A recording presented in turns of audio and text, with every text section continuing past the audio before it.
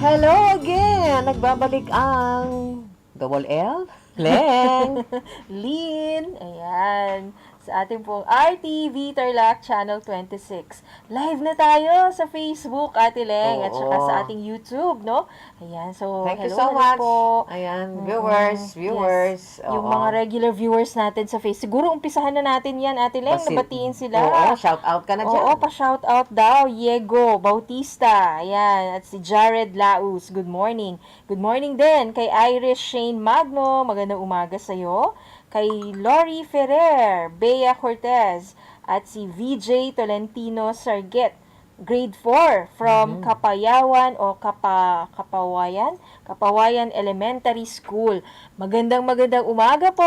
Live na kami. Yung mga learners natin na naka-tune in na ngayon, stay tuned lang kayo dahil from 8:30 simula na po yung ating mga lessons ng ating mga teacher broadcasters para sa mga grade 4 and grade 5. Kasi talagang nagtatanong pa rin sila, no, yung mga grade 4 and 5 po natin pagka umaga. Ayun. So, nahinto ako kay VJ Tolentino Sarget, Ate Leng. Nababasa mo na ba? Yes, Meron ka na bang oo. connection? Ayan, si Arlen Pasco from ito si Ivan Pasco from Victoria West Central Elementary School. Nakakamiss din itong mga learners na to mga pagbati natin sa kanila. Mag-shout out sa mga ito Opo. Si Alexa Gerolangin, tama ba yan, Lynn? Hi po, ma'am. Presi Manaligod Tagapan Sotelo. Happy morning. Wow, salamat sa inyo ha. Dami na pumapasok. Opo. Rebecca Celis, good morning po, watching from Banban Elementary School, San Clemente District. Jovelyn Caliboso, good morning po. Daniel Fidel Caliboso, watching from Victoria West Elementary School, Grade 4, SSES. Si Joy Duson, good morning po from Moncada South Central Elementary School. Go ahead, Lynn. Yung iba pa. Yes. Opo, sila Argentina Tuvera. Ang ganda naman ng name niya. Si, nabanggit ko na si Jared, si Miss Marilyn Gagalang, Paraiso siguro. Medyo mahaba yung pangalan niya Princess Rose Santa Rita, magandang umaga po. Nagpapa-shoutout daw si Rohana Pino. Good morning. At kay Angel May Azcueta, magandang umaga sa'yo, Angel. Stay safe daw tayo lagi, sabi po ni Miss Alexa Herolangin. Ikaw din, ha? Oo, stay safe ka din. Kung wala pong gagawin sa labas, dapat yung mga batang 15 years old pababa, hindi muna gala-gala yan, ha? Huwag munang gagala-gala. Diyan lang kayo sa inyong mga bahay. Ayan, Ate Leng, si Miss Rebecca Celis, hello din. Okay. Ayan, yung aking daughter-in-law, si Iska. Nanonood. Si Ariana at Sofia. Hello. Yung mga apo ko. At ganun din si Rachel Gakusan Rebicoy. Nabanggit mo ba to? Hindi pa po. Minerva Banag. Yun. Si Rohana Pino. Okay. Ganun din si Bea Alexa Simbre Garcia, watching from Sapang Elementary School, SSES South District. Afan Pineda Mary Grace, watching from Iba, dyan sa may San Jose. Uy. Good morning. Princess Rose Santa Rita, good morning, watching from Lapsing, dyan sa Moncada. Senaida Sebastian Diaz, good morning, watching from O'Donnell High School. Uy. Janice Opinga, good morning. James Carl Nacario from Bulo Elementary School. Okay, Lynn? Opo, hello din kay Alexa Joyce Garridos. Ayan, si Manuel Grifiel. Hello, Sir Manuel Grifiel. Naalala ko si Manuel. Opo, lagi to. No, talagang memorize ko kasi maganda yung kanyang family name. Oo, ang cute nung kanyang apelido. From Camiling West District. Happy day and happy learning, sabi po niya. Tama. Sabay ba tayo talaga, Ate Leng? Sakto. Good health, mommy. Yay! Ayan. Hello din kay, June Hills. Ayan. Minsan kasi binabaliktad nila yung mga pangalan. Santino. Ayun, Santino M. Mangeo. Watching from Bamban Central Elementary School. Grade 4, SSES. At kay Bea Cortez from Corazon C. Aquino High School. Magandang umaga. Si Lawrence Paraiso daw po ng Victoria West Central Elementary School, SSES 4. Ayan, Lawrence huwag kang lalabas ng bahay. Diyan ka lang, mag-aral ka. Tsaka kay Krista Colleen Peralta, watching from Sinulatan First Elementary School, Camiling District. Ayan, Ate Leng? Yes, Diana Salviejo Pacat. Bibilisan namin kasi hanggang 8:08 lang kami. Si Diana Salviejo Pacat, good morning, watching from Baquero Norte Integrated School, Moncada, South District. Si Dia Nomolos Valdez, good morning. Si Jane Kate Espino, ayan. Watching from Victoria Batang-Batang Elementary School. Marizel Vergara de la Cruz, good morning sa iyo. Ruby Hazel Agas Lozano, watching from Bubon, 2nd, Camiling Tarlac. Si Maricel Vergara de la Cruz, good morning, watching from Canlag Elementary School, Camiling East District.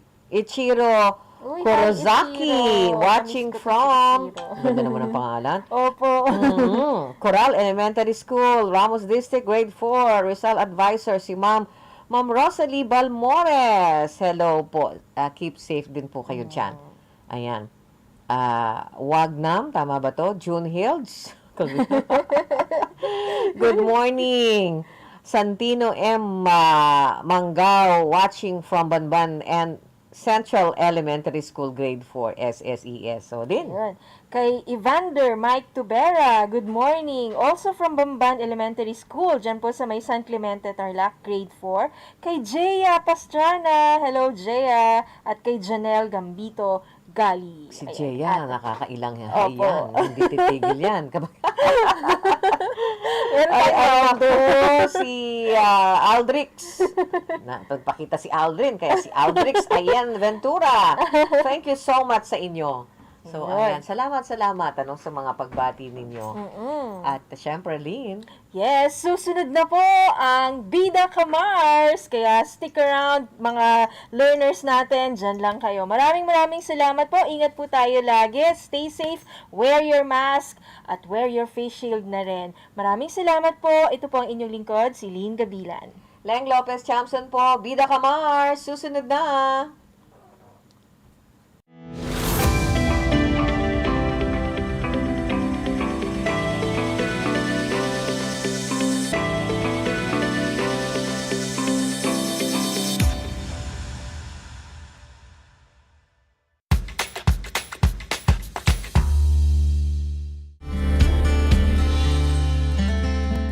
Alam niyo ba na ang Pilipinas ay mayroong 7,641 islands? Mula sa bilang na 7,107 islands, nadagdagan ito ng 534 na isla noong 2017. Tanging 2,000 lamang sa mga islang ito ang natitirhan. Alam niyo na! Yan ang mga isla sa Pilipinas. Tuwing sasapit ang alas 5 ng hapon, parangalan natin ang ating mga kababayan na nasa unahan laban sa COVID-19. Lumabas tayo sa pintuan ng ating mga tahanan. Dumungaw tayo sa ating mga bintana. At atin silang bigyan ng masigabong palakpakan. Gumawa tayo ng ingay. Ipagbunyi ang ating frontliners. At ipahayag ang ating walang hanggang suporta sa kanilang kabayanihan. Gusto ko lang pong i-take itong opportunity ito para magpasalamat sa lahat ng mga doktor at nurses, especially yung mga nag-alaga po sa akin, sa buong Asian Hospital, at sa lahat po ng ating frontliners. Umawit tayo at sumayaw at ipakita ang ating talento bilang pagsaludo sa mga bayaning nasa unahan. Talunin natin ang COVID-19. Sama-sama nating pagalingin ang ating inang bayan. Kaya natin to. We heal as one.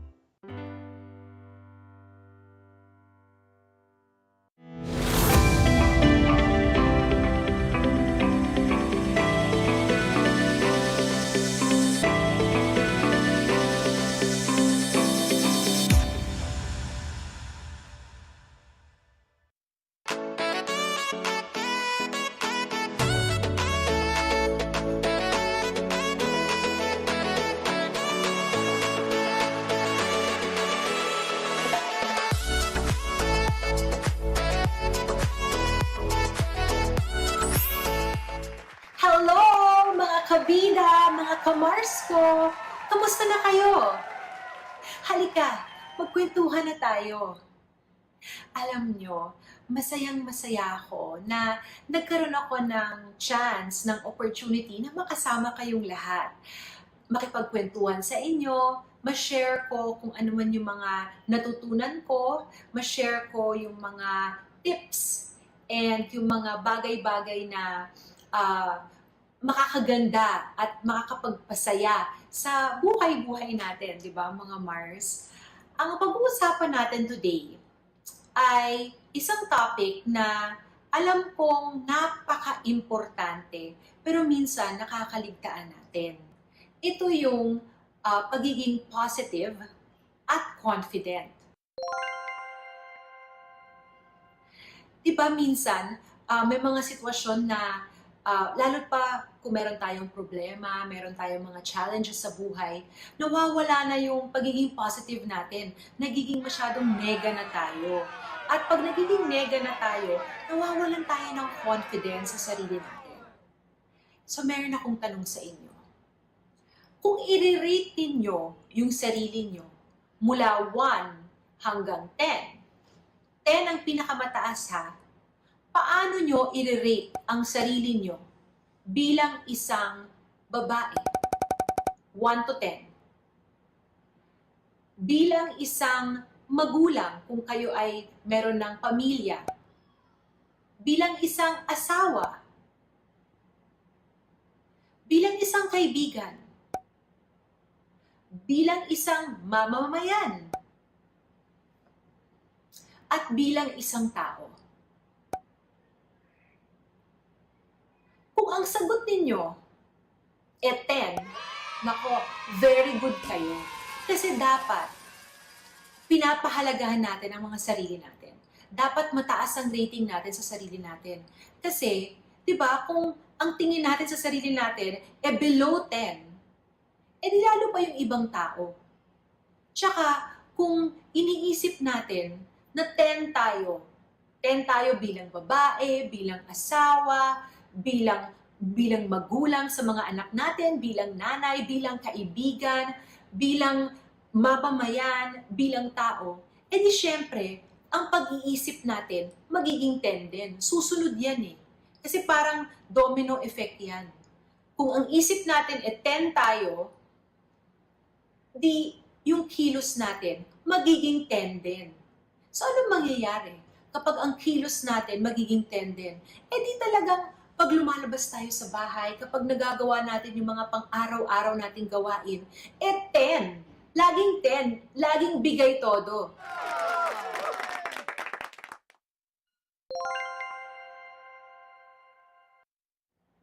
Mga kabida, nawawalan din tayo ng confidence sa sarili natin kapag alam natin na hindi tayo masyadong magaling sa ginagawa natin. Alam nyo, kailangan syempre natin tanggapin na hindi naman pwede na magaling tayo sa lahat ng bagay. Diba? Meron talagang bagay na magaling tayo, meron din naman mga bagay na medyo mahina tayo. So, kailangan isipin natin, alamin natin kung ano ba talaga yung mga bagay kung saan, yun yung ating pinaka-talent or dun talaga tayo mag-e-excel, dun tayo magaling. At kung ano man yun, doon syempre natin ipo-focus yung ating atensyon. Yes. Huwag natin pilitin yung mga bagay na hindi masyadong, yung medyo mahina tayo doon, di ba? Kasi kung doon tayo magfo-focus, hindi talaga magkakaroon ng maraming opportunities para sa atin. Kasi nga, hindi talaga doon yung direction natin. Halimbawa, kunyari, di ba, gusto mo maging pintor. Pero hindi ka naman talaga ganun kagaling mag-drawing. So, syempre, kahit napakarami mo ng mga obra, hindi pa rin talaga kagaya ng mga obra ng mga, yung likas na talentado talaga pagdating sa pagpipinta. Mga kabida, isa ko pang gustong i-share sa inyo, yung kailangan, kapag meron tayong ginagawang isang bagay, kahit ano man yun, kailangan ginagawa natin yun ng buong puso natin. Kailangan pag may ginagawa tayo, kailangan nandun yung ating passion, nandun yung puso natin sa ginagawa natin. Para talagang ang resulta nito ay maging maganda at very successful para sa atin.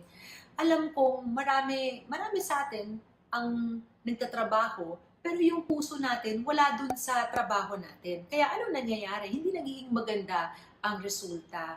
Alam ko naman na syempre, yung iba kailangan talaga magtrabaho kasi kailangan nilang tulungan ang kanilang pamilya. Walang masama doon, napakarangal nun. Pero syempre, kahit hindi natin masyadong gusto yung ginagawa natin, pero alam natin na ito ang makakatulong sa pamilya natin, kailangan gawin pa rin natin, bigay todo pa rin tayo. Let's give our best dun sa trabaho natin. Kailangan, kung meron tayong isang bagay nga na ginagawa, kailangan nandun yung puso natin para talagang makuha natin yung success at makuha natin yung resulta na gusto natin.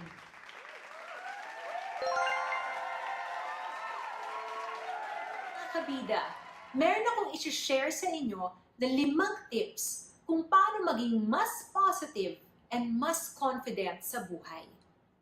Yung una kong tip, okay, lahat ng tip ko nagsisimula sa letter P. Kaya yung first P, okay, para positive, is you have to picture your success. Picture. So dapat, nai-imagine na natin yung success natin. Kung meron tayong gusto na ma-achieve, dapat nakikita na natin yung itsura natin na na-achieve na natin kung ano man yon. Halimbawa, mahilig tayo magluto at panaginip natin sa buhay ay magkaroon ng maliit na restaurant kung saan naluluto natin lahat ng mga specialties natin.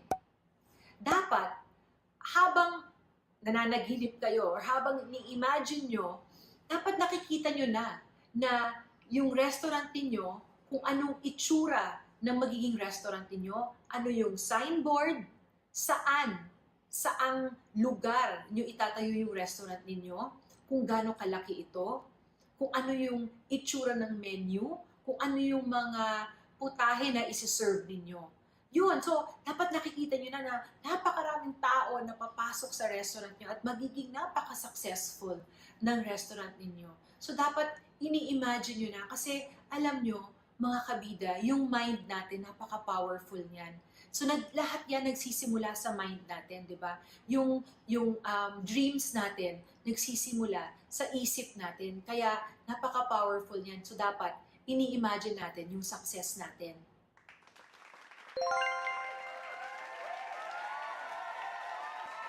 Mga Mars, ang second tip ko para sa inyo ay positive daily affirmations. Ano to? Okay. Kasi 'di ba, paggising natin sa umaga, kailangan positive na agad tayo. Hindi pwedeng nega. Ano ba yung nega? Okay, 'di ba minsan paggising natin sa umaga, anong una natin naiisip? Ay, nako, trabaho na naman. Ay, nakakainis naman tong buhay na to. 'Di ba? Negative na. Umpisa pa lang ng araw, negative na. Pagtingin niyo sa salamin, ay, ang pangit-pangit ko talaga. Ang taba ko. Ay. So, pag ganun, paano ka magiging positive at magiging confident? And how can you even expect na magiging maganda ang araw mo? Kung umpisa pa lang, first 5 minutes pa lang ng pagkagising mo, negang-nega na, 'di ba? So, ang tip ko sa inyo, magkaroon ng positive daily affirmation. Ano ba to? Paggising ninyo, okay, kailangan kausapin ninyo ang sarili ninyo. Pwedeng nasa harapan kayo ng salamin pag nasa banyo na kayo, di ba, nagtutoothbrush kayo, or pwede rin na pagbangon ninyo, imbis na cellphone yung atupagin, isipin nyo muna na at bigkasin, ha? Kailangan hindi lang iniisip, kailangan binibigkas din. I am beautiful, I am talented, I am amazing. Or kung hindi man yon, pwedeng ako ay maganda, ako ay talentado, ako ay magaling. O sige nga, kayo naman, ulitin nyo ha. Ako ay maganda, ako ay talentado, ako ay magaling. O diba? Positive na kayo kaagad.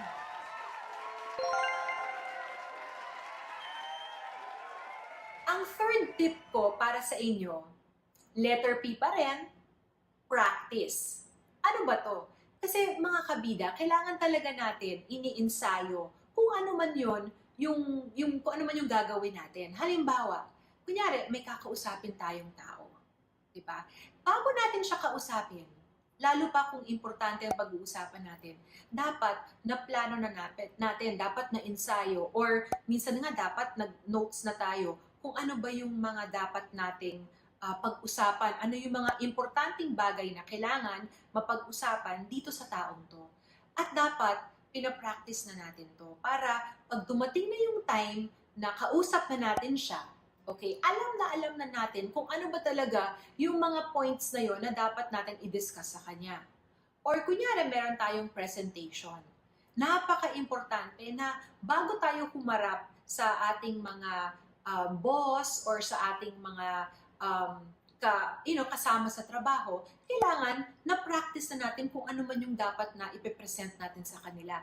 Para pagharap natin, kapag nakapag-practice na tayo, talagang magiging mas confident na tayo. Natural na yung pagsasabi mo ng mga bagay na yon. Talagang hindi ka parang nangangapa. Diba? Kaya napaka-importante ang practice, practice, practice. Oh, yes, yes, yes. Ang fourth tip ko para sa inyo is to project through body language. Ano bang ibig sabihin nito? We can project confidence and positivity through our body. Example, kunyari nakita nyo ako, nakaupo akong ganito. Mukha ba akong confident? Or mukha ba akong mahiyain? So, hindi masyadong positive yung body language na yan, di ba? Parang matamlay, may sakit. So, paano magiging positive at magiging mas confident yung body language mo? Sa tamang posture. Paano yun? Sa tamang pag-upo. Di ba? Kinurek ko lang to. Kinurek ko lang yung pag-upo ko. Iba na kaagad yung body language ko. Napansin nyo ba? Yes, Mas yes, confident na. So, ano yung ginawa ko? Diba? So, imbis na parang nakaganito tayo, nakababa yung shoulder, diniretso ko. So, inangat ko yung shoulder ko at medyo straighten ko yung likod ko. O kayo nga, gayahin nyo nga ako. Diba? Ganito pa lang, nagpo-project na tayo ng confidence at ng positivity.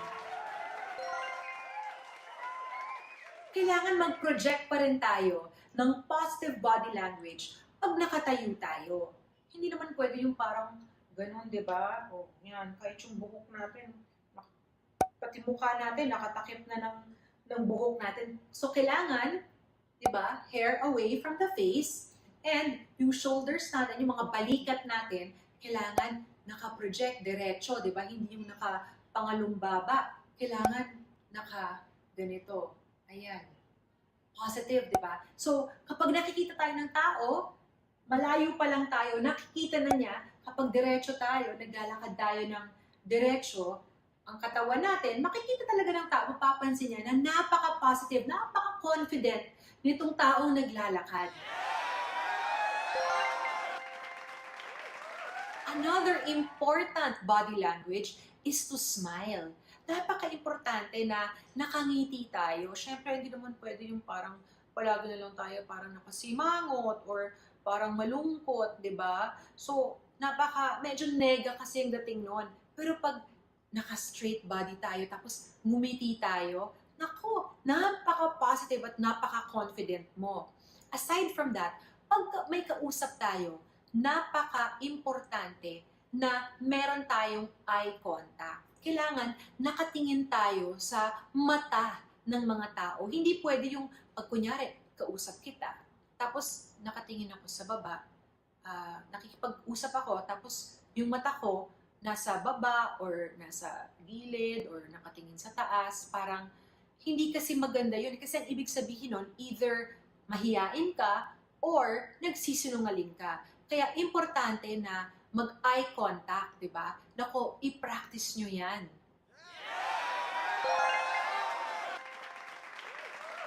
Mga kabida, ang last tip ko para sa inyong lahat is to pray and give thanks. wag na wag nating kalimutan na magdasal at magpasalamat sa Diyos sa ating pananampalataya sa Kanya. Dahil syempre, lahat naman ng mga blessings nanggagaling sa Kanya. So, kailangan magpasalamat pa rin. And alam natin na kapag katuwang natin ang ating Diyos, lahat ng problema, lahat ng sakuna, lahat ng challenges sa buhay natin, mas ma-overcome natin, mas makakahanap tayo ng solusyon dahil laging nandyan siya para gumabay at tulungan tayo sa mga problema natin. And kapag meron talaga, kung malakas talaga yung pananampalataya natin, talagang mas magiging confident tayo sa buhay natin kasi alam natin na kaya natin ang lahat kasi nga merong Diyos na gumagabay sa atin. So ayan ang 5 tips ko para sa inyo para mas maging confident and positive tayo. Ano yung first? Picture your success. Positive daily affirmations. Practice, practice, practice. Project through body language. And pray and give thanks. So ayan mga kabida kong mga Mars, sana meron kayong natutunan sa mga na-share ko sa inyo. Kasi nga kailangan talaga na maging positive tayo at mas maging confident sa buhay natin, di ba? Kailangan mula pagkagising natin, positive na talaga tayo para confident tayo throughout the day at magiging confident tayo sa lahat ng mga gagawin natin. And thank you so much na nakinig kayo sa akin, nakipagkwentuhan kayo sa akin. Maraming salamat and sana sa susunod kong topic makipagkwentuhan kayo ulit sa akin. Kaya Mars, tandaan ninyo, dito kayo ang bida.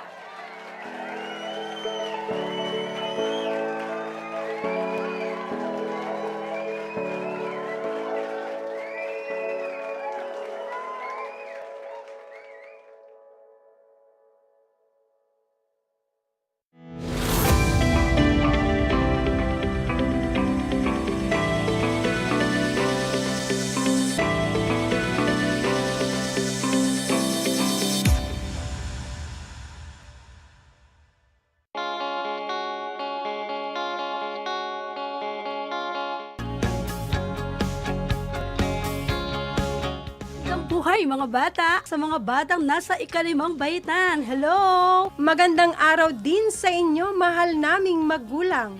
Ito ang Aral TarlakHenyo ng SDO Tarlac Province dito sa RTV Tarlac, Channel 26. At DZTC, Radio Pilipino, Tarlac. Happy learning, grade 4. Welcome to Aral TarlakHenyo here on RTV Tarlac, Channel 26. Simulcast over DZTZ 828, Radio Pilipino, Tarlac.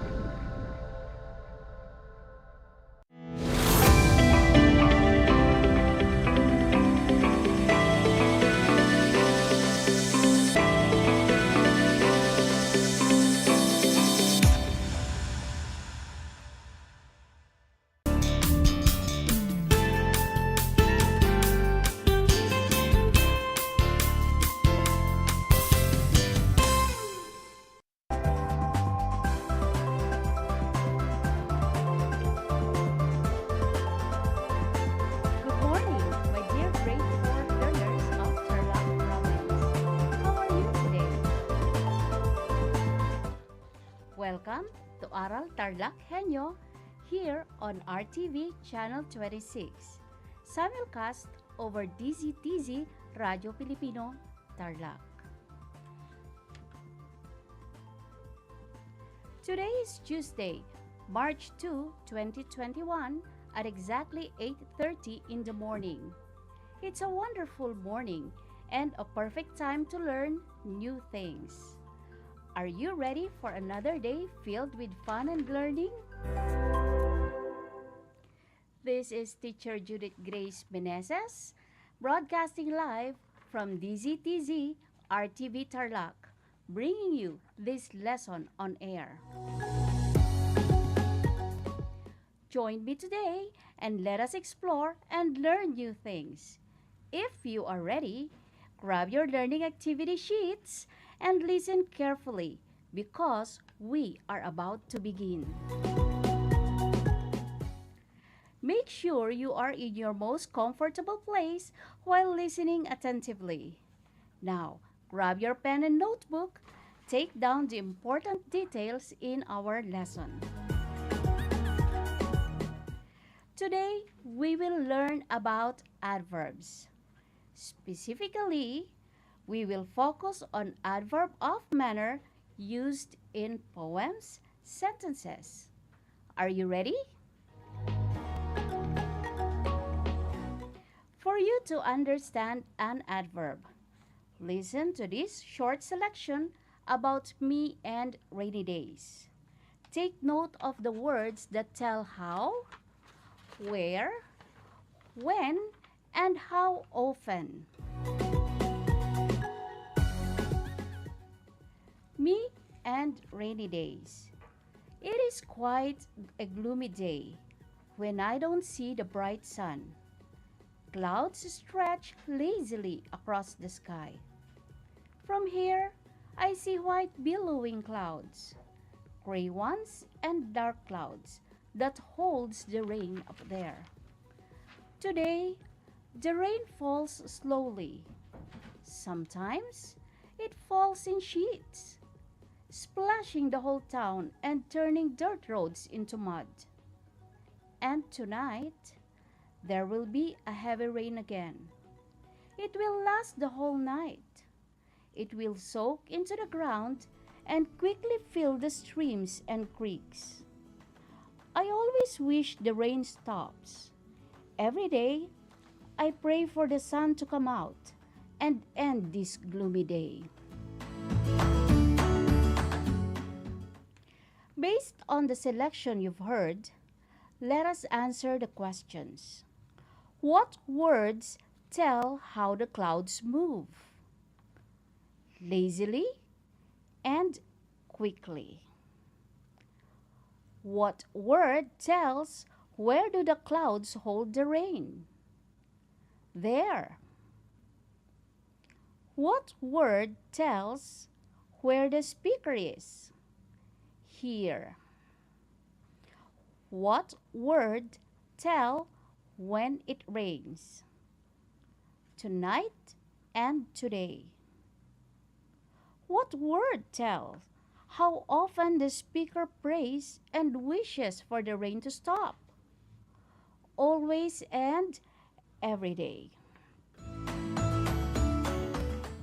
The words lazily, quickly, there, here, tonight, today, always and every day are examples of adverbs. Adverb is a word that describes a verb, an adjective, or another adverb. There are different kinds of adverbs. We have adverb of manner, adverb of time, adverb of place, and adverb of frequency. It answers the question how, where, when, and how often an action is done. We will learn more about adverbs of manner. Let us look at this sentence. The mouse walks quietly towards the piece of cheese. What does the mouse do? It walks quietly towards the piece of cheese. The word walks is our verb or action word. How does the mouse walk? What word tells how does the mouse walk in the sentence? Quietly. Therefore, quietly is an adverb because it answers the questions how the action is done. This word is an adverb of manner. Adverb of manner tells how an action is done. Again, children, what is an adverb of manner? An adverb of manner tells how an action is done. Here's another example. The sales clerk carefully lifted the delicate vase. What word in the sentence tells an action? Lifted. So the word lifted is a verb. What word in the sentence tell how did the sales clerk lifted the vase? The word is carefully. Carefully describes how the action is done in the sentence. What do we call this word? We call it adverb of manner. For you to understand our lesson better, let us try these activities. Let us identify the verb and the adverb of manner in each sentence. We will box the verb and underline the word that tells how the action is done. Ready? Number 1. The turtle walks slowly towards the finish line. What is the verb in the sentence? Walks is the verb in the sentence. How does the turtle walk? Slowly. The turtle walks slowly. Therefore, the word slowly is an adverb of manner. The mother is gently holding her baby. What is the verb in the sentence? Hold or holding is our verb. What is the adverb of manner in the sentence? Gently. The word gently is the adverb of manner. Why is the word gently our adverb of manner? Because it tells how the mother holds her baby. Very good. Here's another sentence. Pedro slammed the door angrily last night. What is our verb in the sentence? The word slammed is our verb. What is our adverb in the sentence? Angrily is our adverb of manner in the sentence because it tells how Pedro slammed the door. John and Anna are excitedly walking to school. Box the verb and underline the adverb of manner. And let's see if you will get it right. So, our verb is walking. And our adverb of manner is excitedly. Did you get it right? Wonderful. Lito is happily celebrating his birthday today. Again, box the verb and underline our adverb of manner. Done? Now let's see your answer. Our verb is celebrating. Our adverb of manner is happily. Way to go, children. That's awesome. Most one-word adverbs of manner that ends in ly are derived from adjectives. We can change an adjective by adding ly to the end form to form an adverb of manner with the sound ly. But remember that we still have to follow the spelling rules since it is very important. Now here is an example. The adjective happy becomes happily. Y is changed into I and we add ly. Now let us use it in a sentence. The children are happily playing in the park. Another example for this is the word angry. It becomes angrily. Now let's make a sentence using this adverb of manner, angrily. The dog is angrily barking at the thief. Alright, now think of another word and change it into adverb of manner.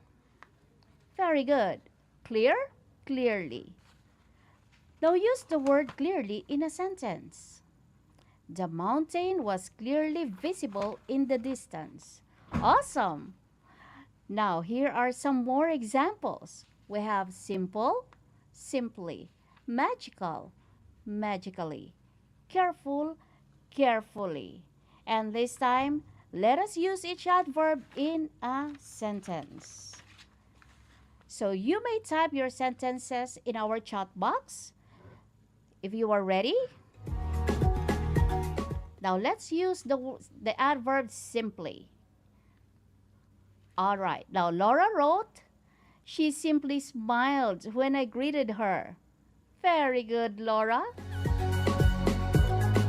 How about magically? Let's see. Will you make a sentence using the adverb magically? A flower magically appeared as I opened my bag. Very nice sentence you've got there, Erica. And the adverb carefully. Let's check again our chat box. So Carlot wrote, Jay chooses his friends carefully. That's a nice sentence you've got there, Carlo.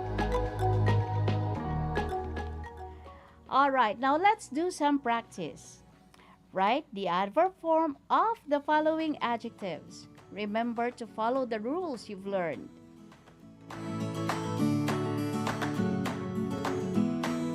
Okay, so let's check your answers. Quiet becomes quietly. Gentle becomes gently. Loud, loudly. Noise, noisily. Slow, slowly. Did you get a perfect score? Great! You are doing a good job, kids. Now, use them in sentences. You may type your sentences in our chat box and I will read them for you. First word, quietly. We can say, the children are listening quietly to their teacher. So our adverb there is, again, quietly.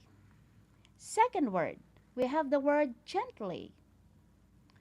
My mom gently touched my cheeks.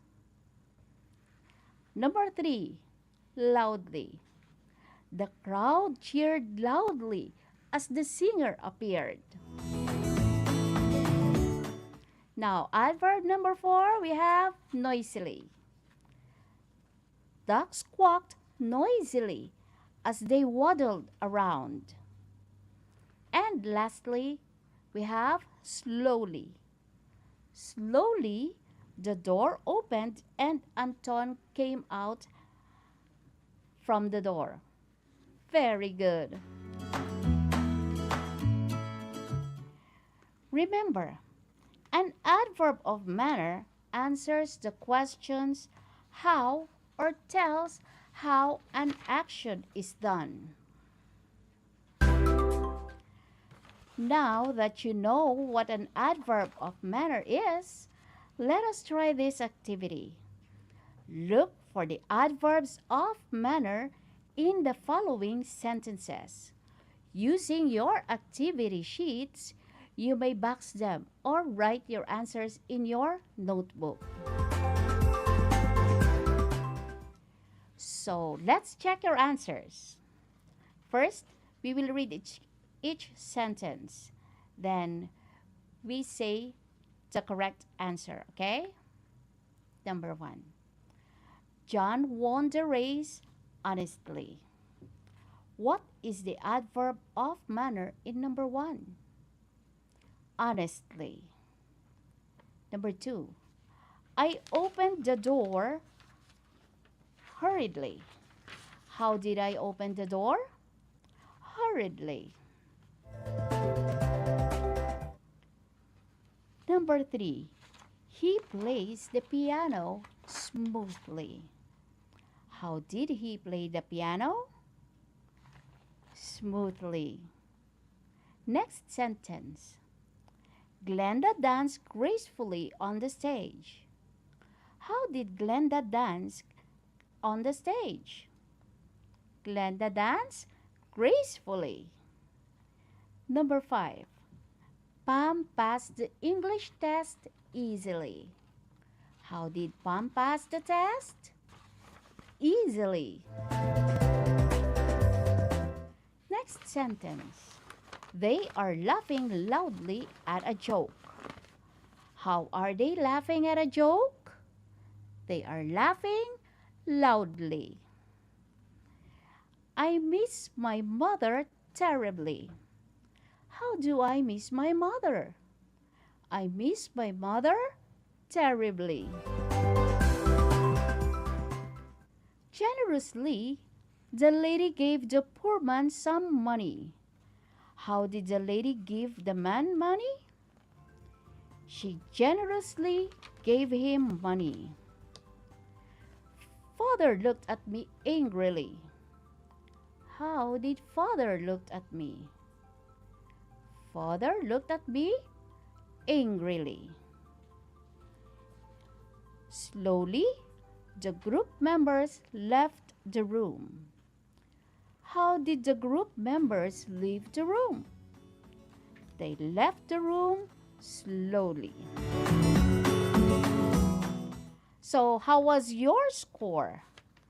Did you get a perfect score? I hope you did. If you have wrong answers, don't worry. There is always room for improvement. All right. Now, we have here a short poem for you. So, I am going to read it, and then you are going to underline or you are going to pick up all the adverbs of manner you can find in this short poem. Are you ready? How do we do it? Ben gazed lazily. Lola giggled shyly. Louise fidgeted tiresomely. Jack sang beautifully. Fred groaned sleepily. Kieran scored skillfully. Mr. Williams shouted angrily. Now, let's see what are the adverbs of manner in the poem. On the first line, how did Ben gaze? He gazed lazily. How did Lola giggle? She giggled shyly. How did Louise fidget? Tiresomely. How did Jack sing? He sang beautifully. Fred groaned sleepily. Kieran scored skillfully. And how did Mr. Williams shout? Angrily. Wonderful, kids. You rock. All right. Now, this time, we are going to arrange the jumbled letters to form the adverb of manner to complete the sentences. You may write your answers in your notebook, or if you want, you may join our live streaming through our chat box. Ready? Anita prays blank before sleeping.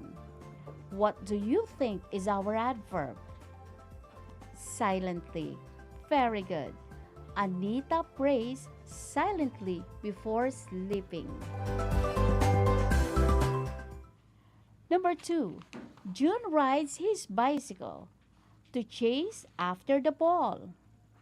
June rides his bicycle carefully to chase after the ball. Number 3. The dog barked at the robber. So, what is our adverb in number 3? The dog barked angrily at the robber. And it is a sunny day. The sun is shining brightly. Very good. Last sentence. Joel plays the drum blank. Joel plays the drum noisily. Wow! Very good, children.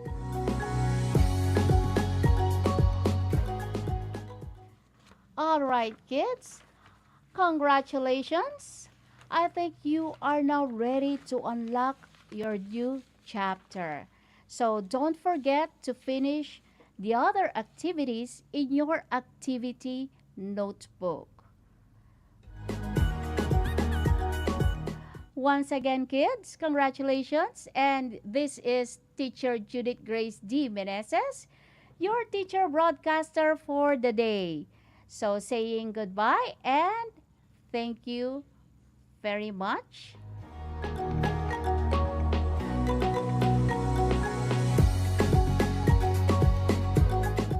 So watch us live on Facebook. Like and share our Facebook page, RTV Tarlac Channel 26.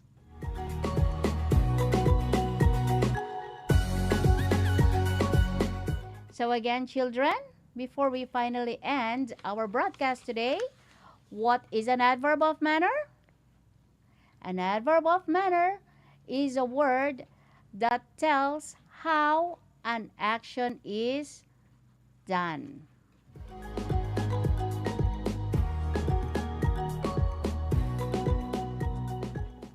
Again, children, watch us live on our Facebook page. Like and share RTV Tarlac Channel 26. So, simulcast over DZTC 828 AM, Radyo Pilipino Tarlac. Again, adverb of manner. Don't forget are words that answers the questions how or tell how an action is done. So get ready for the next adverb that you are going to learn on your next lesson. Thank you again. This is Teacher Judith Grace D. Meneses saying goodbye until our next lesson.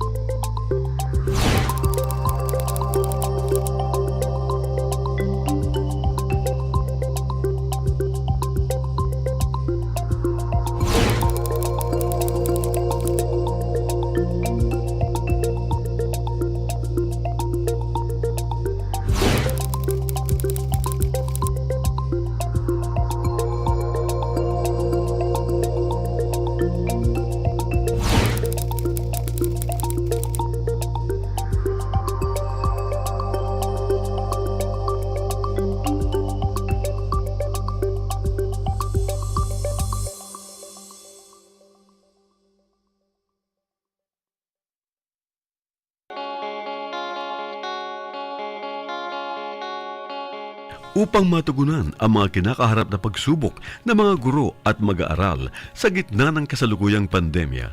Nagsanib tulong sina Congressman Charlie Cojuangco ng unang distrito ng Tarlac, DEPED Region 3 Regional Director Dr. May B. Eclar at Tarlac Schools Division Superintendent Dr. Ronaldo Pozon para sa isang napapanahong proyekto na tinaguriang Project Shine, Aral TarlakHenyo.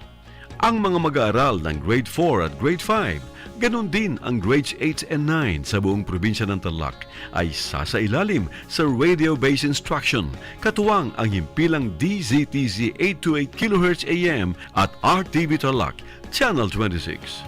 To our partners in DEPED, thank you po sa inyong entusiasmo in helping our province meet the gap between distance learning and quality of education for our children. Sa mga TV ninyo, pwede kayo manood ng DEPED sa Channel 26. This is first and only TV station in Tarlac owned by Radyo Pilipino Media Group na nagpartner kasama ng DEPED na gumawa ng Aral TarlakHenyo. Proyekto po ito ng DEPED Tarlac Province in partnership with DZTC Radyo Pilipino Tarlac and RTV Tarlac Channel 26. So, yung mga walang tablet or walang internet, pwede manood dito sa programang ito at doon nyo po makikita at masusundan ang mga module ng DEPED sa distance learning. Yung iba pong nakatira, hindi sa Tarlac City, kailangan po mag-Facebook at i-punch in nyo RTV Tarlac Channel 26 on Facebook. Makikita nyo rin yung mga module sa mga handheld devices o cellphones o tablet niyo. So, thank you again to DEPED for being open-minded and helping us meet the challenges of tomorrow.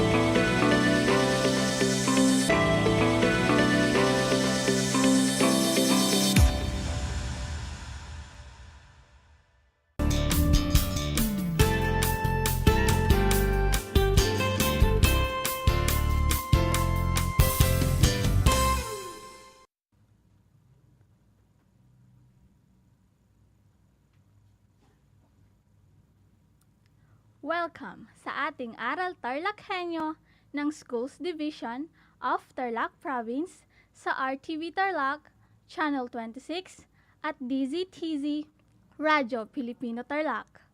Magandang araw! Naririto na naman tayo, nagsisikap at nagpupunyagi upang maging makadiyos, makatao, makakalikasan at makabansa.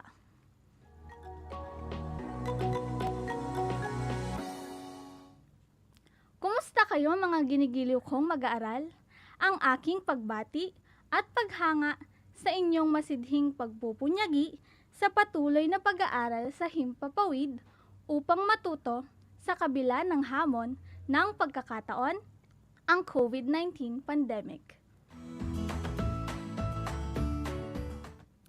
Ako, ang inyong teacher broadcaster sa Araling Panlipunan, ika-4 na baitang, Binibining Casey May T. Basilio, upang samahan at gabayan kayong maunawaan ang nilalaman ng ating aralin na ang kahulugan at kahalagahan ng pamahalaan.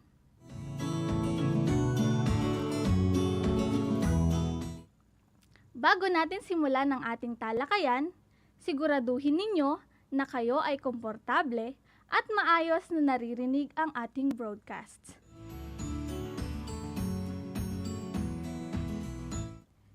Sa puntong ito, nais kong kunin ninyo ang inyong learning activity sheet at learning material at buksan sa pahina 228 hanggang 236. Ihanda rin ang inyong ballpen at papel upang maitala ninyo ang mga mahahalagang impormasyon na aking mababanggit. Tayo ay magsisimula na!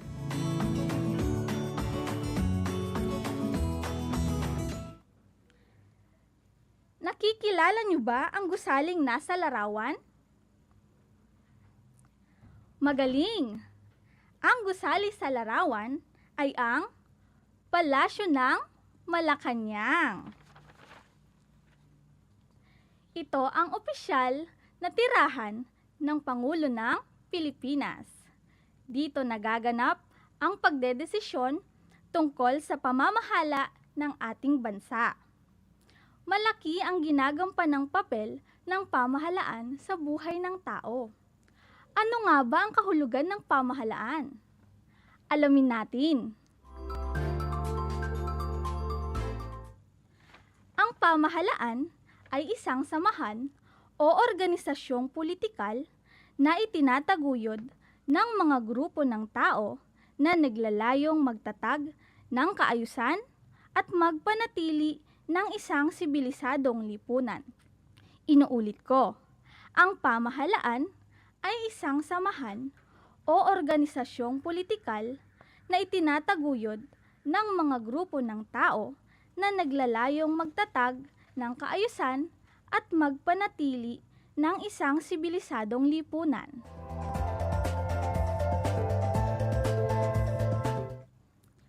Ang pamahalaan ng Pilipinas na siya ring pambansang pamahalaan ay isang uri o sistemang presidensyal at demokratiko. Pinamumunuan at pinamamahalaan ito ng isang pangulo na siyang puno ng bansa, katuwang ang pangalawang pangulo.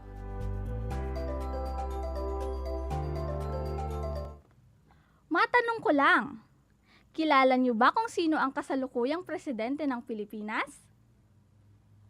Mahusay! Siya ay si Pangulong Rodrigo Roa Duterte.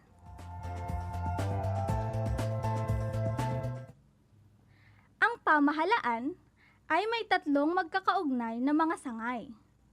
Ang sangay ng tagapagbatas, tagapagpaganap, at sangay ng tagapaghukom.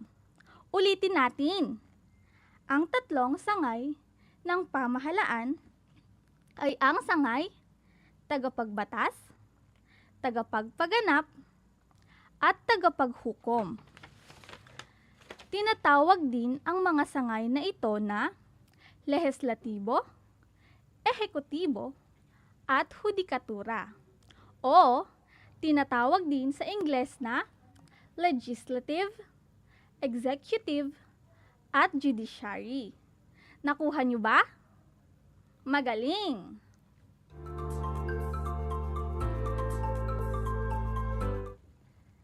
Dumako naman tayo sa kahalagahan ng pamahalaan. Ano nga ba ang kahalagahan ng pamahalaan? Alamin natin.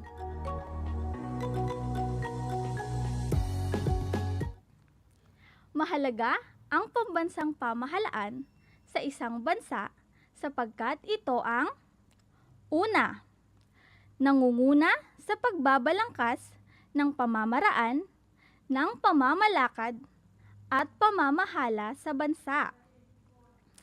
Ikalawa, ito ang namumuno sa pagpapatupad ng mga programa at proyekto para sa mga nasasakupan nito.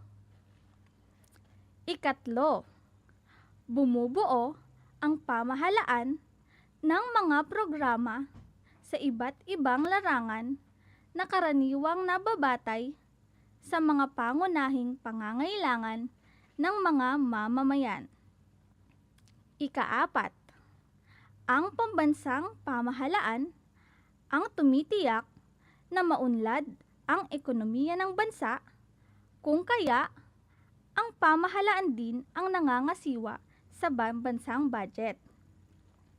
Ikalima, tinitiyak ng pambansang pamahalaan na ang karapatan ng mga mamamayan ay napangangalagaan sa pamamagitan ng pagkakaloob ng mga serbisyong pangkabuhayan, pangkalusugan, pangkultura, pansibil, at pampolitika. Ika-6, kahit nasa labas ng bansa ang isang mamamayan Pilipino, may mga kaparaanan ang pamahalaan upang tiyakin ang kanilang kaligtasan laban sa pananamantala.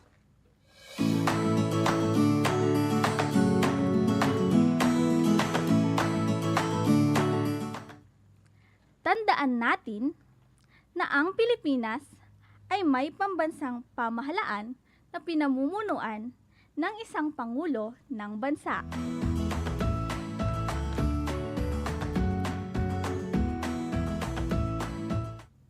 Ang pamahalaan ay isang samahan o organisasyong politikal na itinataguyod ng mga grupo ng tao na naglalayong magtatag ng kaayusan at magpanatili ng isang sibilisadong lipunan.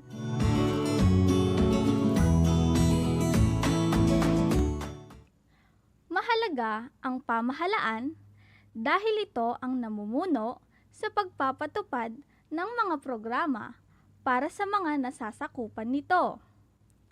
Naunawaan niyo ba? Mahusay!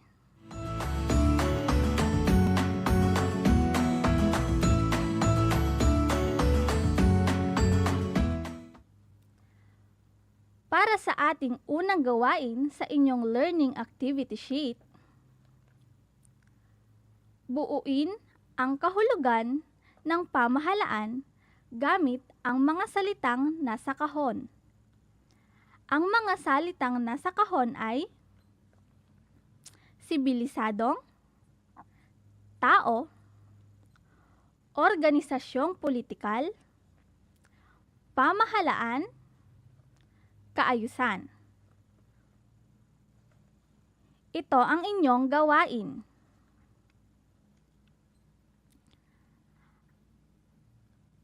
Ang patlang ay isang samahan o patlang na itinataguyod ng mga grupo ng patlang na naglalayong magtatag ng patlang at magpanatili ng isang patlang lipunan. Ulitin natin. Ang patlang ay isang samahan o patlang na itinataguyod ng mga grupo ng patlang na naglalayong magtatag ng patlang at magpanatili ng isang patlang lipunan.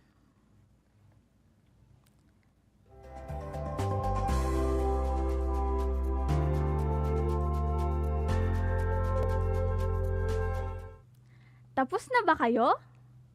Magaling! Ating sagutin ang inyong unang gawain. Para sa unang patlang, ang tamang sagot ay pamahalaan. Ang tamang sagot sa ikalawang patlang ay organisasyong politikal. Para sa ikatlong patlang, ang tamang sagot ay tao. Ang tamang sagot sa ikaapat na patlang ay kaayusan. At sa ikalimang patlang, ang tamang sagot ay sibilisadong.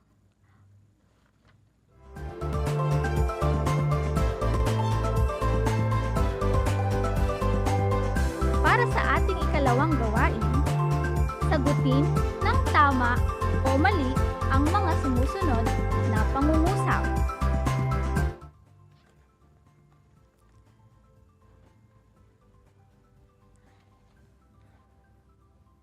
Unang pangungusap. Nasasakupan ng pambansang pamahalaan ang buong bansa. Tama o mali? Uulitin ko. Nasasakupan ng pambansang pamahalaan ang buong bansa. Tama o mali? Ikalawang pangungusap. May dalawang sangay ang pambansang pamahalaan ng Pilipinas. Tama o mali? May dalawang sangay ang pambansang pamahalaan ng Pilipinas. Tama o mali? Ikatlong pangungusap. Magkakaugnay ang lahat ng mga sangay ng pambansang pamahalaan. Tama o mali? Magkakaugnay ang lahat ng mga sangay ng pambansang pamahalaan. Tama o mali? Ikaapat na pangungusap. Ang pambansang pamahalaan ay nangunguna sa pagbabalangkas at pagpapatupad ng mga programa para sa mga mamamayan. Tama o mali? Ang pambansang pamahalaan ay nangunguna sa pagbabalangkas at pagpapatupad ng mga programa para sa mga mamamayan. Tama o mali? Ikalimang pangungusap. Tinitiyak ng pambansang pamahalaan ang kapakanan ng mga mamamayan nito maging yaong mga nasa ibang bansa man. Tama o mali? Tinitiyak ng pambansang pamahalaan ang kapakanan ng mga mamamayan nito maging yaong mga nasa ibang bansa man. Tama o mali?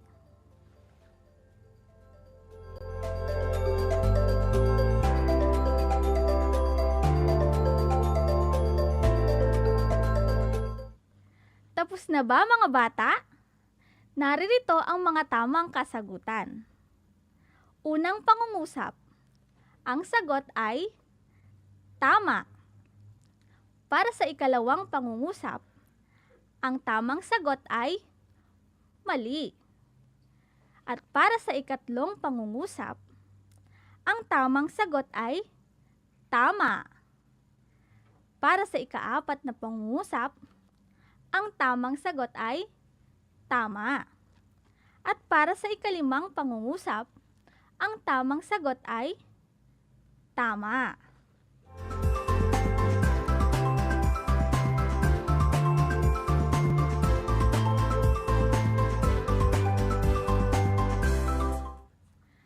Para sa huling gawain, babasahin ko ng 2 ulit ang tanong, saka ninyo bibilugan ang titik ng tamang sagot sa inyong learning activity sheet. Unang tanong. Ano ang isang samahan o organisasyong politikal na itinataguyod ng mga grupo ng tao na naglalayong magtatag ng kaayusan at magpanatili ng isang sibilisadong lipunan? Ano ang isang samahan o organisasyong politikal na itinataguyod ng mga grupo ng tao na naglalayong magtatag ng kaayusan at magpanatili ng isang sibilisadong lipunan? A. Tao. B. Teritoryo. C. Pamahalaan. D. Soberanya. Para sa ikalawang tanong, sa sistemang presidensyal, ano ang pinakamataas na posisyon sa pamahalaan? Sa sistemang presidensyal, ano ang pinakamataas na posisyon sa pamahalaan? A. Diktador. B. Hari. C. Punong ministro. D. Pangulo. Para sa ikatlong tanong, alin ang hindi layunin ng pamahalaan? Alin ang hindi layunin ng pamahalaan? A. Pagpapasakop sa ibang bansa. B. Kasaganaan sa ekonomiya para sa bansa. C. Pagbibigay ng mga benepisyo para sa mamamayan. D. Pangangalaga sa mga karapatan ng mga mamamayan. Para sa ikaapat na tanong, alin ang serbisyong ibinibigay ng pamahalaan? Alin ang serbisyong ibinibigay ng pamahalaan? A. Pangkabuhayan. B. Pangangalaga sa kalusugan. C. Pangkultura at edukasyon. D. Lahat ng nabanggit. Ikalimang tanong, sino ang kasalukuyang Pangulo ng Bansang Pilipinas? Sino ang kasalukuyang Pangulo ng Bansang Pilipinas? A. Ramon Magsaysay. B. Corazon Aquino. C. Ferdinand Marcos. D. Rodrigo Roa Duterte.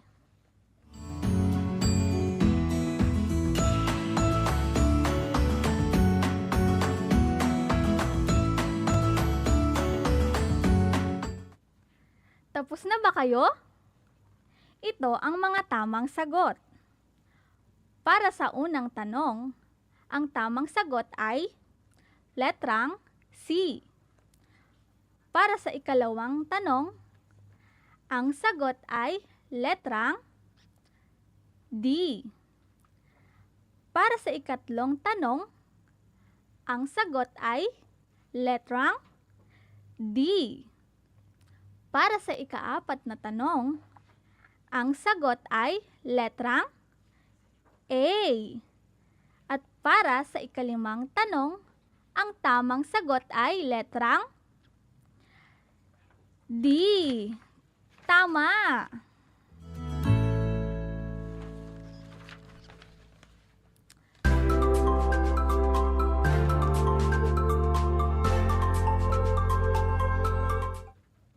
Basta, lagi ninyong tatandaan na ang pamahalaan ay isang samahan o organisasyong politikal na itinataguyod ng mga grupo ng tao na naglalayong magtatag ng kaayusan o magpanatili ng isang sibilisadong lipunan.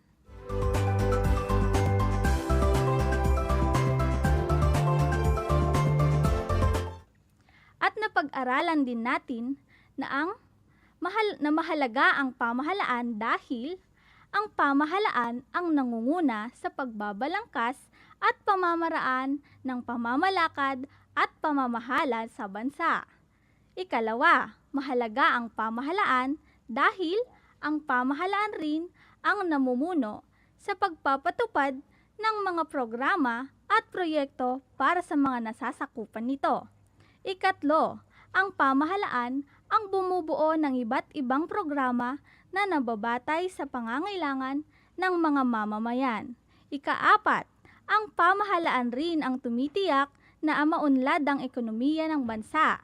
Ikalima, tinitiyak rin ng pamahalaan na napangangalagaan ang karapatan ng bawat mamamayan sa pagbibigay ng iba't ibang serbisyo gaya ng mga pangkabuhayan, pangkalusugan, pangkultura, pansibil at pampolitika. tinitiyak din ng pamahalaan na kahit nasa ang dako ka ng mundo, ay naproprotektahan pa rin ang iyong karapatan at kaligtasan laban sa mga pananamantala. Nakuha niyo ba lahat? Magaling! Binabati ko kayo.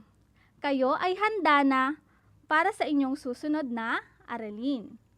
Meron bang katanungan? Kung meron ay i-comment nyo lamang sa ating chat box sa ating FB Live.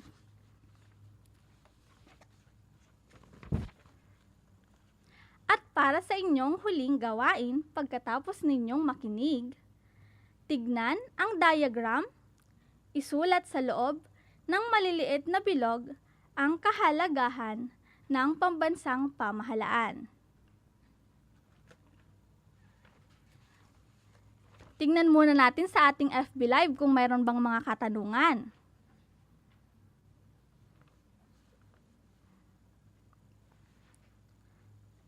Ayan.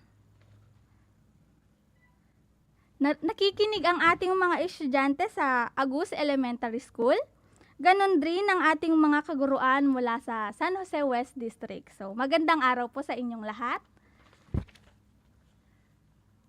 Huwag niyong kalimutan na tayo ay panoorin sa ating live on Facebook. I-like and share our Facebook page, RTV Tarlac, Channel 26.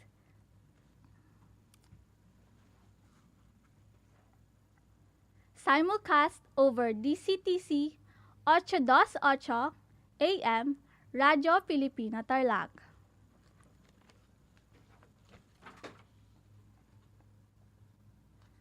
So yon, basta lagi niyong tatandaan na ang isang pamahalaan ay isang organisasyon o politikal na binubuo ng grupo ng tao na naglalayong magtatag at magpanatili ng kaayusan ng sibilisadong lipunan. So, inaasahan ko na kayo ay natuto sa ating talakayan sa araw na ito. Muli, ako ang inyong teacher broadcaster sa Araling Panlipunan, ika-4 na baitang, binibining kay si May T. Basilio na nagsasabing, ang pag-aaral ng Araling Panlipunan ay isa sa mga daan upang maging makadiyos, makatao, makakalikasan, at makabansa. Hanggang sa muli!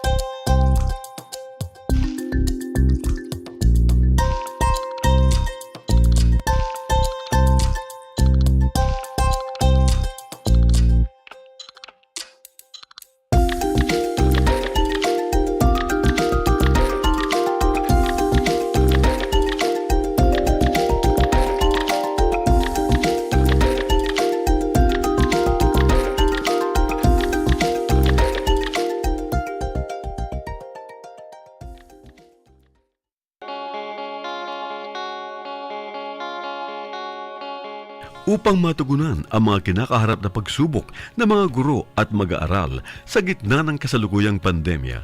Nagsanib tulong sina Congressman Charlie Cojuangco ng unang distrito ng Tarlac, DEPED Region 3 Regional Director Dr. May B. Eclar at TARLAK Schools Division Superintendent Dr. Ronaldo Poson para sa isang napapanahong proyekto na tinaguriang Project Shine, Aral TarlakHenyo. Ang mga mag-aaral ng Grade 4 at Grade 5, ganon din ang Grades 8 and 9 sa buong probinsya ng Tarlac ay sasailalim sa radio-based instruction, katuwang ang himpilang DZTZ 828 kHz AM at RTV Tarlac, Channel 26. First of all, I would like to say thank you to our sponsors for having this Aral TarlakHenyo for the benefit of our learners. My dear teachers, my dear parents, and everybody else in DEPED Tarlac family, you are invited to be a part of this, get involved, engage with it, ask a lot of questions so that we can improve more because this is for you. To you, my dear parents, this is now the opportunity for you to reach us out. Be with us. Tune in to this radio station, DCTC, Radio Pilipino, sa ating pong talapihitan, 828 AM radio po yan, Angat TarlakHenyo. This is for all of us. God bless us all.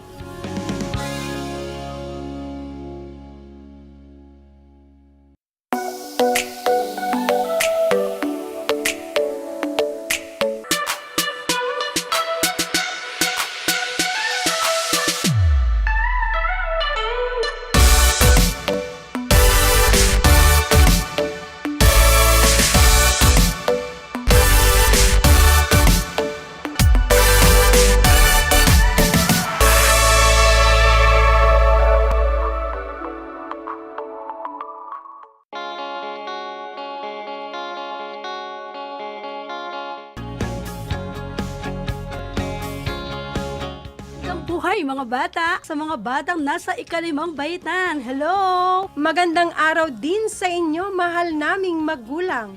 Ito ang Aral TarlakHenyo ng SDO Tarlac Province dito sa RTV Tarlac, Channel 26. At DZTC, Radio Pilipino, Tarlac. Happy learning, Grade 4. Welcome to Aral TarlakHenyo here on RTV Tarlac, Channel 26. Simulcast over DZTZ 828, Radio Pilipino, Tarlac.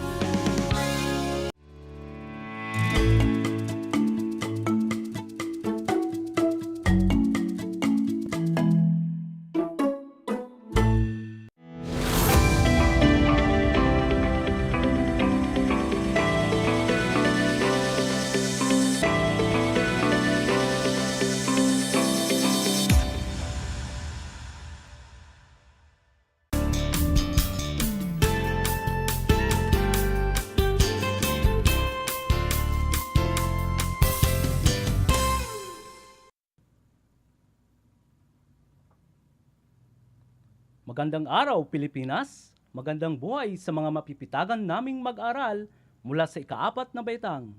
Welcome sa ating Aral TarlakHenyo, napapanood sa RTV Tarlac Channel 26 at napapakinggan sa DCTC 828 Radio Pilipino Tarlac sa episode na Aral TarlakHenyo para sa School Home Integration and the New Normal Education, hatid ng DEPED Schools Division of Tarlac Province.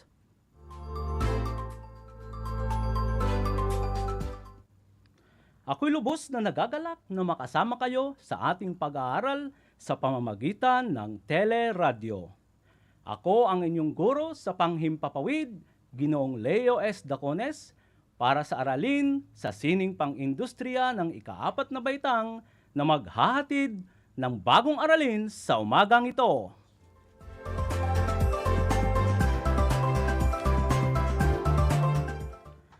Ngayon ay kadalawa ng Marso, taong 2021, araw ng Martes, oras sa pag-aaral ng sining pang-industriya sa ika-4 na baitang.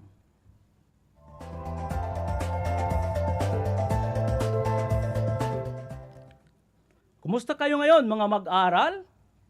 Sana kayo ay nasa mabuting kalagayan at komportable kayong lugar para mapakinggan niyong mabuti at makilahok sa talakayan ng ating bagong aralin. May tanong ko lang, kayo ba'y kumain na? Ops! Isang paalala mga bata, kailangan na kumain kayo ng mga masusustansyang pagkain para mapalakas ang inyong resistensya, magkaroon ng alertong pag-iisip at enerhiya para sa panahong ito na tayo'y may kinakaharap na pandemya. Siguraduhin lamang na nasa tabi nyo ang inyong compendium of notes ng sining pang-industriya. Maghanda ng papel at ballpen o kaya'y lapis para isulat ninyo ang mahalagang detalye na inyong mapapakinggan sa ating leksyon sa umagang ito. Kumusta kayo mga magulang na patuloy na gumagabay sa inyong mga anak sa kanilang mga aralin gaya ng compendium of notes ng sining pang-industriya sa ika-4 na baitang? Saludo kami sa inyo, mga minamahal naming mga magulang. Meron tayong compendium of notes na magbibigay ng kaalaman ng mga mag-aral kung paano makikilala ang mga kagamitan sa pagsusukat at kung ano-ano ang mga paggagamitan nito. Makikita ninyo ito sa unang pahina. Nakita niyo ba mga bata? Ayos!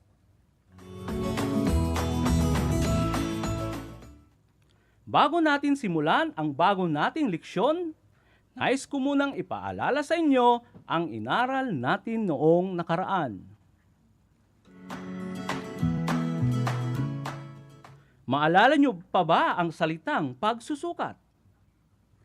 Ano ang kahulugan ng pagsusukat? Tama! Ang pagsusukat ay isang paraan upang malaman ang tamang sukat ng isang bagay.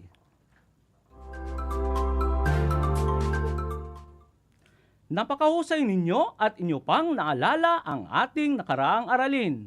Ngayon ay ating alamin kung ano-ano ang mga kagamitan sa pagsusukat at mauuri ang kagamitang panukat ayon sa wastong gamit nito.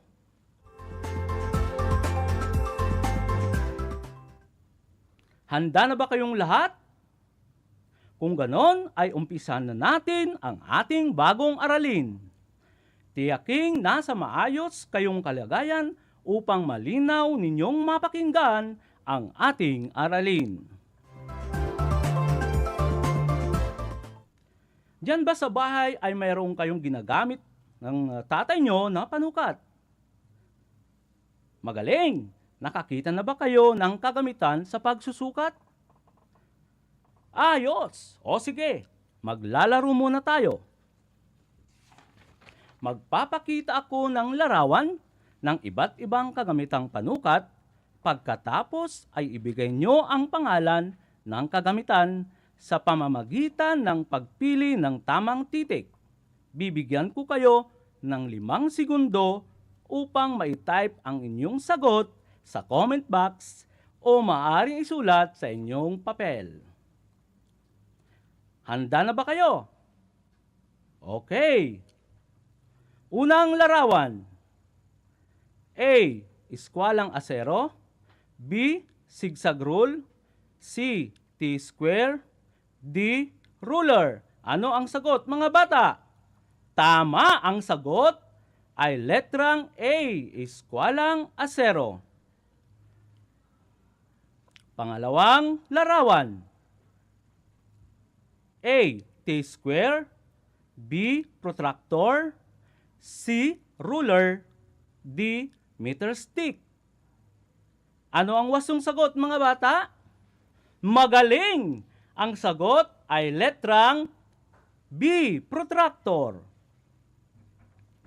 Okay, punta na tayo sa ikatlong larawan. A. Iskwalang asero. B. Zigzag rule. C. T-square. D. Ruler. Ano ang sagot? Okay, tumpak. Ang sagot ay letrang C. T-square. Okay, sa ika-4 na larawan. A. T-square. B. Protractor, C. Ruler, D. Meter stick. Ano ang wastong sagot mga bata? Magaling! Ang sagot ay letrang D. Meter stick.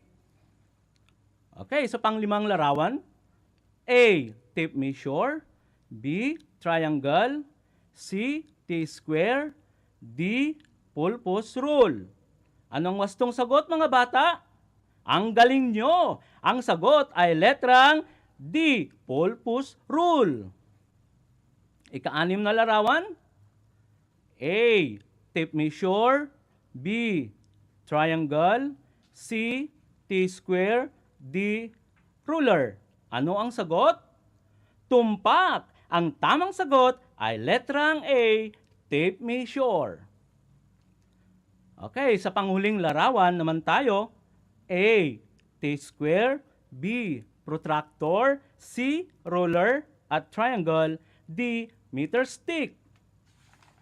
Ang ating sagot ay letter C. Ruler at triangle.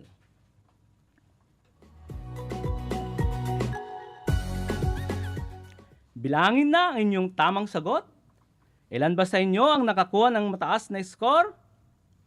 Magaling! Marami sa inyo ay nakakuha ng mataas na marka. Mahusay mga bata! Naipakita ninyo na handa na kayo sa ating pag-aaralan ngayon.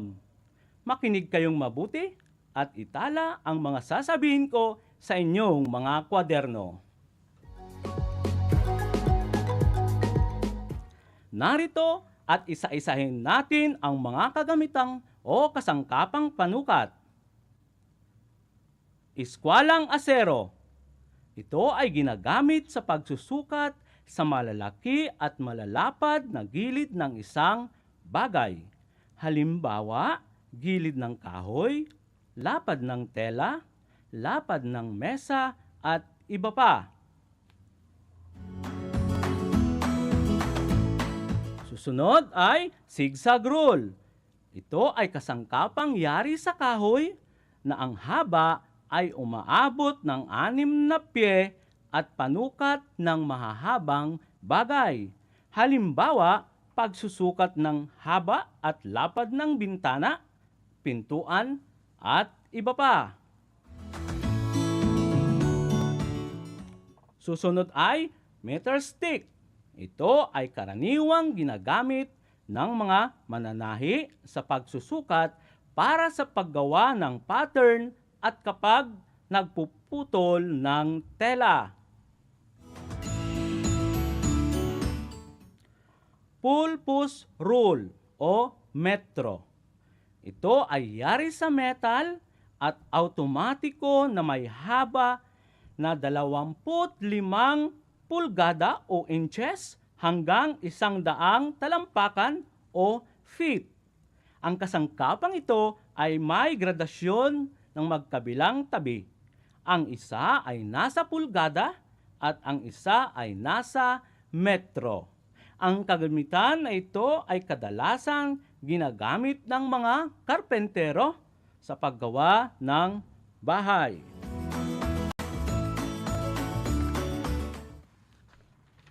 Protractor.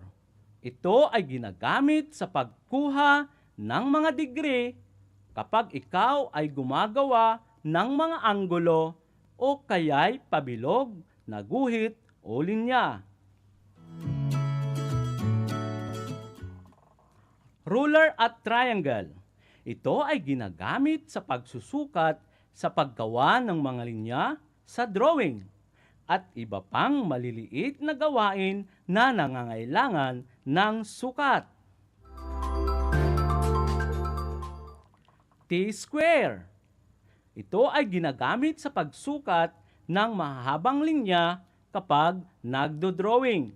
Ginagamit din ito na gabay sa pagguhit ng mga linya sa mga drawing na gagawin.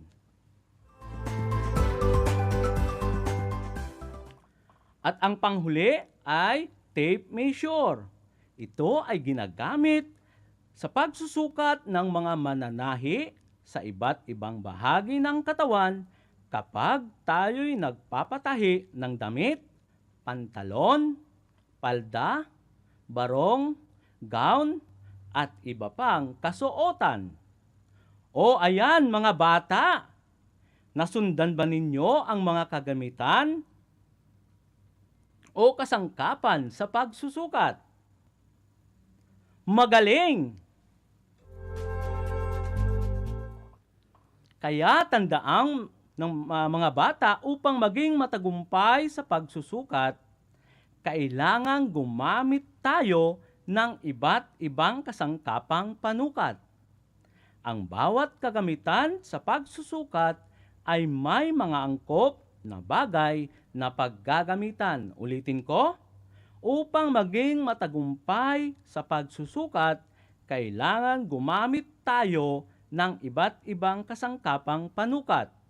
Ang bawat kagamitan sa pagsusukat ay may mga angkop na bagay na paggagamitan.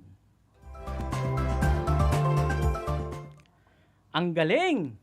Natapos na natin ang pagkilala sa mga kagamitan sa pagsusukat at kung saan ito gagamitin. May katanungan pa ba kayo mga bata?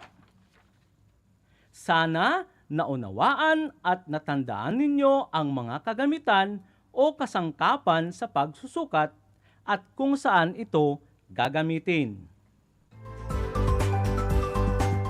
Ngayon, tapos na ang ating aralin, ay oras na para tasahin ang ating kaalaman ukol sa ating napag-aralan.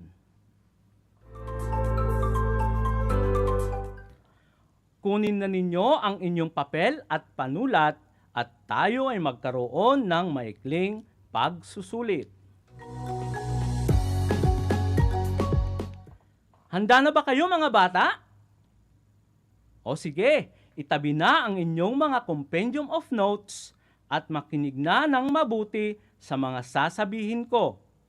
Huwag kayong mag-alala at alam ko na kaya nyo ang mga tanong na ibibigay ko sa inyo dahil alam ko na nakinig kayo ng mabuti sa ating aralin. Game na ba kayo? Kayang-kaya nyo to. Madali lang. Okay, babasahin ko ang 2 beses ng mga tanong. Okay, ang ating panuto ay piliin ang titik ng wastong sagot. Okay, number 1, ito ay kasangkapang panukat na yari sa kahoy na ang haba ay umaabot ng 6 na pie at panukat ng mahahabang bagay. A. Iskwalang asero. B. Zigzag rule. C. Meter stick. D. Ruler. Ulitin ko. Ito ay kasangkapang panukat na yari sa kahoy na ang haba ay umaabot ng 6 na pie at panukat ng mahabang bagay. A. Iskwalang asero. B. Zigzag rule. C. Meter stick. D. Ruler. Pangalawang tanong, ito ay ginagamit sa pagsusukat na malalaki at malalapad na gilid ng isang bagay tulad ng gilid ng kahoy at lapad ng tela. A. Iskwalang asero. B. Meter stick. C. Ruler. D. Protractor. Ulitin ko, ito ay ginagamit sa pagsusukat na malalaki at malalapad na gilid ng isang bagay tulad ng gilid ng kahoy at lapad ng tela. A. Iskwalang asero. B. Meter stick. C. Ruler. D. Protractor. Number 3, ito ay kasangkapang panukat na karaniwang ginagamit ng mga mananahi sa pagsusukat para sa paggawa ng pattern at kapag nagpuputol ng tela. A. Iskwalang asero. B. Meter stick. C. Ruler. D. Protractor. Ulitin ko, ito ay kasangkapang panukat na karaniwang ginagamit ng mga mananahi sa pagsusukat para sa paggawa ng pattern at kapag nagpuputol ng tela.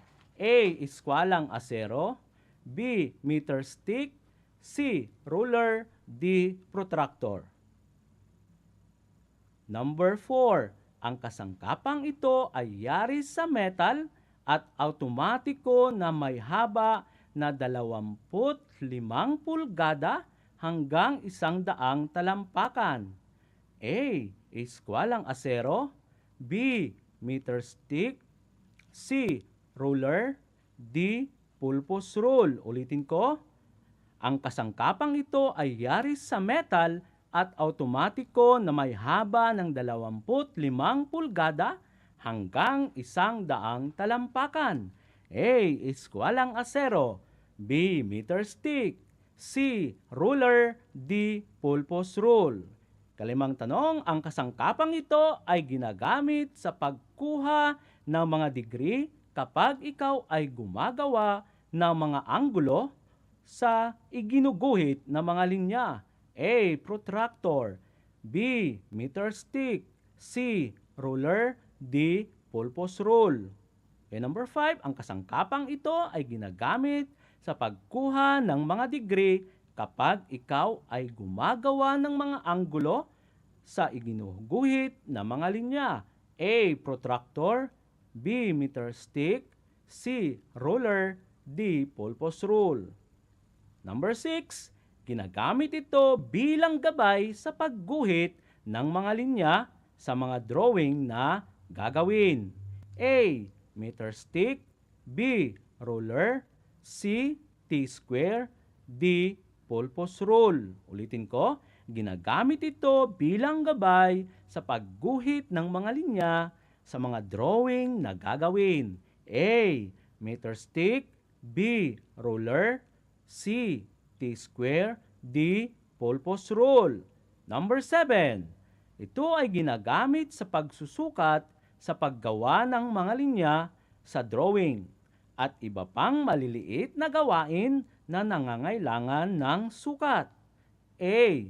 Ruler at triangle. B. Meter stick. C. Tape measure. D. Zigzag rule. Ulitin ko, ito ay ginagamit sa pagsusukat sa paggawa ng mga linya sa drawing at iba pang maliliit na gawain na nangangailangan ng sukat. A. Ruler at triangle. B. Meter stick. C. Tape measure. D. Zigzag rule. Number 8, ito ay ginagamit sa pagsukat sa gilid ng kahoy, lapad ng tela at lapad ng mesa. A. Protractor. B. Meter stick. C. Ruler. D. Eskwalang asero. Number 8, ito ay ginagamit sa pagsukat sa gilid ng kahoy, lapad ng tela at lapad ng mesa. A. Protractor. B. Meter stick. C. Ruler. D. Eskwalang asero. Number 9, ito ay ginagamit sa pagsukat ng mahabang linya kapag nagdo-drawing. A. Meter stick. B. T-square. C. Ruler. D. Pulpos rule. Okay, ulitin ko sa number 9, ito ay ginagamit sa pagsukat ng mahabang linya kapag nagdo-drawing. A. Meter stick. B. T-square. C. Ruler. D. Pulpos rule. Okay, number 10, ang uling tanong, ito ay ginagamit sa pagsusukat ng mga bahagi ng katawan kapag ito'y nagpapatahi ng damit, pantalon, palda, barong, gown, at iba pang uri ng kasuotan. A. Tape measure. B. Ruler. C. Pulpos rule. D. Protractor. Ulitin ko, ito ay ginagamit sa pagsusukat ng mga bahagi ng katawan kapag tayo'y nagpapatahi ng damit, pantalon, palda, barong, gown, at iba pang uri ng kasuotan. A. Tape measure. B. Ruler. C. Pulpos rule. D. Protractor. Ayan, tapos na. Ating sagutin ang mga tanong ng ating pagsusulit. Tingnan ninyo ang inyong papel o kwaderno at narito ang mga sagot. Number 1, B. Number 2, A. Number 3, B. Number 4, D. Number 5, A. Number 6, C. Number 7, A. Number 8, D. 9, B. At number 10 ay A. Ulitin ko, 1, B. 2, ang sagot ay A. 3, B.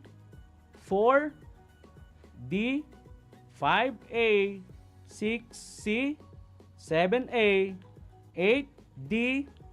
9B at ang number 10 ay letter A.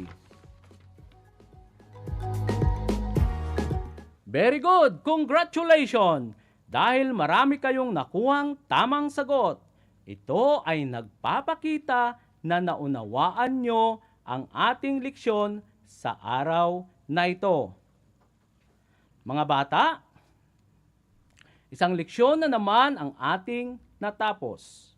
Upang maunawaan ninyo ang mga kasangkapan sa pagsusukat, basahin ninyo ulit mula pahina 1 hanggang 3 ng inyong Compendium of Notes sa sining pang-industriya sa ika-4 na baitang. Kung may katanungan kayo, i-type lang sa comment box o kaya'y i-text sa number na ito 0918-56-53621. Ulitin ko, 0918-56-53621. Okay, may nagtanong dito, may nag-text. Ang tanong na ito ay mula kay Alexander Damaso ng Benguet. Wow naman, nanonood pa siya, ang layo niya. Ano ang kagagamitin na panukat kung susukatin ang taas ng pinto? Ang sagot ay, ang ating gamitin ay pulpos rule o kaya ay zigzag rule kung ang susukatin ay taas ng pinto. Okay? Inaanyayahan ko kayo na muling manood sa ating istasyong RTV Tarlac Channel 26 o kaya ay sa Facebook Live at makinig sa DCTC 828 Radyo Pilipino Tarlac. Maraming salamat sa inyong panunood at pakikinig. Ako ang inyong teacher, broadcaster, Ginoong Leo S. Dacones na nag-iiwan sa inyo ng katagang kaalaman, kabuhayan, kinabukasan sa EPP matatagpuan.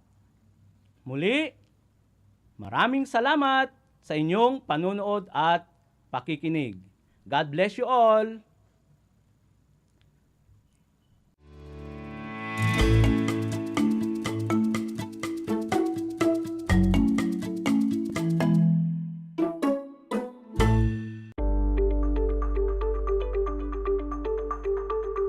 Sa pagnanais na mapigilan ng ating pamahalaan ang pagdami ng bilang ng mga kaso ng COVID-19, binuo ang One Hospital Command Center o OHCC upang mas mabilis na matugunan ang medikal na pangangailangan ng ating mga kababayan.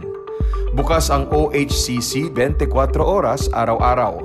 Tumawag lamang sa mga hotline nito sa 0919-977-3333 o 0915-777-7777 o 02-886-50500.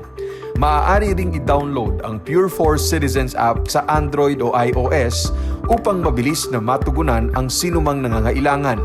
Layon din ng OHCC na maiwasang mapuno ang kapasidad ng bawat ospital. Kaya't kung ikaw ay kinakailangang tumawag sa OHCC, mabibigyan ka ng libreng preliminary consultation. Para sa mga nangangailangan ng emergency quick response, makikipag-ugnayan ang OHCC sa DOH Bed Tracker at sa mga ospital upang makahanap agad ng pinakamalapit na bakanteng ospital. Ang transportasyon o ambulansya naman ng ospital na inirefer ng OHCC sa pasyente ang siyang susundo sa bahay nito. Kaya't kapag ikaw ay nakakaranas ng anumang sintomas ng COVID-19 o nangangailangan ng agarang tulong medikal, tumawag lamang sa OHCC at handa silang tumulong sa lahat ng oras.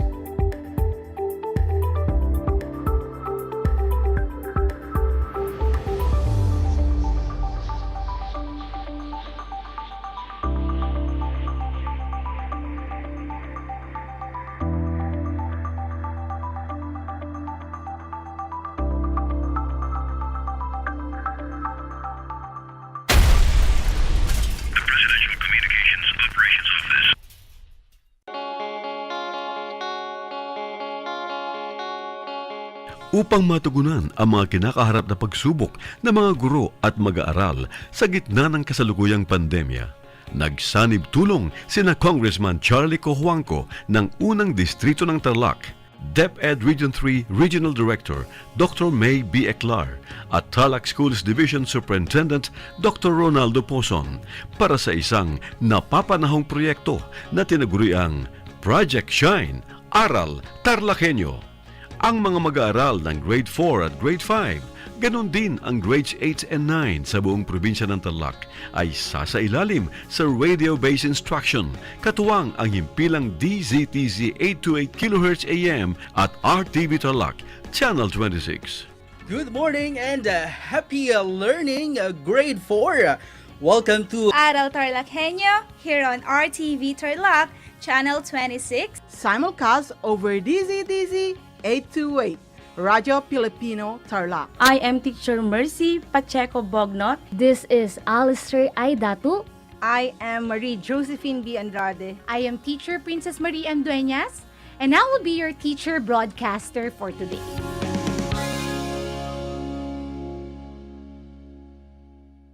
Congratulations, Radyo Filipino Media Group, for launching its first provincial station here in Tarlac City, the RTV 26. The airing of this TV station is the first step in achieving its mission to serve and delight people through genuine, relevant, excellent, accessible, thoughtful programs significant to nation building. Thank you for the TV production team for making this possible. To all our viewers, I would like to ask for your support not only to our TV station, RTV 26, but also to our radio stations, DCTC for AM and 96.11 FM. Congratulations again, RTV 26, and more power.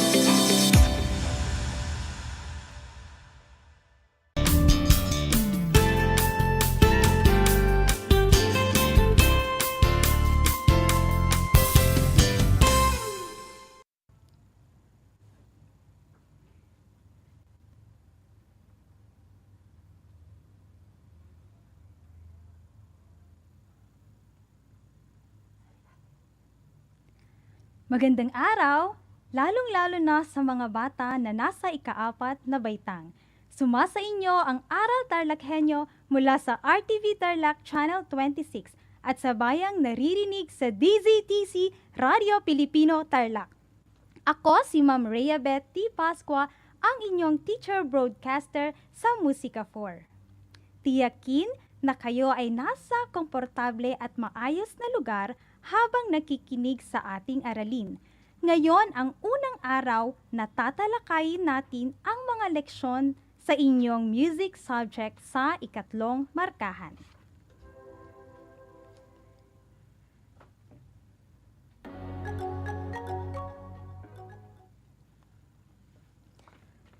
Ngunit bago tayo dumako sa ating leksyon ngayon, alalahanin muna natin ang inyong mga nakaraang aralin. Mahalaga na natatandaan ninyo ang mga ito upang matiyak na kayo ay makakasabay sa mga susunod pang aralin. Simulan na natin. Tukuyin kung ano ang mga simbolo na aking ilalarawan. Para sa unang bilang, ang simbolo ng musika na ito ay may 5 guhit at 4 na puwang. Ano ang tawag dito? Kung ang sagot ninyo ay staff o limguhit, kayo ay tama. Dumako naman tayo sa pangalawang bilang. Ano ang tawag sa simbolo na nakalagay sa unahan ng musical staff o limguhit na nagtatakda ng tone ng mga note sa itaas ng middle C? Ano ito? Kung ang sagot ninyo ay G clef, binabati ko kayo ng magaling.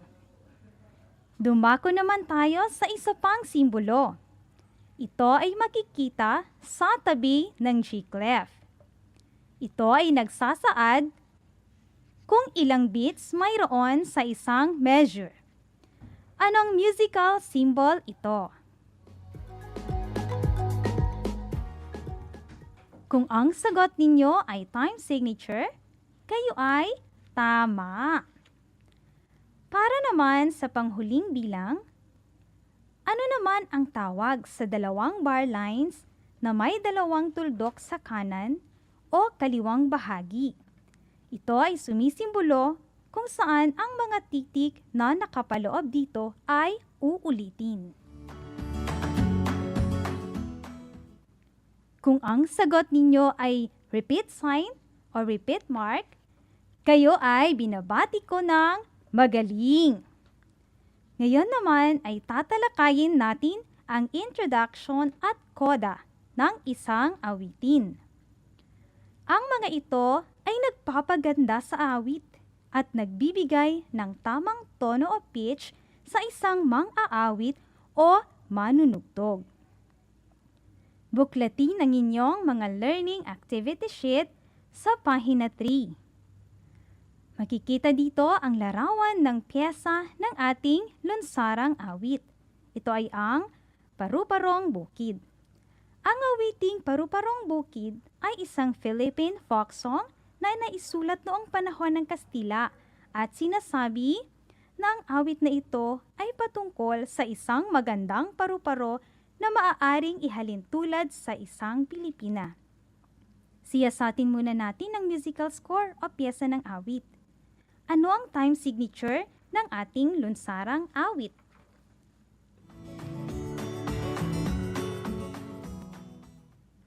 Ang tamang sagot ay 3-4.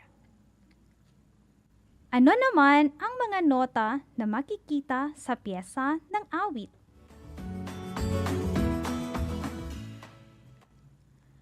Ang mga nota na ito ay 8th note, half note, 16th note, quarter note, dotted half note, dotted quarter note, at syempre ang 16th res. Basahin naman natin ang titik o liriko ng awit. Handa na ba? Paru-parong bukid, nalilipad-lipad. Sa gitna ng daan, papaga-pagaspas. Sambara ang tapis, sandangkalang manggas. Ang sayang dekola, sampyesa ang sayad. May paineta pa siya. May suklay pamandin. Nagwas de ojetes ang palalabasin. Haharap sa altar at mananalamin at palakad-lakad ng pakendeng-kendeng. Ngayon naman ay ating pakinggan ang tono ng awitin. Sabayan ninyo ang daloy nito habang pinapakinggan ng awit dahil may mga bahagi itong inuulit.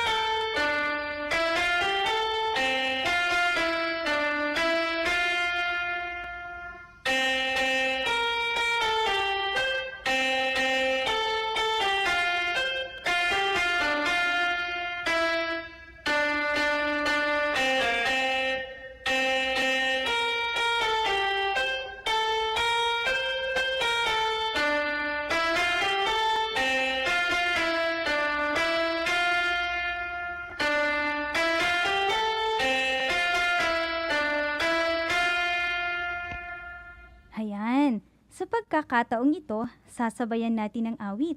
Ngunit bago yan, ituturo ko muna sa inyo kung paano sundin ang mga marka na nakasulat sa ating pyesa upang mas maawit natin ito ng tama. Pansinin ang unang bahagi ng ating lunsarang awit. Hindi ba walang nakasulat na titik o liriko dito? Ito ay nagsasaad ng paghahanda bago tuluyang simulan ang awit.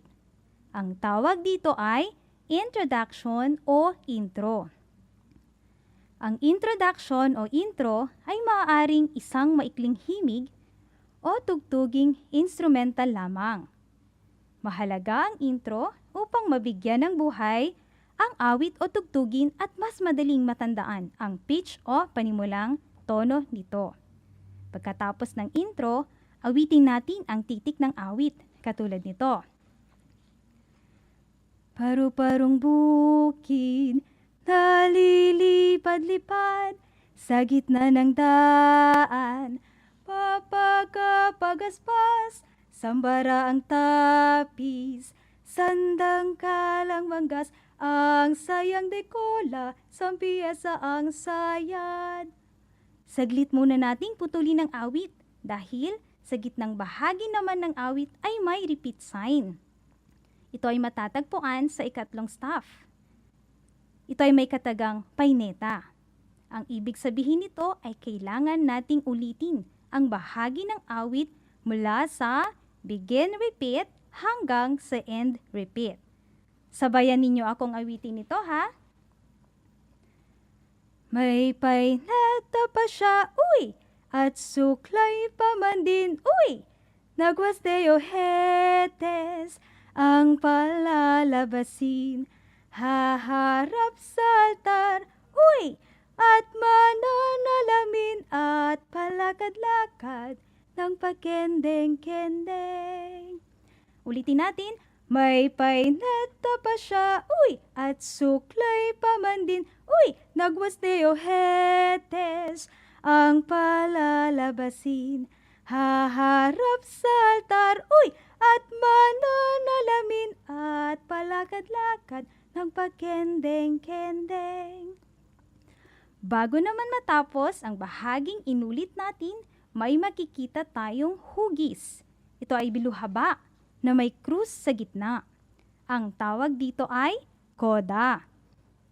Ito ay makikita sa bahaging dulo ng awitin bilang pagtatapos. Ang koda ay ang karagdagang ideya ng kompositor na siyang gumawa ng awitin upang magkaroon ito ng isang magandang pagtatapos.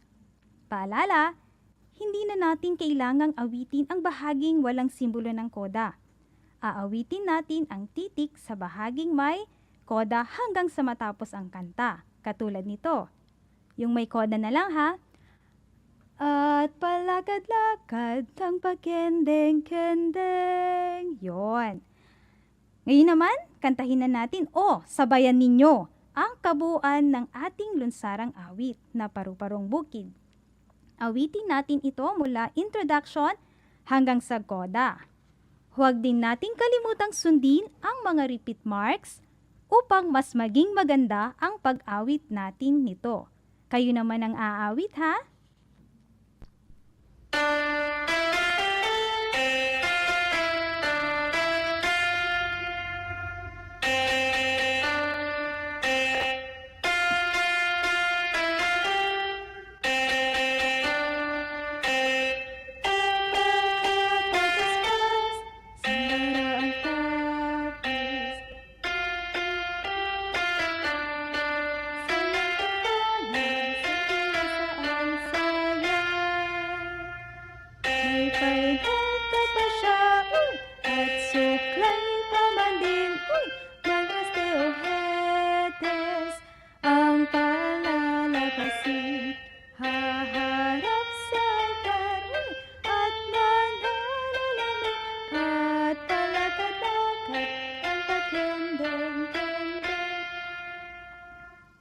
Ulitin ang may paineta.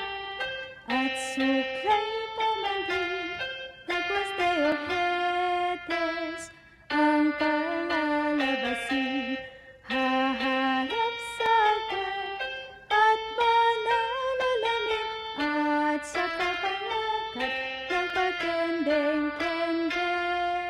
Koda!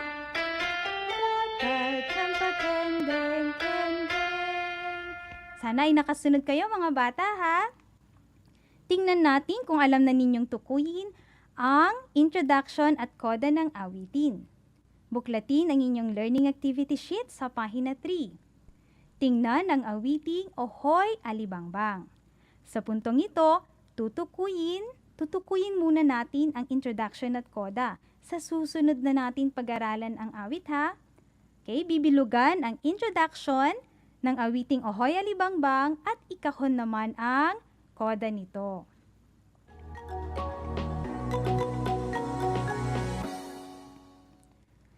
Tingnan natin kung tama ang inyong kasagutan. Ang bahagi ng awit na may la ay ang introduction ng awit.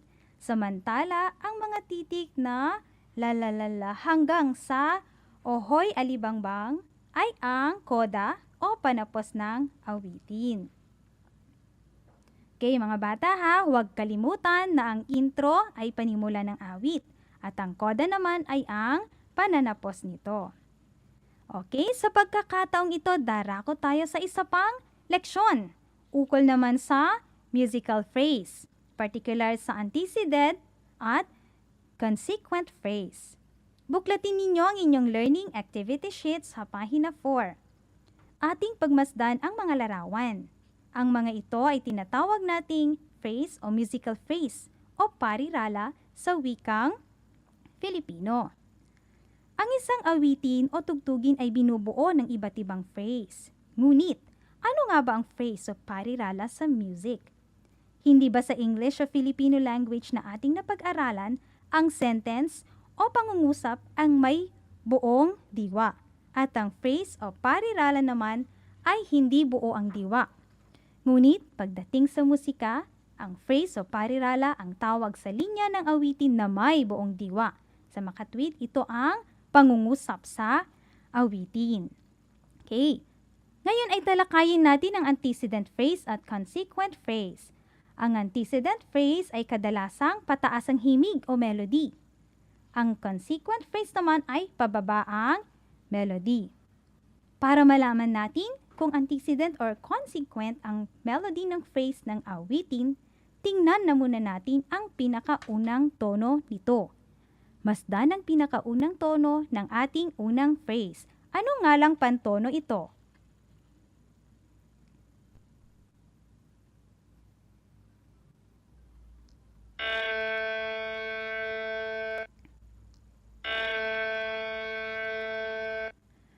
Ang tamang sagot ay A o La dahil ito ay nasa ikalawang ledger line mula taas pababa. Tingnan naman ang pinakahuling tono ng ating unang phrase. Ano nga lang pantono ito? Ayan, ang tamang sagot ay B or T. Ngayon ay pakinggan natin ang ating phrase mula unang tono hanggang huling tono.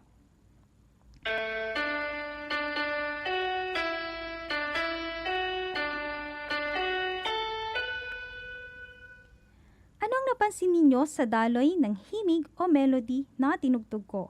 Tukuyin nga ninyo kung ito ay antecedent, papataas na phrase, o consequent, pababang phrase.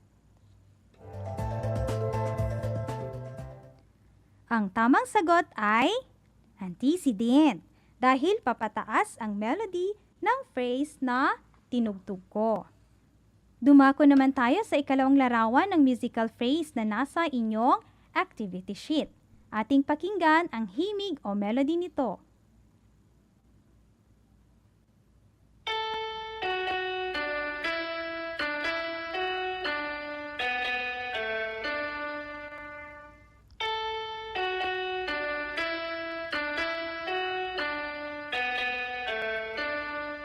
Napansin ninyo sa himig o melody na tinugtog ko? Antecedent ba to or consequent?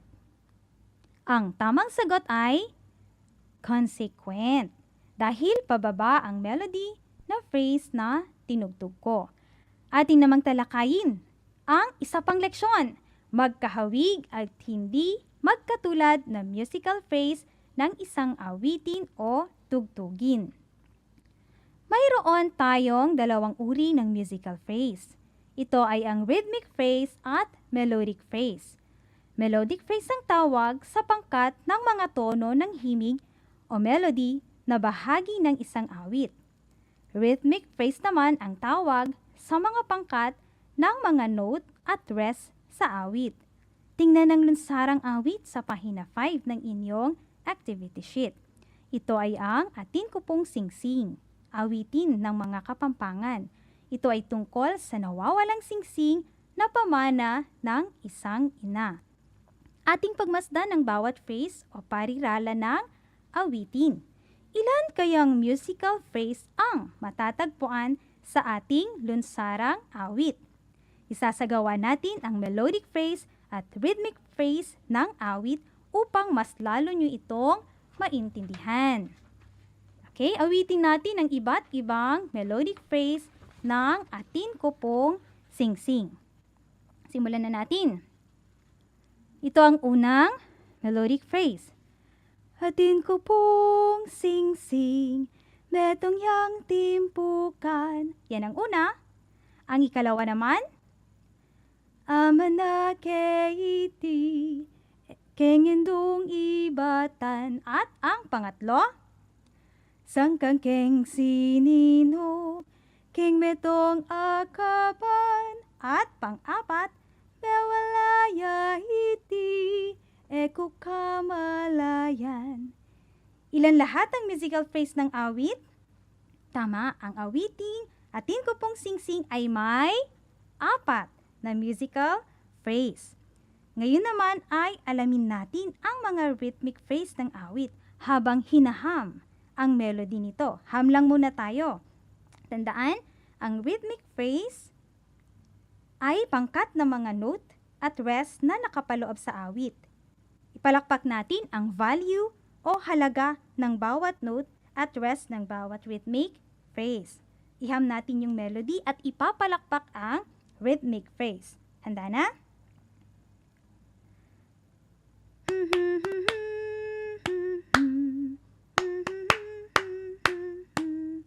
Yan, ang unang rhythmic phrase. Maaari nyo na akong sabayan kung nakuha na ang gagawin. Ikalawang rhythmic phrase naman tayo.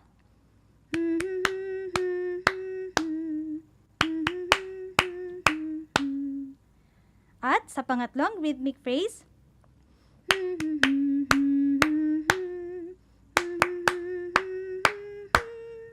at ang panghuli at ikaapat,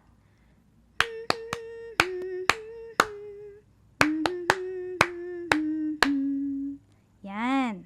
Sa pagkakataong ito, paghahambingin natin ang mga phrases kung magkahawig o hindi magkatulad ang bawat phrase. Masasabi natin na ang phrase ay magkahawig kung halos pareho ang melody at rhythm nito. Tingnan natin ang una at ikalawang phrase ng Atin Ko Pong Singsing. Okay, tukuyin nga natin kung magkahawig o hindi magkatulad. Awitin natin ang unang phrase. Atin ko pong singsing, betong yang timpukan. At ang pangalawa, amanake iti, kingindong ibatan. Kung ating titingnan at pakikinggan, ang una at ikalawa, halos magkapareho ang melody. Kaya masasabi natin na magkahawig sila, magkahawig, kahit na may mas mataas at mababa. Sa rhythm naman ng awit, ipalakpak nga natin ito.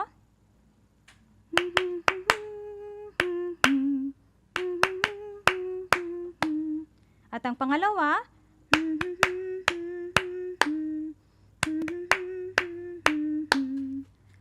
okay, kung titingnan natin at pakikinggan ng rhythm ng awit, may pagkakapareho din sa uri ng nota na ginamit. May konti lamang pagkakaiba, ngunit masasabi pa rin natin na sila ay magkahawig. Para sa konklusyon ng ating paghahambing, ang una at pangalawang musical phrase ng Atin Ko Pong Singsing ay magkahawig, base sa melodiya at rhythm ng mga ito. Sa pagkakataong ito, kayo naman ang sumubok sa paghahambing ng ikatlo at ikaapat na phrase ng awit. Tukuyin kung ito'y magkahawig o hindi magkatulad.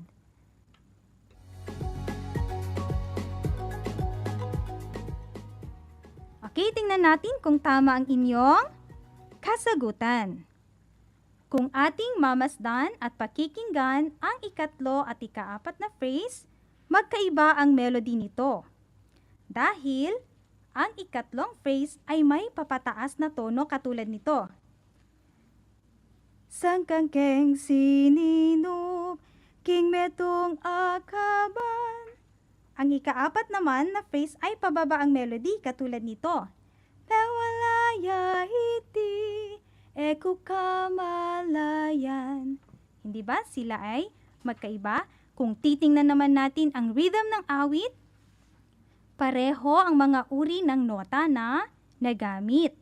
May konti lamang pagkakaiba sa dulo, ngunit masasabi pa rin natin na sila ay magkahawig. Para sa konklusyon ng inyong paghahambing, ang ikatlo at ikaapat na phrase ng ating kupong singsing ay hindi magkatulad na melodic phrase. Dahil magkaiba ang kanilang melody, ngunit sila ay magkahawig na rhythmic phrase. Dahil halos pareho ang kanilang rhythm o ritmo. Okay, para sa inyong takdang aralin mga bata, buklatin ang inyong activity sheet sa pahina 6 sa awiting Ode to Joy at Sit Sirit Sit. Paghahambingin nyo lang ang mga musical phrases. Lalagyan nyo ito ng check. Lagyan ang magkahawig na musical phrases. Okay, nawa ay marami kayong napulot ngayong araw na ito tungkol sa Musika 4. Okay? Ngayon mga bata, kailangan ko na magpaalam. Muli, ako si Ma'am Rhea Betty Pascua, ang inyong teacher broadcaster sa Musika 4. Paalam!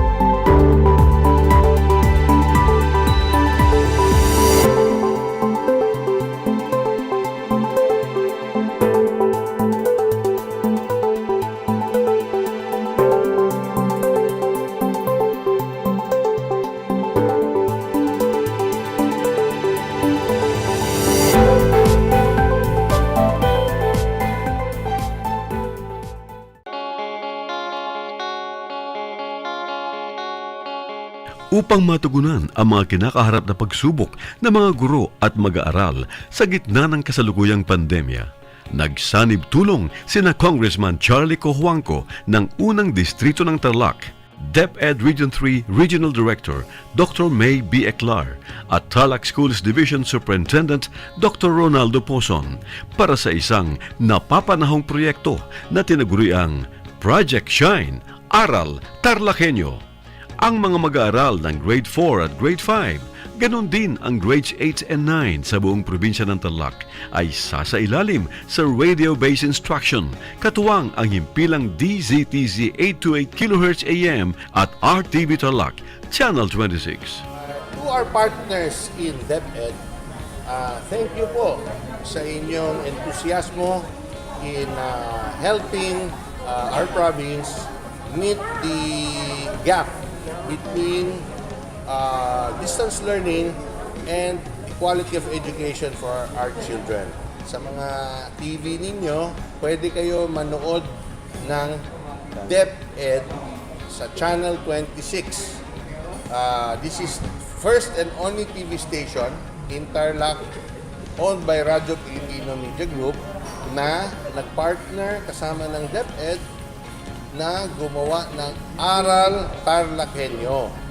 Proyekto po ito ng DEPED Tarlac Province in partnership with DZTC, Radyo Pilipino Tarlac, and RTV Tarlac Channel 26. So, yung mga walang tablet or walang internet, pwede manood dito sa programang ito at doon nyo po makikita at masusundan ang mga module ng DEPED sa distance learning.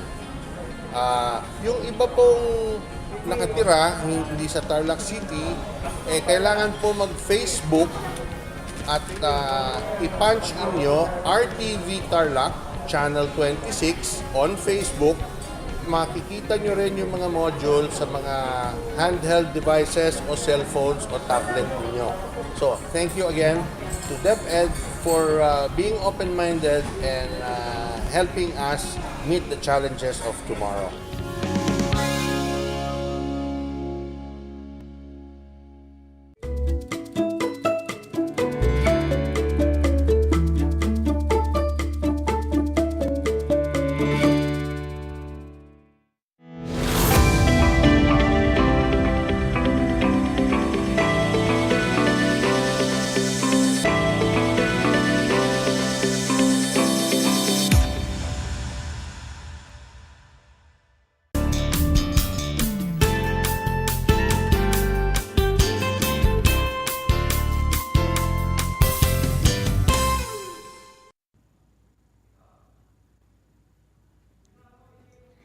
Good morning, everyone. Welcome to Aral TarlakHenyo here on RTV Tarlac Channel 26, simulcast over DCTC 828 AM Radyo Pilipino Tarlac. Learn as you watch and listen with me, Leilani F. Tagama, your teacher broadcaster in English 5.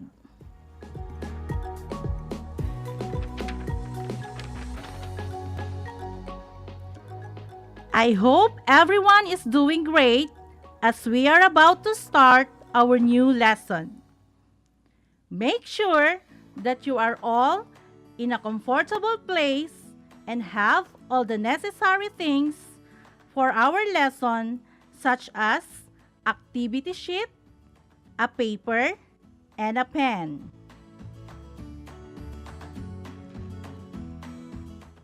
We are now on the third quarter, Lesson 1 in English 5.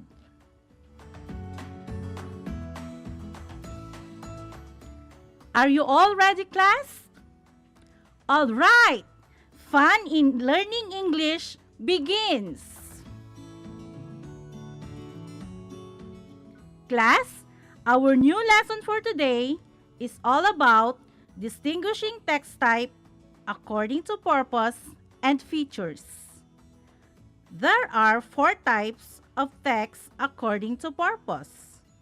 We have time order, classification, enumeration, and explanation. But this time, we are going to study more about classification text type.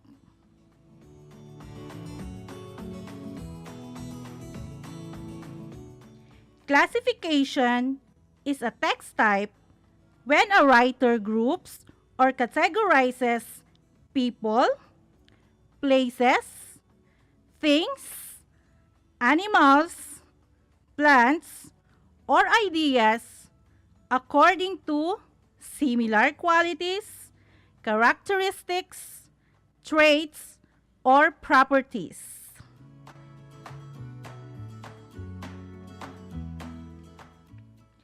Class, if you want to know if the statement or a paragraph is in a classification text type, Just always remember the following keywords like classified as, one kind, different types, several groups, group of, another kind, final type, and kinds of.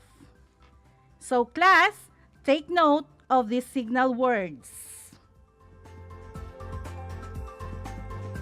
Class, let's see if you fully understood the lesson. Open your activity sheet and let's answer activity B. Let me read to you the instructions.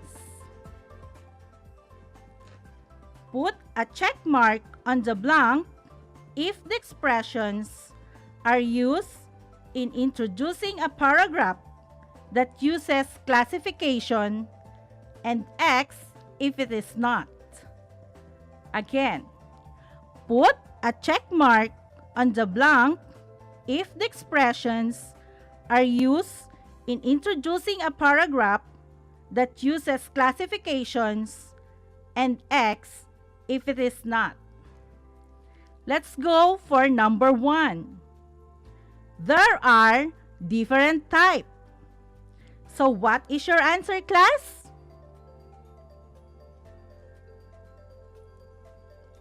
All right.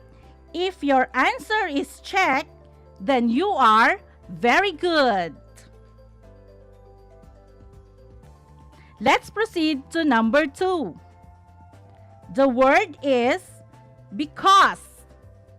What is your answer, class? You are right. The answer is X. How about number 3? Yes, it's an X. You are very good again. Let's proceed to number 4. What is your answer, class? Yes, you are right. The answer is check. Very good. Let's proceed to number 5. What is your answer? Yes, you are right. It is an X. How about number 6? The word is the several groups of. What is your answer, class? All right, the answer is check. Very good. How about number 7? Can be grouped as. What is your answer? Yes, you were right. The answer is check. Very good, class. Last but not the least, the different kinds of. What is your answer? Yes, the answer is check. Class, I am so happy if you got all the correct answer.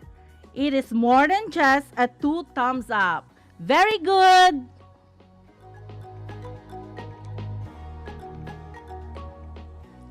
Class, I hope you are still with me because we still have a lot of fun of activities to learn.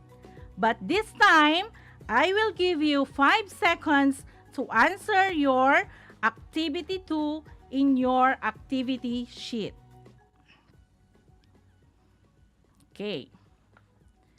Match the classification of the items in B with those in item A. Write the letter of the correct answer in your answer sheet. I'll repeat. Match the classification of the items in B with those in items A. Write the letter of the correct answer in your answer sheet.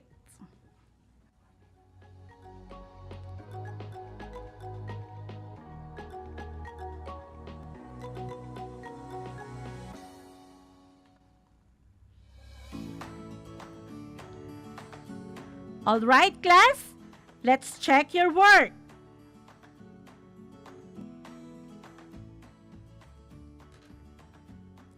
you got all the correct answer, and I am so proud of you.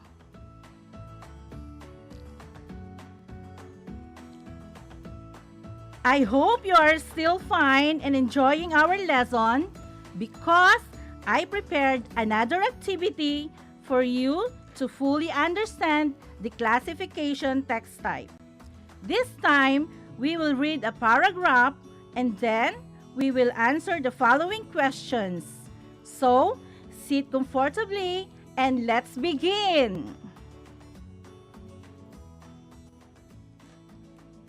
Angiosperm or flowering plants are classified as monocotyledons and dicotyledons.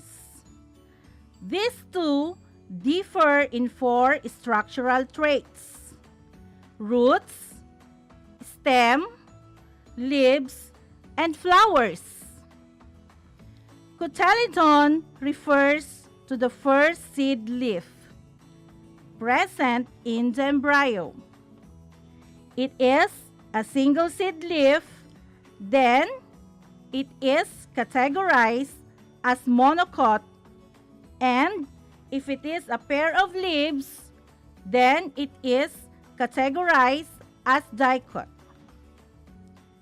These little distinctions at the beginning of the plant's life stages cause each plant to generate big differences about which we will further discuss in the article. Monocot have a fibrous root system, while dicots have a taproot system. In terms of leaf venation, monocots have parallel leaf, while dicots have reticulate or net venation. In monocot flowers, the counts of parts of the flower is multiple of 3 or equal to 3, while the count of parts in a dicot flower is a multiple of 4 or 5 or equal to 4 or 5. A few examples of monocotyledons are garlic, onions, wheat, corn, and grass. A few examples of dicots are beans, cauliflower, apples, and pear.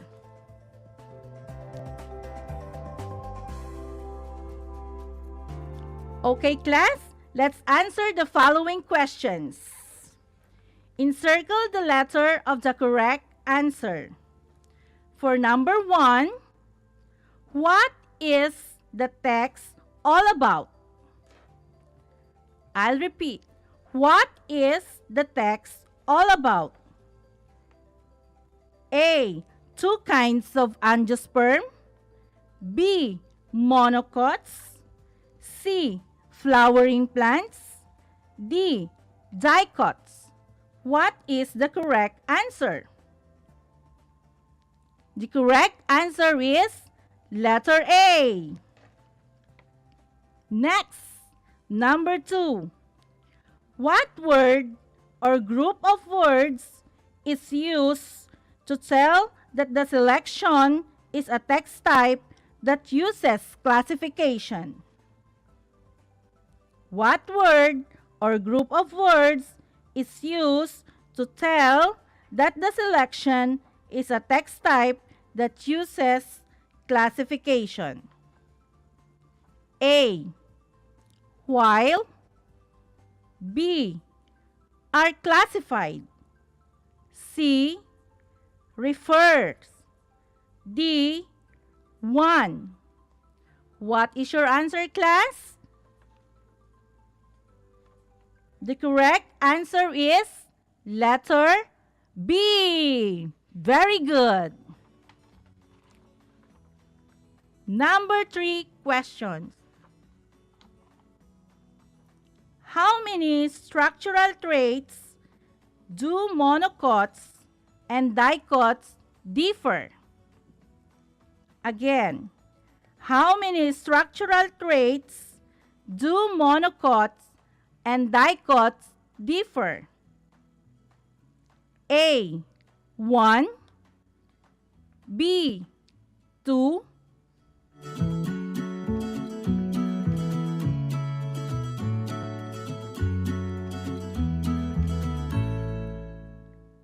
C. 3, D. 4.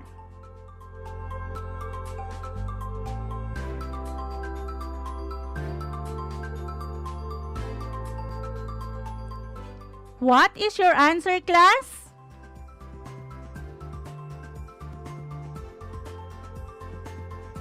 Yes, you are right. The correct answer is letter D. It's 4.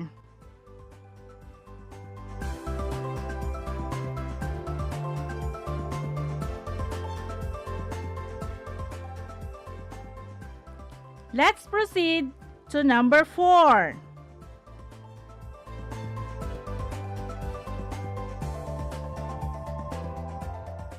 Which statement is true?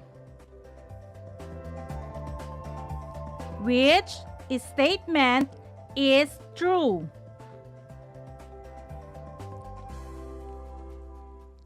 A. Monocots have 2 seed leaf.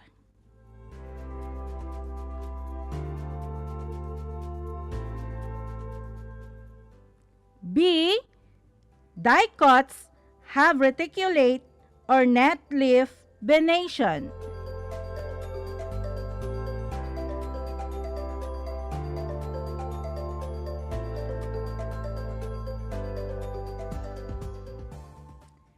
Very good. The answer is letter B. Dicots have reticulate or net leaf venation. And for number 5, which of the following is a monocot? Which of the following is a monocot?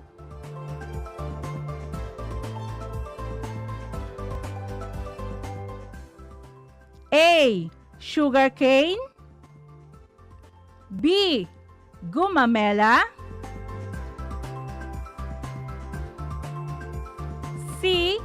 Star apple, or D. Peanuts.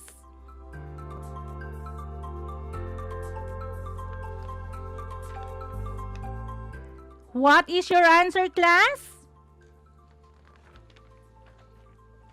All right. The answer is letter A. It's sugarcane.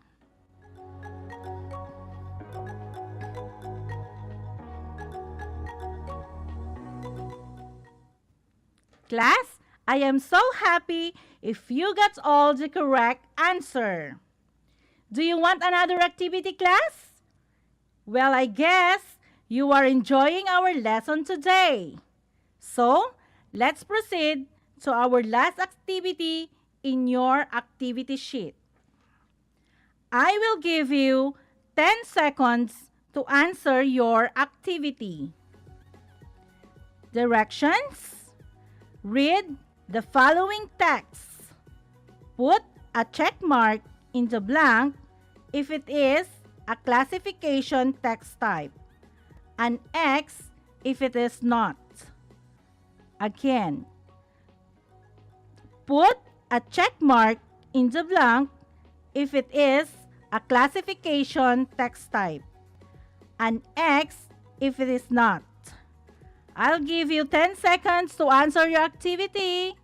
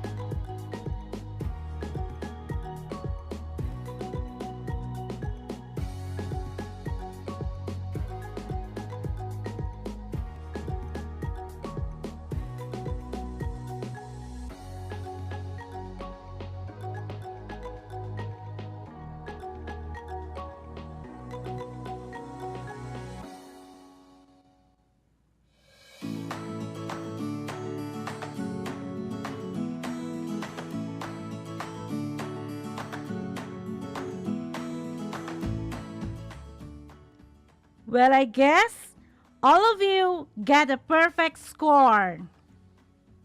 Congratulations, class!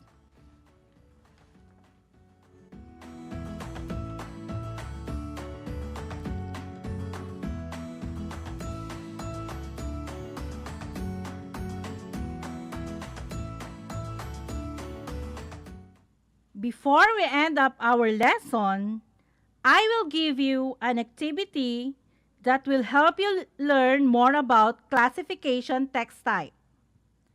I want you to copy 2 examples of paragraphs that use classification as a way of presenting ideas. Then you may answer the following questions in each text. I'll repeat, class. I will give you an activity that will help you learn more about classification text type. I want you to copy 2 examples of paragraphs that use classification as a way of presenting ideas. Then, you may answer the following question in each text.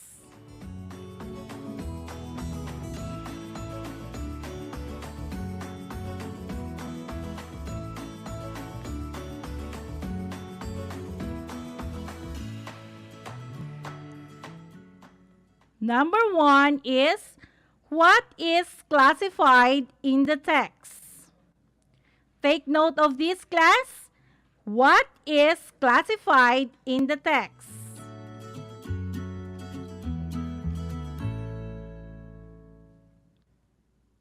Number 2, what are the classifications given?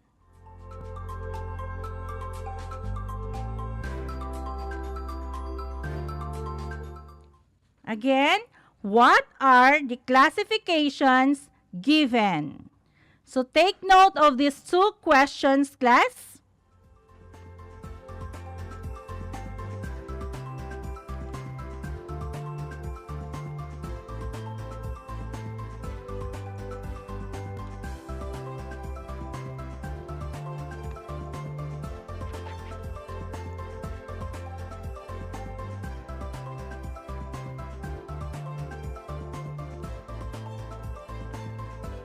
Okay, class, before we end up our lesson, let me ask you again, what are the 4 types of text type? We have enumeration, classification, time order, and explanations. So, our lesson is all about classification text type. I hope you learned a lot from our lesson today.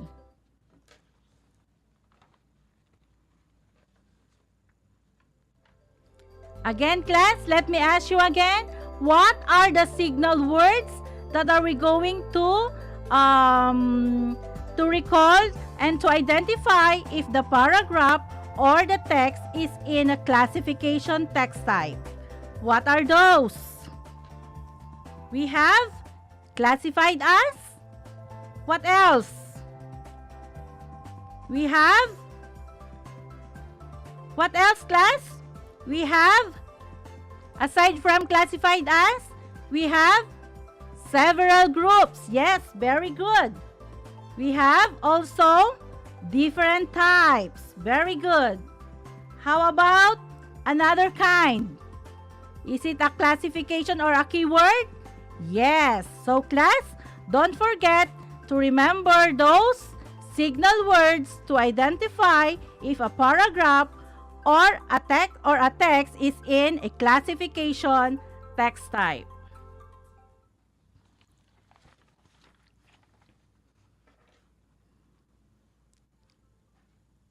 Class, please tune in Aral TarlakHenyo RTV Channel 26, simulcast over DCTC 828 Radio Filipino for the assistance of our lessons.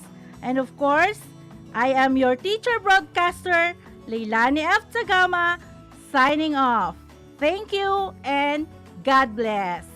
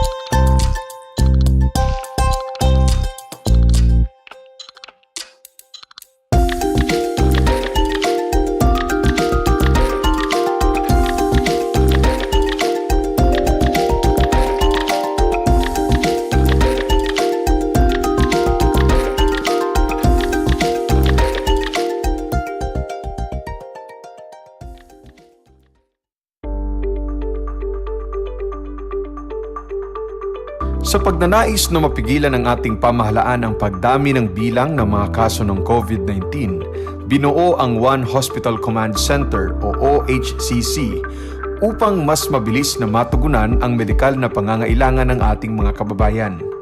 Bukas ang OHCC 24 oras araw-araw. Tumawag lamang sa mga hotline nito sa 0919-977-3333 o 0915-777-7777 o 02-886-50500. Maaari ring i-download ang Pure Force Citizens app sa Android o iOS upang mabilis na matugunan ang sinumang nangangailangan. Layon din ng OHCC na maiwasang mapuno ang kapasidad ng bawat ospital. Kaya't kung ikaw ay kinakailangang tumawag sa OHCC, mabibigyan ka ng libreng preliminary consultation. Para sa mga nangangailangan ng emergency quick response, makikipag-ugnayan ang OHCC sa DOH bed tracker at sa mga ospital upang makahanap agad ng pinakamalapit na bakanteng ospital. Ang transportasyon o ambulansya naman ng ospital na inirefer ng OHCC sa pasyente ang siyang susundo sa bahay nito. Kaya't kapag ikaw ay nakakaranas ng anumang sintomas ng COVID-19 o nangangailangan ng agarang tulong medikal, tumawag lamang sa OHCC at handa silang tumulong sa lahat ng oras.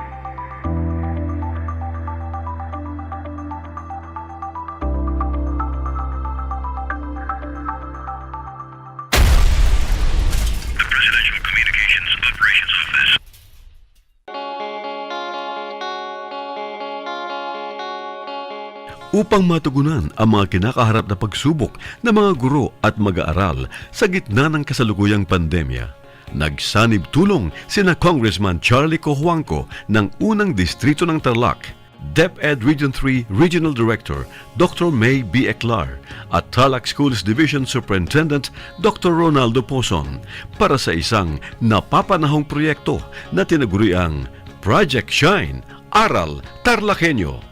Ang mga mag-aaral ng Grade 4 at Grade 5, ganon din ang Grades 8 and 9 sa buong probinsya ng Tarlac ay sasailalim sa radio-based instruction, katuwang ang himpilang DZTZ 828 kHz AM at RTV Tarlac, Channel 26. First of all, I would like to say thank you to our sponsors for having this Aral TarlakHenyo for the benefit of our learners. My dear teachers, my dear parents, and everybody else in DEPED Tarlac family, you are invited to be a part of this. Get involved, engage with it, ask a lot of questions so that we can improve more because this is for you. To you, my dear parents, this is now the opportunity for you to reach us out. Be with us. Tune in to this radio station, DCTC, Radio Pilipino, sa ating pong talapihitan, 828 AM radio po yan, Angat TarlakHenyo. This is for all of us. God bless us all.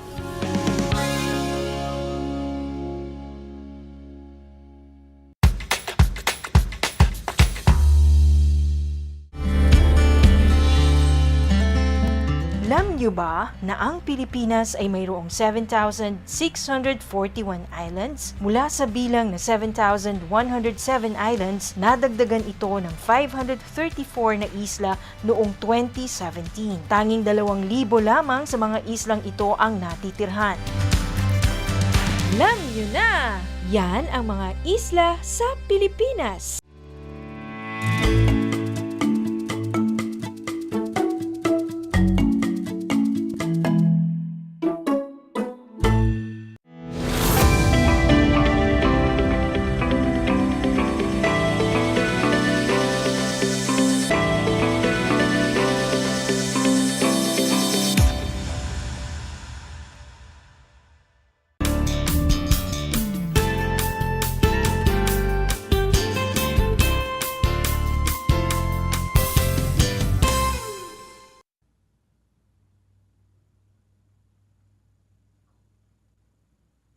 Magandang araw! Welcome sa ating Aral TarlakHenyo ng Schools Division of Tarlac Province sa RTV Tarlac Channel 26 at DCTC 828 Radyo Pilipino. Narito na naman tayo, nagsisikap at nagpupunyagi na maging makadiyos, makatao, makakalikasan at makabansa.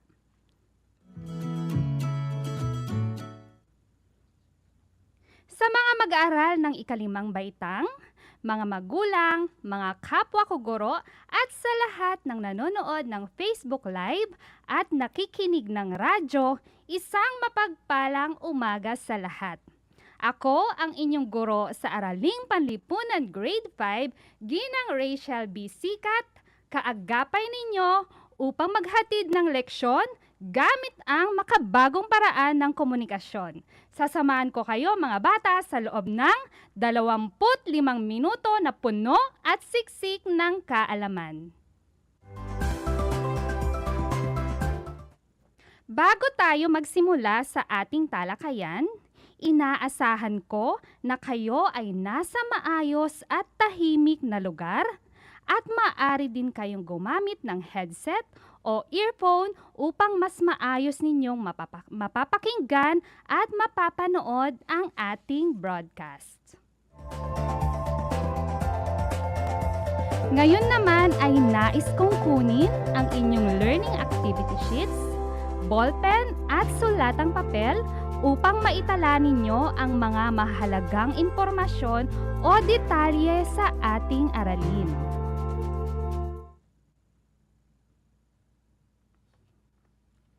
Mga bata, handa na ba kayong makinig?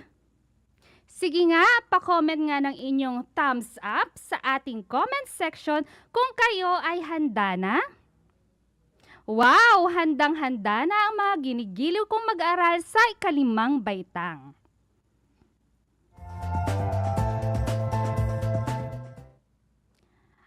Ang unang paksa para sa unang linggo ng ikatlong markahan ay patungkol sa tugon ng mga Pilipino sa kolonyalismong Espanyol.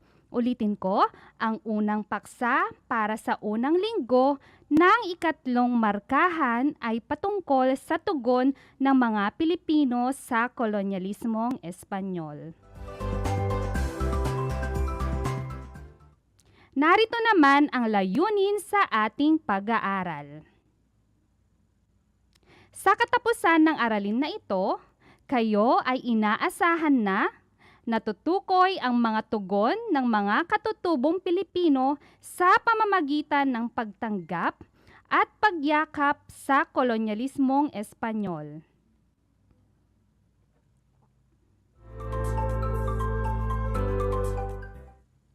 Naalala niyo pa ba ang ating nakaraang aralin?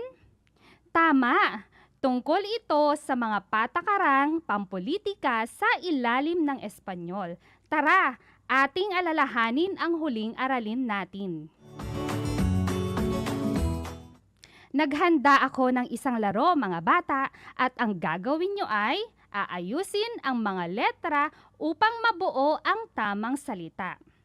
Isulat ang inyong sagot sa sagutang papel. Maaari din kayong mag-type ng inyong sagot sa comment section ng ating Facebook Live. Handa na ba kayo mga bata? Ako'y handa na rin kaya't atin nang umpisahan sa unang katanungan. Ano ang uri ng pamahalaan ang itinatag ng Espanya sa Pilipinas?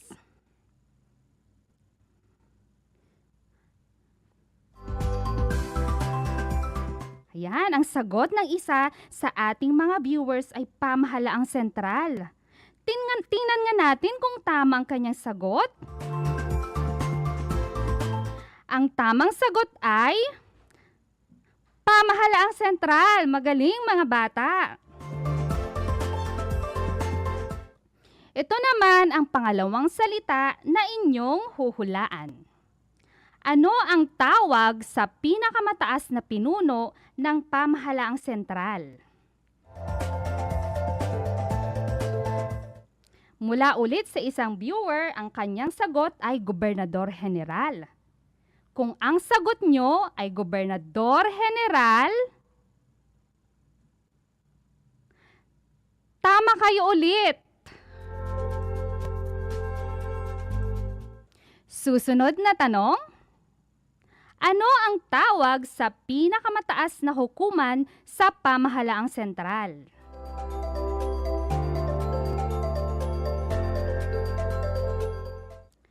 Ano ang inyong sagot, mga bata?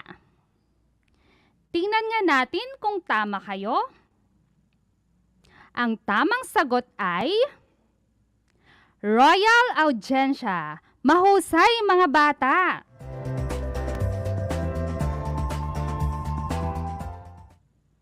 Ang susunod na inyong huhulaan ay ano ang pinakamaliit na unit ng pamahalaang lokal? Napakadali, hindi pa? Alamin natin kung tama ang inyong sagot. Ang tamang sagot ay barangay. Tama kayo ulit. Susunod, ano naman ang tawag sa lalawigan noong panahong kolonyal?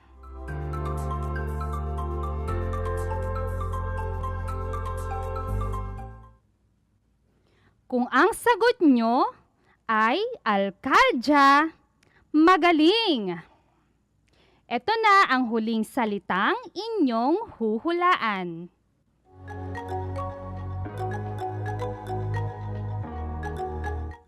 Sino ang namumuno sa isang alkalya o lalawigan?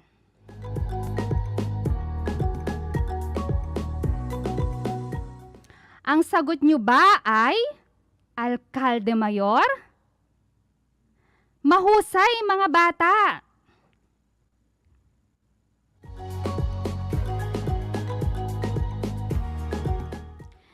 Tunay ngang inyo pang natatandaan ang ating nakaraang aralin. Ngayon naman ay sabay-sabay nating basahin ang isang tula mula sa orihinal na komposisyon ni Ginang Nianita S. Pamintuan na may pamagat na Tagumpay sa Unang Laban. Tara, sabayan niyo ako, mga bata.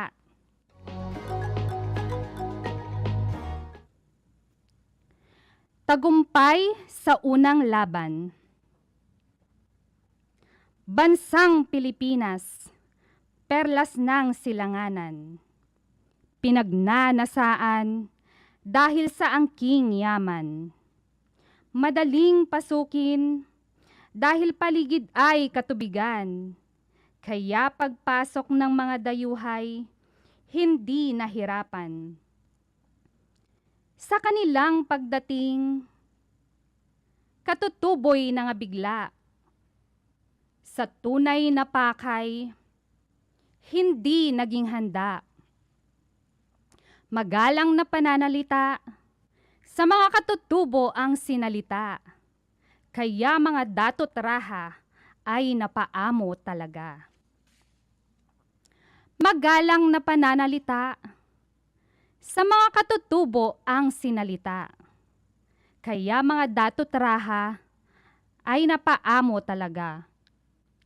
Tinanggap ng lubos itong mga dayuhan at humantong pa sa sanduguan.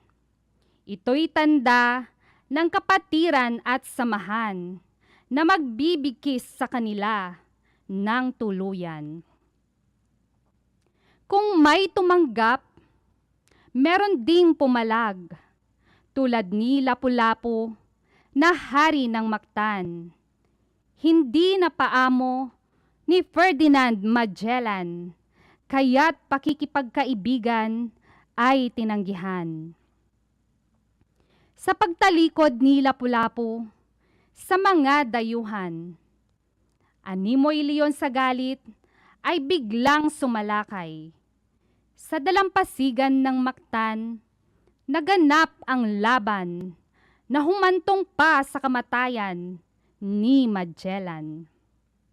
Mabuhay! Mabuhay ang tanging sigaw ng mga katutubong Bisaya na matatapang, na di napaghandaan ng mga dayuhan at walang nagawa kundi lumisan ng tuluyan. Napakaganda ng tula, hindi ba? Naintindihan niyo ba ito, mga bata?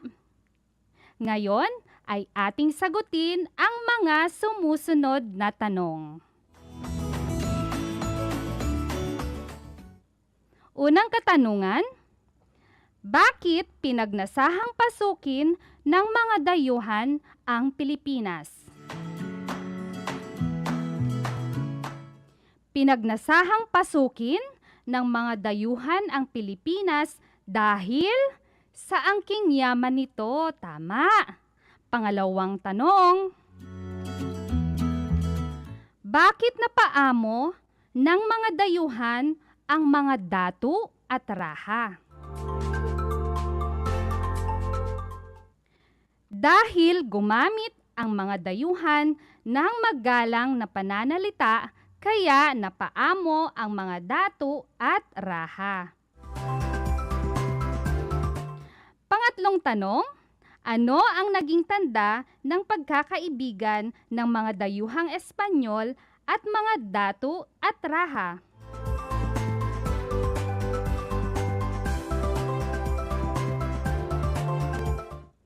Ano ang inyong sagot, mga bata? Ang naging tanda ng pakikipagkaibigan ng mga dayuhang Espanyol at mga datu o raha ay ang sanduguan. Tama! Ano-ano ang naging reaksyon o tugon ng mga katutubong Pilipino sa pagdating ng mga dayuhan? Ayon sa tula, may mga tinanggap ng lubos ang mga dayuhan, ang iba naman ay pumalag at tumanggi sa kanilang pakikipagkaibigan. At panghuling katanungan, mga bata, ano ang naging damdamin ng mga dayuhan sa pagtanggi ni Lapu-Lapu sa alok nilang pakikipagkaibigan? Ano nga ba, mga bata?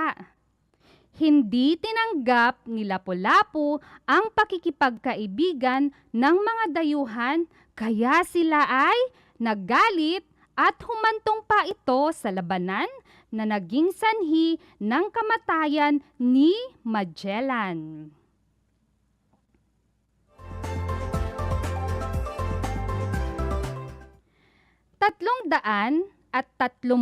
Tatlong taong nanatili ang mga Pilipino sa animoy hawla ng walang sapat na naaaninag na liwanag ng pag-asang makawala sa kamay ng mga dayuhang Espanyol.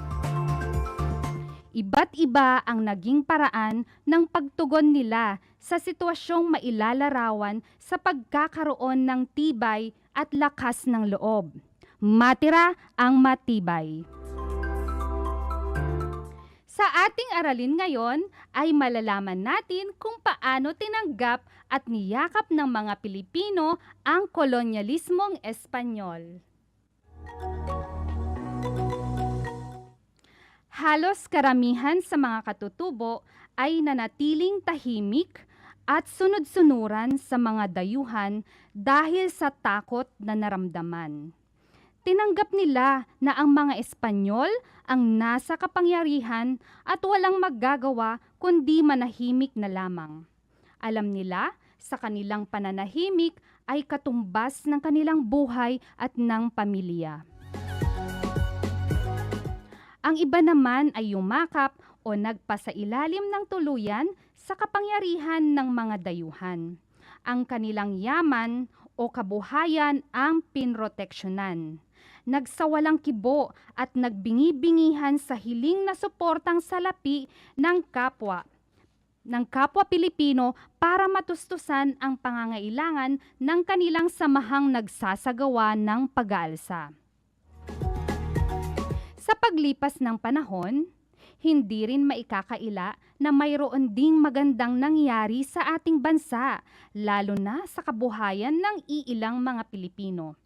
Sa pagyakap ng kolonyalismong Espanyol, may mga naidulot na mabuting epekto sa pamumuhay at paniniwala ng mga katutubong Pilipino. Ilan sa mga ito ay ang una, paglaganap ng Kristyanismo. Ang mga Kastila ang nagpakilala sa mga Pilipino tungkol kay Jesus.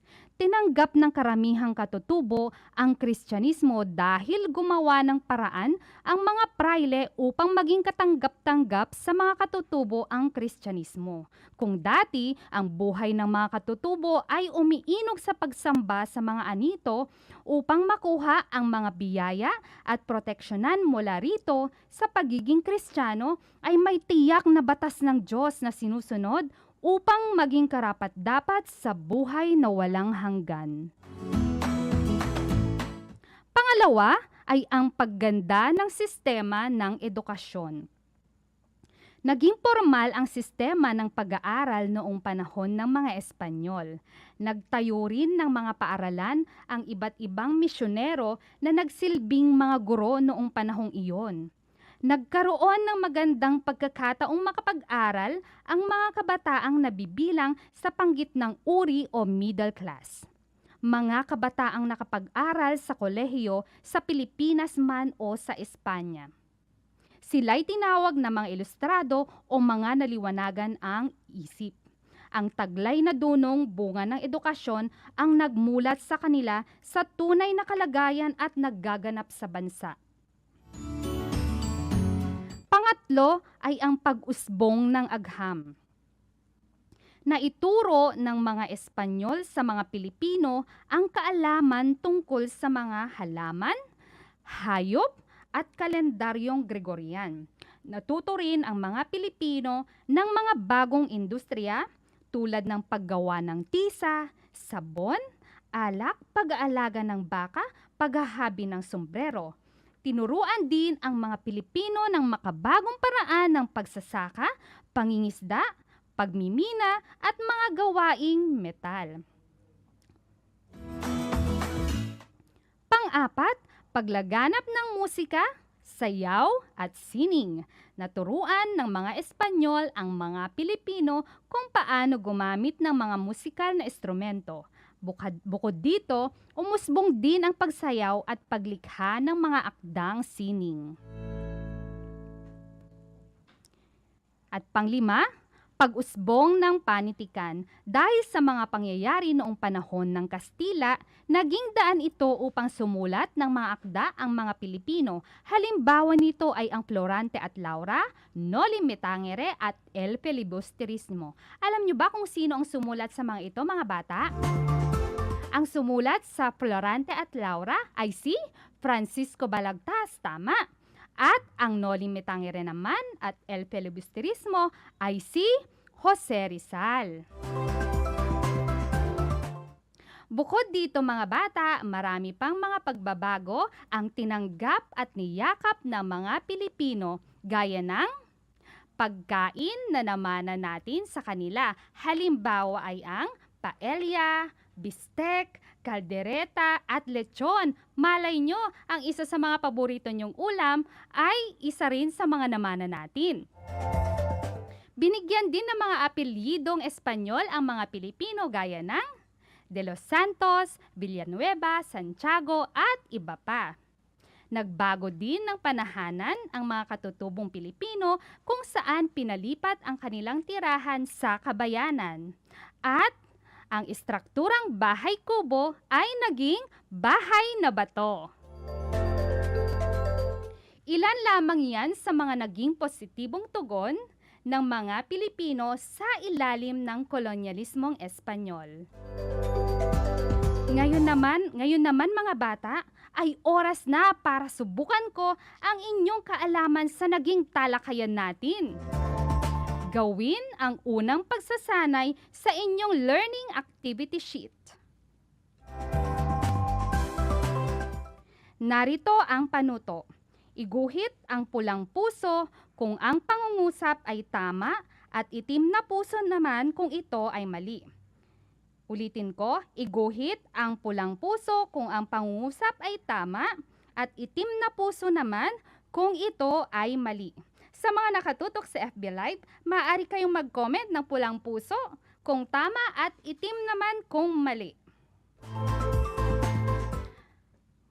Number 1, ang mga kabataang nakapag-aral sa Pilipinas man o sa Espanya ay gumawa ng paraan upang mamulat ang mga Pilipino sa kalupitan ng mga dayuhan. Number 2, tinanggap ng mga ibang Pilipino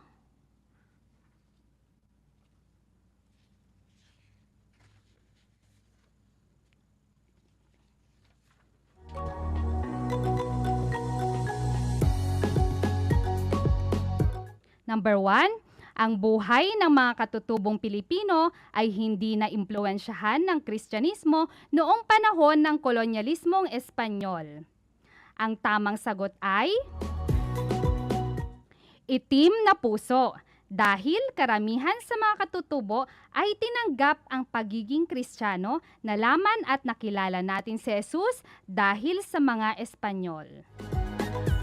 Number 2, ang naging tanda ng pagkakaibigan ng mga dayuhang Espanyol at mga datu o raha ay sanduguan. Kung ang sagot nyo ay pulang puso, tama ulit kayo. Number 3, dahil sa mga Espanyol ay naging formal ang edukasyon ng mga Pilipino. Ito ay tama kaya pulang puso. Number 4, tinanggap ng lubusan ng mga Pilipino ang pagsakop ng mga Espanyol. At ang tamang sagot ay itim na puso. At number 5, magpasa hanggang ngayon ay isinasabuhay pa rin natin ang impluwensya ng kolonyalismong Espanyol. At ang tamang sagot ay pulang puso. Marami ba kayo nakuha sa ating pagsasanay mga bata? Napakahuhusay naman ng aking mga mag-aaral.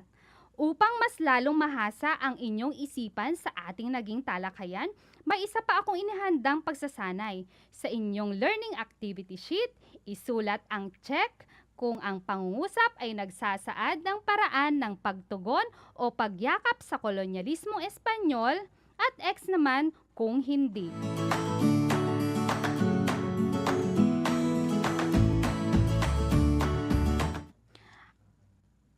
Number 1, ang mga kabataang nakapag-aral sa Pilipinas o sa Espanya ay gumawa ng paraan upang mamulat ang mga Pilipino sa kalupitan ng mga dayuhan. Number 2, tinanggap ng mga ibang Pilipino ang kapangyarihang pamahalaanan ng mga dayuhan ang bansa. Number 3, nasakop ng mga Espanyol ang mga katutubo sa loob ng 333 taon.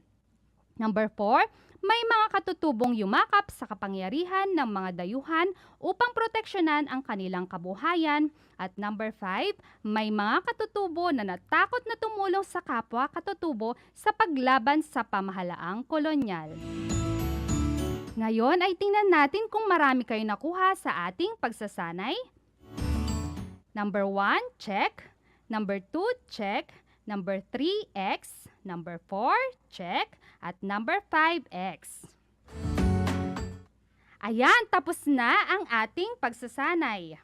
Tandaan mga bata, ang pagtanggap o pagyakap sa kolonyalismong Espanyol ay nagdulot din ng magandang epekto sa buhay nating mga Pilipino. Gayunpaman, kahit tayo ay sinakop ng mga dayuhan, hindi natin nakalimutan ang ating pagiging Pilipino sa isip, sa salita at sa gawa. Sana ay madami kayong natutunan sa ating naging talakayan ngayong araw.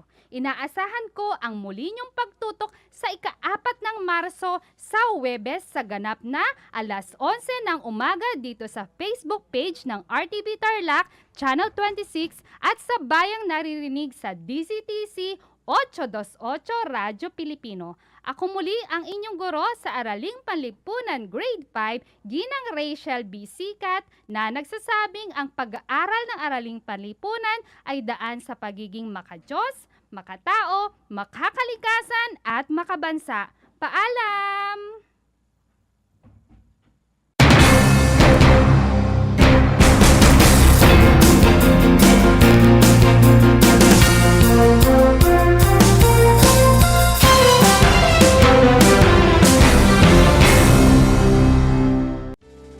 Tuwing sasapit ang alas 5 ng hapon, parangalan natin ang ating mga kababayan na nasa unahan laban sa COVID-19.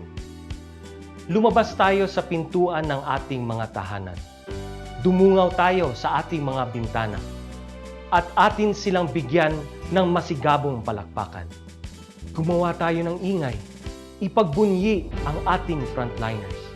At ipahayag ang ating walang hanggang suporta sa kanilang kabayanihan.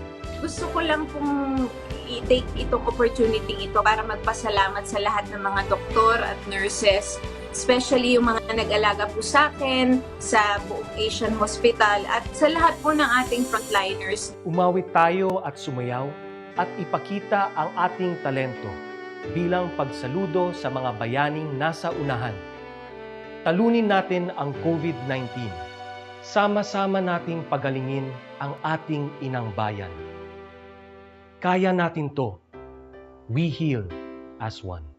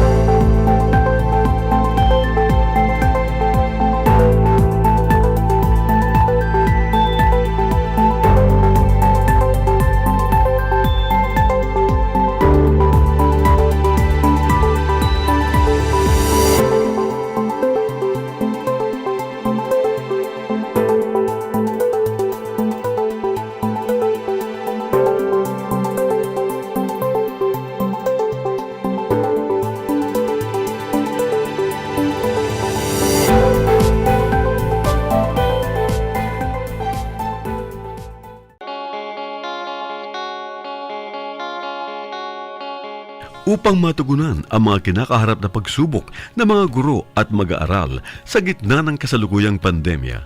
Nagsanib tulong sina Congressman Charlie Cojuangco ng unang distrito ng Tarlac, DEPED Region 3 Regional Director Dr. May B. Eclar at Tarlac Schools Division Superintendent Dr. Ronaldo Pozon para sa isang napapanahong proyekto na tinaguriang Project Shine, Aral TarlakHenyo.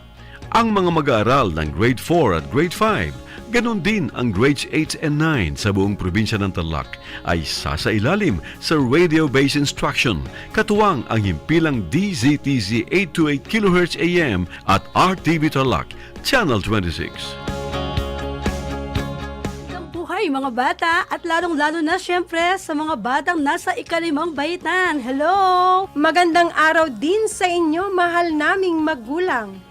Ito ang Aral TarlakHenyo ng SDO Tarlac Province dito sa RTV Tarlac, Channel 26 at DZTC Radio Pilipino, Tarlac.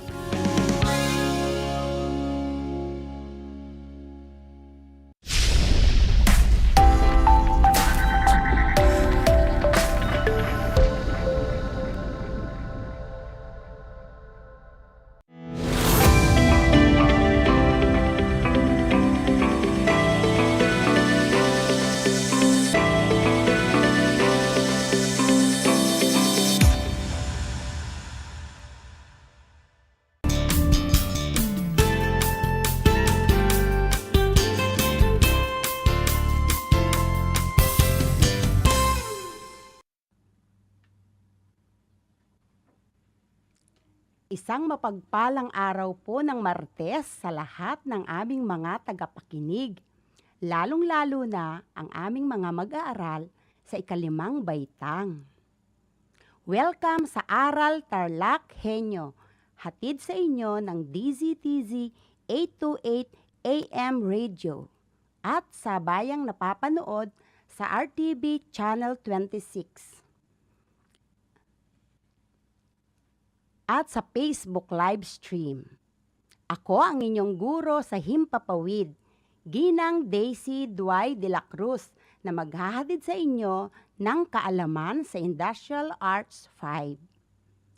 Tandaan, kaalaman, kabuhayan, kinabukasan sa EPP matatagpuan.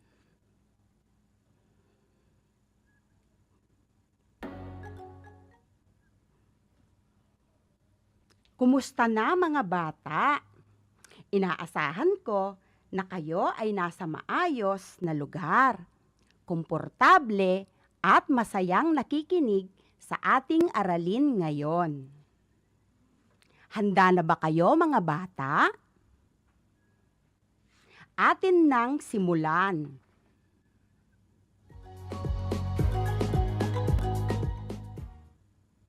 Sa puntong ito, ay kunin na ninyo ang inyong mga compendium sa Industrial Arts 5. Maghanda ng ballpen at papel. Itala ang mga mahalagang bagay na ating tatalakayin. Maaari kayong magtanong gamit ang chat box kung mayroong hindi naiintindihan at ating sasagutin kapag may natitira pa tayong mga oras. Mga bata, mahilig ba kayong lumabas ng bahay kung walang ginagawa? Ngayon ay malilibang na kayo sa paggawa ng proyekto. Dahil pagkatapos ng ating aralin ay matututo kayong gagawa nito at tiyak na kagigiliwan at pakikinabangan. Ang ating pag-aaralan ngayon ay ang mga produktong gawa sa kahoy, metal at kawayan. Balikan natin ang ating nakaraang leksyon.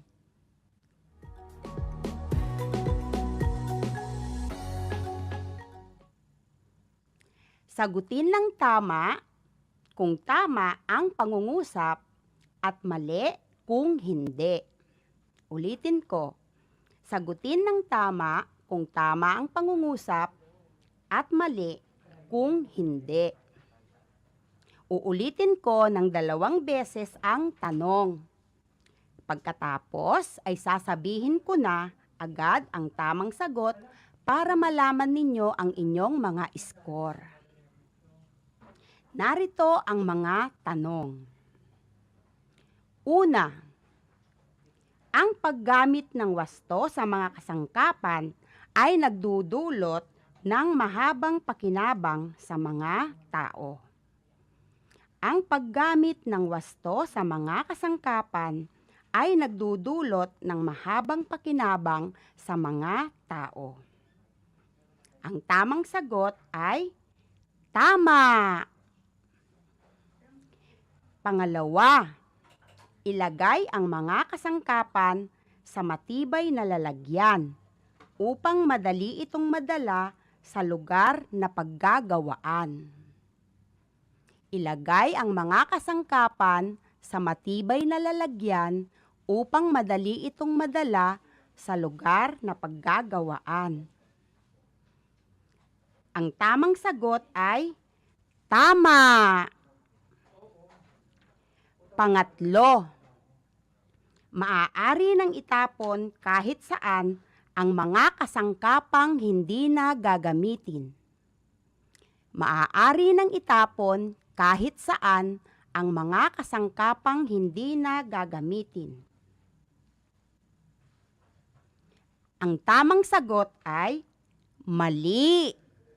Dahil ang mga kasangkapang hindi na ginagamit ay dapat ilagay sa tamang lugar. Pang-apat, balutin ng makapal na papel ang mga matatalim at matutulis na kasangkapan upang malayo sa disgrasya. Balutin ng makapal na papel ang mga matatalim at matutulis na kasangkapan upang malayo sa disgrasya. Ang tamang sagot ay tama! Panglima, iwasang mabasa ang mga kasangkapan. Patuyuin at lagyan ng langis upang hindi ito kalawangin. Iwasang mabasa ang mga kasangkapan. Patuyuin at lagyan ng langis upang hindi ito kalawangin. Ang tamang sagot ay tama! Nakuha niyo ba lahat, mga bata? Magaling! Binabati ko kayong lahat.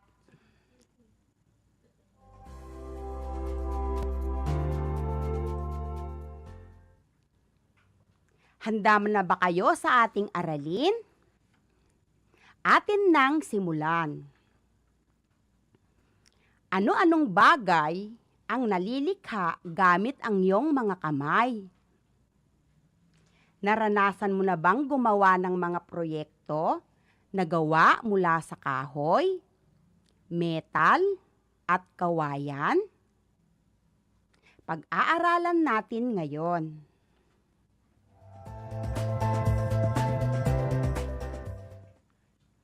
Ano-anong punong kahoy ang nakikita mo sa inyong kapaligiran?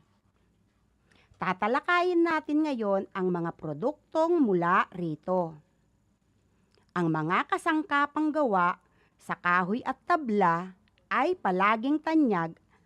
Ang mga materyales na ito ay matitibay at talagang tumatagal sa mahabang panahon. Maraming produkto ang maaaring gawin sa kahoy ng nara, mulabe, kamagong, jimilina, at iba pang punong kahoy.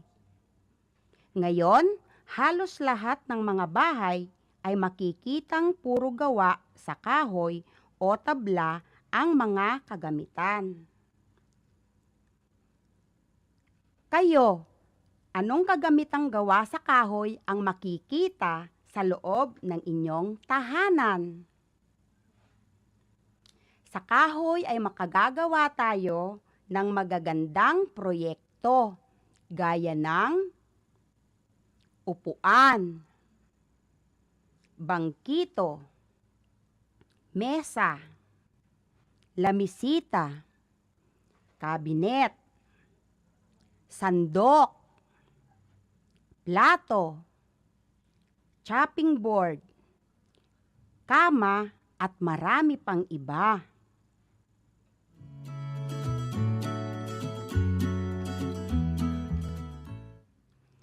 Pag-usapan naman natin ang kawayan. Ito ay pinakamatayog na damo o tallest grass. Maraming uri ng kawayan at iba't iba ang gamit nito.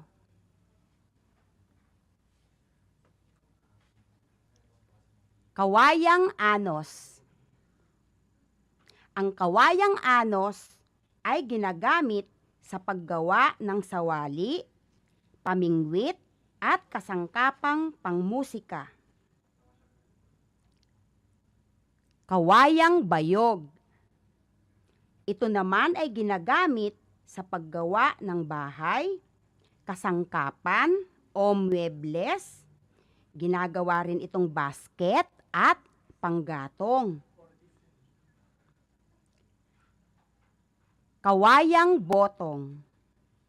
Ginagamit ito sa paggawa ng bahay, balsa, tubong tubig, pangingisda at papel.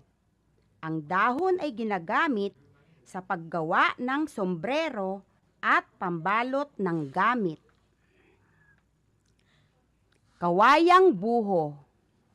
Ginagamit ito sa paggawa ng flute, handicrafts at pangdisenyo sa mga parke.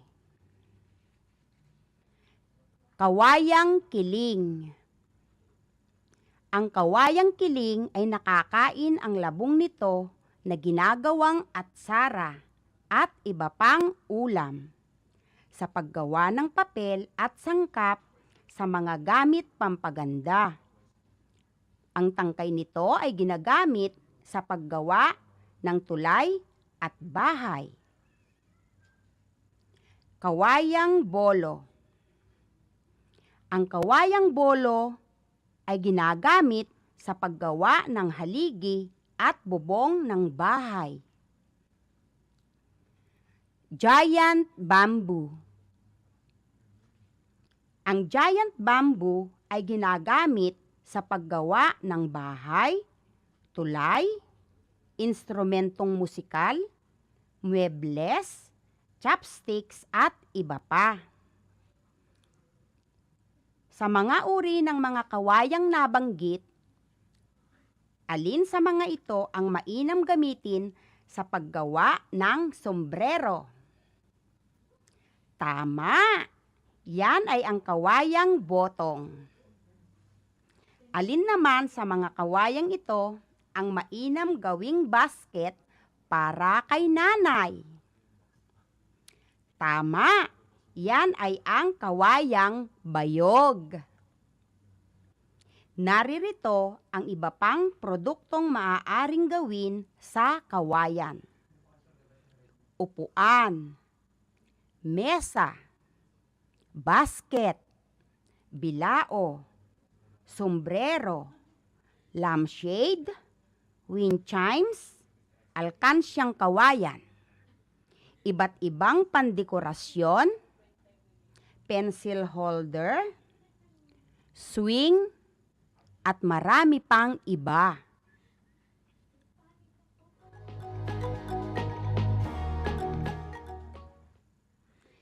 Nakapunta na ba kayo sa isang talyer? Ano ang karaniwang makikita rito? Tama kayo mga bata. Mga metal o bakal na ginagamit sa paggawa ng iba't ibang mga proyekto. Sa panahon ngayon, maraming mga kalat-kalat na patapong metal ang makikita sa pamayanan. Ang mga kagamitang ito ay kadalasan ding nating ginagamit sa ating pang-araw-araw na buhay. Naririto ang mga produktong gawa sa metal. Mga kasirola, kutsilyo, almires, mga kagamitang pambanyo, kubyertos, curtain rods. Ang lata na kabilang sa gawang metal ay marami ring kapakinabangang produktong dulot. Naririto ang maaaring gawin, gaya ng laroang aso, candle holder, laroang tren, mesa at upuan. Ang may kaalaman at kasanayan sa gawaing metal ay maaaring pakinabangan at pagkakitaan.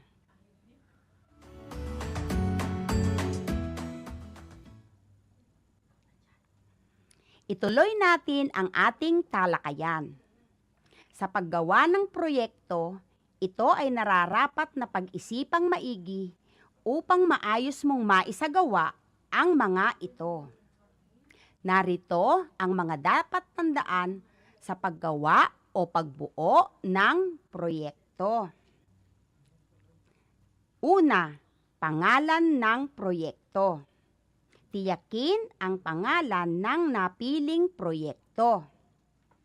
Pangalawa, disenyo ng proyekto. Ang paggawa ng disenyo ay bahagi ng pagpaplano. Mahalaga na mailarawan ang kabuuang anyo nito. Inilalagay rin ang tiyak na sukat, mga materyales at detalyeng kailangan sa paggawa ng proyekto na magsisilbing batayan habang binubuo ito. Pangatlo, materyales. Ang mga gagamitin sa proyekto ay dapat itala batay sa disenyo ng proyekto. Lalong mabuti kung ito ay katutubong materyales na matatagpuan sa pamayanan. Ang talaan ng mga materyales ay magbibigay ng tiyak na halagang gugugulin sa paggawa ng proyekto. Pang-apat, kagamitan. Ang mga kailangang kagamitan tulad ng plies, martilyo, lagari, katam, at iba pa ay ihanda kaagad upang hindi maantala sa pagsasagawa ng proyekto. Panglima, mga hakbang sa pagbuo ng proyekto. Sunod-sunod na hakbang sa paggawa ng proyekto. Narito ang isang mungkahing proyekto. Mga bata, maaari kayong magpatulong sa inyong magulang. Ito ay ang paggawa ng patungan ng aklat. Ang mga materyales na kakailanganin ay isang plywood. Maaari din kayong gumamit ng palotsina o iba pang uri ng kahoy. Gagamit din kayo ng 12 piraso ng angle bar, kalahating kilo ng pako, isang bote ng wood glue, 2 piraso ng papel de liha, 2 piraso ng 1-inch molding, at isang bote ng barnis. Paraan ng paggawa. Una, ihanda ang mga kasangkapan at materyales na gagamitin. Pangalawa, sukatin ang materyales na gagamitin ayon sa iyong plano. Pangatlo, putulin ang mga bahagi. Sundin ang tamang sukat. Pang-apat, gumamit ng katam sa paglilinis sa magagaspang na bahagi nito. Panglima, lagyan ito ng stickwell glue. Pang-anim, isa-isahing ipako ang mga bahagi ng patungan. Pang-pito, isaalang-alang ang tamang paraan sa pagbubuo ng proyekto. Pang-walo, lagyan ng tig-4 na angle bar ang mga ilalim ng bawat isang patungan. At panghuli, pakinisin gamit ang liha bago pahiran ng barnis ang buong patungan.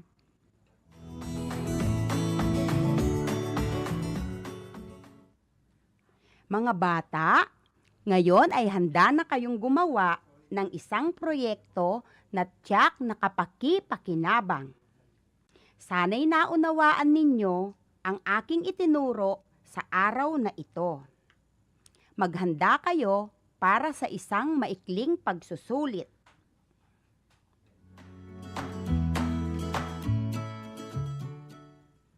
Narito ang direksyon. Isulat ang titik ng wastong sagot. Isulat ang titik ng wastong sagot. Una, ito ang magsisilbing gabay sa paggawa ng proyekto upang matiyak na ito ay maayos at mahusay. Ito ang magsisilbing gabay sa paggawa ng proyekto upang matiyak na ito ay maayos at mahusay. A. Plano ng proyekto. B. Dami ng proyekto. C. Hugis ng proyekto. D. Materyales ng proyekto. A. Plano ng proyekto. B. Dami ng proyekto. C. Hugis ng proyekto. D. Materyales ng proyekto. Pangalawa, dito nakatala ang sunod-sunod na hakbang sa pagsasagawa ng proyekto. Dito nakatala ang sunod-sunod na hakbang sa pagsasagawa ng proyekto. A. Pangalan ng proyekto. B. Kagamitan sa proyekto. C. Disenyo ng proyekto. D. Hakbang sa pagbuo ng proyekto. A. Pangalan ng proyekto. B. Kagamitan sa proyekto. C. Disenyo ng proyekto. D. Hakbang sa pagbuo ng proyekto. Pangatlo, ang mga proyektong gawa rito tulad ng muebles, pintuan, kama at mesa ay totoong napakatanyag at talagang napapakinabangan sa mahabang panahon. Ang mga proyektong gawa rito tulad ng muebles, pintuan, kama at mesa ay totoong napakatanyag at talagang napapakinabangan sa mahabang panahon. A. Kahoy at tabla. B. Kawayan. C. Abaka. D. Himaymay. A. Kahoy at tabla. B. Kawayan. C. Abaka. D. Himaymay. Pang-apat, sa mga puok na sagana sa kawayan ay ito ang maaaring gawing hanap buhay. Sa mga puok na sagana sa kawayan ay ito ang maaaring gawing hanap buhay. A. Pagwiwelding. B. Paglalatero. C. Paghahabi. D. Pagkakarpintero. A. Pagwiwelding. B. Paglalatero. C. Paghahabi. D. Pagkakarpintero. Panglima, si Mang Jaime ay may kasanayan sa paggawa ng bintanang bakal. Si Mang Jaime ay may kasanayan sa paggawa ng bintanang bakal. Anong akmang trabaho ang maaari sa kanya? A. Pagkakarpintero. B. Pagwiwelding. C. Pagsasaka. D. Pananahi. Oras na para malaman ang inyong score. Narito ang tamang sagot. Sa una, ang tamang sagot ay titik A. Sa pangalawa, titik D. Sa pangatlo, titik A. Pang-apat, titik C. At panglima, titik B. Binabati ko kayong lahat. Mapalad ka kung ikaw ay nakakuha ng 5 puntos. Kung ikaw naman ay naka-score ng 4, mabuhay ka. Kung ang score mo ay 3 pababa, magsaya ka pa rin. Maraming salamat sa inyong pakikinig. Ako ang inyong teacher broadcaster, Ginang Daisy Duay de la Cruz, na nagsasabi, palaging tandaan, kaalaman, kabuhayan, kinabukasan, sa IPP matatagpuan.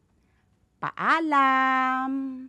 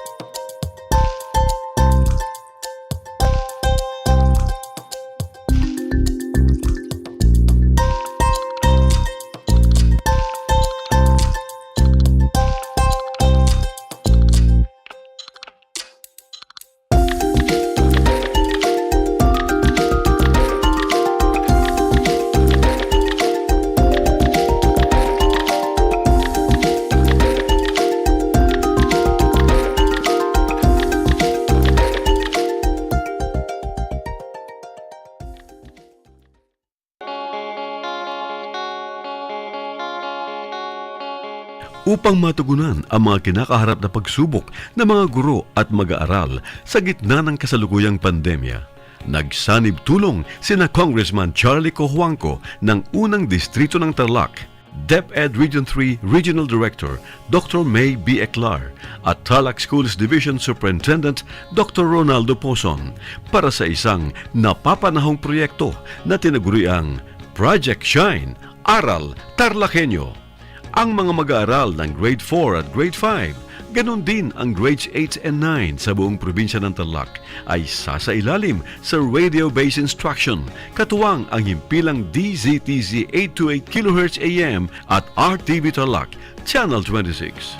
To our partners in DEPED, thank you po sa inyong entusiasmo in helping our province meet the gap between distance learning and quality of education for our children. Sa mga TV ninyo, pwede kayo manood ng DEPED sa Channel 26. This is first and only TV station in Tarlac owned by Radio Filipino Media Group na nagpartner kasama ng DEPED na gumawa ng Aral TarlakHenyo. Proyekto po ito ng DEPED Tarlac Province in partnership with DZTC Radio Filipino Tarlac and RTV Tarlac Channel 26.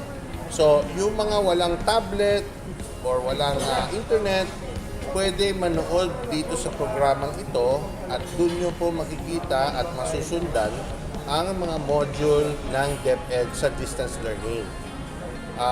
Yung iba pong nakatira, hindi sa Tarlac City, kailangan po mag-Facebook at i-punch in nyo RTV Tarlac Channel 26 on Facebook.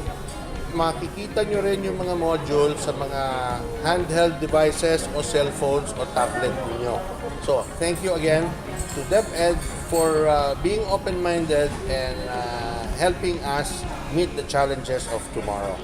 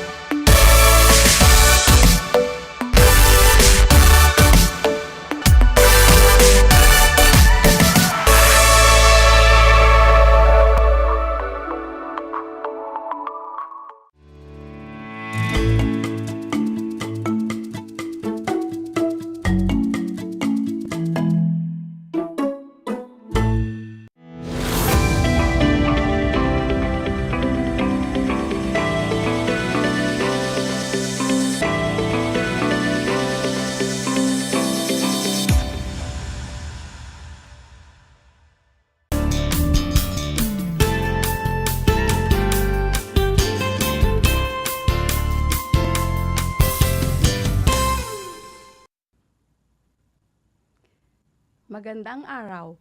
Sumasa inyo ang Aral TarlakHenyo mula sa RTV Tarlac Channel 26 at sa bayang naririnig sa DCTC 828 AM Radio Filipino Tarlac. Ako ang inyong teacher broadcaster para sa MAPE ikalimang baitang. Tiyakin na kayo ay nasa komportable at maayos na lugar habang nakikinig sa ating aralin. Ngayong araw na ito ay babalikan na muna natin ang inyong mga nakaraang leksyon noong unang markahan na rhythm. Mahalaga na mas maunawaan ninyong mabuti dahil magagamit nyo ito para maintindihan ang mga aralin sa ikatlo at ikaapat na baitang.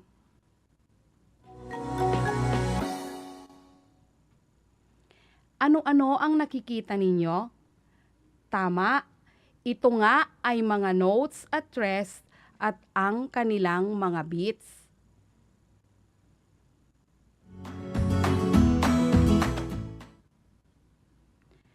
Mga bata, ano-ano na nga ulit ang mga uri ng notes? Tama, ang una ay ang whole note o buong nota na may 4 na beats o kumpas. Ilang beats meron ang whole note? Tama, ito ay may 4 na beats o kumpas. Ang pangalawang uri ng note ay half note o kalahating nota at ito ay may 2 beats o kumpas. Ang kasunod ay half note na may tuldok. Nakikita niyo ba ang tuldok sa tabi ng half note? Ang tawag natin dito ay dotted half note at ito ay may 3 kumpas.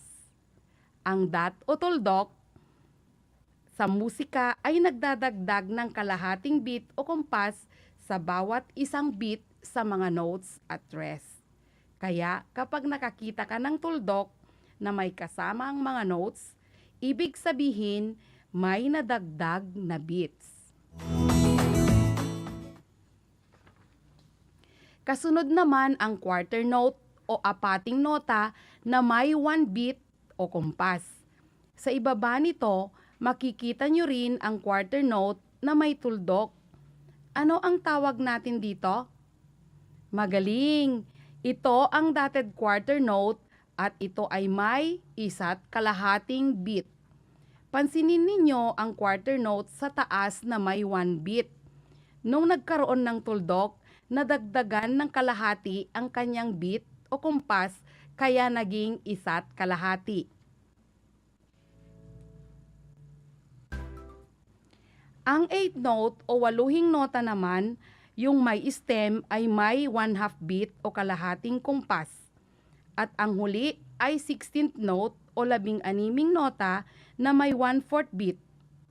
Nakakasunod ba kayo mga anak? Magaling! Mapapansin ninyo na ang mga notes ay may katapat na rest. Kung ilang kumpas ang tinatanggap ng mga notes, ganon ding beats o kumpas ang tinatanggap ng mga rest. Kilalanin natin ang mga uri ng rest na nakikita sa gitnang bahagi ng screen. Ang una ay whole rest. Yung parang baliktad na sombrero, nakikita nyo ba mga anak? Gaya ng whole note, ito rin ay may 4 na beats o kumpas. Half rest naman yung pangalawa na parang sombrero at ito ay tumatanggap ng 2 kumpas kagaya ng half note. Nakikita ulit natin ang half rest na may tuldok. Ano ang tawag natin dito? Very good! Ito ay ang dotted half rest at gaya ng dotted half note, ito ay may 3 beats o kumpas. Susunod naman ang quarter rest na may 1 beat o kumpas at ang quarter rest na may tuldok o dotted quarter rest na may 1 kalahating kumpas. Uulitin ko, ang tunog sa tabi ng rest ay nagdadagdag ng kalahating kumpas, kaya ito ngayon ay may 1 kalahating kumpas. Kasunod nito ay ang 8th rest na may kalahating kumpas at ang huli ay 16th rest na may 1/4 beat. Dapat matatandaan ninyo ang mga simbolong ito dahil lagi nyo silang makikita sa mga awitin na pag-aaralan natin sa mga susunod na aralin ngayong 3rd and 4th quarter. Okay mga anak? Para maintindihan ninyo ang beats o kumpas ng bawat notes, ipapalakpak o itatapik natin ito habang binibigkas ang mga rhythmic syllable. Pero bago ito, gusto kong umupo kayo ng tuwid at huwag sumandal sa upuan at i-relax lang ang mga sarili. Handa na ba kayo mga anak? Very good! Ang whole note na may 4 na beats ay ipapalakpak o itatapik natin at bibigkasin ang rhythmic syllable na ta, a, a. Ulitin nga ninyo. Ta, a, a. Ngayon, ipalakpak natin ng ganito. Ta, a.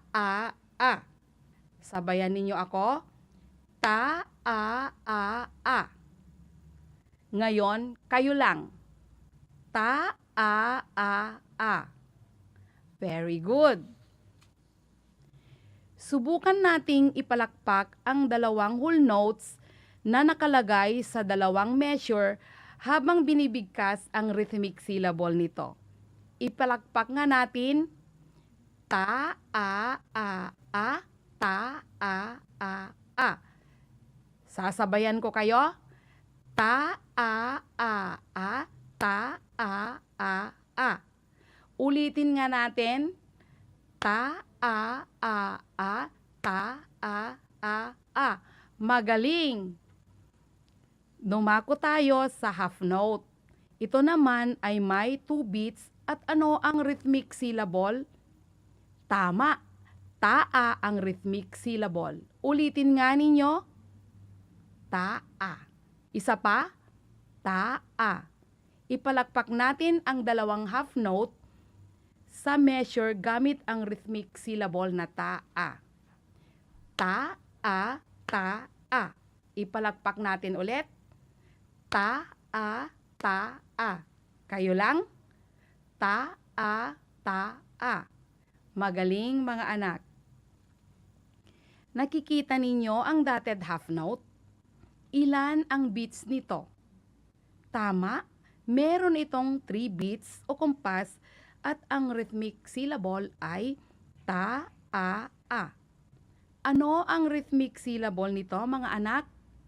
Tama, ta-a. Ipalakpak nga natin ang dotted half note. Ta-a. Ulitin natin. Ta-a. Kayo nga lang. Ta-a. Sabay tayong lahat. Ta-a.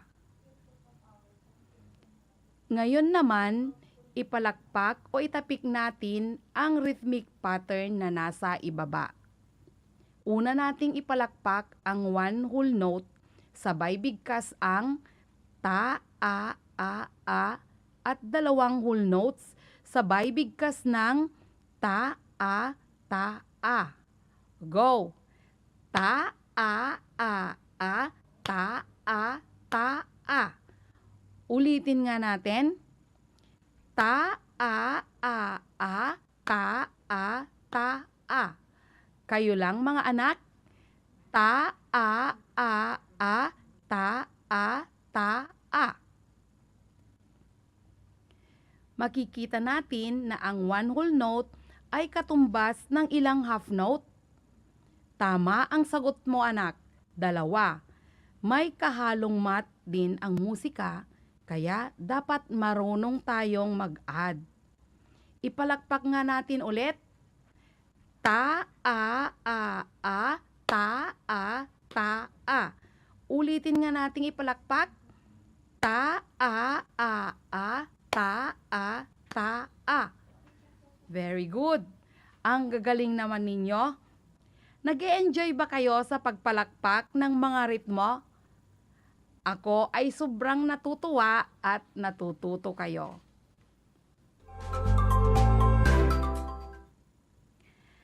Ang quarter note naman ay may 1 beat. Ano ang kanyang rhythmic syllable? Tama, ang rhythmic syllable niya ay ta. Makikita na naman natin ang dotted quarter note. Ilan nga ulit ang kumpas nito? Tama, ito ay may 1.5 beat o kumpas at ang rhythmic syllable niya ay tay. Mabilis lang ang ay dahil kalahati lang ang beat nito. Mamaya, ipapalakpak natin ang dotted quarter note kasama ng mga ibang notes. May nakikita kayong 4 na quarter notes sa measure na nasa screen? Ipalakpak nga natin. Ta. Ulitin natin. Ta. Kayo lang mga anak. Ta. Good job! Punta tayo sa susunod na rhythmic pattern. Nakikita nyo ba ang 2 half note at 4 na quarter note sa dalawang measures? Paano kaya natin ito ipapalakpak? Alam ko, kayang-kaya na ninyong ipalakpak ang mga rhythmic patterns. Ipalakpak nga natin, mga anak. Ta, a, ta, a, ta, ta, ta, ta. Sabayan nga ninyo ako. Ta, a, ta, a, ta, ta, ta, ta. Kayo nga lang ang pumalakpak. Go! Ta, a, ta, a, ta, ta, ta, ta. Ito namang rhythmic pattern na ito. Ano-anong notes ang nakikita ninyo? Itong kasunod. Tama. 1 dotted half note at 1 quarter note sa unang measure at 1 quarter note, 1 dotted quarter note, 1/8 note at 1 quarter note ulit. Nakikita ninyo, mga anak? Kayang-kaya na ba ninyong ipalakpak ito? Bigkasin muna natin ang kanilang mga rhythmic syllables. Ang dotted half note ay ta, a, kasunod ang 1 quarter note na ta. Bigkasin natin ang rhythmic syllable ng unang measure. Ta, a, ta. Ulitin ang unang measure. Ta, a, ta. Ipalakpak natin, mga anak. Ta, a, ta. Ulitin natin. Ta, a, ta. Ngayon, isunod natin ang katabi nitong measure. Ano-anong mga notes ang nakikita dito? Tama. 1 quarter note, 1 dotted quarter note, 1/8 note, at isa pang quarter note. Ano na nga ulit ang rhythmic syllable ng quarter note? Tama, ito ay ta. Ang dotted quarter note naman ay tay. Ang 8 note ay T. Bigkasin muna natin ang rhythmic syllable ng huling measure. Ta, tay, tita. Ulitin natin.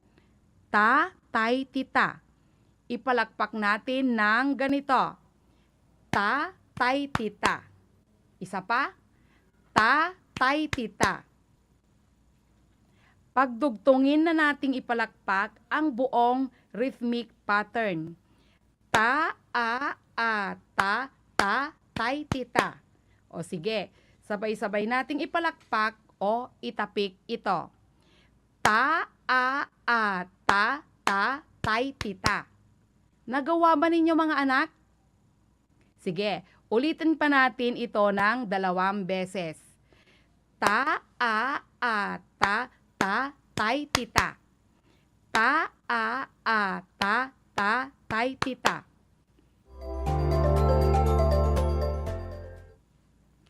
Naramdaman nyo ba ang mga beats ng mga dotted notes, mga anak?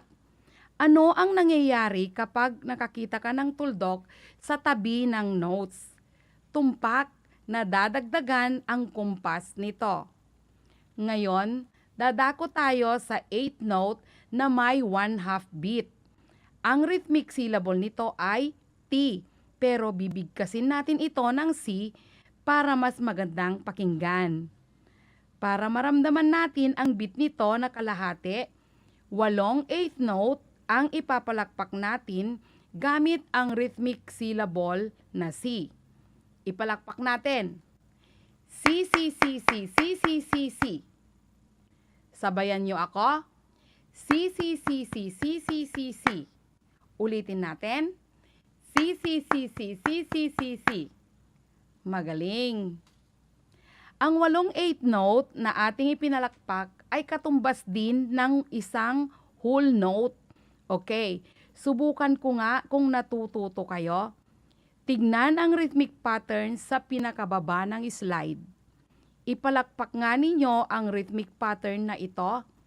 8 note at 4 na quarter note. Magaling. Sabayan ko kayo. Si, si, si, si, si, si, si, si, ta, ta, ta, ta. Kayo nga lang. Si, si, si, si, si, si, si, si, ta, ta, ta, ta. Ang gagaling. Dahil dyan, bibigyan ko kayo ng Aling Junisha clap.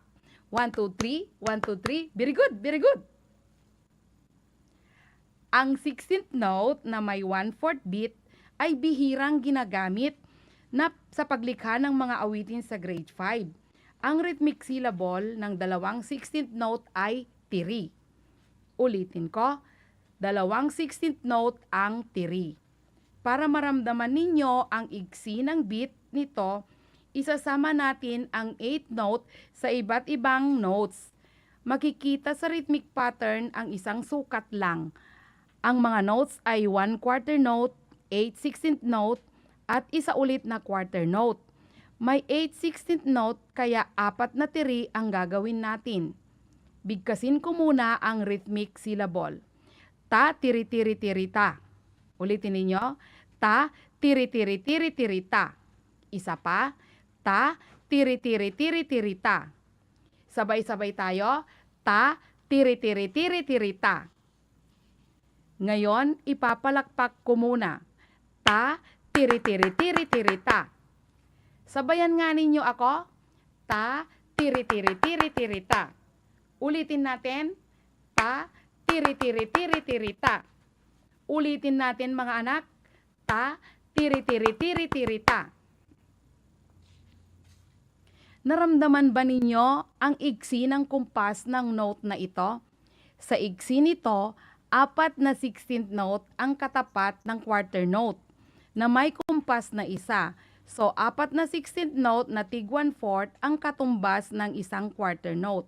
Nag-addition tayo ng fraction. Maniwanag ba mga anak? Ang mga notes ay may katumbas na rest na ginagamit para sa pahinga at hindi tuloy-tuloy ang pag-awit o pagtugtog. Ganon din ang beats na gagamitin gaya ng mga notes, kaya lang wala tayong maririnig na tunog kasi nga ito ay pahinga, kaya ibubuka natin ang ating mga kamay at walang maririnig na tunog. Ang whole rest na parang baliktad na sombrero ay may 4 na beats o kompas. Ang half rest na parang sombrero ay may 2 beats, samantalang ang dotted half rest ay may 3 kompas. Ang quarter rest naman ay may 1 beat. Ang dotted quarter rest ay may 1 kalahating beat. Ang 8th rest ay nagtataglay ng 1/2 beat at ang 16th rest ay may 1/4 beat. Subukan nga nating gawin ang ritmong ipapakita ko sa inyo, mga pinagsamang notes at rest sa 2/4 time signature. Ano ang ibig sabihin ng 2/4? Ang ibig sabihin nito ay may 2 kumpas sa bawat measure o sukat at ang quarter note ang tumatanggap ng 1 kumpas. Ang ating pambasang awit ay nasa 2/4 time signature. Ano ang nakikita nyo na rhythmic pattern? 1 half note, 1 half rest, 1 half note ulit at 1 half rest. Ipalakpak nga natin mga anak. Ta, a, rest, rest, ta, a, rest, rest. Ulitin natin. Ta, a, rest, rest, ta, a, rest, rest.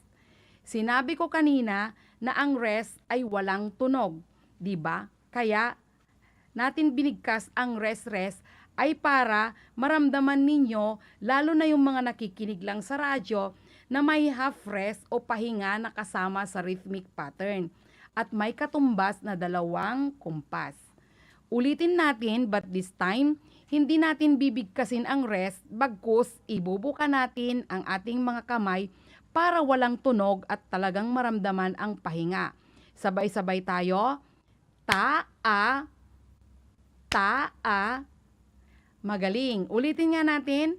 Ta, a, ta, a. Isa pa. Ta, a, ta, a, ta, a, ta, a. Wow! Excellent! Sino naman ang makakapalakpak ng rhythmic pattern na ito na nasa 3/4 time signature? Ano na nga ang ibig sabihin ng 3/4? magaling, may 3 kumpas sa bawat measure o sukat at ang quarter note pa rin ang tumatanggap ng 1 kumpas. Ang awiting Pilipinas Kong Mahal at Bahay Kubo ay ilan lang sa mga awiting nasa 3/4 time signature o palakumpasan. Nakikita ba ninyo ang simbolo sa itaas ng unang nota sa bawat sukat? Accent o diin ang tawag natin dito. Ibig sabihin, ipalakpak natin ng mas malakas at may diin ang mga unang nota. Anong simbolo sa math ang kahawig nito, mga anak? Tama, kahawig siya ng greater than. Sabay-sabay nating ipalakpak ang 2 beats, ang rhythmic pattern. Bigyan natin ng diin o accent ang mga unang nota sa bawat sukat. Sa unang pagpalakpak, bigkasin muna natin ang mga rest para sa mga nakikinig sa radyo at sa pangalawang pagpapalakpak, wala nang tunog ang mga rest o pahinga. Ready na kayo? Go! Ta, ta, rest, ta, ta, rest, ta, rest, ta, rest. Ta, ta, rest, ta, rest, ta, rest, ta, rest. 2 beses pa na walang tunog ang rest. Ta, ta, ta, ta, ta, ta, ta, ta, ta, ta. Wow, ang galing! Natutuwa ako at natututo kayo. Ngayon, gusto kong ipalakpak ninyo ang rhythmic pattern na ipapakita ko at sabihin kung ano ang time signature. Ano ang time signature o palakumpasan nito? Tumpak, ito ay nasa palakumpasang 4/4. May 4 na kumpas sa bawat measure o sukat at quarter note ang tumatanggap ng 1 kumpas. So, ang bawat measure ay may 4 na beats o kumpas. Sabay-sabay nating ipalakpak. Ta, ta, si, rest. Ta, rest, rest. Ta, ta, rest, rest. Isa pa. Ta, ta, si, rest. Ta, rest, rest. Ta, ta, rest, rest. Ngayon, ulitin natin at walang tunog ang mga rest. Ta, ta, si.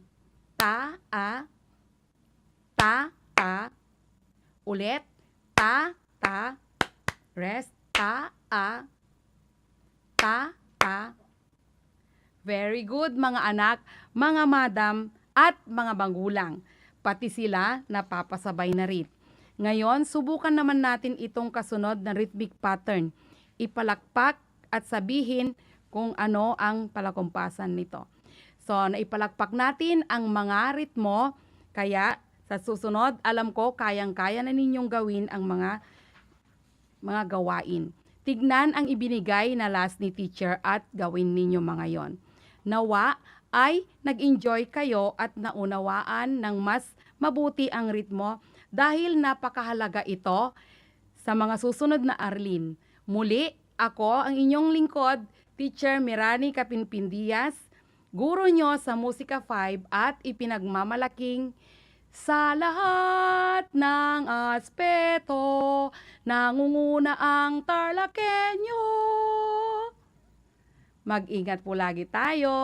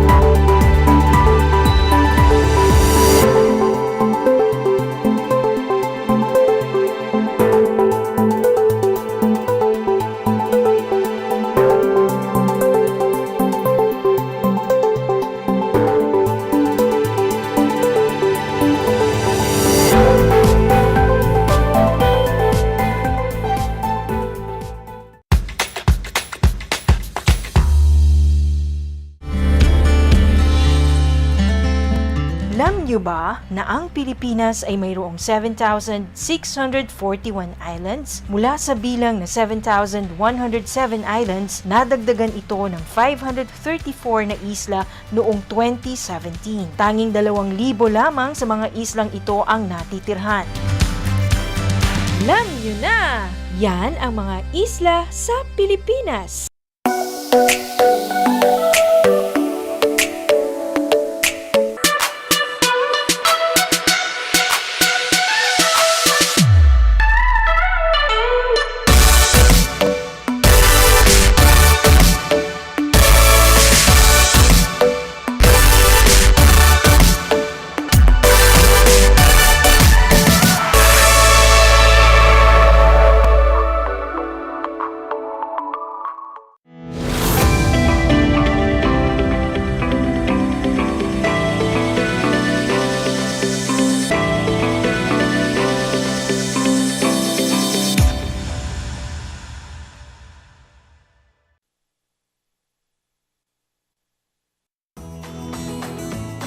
Thank God. Ito pa rin kami. Leng and Lynn, magandang tanghali po. Nag-lunch na ba kayo? Kami mamaya na ni Lynn. Busog pa. Kumain po kami ng singkamas. Ayan. At medyo full kami dun sa aming breakfast. So, pwede kami mamayang 1 o'clock. Yes. Yes. Oo nga pala. Lakas-lakas naman ng aking background music. Kumusta na? Yung ating mga teacher, broadcasters, mga students, ang dami pa rin nagpapa-shoutout. Thank you so much. Ano? At RTV Tarlac Channel 26, simulcast over DCTC, 828 Radyo Pilipino Tarlac, and of course, sa Facebook po at sa YouTube. Ayan. Magandang tanghali sa ating mga learners na naka-view pa rin sa ating Facebook page. Ayan, sila Yuan Miguel Thailand. Magandang tanghali sa inyo at kay Henson Salas at kay Miss Sherry Lou at Shuela Sapin. Magandang tanghali. Enjoy lang kayo. Ayan. Makinig mamaya.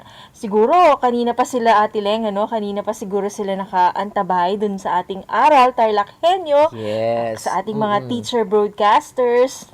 Tinutulungan ba kayo sa inyong mga, natuto ba kayo? Dapat natututo kayo sa ating mga teacher broadcasters na talaga naman pong pinagtsatsagaan yung ating mga estudyante sa panahong ito ng new normal in education. Oo, na-embrace na nila kasamang Lynn, ano? Opo. Yung ating Project Shine, radio, TV, broadcast instruction. Yes. So, bago natin i-shout out kasamang Lynn, eto muna.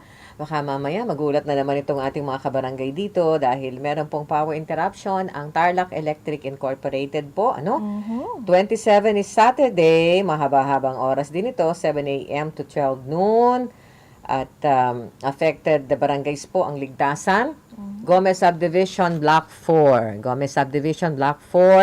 Lasatin Subdivision Block 5, portion of Block 2, portion of Block 3, tapos matatalaib po dyan sa portion of Sitio Silangan. Ayan, ang reason, relocation of 13.8 kV primary poles at 1 Duna Street, Barangay Santo Cristo. Okay. Dagdag ko lang, Lynn, ha? Opo. Meron pa tayo, medyo mahaba-haba ito.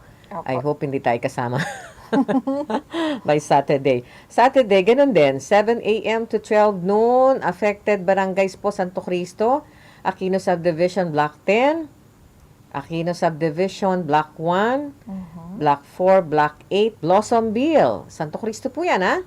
Aquino Subdivision Block 10, Block 1, Block 4, Block 8, Blossomville from 7-Eleven Santo Cristo to McDonald's. Tapos Metro Town Mall, portion of Block 3 and portion of Block 5. Okay? Lynn, meron ka ba dyan? Sa ano naman po ito? Naku, sa Nicolas. Kasama ba tayo, Ate Leng? Hindi, check mo lang. Nabasa ko kasi affected barangay. Hindi ko po na, iba Sige. yung tinitignan kong... So, tuloy ko lang din, sige po, Apo. Okay, March 27, Saturday, 7 a.m. to 12 po. Eto naman. Sa Nicolas, Uy, from Honda Guanzon. Wala tayong problema kasi Ayan. meron tayong Generator. Generator. Okay. Sa Nicolas from Honda Guanzon to Metro Town Mall. Uy, syempre, portion of Block 9. Nandyan tayo. Ayan. Portion of Panganiban Street, San Roque, Block 7A and 7B.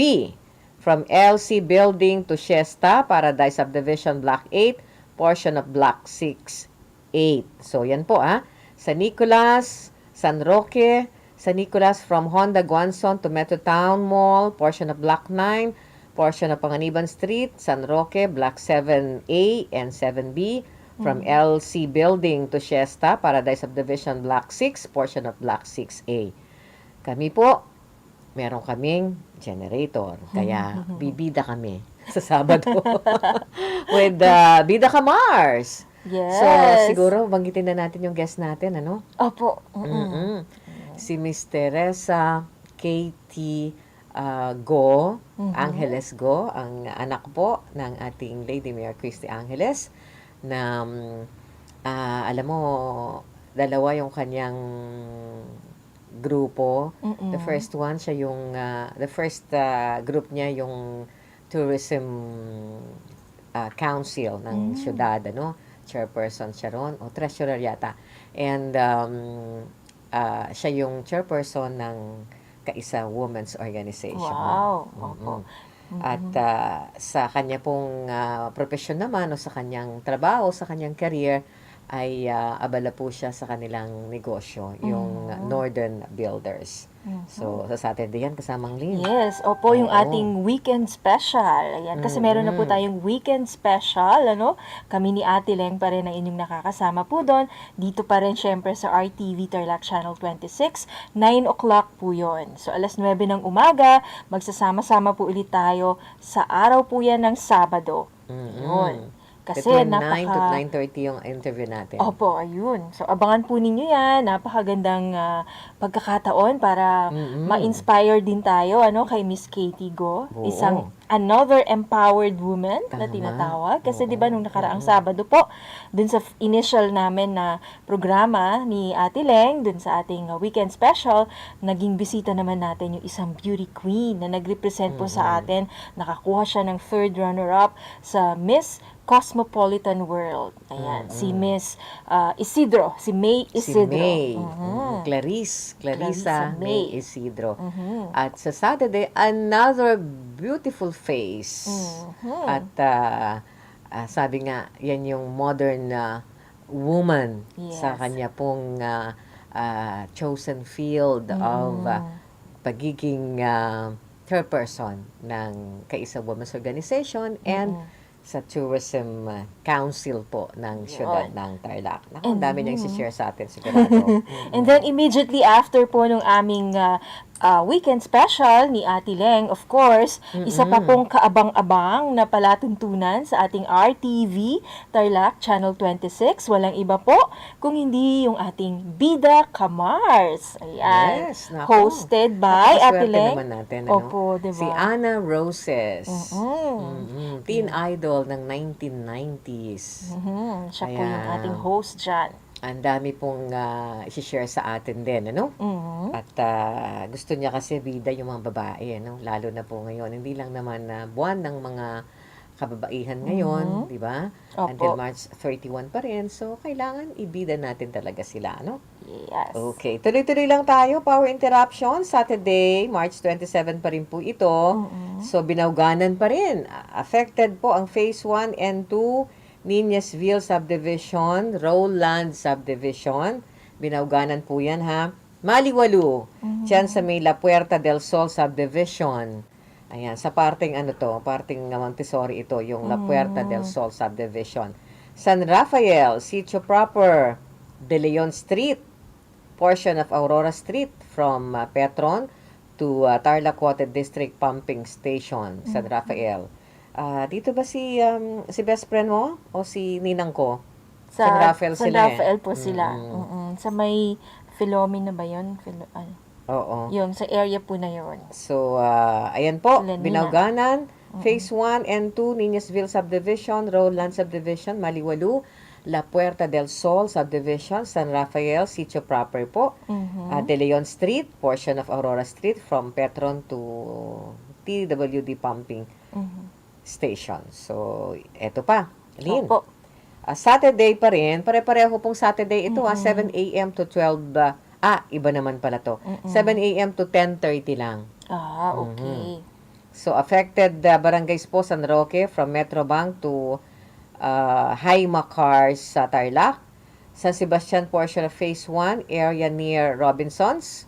Supermarket po. Then, San Sebastian Phase 2, San Sebastian Phase 3, San Vicente from 7-Eleven to KKK Gasoline Station, Bypass Road po. So, yan pa rin. Saturday pa rin yan. And another one, Saturday pa rin po. Ang dami yata, kasamang din. 7 a.m. to 10:30 pareho din po dun sa binanggit natin kanina, Barangay San Roque, San Sebastian, and San Vicente. This one naman, Ungot, Geta Subdivision, tsaka TSU Lucinda Campus po. Affected po yan, 7 a.m. to 10:30 a.m. Saturday. Ulitin ko lang, Ungot, Geta Subdivision, TSU Lucinda Campus. Okay. Yan. Meron pa pala. Kasama pa rin po dito ang 15 minutes lang. Swerte naman ninyo. 15 minutes lang. Binaugadan, sariling sikap, sitio LI. Ayan, tama ba yun? Medyo yata. Sitio proper, San Rafael, Santa Monica Heights, San Roque, portion of Block 9A, San Roque Relocation Site. So, yung affected po ng 15 minutes lamang naman, Meron pa rin. Kasamang din. 15 minutes pa rin. Sabado, 27. March 27.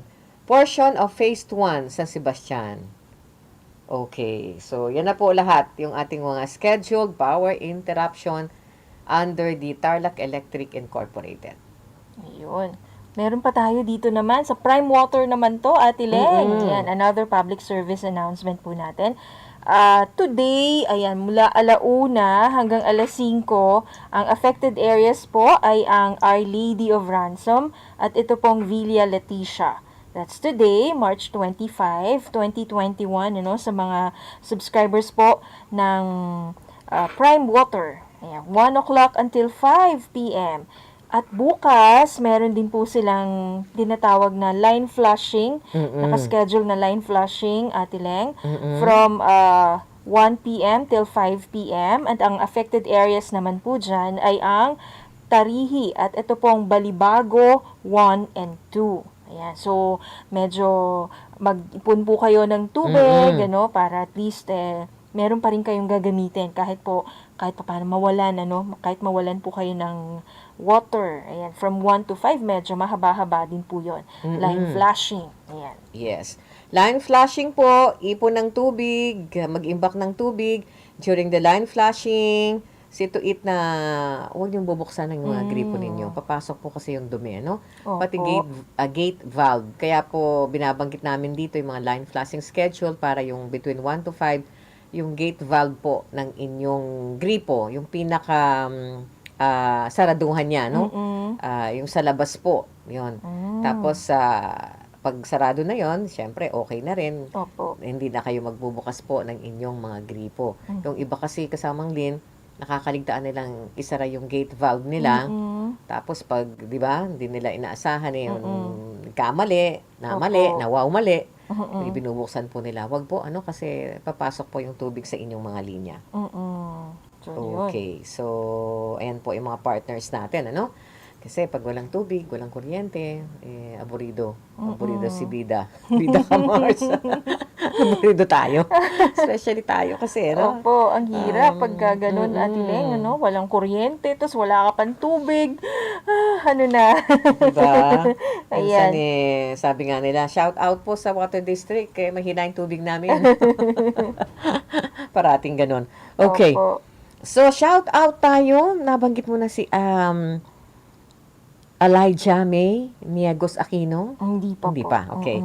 Watching from Anao High School. Kumusta kayo dyan sa bayan ng Anao? Bayan ng ilang-ilang Yun, town. ilang-ilang. Ang Oo. bango-bango niyan. Dami-daming mga naglalakihang puno ng ilang-ilang dyan sa bayan ng Anao. Si Juan Miguel, Thailand.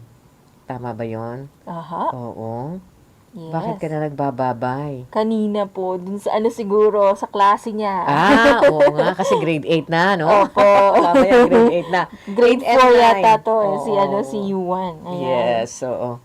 Hi naman kay Chenny Gutierrez, Kiel, ayan. Si Rhea May David, from Sapang High School, nare-remember ko si Rhea May David. Ayan. At anong grade daw ngayon? Mamaya 1 o'clock. Grade 8. 8 and 9 tayo ngayon. Juan Miguel, Thailand. So, salamat naman. So, Lynn, sige. Si Paula Onza, good afternoon daw. Si Paula Abigail Onza, ayan, nakaantabay na siya. Grade 8 STE watching from San Clemente Central Integrated School. Good afternoon sa iyo, Paula. Hello din kay Twin Zenry Estares Javier. Siya yung nagtatanong kung anong grade nga daw po. Pag morning tayo, grade 4 and 5. And then pag hapon, mula 1:00 hanggang 5:30 ng hapon, mga junior high school na yan. Yan po yung grade 8 and 9. Ayan. At least interested sila, no, na malaman. Thank you sa inyo, diba? Opo. Oo, Ayan. nagtatanong din sila. Tanong-tanong lang. Hello yung din, Ate. nakakahenyong tanong, okay lang din Yes. yan, yung mga tanong na yan. Tama. At Ileng, hello din daw kay Angel Valin Duque Santos. Siya po ay grade 8 STE from San Clemente Integrated School. San Clemente Central Integrated School. Magkaklase siguro sila ni Paula. Parehas silang STE. Grade 8 STE from the same school. So, good afternoon sa lahat po ng mga nanunood ngayon sa ating Facebook page, yan, sa ating Facebook Live, dyan po sa may San Clemente. Magandang tanghali sa inyo. Sana nag-enjoy kayo sa inyong lunch. At hello din sa mga nanunood din po dyan sa may Moncada. Marami rin tayong mga learners dyan. Yes. Opo, na lagi talaga silang nakatutok, kung hindi sa TV, dito pa sa RTV Tarlac Channel 26. Meron naman tayong radyo. Ayan, kung wala kayong TV, wala kayong radyo, meron tayong Facebook Live. Yes, Ayan. oo. So, good afternoon sa inyong lahat. Dyan po sa may Moncada, yung mga masisipag nating mga estudyante dyan. Tsaka dyan po sa may Paniki. Yan, lagi rin nating mga suki din natin yan, Ate Leng. And also from Pitong Concepcion. Bayog. Uy, si Pitong Bayog, nakalimutan na natin si Mayantok. Pitong Bayog. Oo nga po, yung mga taga Mayantok. Ang sarap pumasyal dyan, Ate Leng. Sana Oo, medyo wala na tayong wala na tayong masyadong COVID sana. pollution, bulubunduking lugar. Oo, ang sarap lang. Yung mga water parks dyan sa Opo. Mayantok. Nako, kung papasyal kayo this Holy Week Uy, naku, wag huwag naman. muna siguro, Saka na lang. Tayo. Saka na muna. Pahinga. Kasi may 28 cases tayo kahapon, Ate Leng. Oo. At ang dami pa rin dito po sa Tarlac City. Silipin natin mamaya kung ilan na yung kaso natin today. Oo nga po. Kahapon, as of yesterday, base po sa datos ng Department of Health, may 28 cases tayo sa buong lalawigan po ng Tarlac. And most of these cases, base po dun sa pagbasa natin kanina, talaga naman po halos dito pa rin sa Tarlac City. Kasi nga siguro, dahil dun sa case nga nung isang call center company, Ate Leng, So, yung iba kasi parang ngayon pa lang siguro natitest or lumalabas yung kanilang mga test results. Kaya ingat-ingat pa rin tayo, lalo na yung mga estudyante na nanunood sa atin ngayon, Huwag muna kayong lakwatsa ng lakwatsa. Diyan lang kayo sa inyong mga bahay-bahay. Tulungan niyo yung mga nanay niyo, maghugas ng plato, magwalis. Nagsawa na raw sila, Lina. Hindi, joke lang. Maglabas. Kailangan naman, matuto kayong, di ba, gawaing bahay. Oo. I-balance natin. May oras sa inyong lessons Yes. dito sa Aral TarlakHenyo. May oras naman para tumulong kay nanay. Yes, tama, 'di ba? 'Di ba Dana Toledo? Ayan si Dana, naghugas ka ba ng plato, Dana? Ng iyong kinainan, si Dana from San Clemente Central Integrated School. Siya po ay grade 8 din at itong si Jasmine Cavida from naman din. Oh, wow, ibang section naman ito, pero grade 8 din po si Jasmine Cavida. Magandang hapon sa inyong lahat. Magandang tanghali, Maya Paugtu, enjoying your lunch. Basta, ingat-ingat lang. Ate Leng? Si Twin Senry, anong oras po sa morning? I have grade 5 student po. Salamat po para po maantabayanan namin bukas. Wow. Mother, ito, si Twin Zenry Estares Xavier. Grade 4 and 5 po, morning siya. 8:30 to 12:30 po. Yun. Tapos kami yung sisingit. Breaker kami. Mga paningit. Mga paningit po kami. Si Ate Leng at saka si Ate Ling. Yes. Lin, sa double L po. So, bukas ma'am ha, 8:30 to 12:30 po. Yun. Ayan. Meron daw siyang grade 5 kasi, Okay. Tamang-tama po, Yan. Yeah. Thank you po for asking, ha? Yan ang napakahalaga po para sa ating mga nakasubaybay dito sa ating RTV Tarlac Channel 26 FB page. Sa YouTube po, kung gusto nyong medyo meron kayong mga internet dyan, okay lang, Sa TV po ninyo, kung may mga antena po kayo, may TV Plus po kayo, mapapanood nyo po kami. Tapos, sa bayan po yan, dyan sa ating DCTC 828 AM station, Radyo Pilipino, Tarlac. Okay. So, yan po yung ating mga estudyante. Hello po, watching from Kamiling, Tarlac, Telbang. James Edison, salamat. Kumusta na kayo dyan? Good afternoon. Si Feliz Lozano, Ate Leng, from MSCES. Ayan, magandang tanghali din sa'yo, Feliz. Hi din kay Allen Gale, Niegos Aquino. Magandang tanghali sa inyo. Yes? Mabagal talaga yung aking cellphone, no? Hanggang James Edison pa lang ako, may dalawa ka nang nabati. Singit lang natin to, Ate Leng. Ay, sige. Update muna tayo from different towns. Yes. Dito sa ating lalawigan. Sige, Len. Opo. Ito po sa to, Ate Leng, sa may Santa Ignacia. No? Hello po sa mga nanonood ngayon sa Facebook Live natin, sa TV dyan po sa may Santa Ignacia. Ito pong Department of Trade and Industry or DTI, Ate Leng, ay namigay nung mga tinatawag na livelihood kits. Ayan. So, inilunsad po kamakailan. Meron kasi pong negosyo sa barangay program or NSB program. Ito pong Department of Trade and Industry or DTI. At sa iba-ibang bayan yan. Namimigay po sila ng mga livelihood kits para dun sa mga micro entrepreneurs natin. Yung medyo naapektuhan po ng pandemic. So, recently, namigay po sila dyan sa may Santa Ignacia upang suportahan po yung micro, small, and medium enterprises or yung MSMEs na tinatawag. Sa pitong beneficiaries po yan sa may Barangay Vargas. Ito, mga baked products and delicacies naman. Siguro yung nagbukas ng mga bake shop ito during the pandemic. Tapos, medyo nagsara, ganun. So, hindi pa sila nakakabangon sa ngayon. So, binigyan po sila ng iba-ibang livelihood kits ulit para makapagsimula po sila ulit.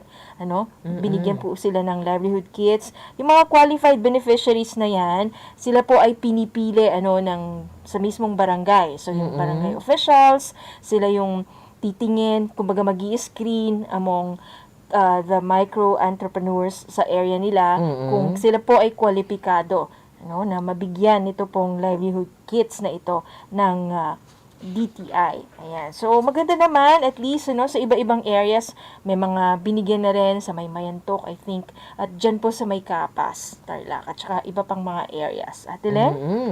Okay. So, yan sa may Santa Ignacia naman, kasamang Lynn. This time naman, sa Bayang Herona po, Herona Tarlac, kay Nakinabang po.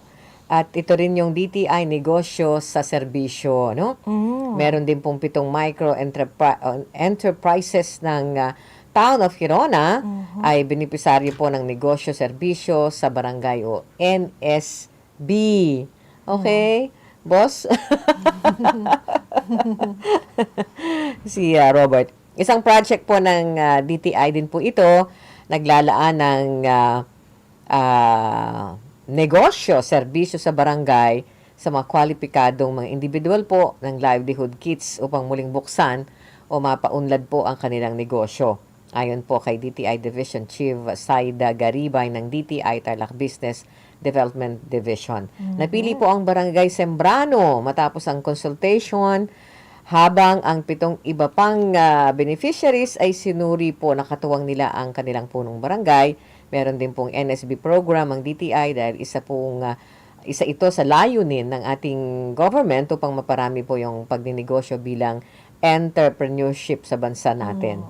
So, wow, di ba? Malaking tulong din yan kasama Yes, opo. And, shout out kami uli bukas, ha? Meron pa kaming na-miss, pero kahit hindi namin nabasa, thank you so much. So, Lynn? Opo, maraming salamat sa inyong pag-antabay. Bukas po ulit ha, magsasama-sama po tayo. Mula 7:30 pa lang, dapat nakatune in na po kayo dito sa ating RTV Tarlac Channel 26. Thank you very much po sa laging nanonood sa atin sa Facebook at sa TV at nakikinig sa ating DZTC. Hanggang sa muli po, ingat po lagi tayo. God bless everyone. Ito po ang inyong lingkod, si Lynn Gabilan po. Leng Lopez Chamson po, Aral TarlakHenyo na.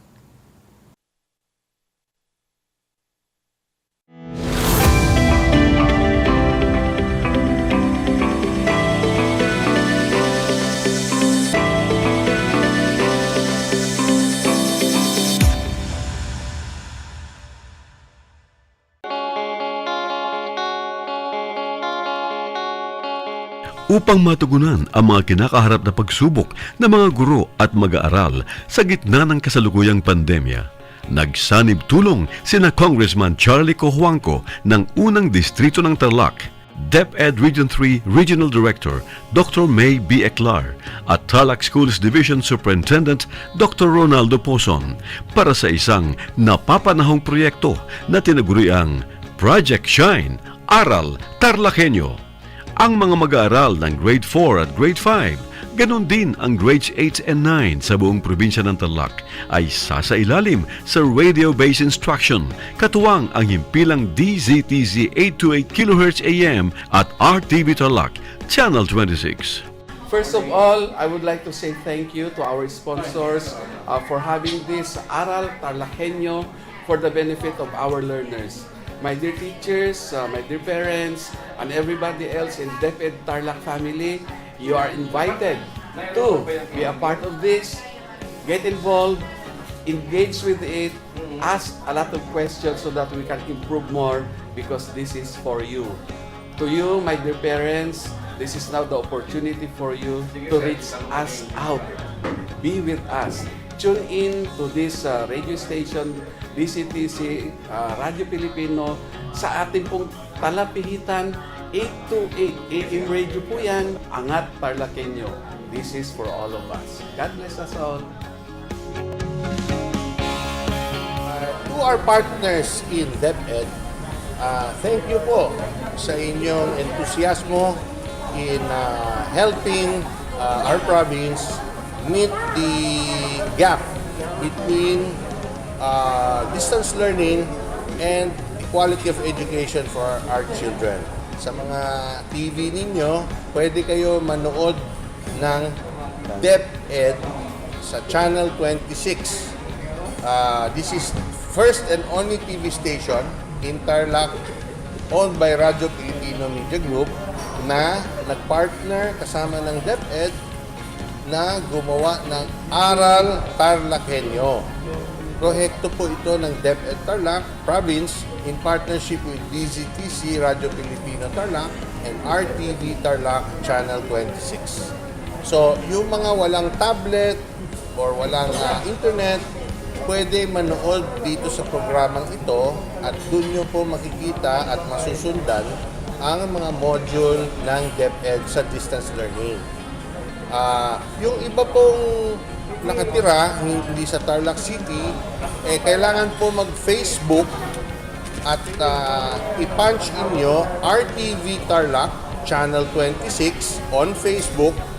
Makikita nyo rin yung mga module sa mga handheld devices o cellphones o tablet niyo. So, thank you again to DEPED for being open-minded and helping us meet the challenges of tomorrow.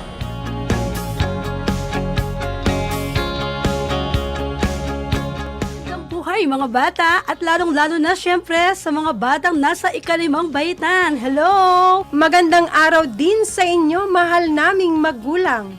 Ito ang Aral TarlakHenyo ng SDO Tarlac Province dito sa RTV Tarlac, Channel 26. At DZTC, Radio Pilipino, Tarlac. Ako si Diana Vivacun, ang inyong teacher broadcaster para sa Homeroom Guidance Grade 9 na sasamahan ka At gagabayan kayo sa Most Essential Learning Competency na pagbibigay alam sa kinauukulan. Good morning and happy learning, grade 4. Welcome to Aral TarlakHenyo here on RTV Tarlac, Channel 26. Simulcast over DZTZ 828, Radio Filipino Tarlac. I am Teacher Mercy Pacheco Bognot. This is Alistair Aidatu. I am Marie Josephine B. Andrade. I am Teacher Princess Marie M. Dueñas, and I will be your teacher broadcaster for today.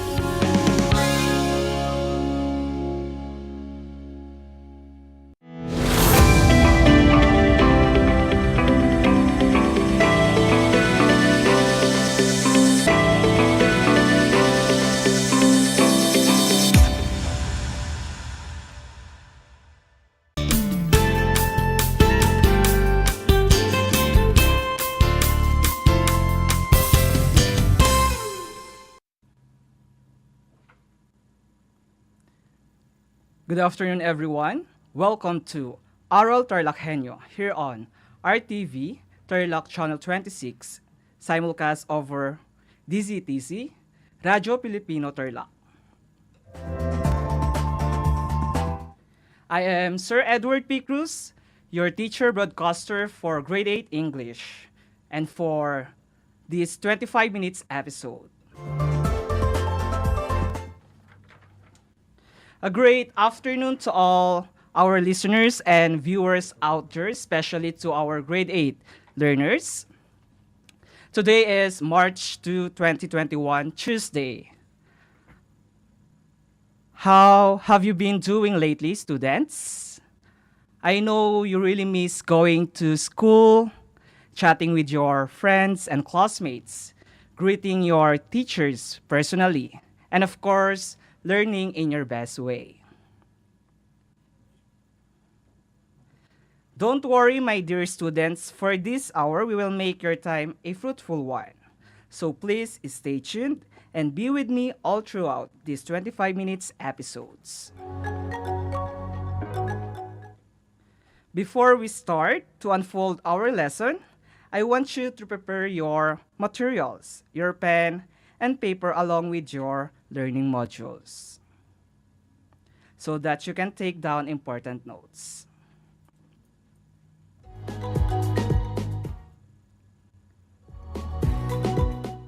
To begin with, try to accomplish this initial activity that I am about to give. Don't worry, students. This is just a guessing activity. If you get the right answer, very good. If not, it's still very good. Why? Because this activity's purpose is just to help you link to the concepts and give ideas that you need to understand to our discussion later on. Are you ready? Okay, let's do this. For activities directions, choose the biases that match the subject. To our listeners, write your answer in your answer sheet, and to our viewers via Facebook, you can comment your answer in our chat box.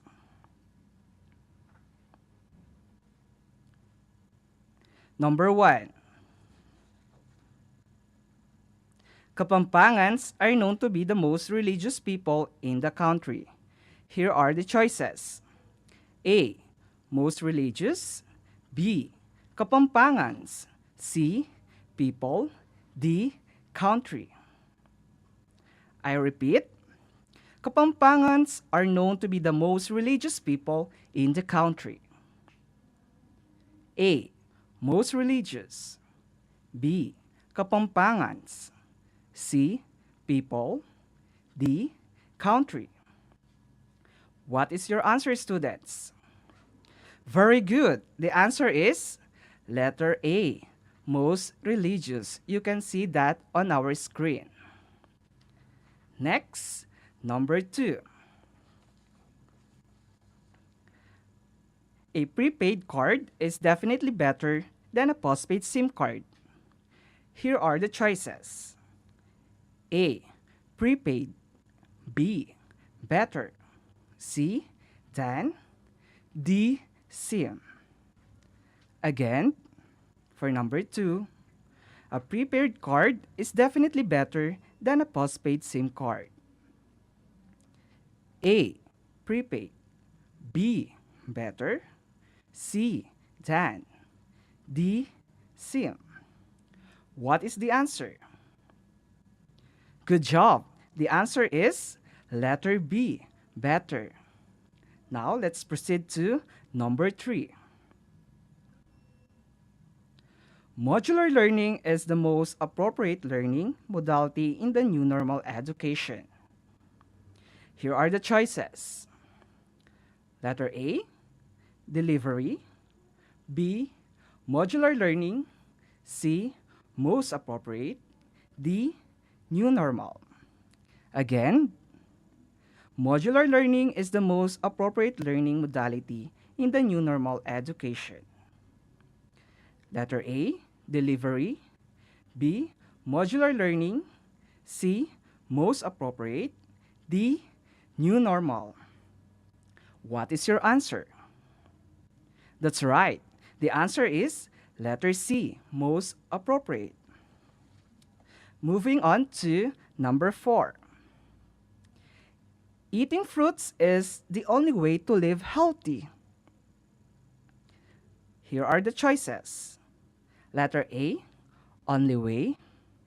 B, fruits. C, healthy. D, eating. Again, eating fruits is the only way to live healthy. Letter A, only way. B, fruits. C, healthy. D, eating. What is the answer? The answer is letter A, only way. That's great. And now, the last but not the least, number 5. Online teaching is more effective than face-to-face teaching. Here are the choices. Letter A, face-to-face. Letter B, teaching. Letter C, online teaching. Letter D, more effective. I repeat, online teaching is more effective than face-to-face teaching. Letter A, face-to-face. Letter B, teaching. C, online teaching. D, more effective.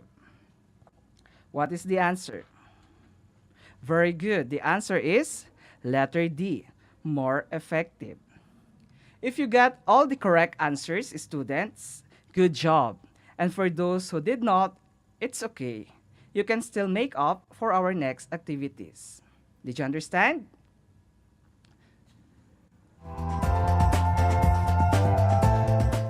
Now, what have you noticed on your initial activity? Aren't the correct answers showing biases to the subject of statement? They are actually what we call the author's biases. So our lesson for this hour is all about examining biases for or against made by the author.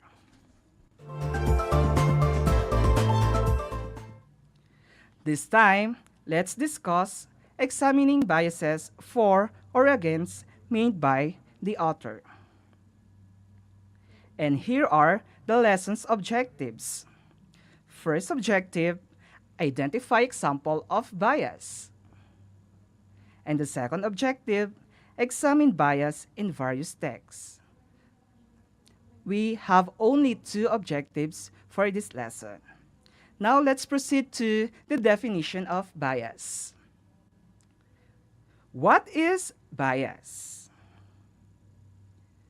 Bias in writing can be defined as a prejudice against something an author is writing about. What does prejudice mean? It is a preconceived opinion that is not based on reason or actual experience. Next, favoritism for something an author is writing about. What does it mean? An author gives unfair, preferential treatment to a person or something at the expense of another. Next, an author's feelings or emotions cloud his or her objectivity with regards to something he or she is writing about. This will fall to an emotional bias. An emotional bias is a distortion in cognition and decision making due to emotional factors. And last, an important skill of critical reading is the ability to detect an author's bias. The reason for this is to avoid invalidation of an author's claim.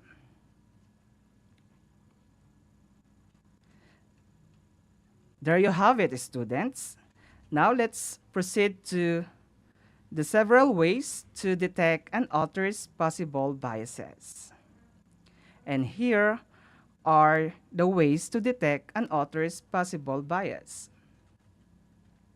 Number 1, the author uses inflammatory language in the most extreme cases, racial epithets, slurs, etc.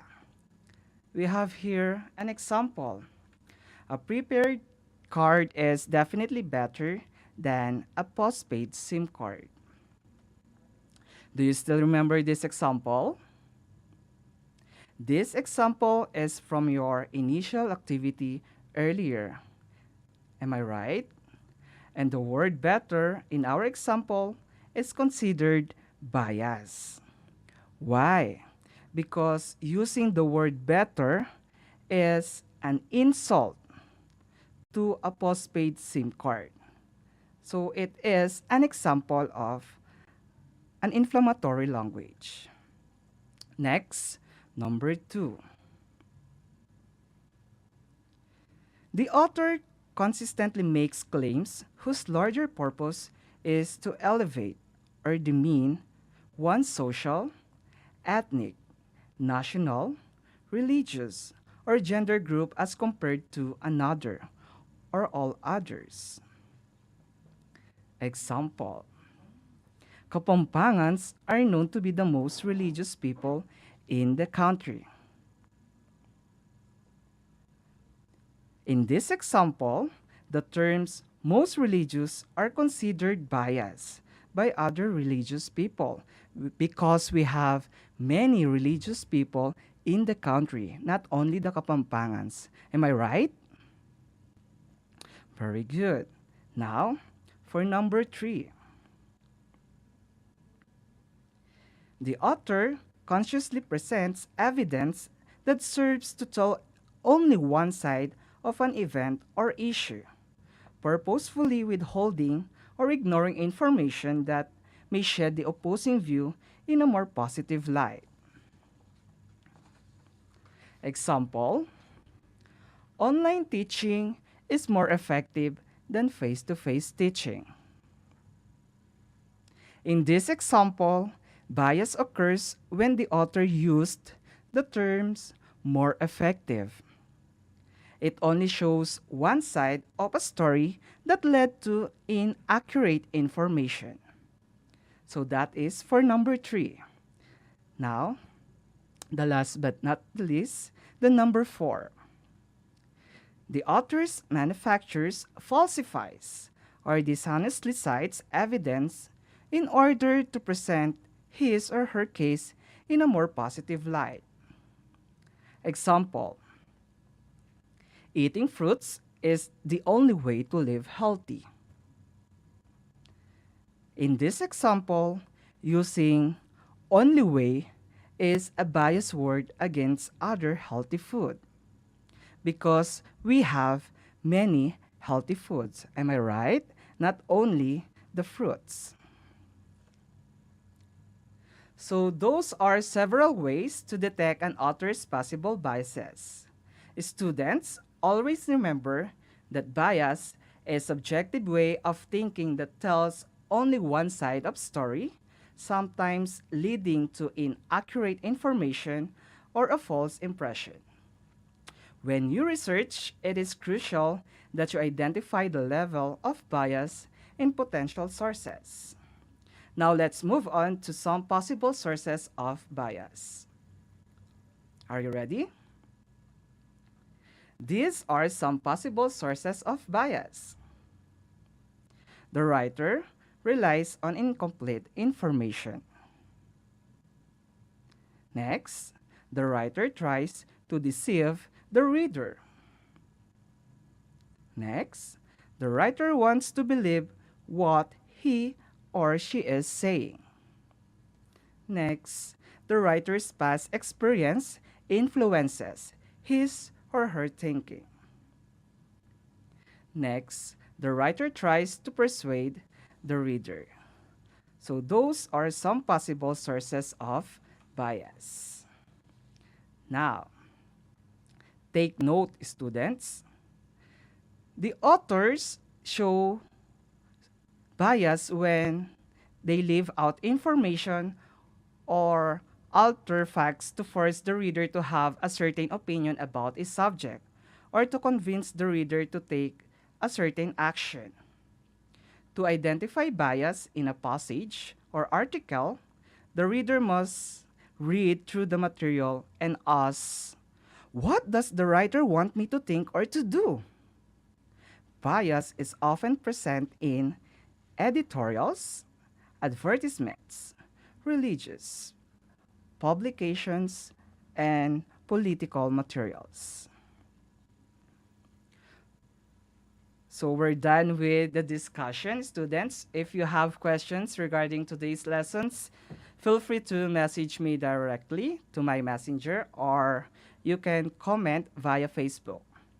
I am more than happy to answer your questions and concerns. Now, is everything clear? Can you now examine biases made by the author?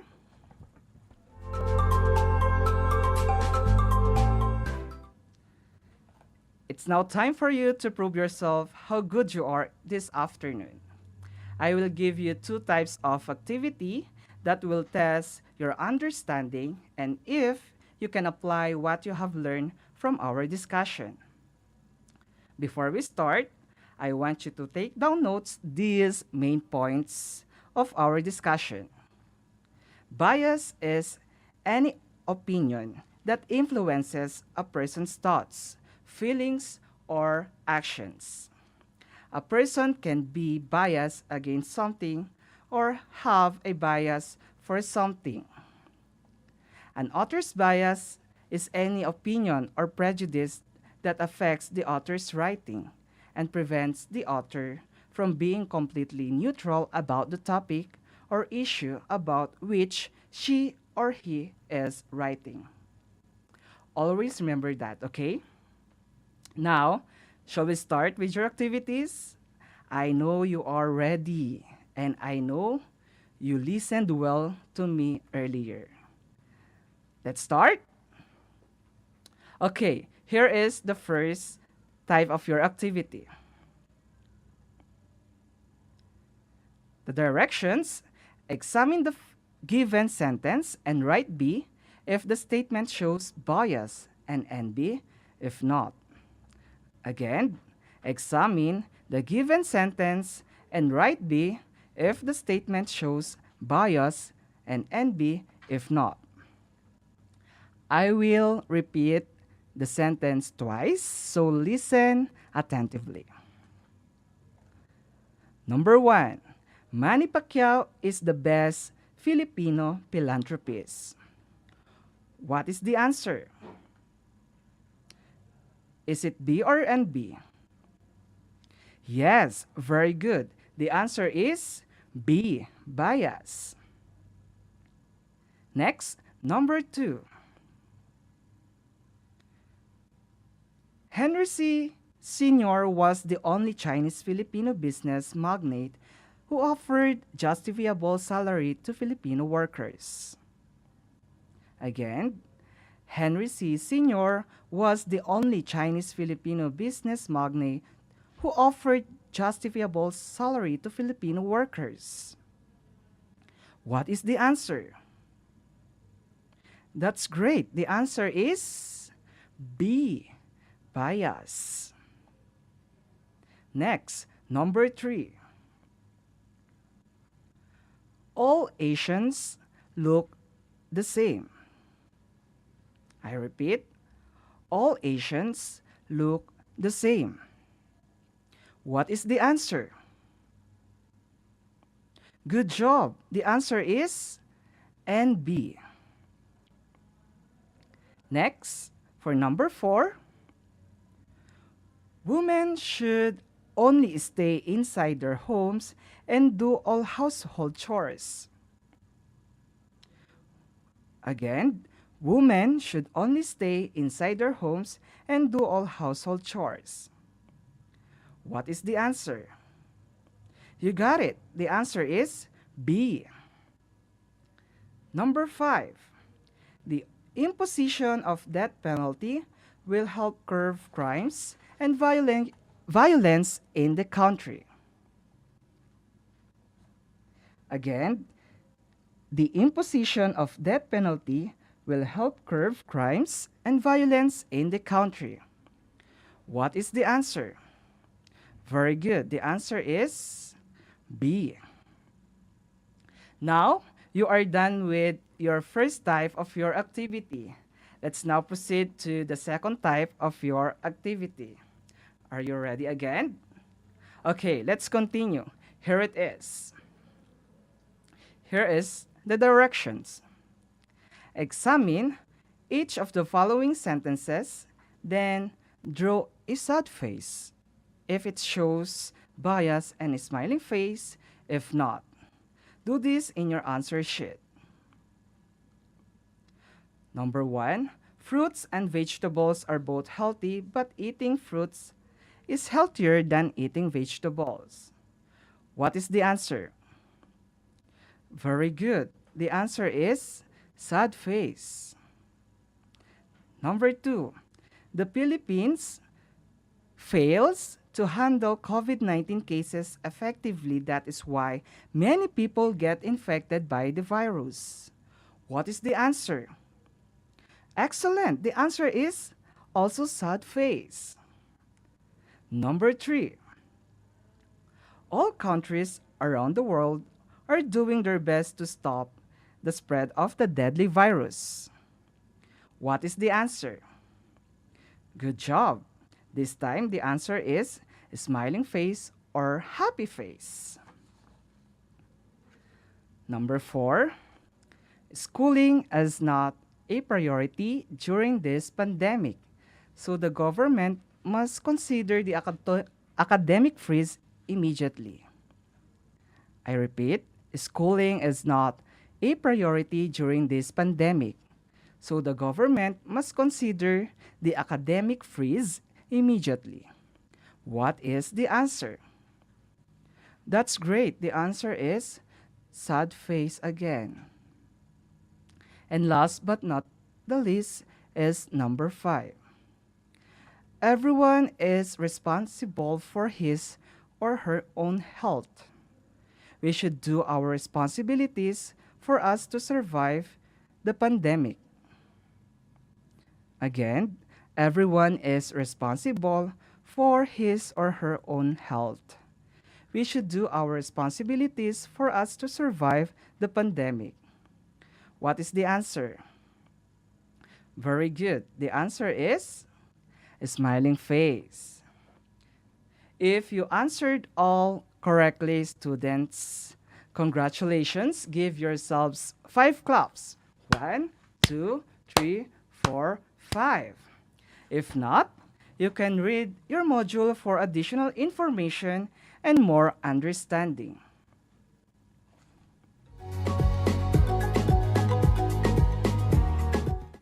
Now, that you know how to examine biases for or against made by the author, I guess you are ready for your final activity. Yes, you have your final activity. For your final activity, answer the 5-item exercise on the last page of your activity sheet. Be careful in applying what you've learned today.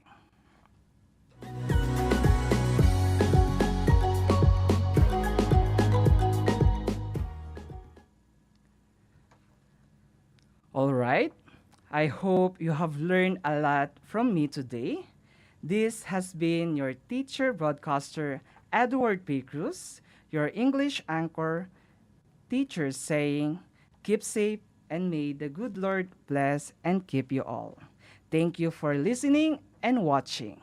Until next time.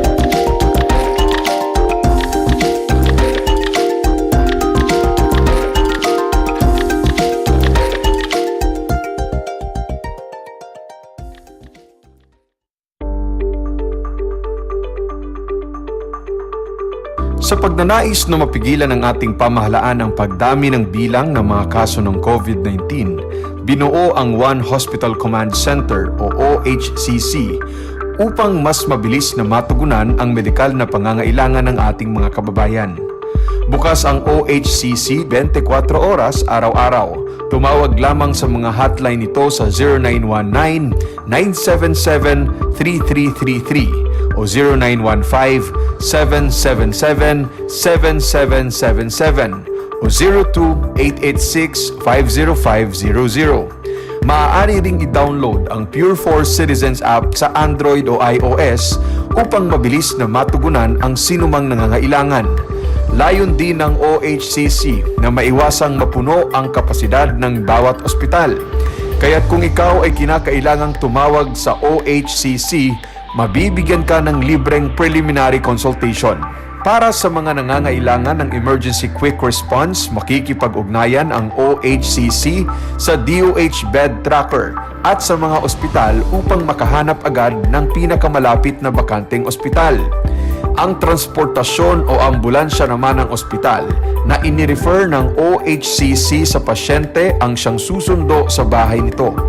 Kaya't kapag ikaw ay nakakaranas ng anumang sintomas ng COVID-19 o nangangailangan ng agarang tulong medikal, tumawag lamang sa OHCC at handa silang tumulong sa lahat ng oras.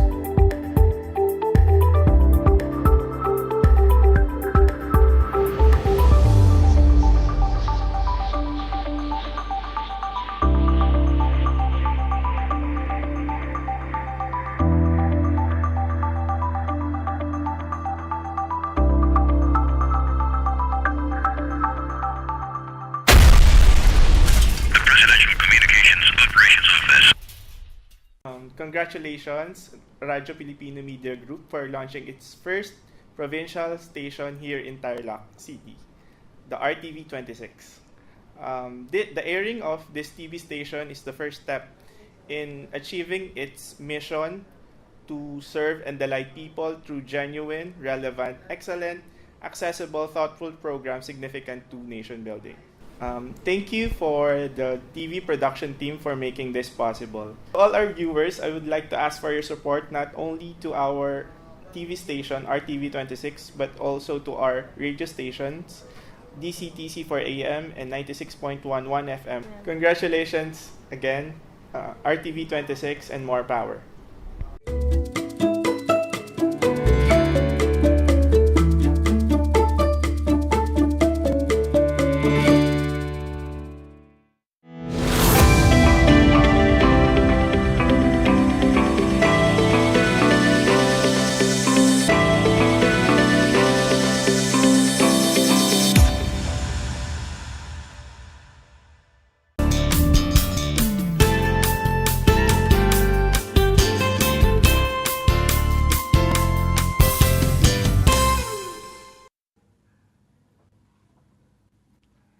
Welcome sa ating Aral TarlakHenyo ng Schools Division of Tarlac Province, hatid sa inyo ng RTV Tarlac Channel 26 at DZTZ Radio Pilipino Tarlac.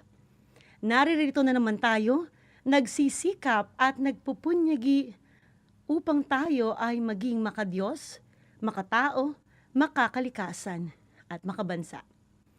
Kumusta ginigiliw kong mga mag-aaral? Alam ko na excited na kayong matuto sa araw na ito.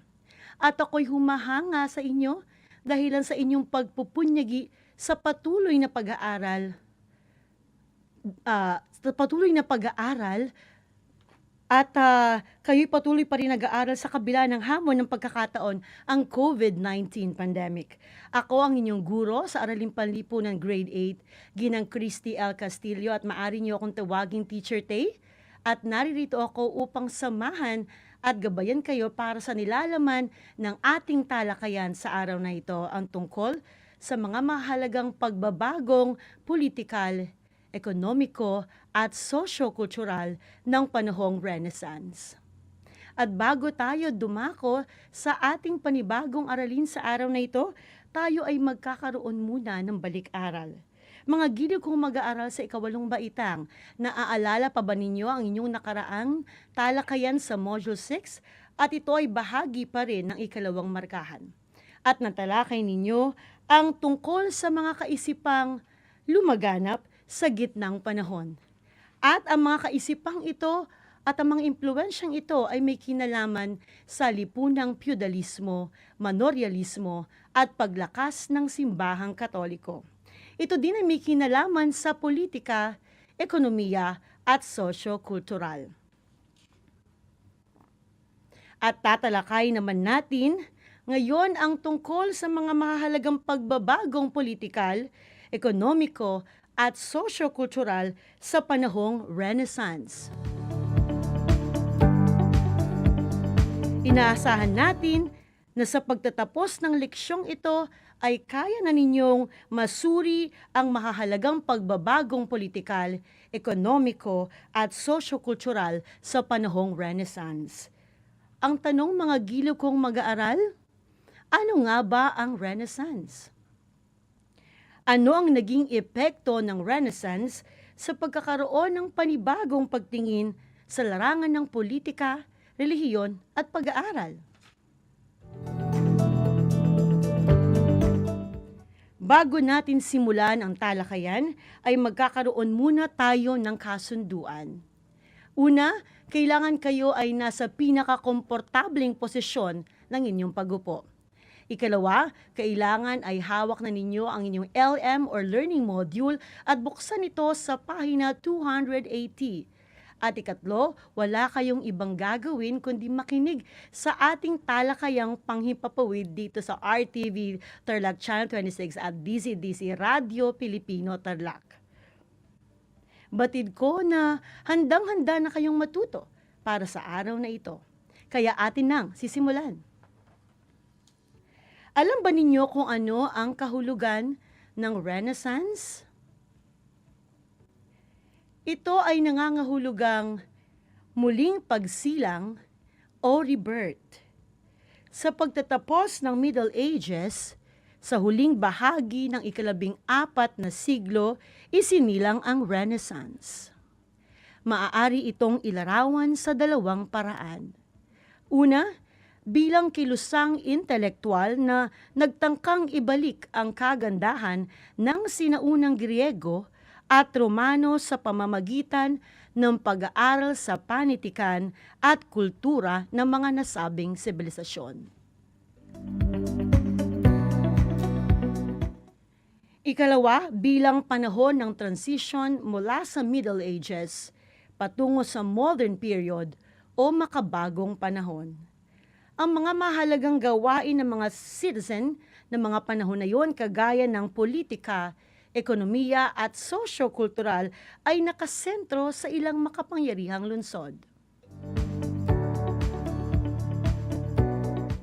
Bakit nga ba sa Italy sumibol ang Renaissance? Ano-ano ang mga naging salik sa pagusbong ng Renaissance? Sa mga giliw kong mag-aaral, ipapaliwanag ko ang mga sagot sa mga katanungang ito dito lamang sa Aral TarlakHenyo. Sa pagpapatuloy ng ating aralin sa mga oras na ito,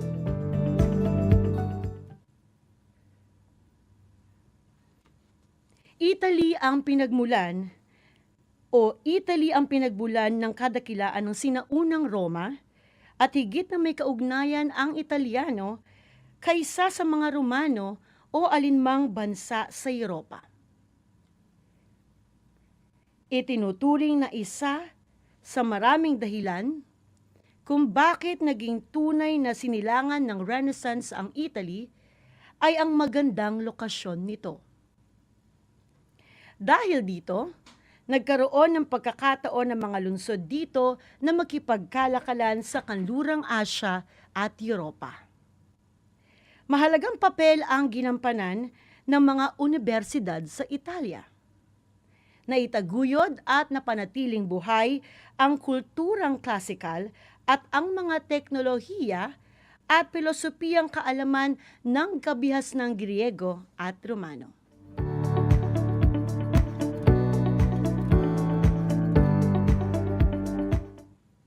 Ngayon naman ay aalamin natin kung ano nga ba ang humanismo na isa sa mga naging bunga ng Renaissance.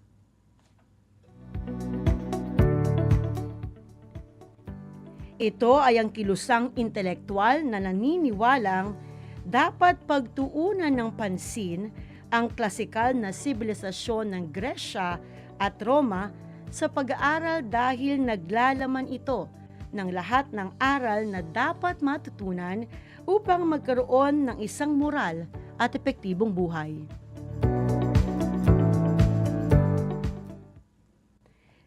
Bilang bahagi pa din ng pagtatalakay natin sa Renaissance, ngayon naman ay aalamin natin ang mga ambag ng Renaissance sa iba't ibang larangan. Una dito ay ang larangan ng sining at panitikan. Si Francesco Petrarch ang ama ng humanismo. Pinakamahalagang sinulat niya sa Italyano ang songbook, isang koleksyon ng mga sonata ng pag-ibig sa pinakamamahal niyang si Laura. Muli, yan ay si Francesco Petrarch.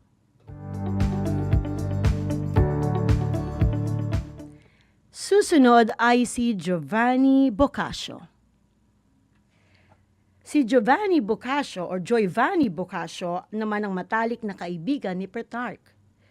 Ang kanyang pinakamahusay na panitikang piyesa ay ang Decameron, isang tanyag na koleksyon na nagtataglay ng 100 nakakatuwang salaysay.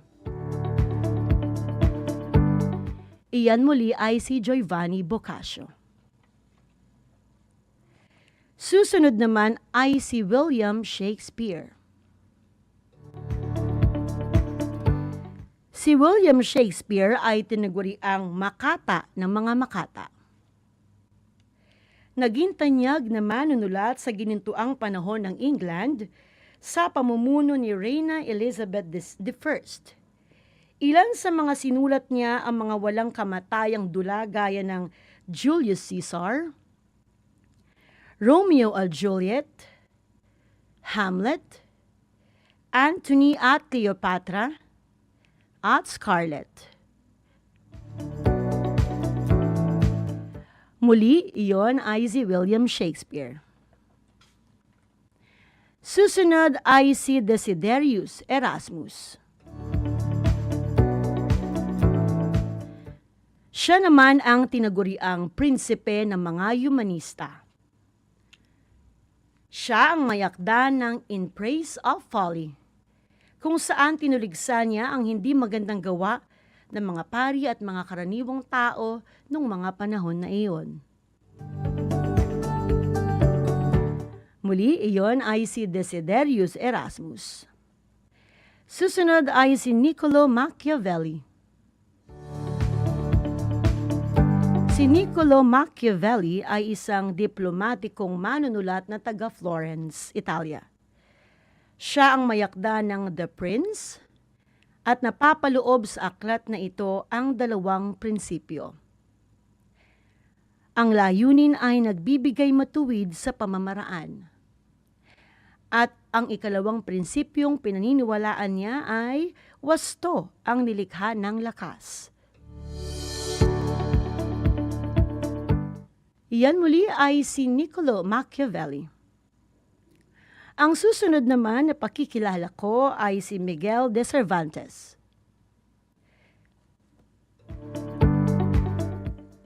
Sa larangan ng panitikan, isinulat niya ang nobelang Don Quixote de la Mancha.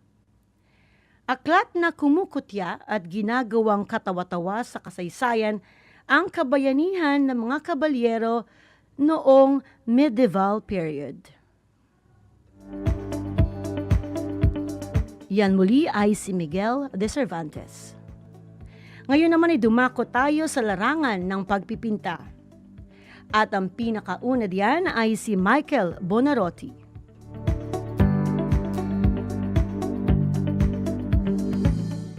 O mas kilala na Michelangelo Buonarroti, ang pinakasikat na iskultor ng Renaissance.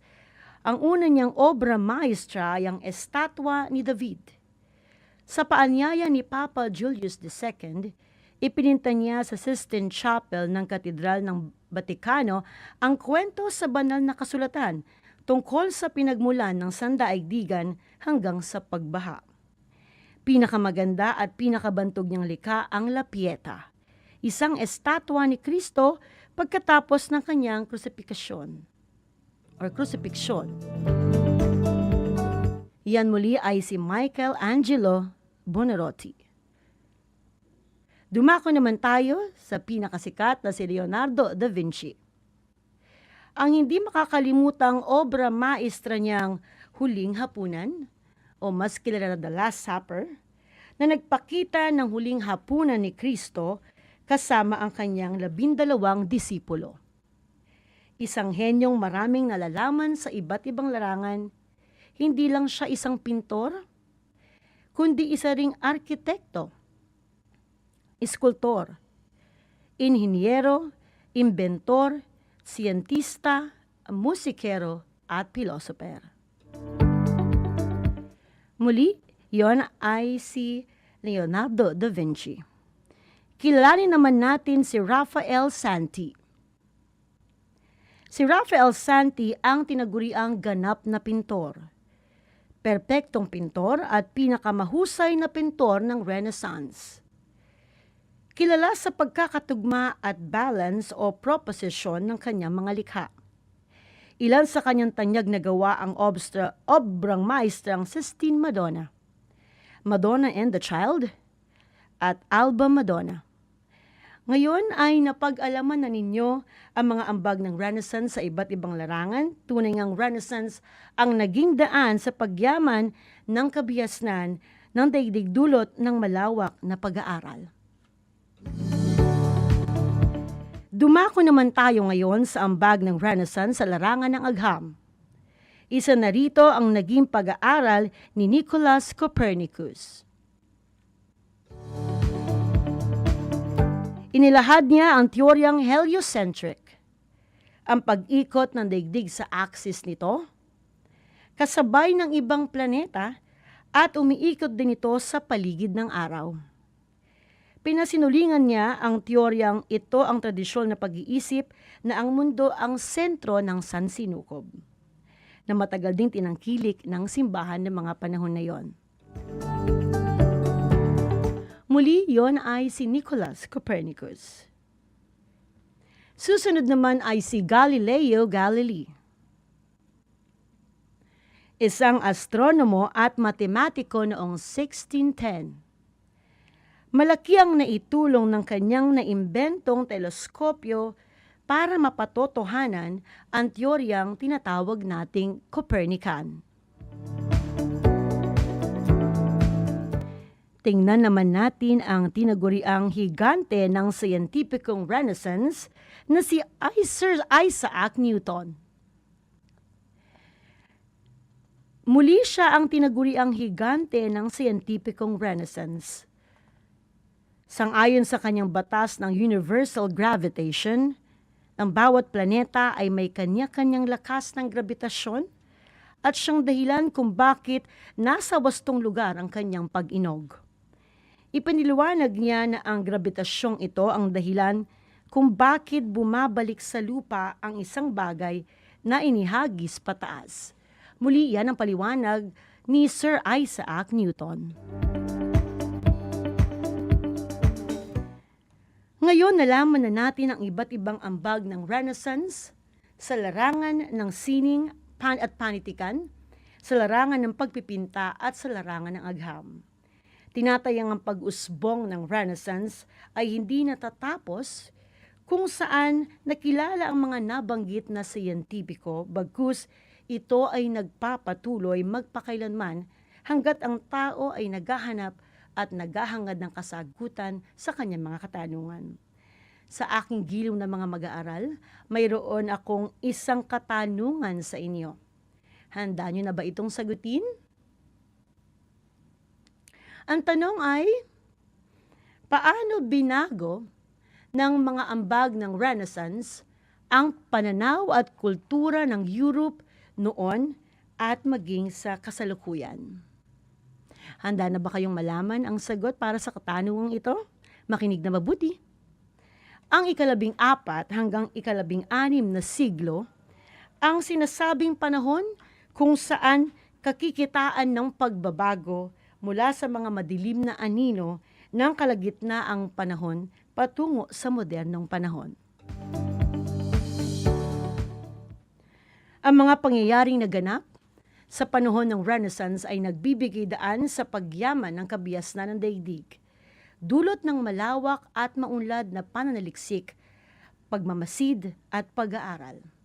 Ang transisyong ito ay nagbibigay daan sa pag-usbong ng revolusyong intelektual at malawak na kaalaman sa daigdig, bunsod ng malayang pag-iisip at pagpapahayag ng bawat individual.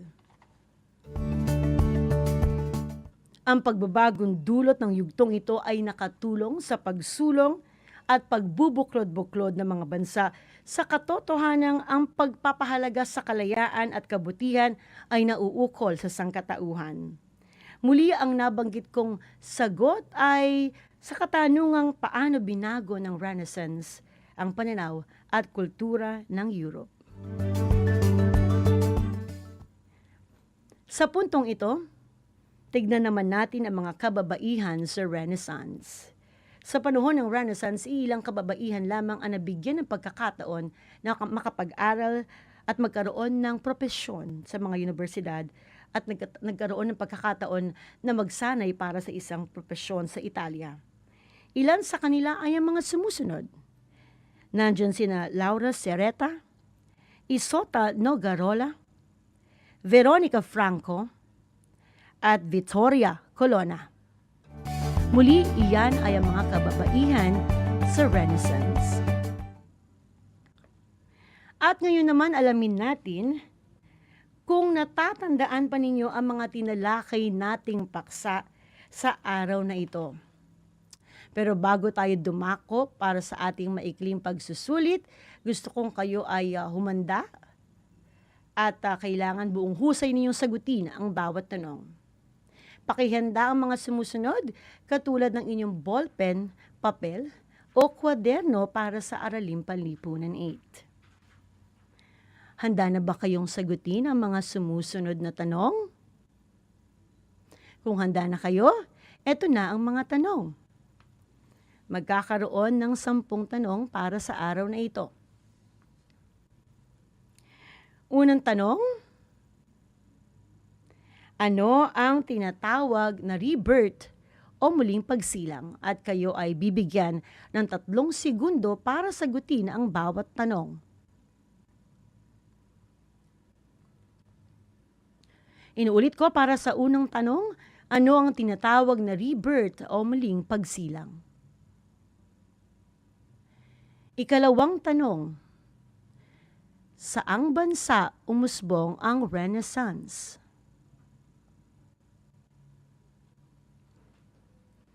Ikatlong tanong, ano ang tawag sa kilusang intelektual noong panahong Renaissance?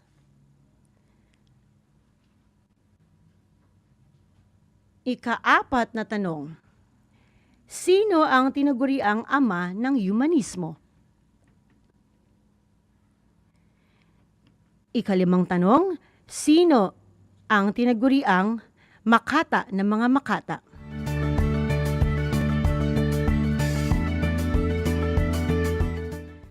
Ika-6 na tanong, sino naman ang tinaguriang prinsipe ng mga humanista?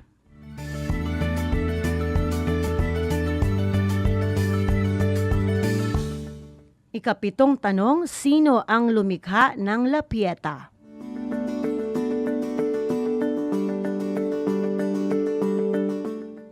Ika-8 tanong, sino ang lumikha ng huling hapunan o tinatawag nating Last Supper?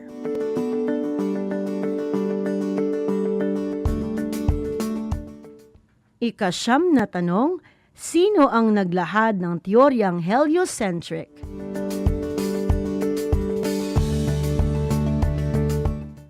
At para sa ikahuling katanungan mga giliw kong mag-aaral, sino ang tinaguriang higante ng siyentipikong Renaissance?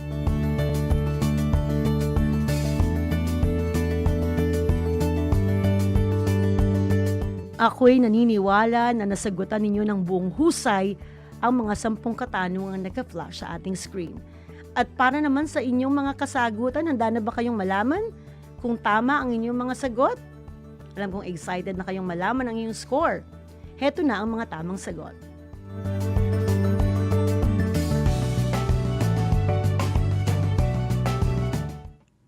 Ang unang sagot ay Renaissance.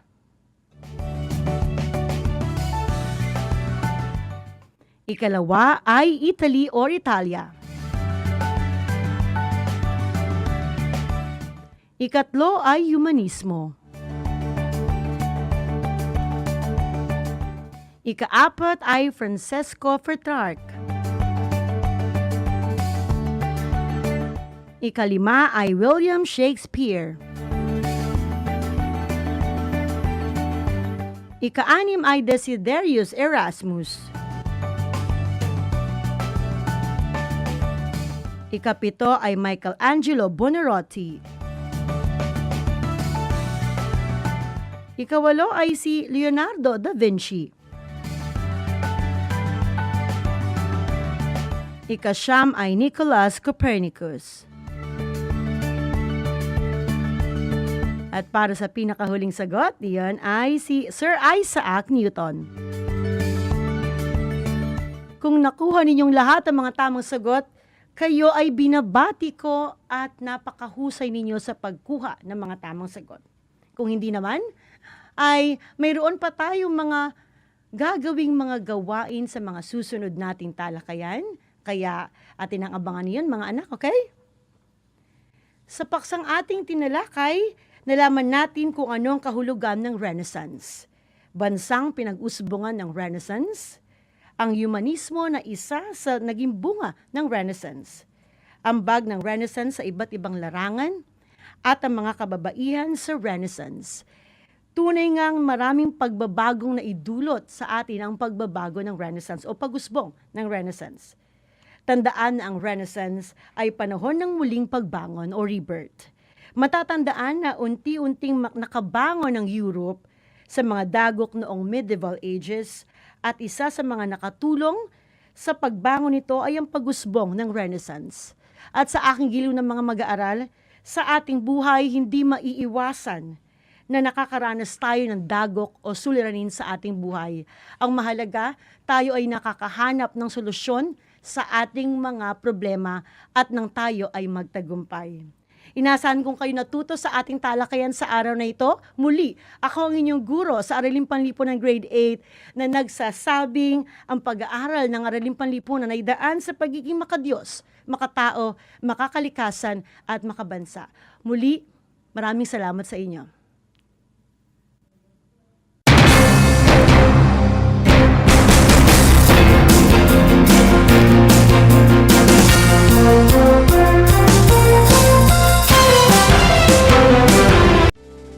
Tuwing sasapit ang alas 5 ng hapon, parangalan natin ang ating mga kababayan na nasa unahan laban sa COVID-19. Lumabas tayo sa pintuan ng ating mga tahanan. Dumungaw tayo sa ating mga bintana. At atin silang bigyan ng masigabong palakpakan. Gumawa tayo ng ingay. Ipagbunyi ang ating frontliners.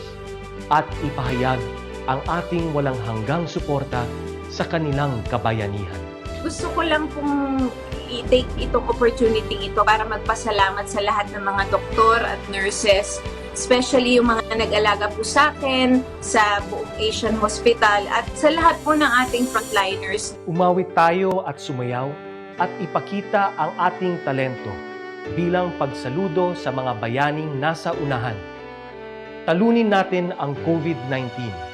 Sama-sama nating pagalingin ang ating inang bayan. Kaya natin to. We heal as one.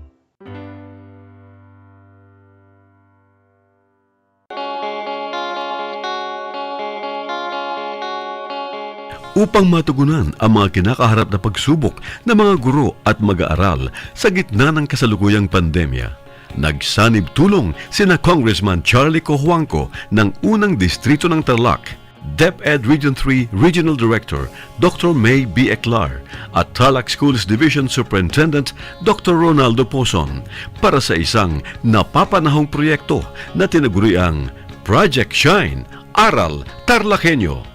Ang mga mag-aaral ng Grade 4 at Grade 5, ganon din ang Grades 8 and 9 sa buong probinsya ng Tarlac ay sasailalim sa radio-based instruction, katuwang ang himpilang DZTZ 828 kHz AM at RTV Tarlac, Channel 26. To our partners in DEPED, thank you po sa inyong entusiasmo in helping our province meet the gap between distance learning and quality of education for our children. Sa mga TV ninyo, pwede kayo manood ng DEPED sa Channel 26. This is first and only TV station in Tarlac owned by Radio Pilipino Media Group na nagpartner kasama ng DEPED na gumawa ng Aral TarlakHenyo.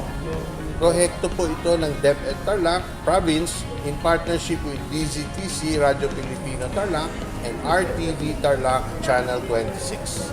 So, yung mga walang tablet or walang internet, pwede manood dito sa programang ito at doon nyo po makikita at masusundan ang mga module ng DEPED sa distance learning. Yung iba pong nakatira, hindi sa Tarlac City, kailangan po mag-Facebook at i-punch in nyo RTV Tarlac Channel 26 on Facebook. makikita nyo rin yung mga module sa mga handheld devices o cellphones o tablet ninyo. So, thank you again to DEPED for being open-minded and helping us meet the challenges of tomorrow.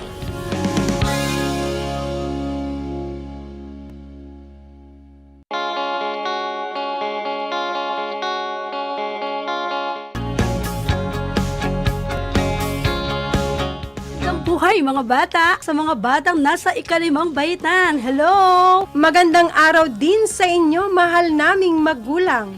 Ito ang Aral TarlakHenyo ng SDO Tarlac Province dito sa RTV Tarlac, Channel 26. At DZTC, Radio Pilipino, Tarlac. Happy learning, grade 4.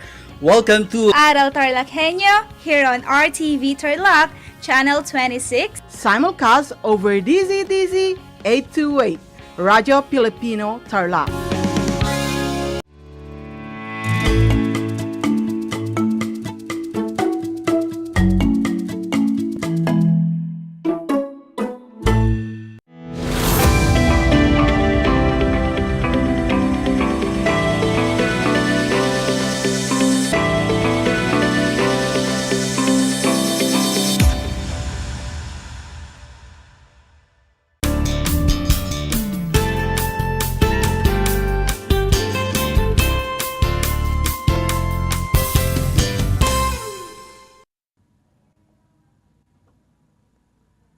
Good afternoon, learners. Welcome to Aral TarlakHenyo here on RTV Tarlac Channel 26, simulcast over DCTC Radio Filipino Tarlac. This is Elpidio Y. Valdos Jr., your teacher broadcaster for the TLE Grade 8, serving you with the different skills to learn in TLE 8.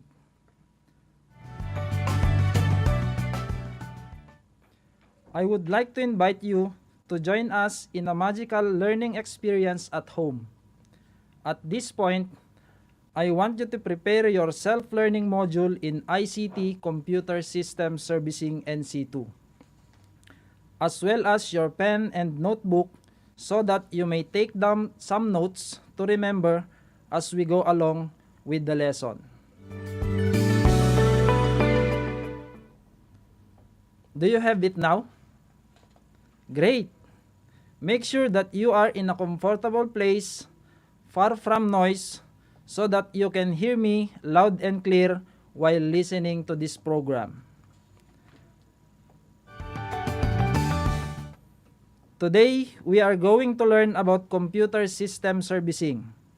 Moving on, I am going to ask questions for you to answer as a sort of review.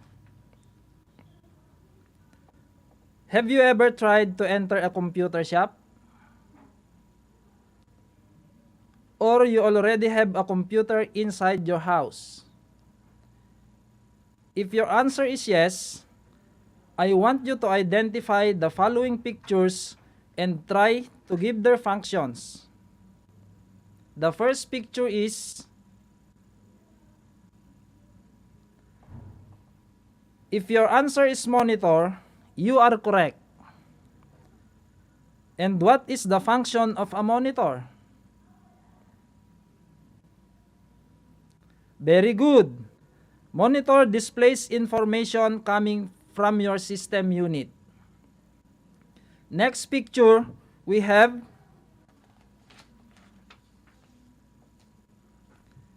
some of you may answer system unit, and the others may answer CPU or Central Processing Unit. And the function of system unit or CPU is? Good job! It is the brain or heart of a computer system.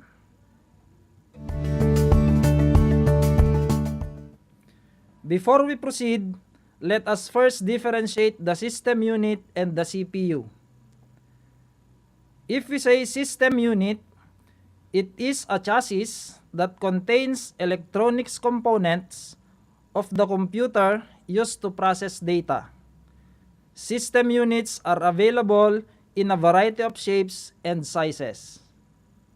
while CPU or Central Processing Unit is a chip found inside the system unit that interprets and carries out the basic instructions that operate a computer. The processor significantly impacts overall computing power and manages most of a computer's operation.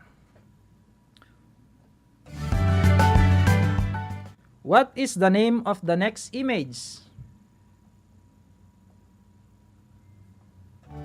Very good. This is a keyboard. And what is the function of a keyboard?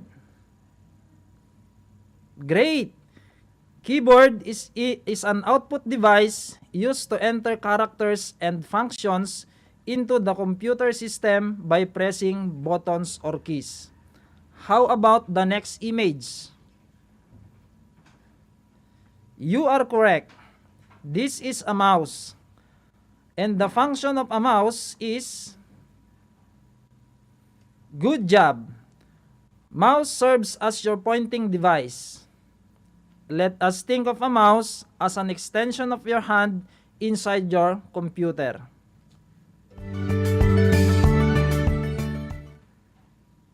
You are very familiar with the main parts of a computer.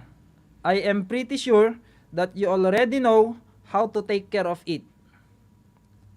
But, what if there will be a time that your computer will look like this?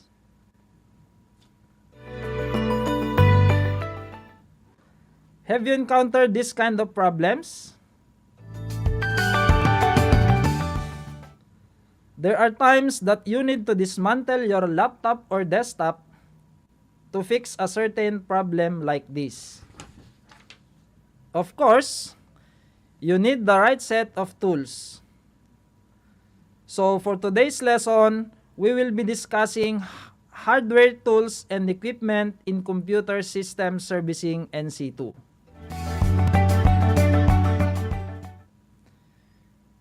You can build your own computer repair toolkit with this recommended tool to easily perform any hardware troubleshooting, upgrade, and maintenance of your computer. Let us first define what is hardware tool in computer system servicing. A hardware tool is a handheld device that aids in accomplishing a task, and it has 4 categories.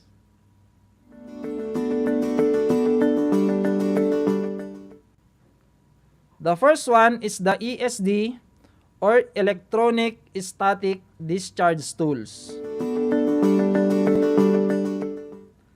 The second one is the hand tools. The next category is the cleaning tools.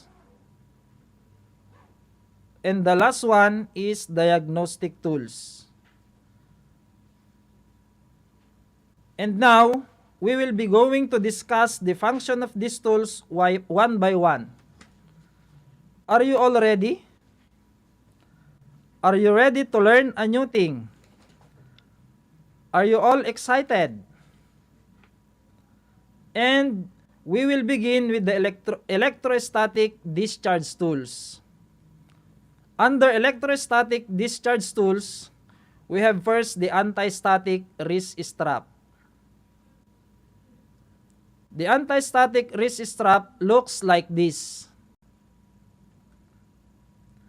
It is used to prevent electrostatic discharge damage to your computer equipment. The anti-static wrist strap is a conductor that connects your body to the equipment that you are working on. When static electricity builds up in your body, the connection made by the wrist strap to the equipment or ground channels the electricity through the wire that connects the strap. The wrist strap has 2 parts and is easy to wear. First, wrap the strap around your wrist and secure it using the snap. The metal on the back of the wrist strap must always remain in contact with your skin. Second, snap the connector at the end of the wire to the wrist strap and connect the other end either to the equipment or to the same grounding point that the anti-static mat is connected. Next, for the electrostatic discharge category, we have the anti-static mat. The anti-static mat is used to stand or place hardware to prevent static electricity from building up. An anti-static mat is slightly conductive.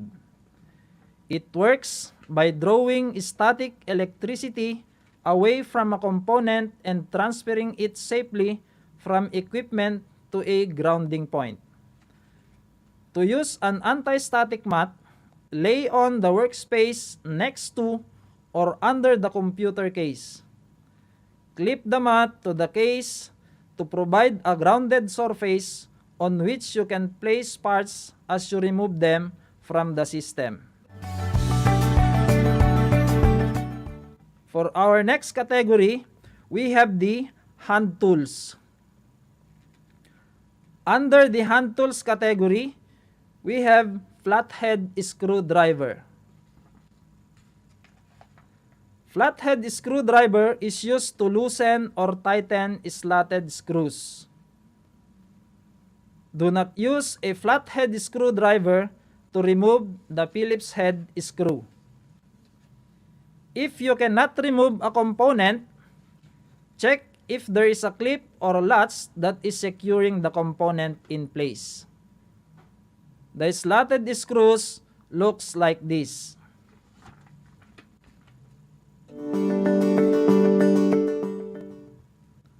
The second one is the Phillips head screwdriver. It is used to loosen or tighten crosshead screws. Do not use this type of screwdriver to puncture anything because this will damage the head of the screwdriver. Always remember that Phillips head screwdriver is used only for crosshead screws.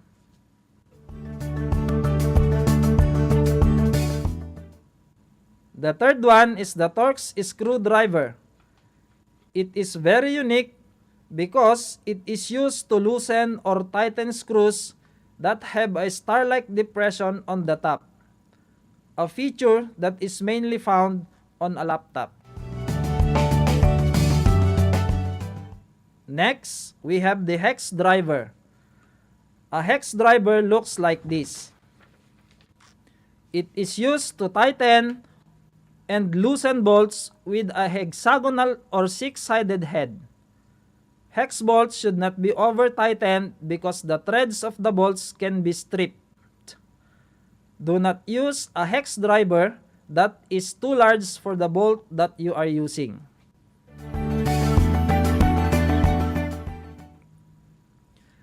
Next tool, we have the needle nose plier. The needle nose plier looks like this. And it is used to hold the small parts. That's why the tip of the needle nose plier is very small.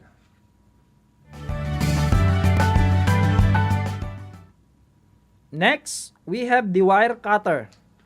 By the name itself, a wire cutter is used to strip and cut wires. The next one is the tweezer. The use of the tweezer is to manipulate small parts of your computer or laptop. Next, we have the part retriever.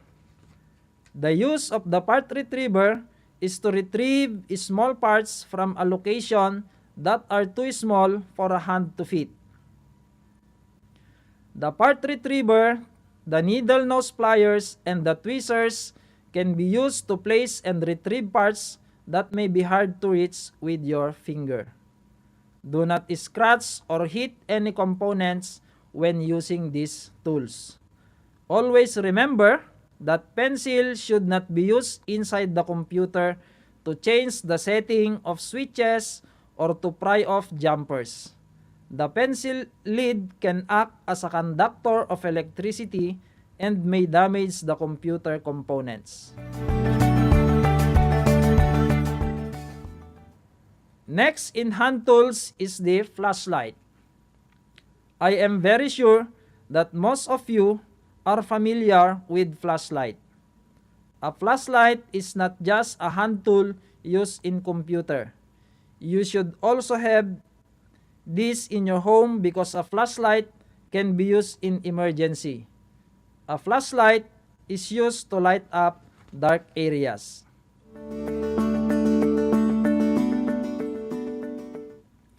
Keeping computers clean inside and out is a vital part of a maintenance program. Dirt can cause problems with the physical operation of LANs, buttons, and other mechanical components. On electrical components, an excessive buildup of dust will act as an insulator and trap the heat. This insulation will impair the ability of heat sinks and cooling fans to keep components cool, causing chips and circuit to overheat and fail. Our next category is the cleaning tool. Under the cleaning tool, we have lint-free cloth. It is not just an ordinary rag because it is used to clean different computer components without scratching or leaving debris. Our next tool is compressed air. The purpose of the compressed air is to blow away dust and keep debris from different computer parts without touching the component. When compressed air is used to clean inside the computer, the air should be blown around the components with a minimum distance of 4 inches from the nozzle. The power supply and the fan should be cleaned from the back of the case. Before cleaning any device, turn it off and unplug the device from the power source. Our next category for the cleaning tool is the cable tie. By the name itself, it ties all the cable and bundles it neatly inside and outside of a computer. Our next tool, we have also part organizer. A part organizer looks like this. A part organizer is very familiar because it looks like a drawer inside your house. It is used to hold screws, jumpers, fasteners, and other small parts to prevent them from getting mixed together. A computer is easier to use and more dependable with its new generation of hardware and operating system updates. But that doesn't mean they're problem-free. Here are the most popular tools for diagnosing your computer problems. Our next category is the diagnostic tools. For our first tool under diagnostic tool category, we have multimeter. The purpose of the multimeter is to test the integrity of circuits and the quality of electricity in computer components. And the last tool is the loopback adapter. This tool is used to test the functionality of computer ports. Okay, my dear students, are you still with me? So let's have a recap of our topic. Can you define hardware tools? Yes, great job. A hardware tool is a handheld device that aids in accomplishing a task. Now, Can you enumerate the 4 categories of hardware tools? Good job.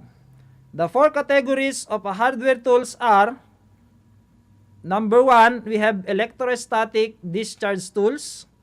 Number 2, we have hand tools. Next, we have cleaning tools. And the last, we have the diagnostic tools. We also have discussed the hardware tools under the ESD category.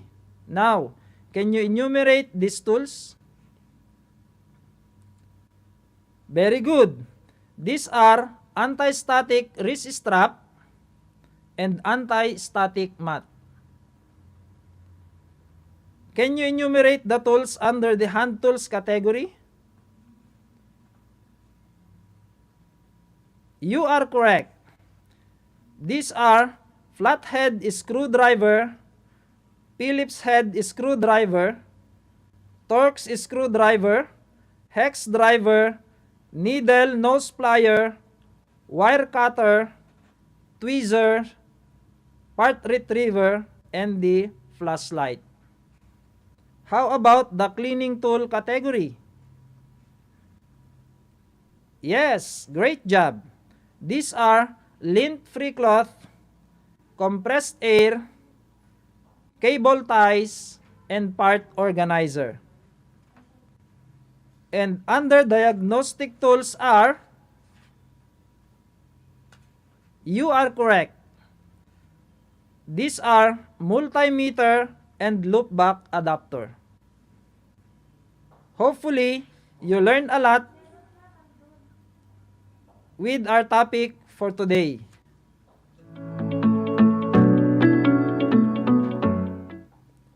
Let us have a simple quiz. Write the letter of the correct answer. I will read the question twice. For our number 1 question, a handheld device that aids in accomplishing a task. Letter A, hand tools. Letter B, hardware tools. Letter C, cleaning tools. Letter D, diagnostic tools. Number 1 question, a handheld device that aids in accomplishing a task. Letter A, hand tools. Letter B, hardware tools. Letter C, cleaning tools. Letter D, diagnostic tools. For our number 2 question, it is used to stand or place hardware to prevent static electricity from building up. Letter A, anti-static mat. Letter B, anti-static wrist strap. Letter C, anti-static discharge tool. Letter D, diagnostic tools. For our number 2 question, it is used to stand or place hardware to prevent static electricity from building up. Letter A, anti-static mat. Letter B, anti-static wrist strap. Letter C, anti-static discharge tools. Letter D, diagnostic tools. Number 3, it is used to loosen or tighten slotted screws. Phillips head screwdriver for letter A. And letter B, Torx screwdriver. Letter C, hex driver. Letter D, flathead screwdriver. It is used to loosen or tighten slotted screws. Letter A, Phillips head screwdriver. Letter B, Torx screwdriver. Letter C, hex driver.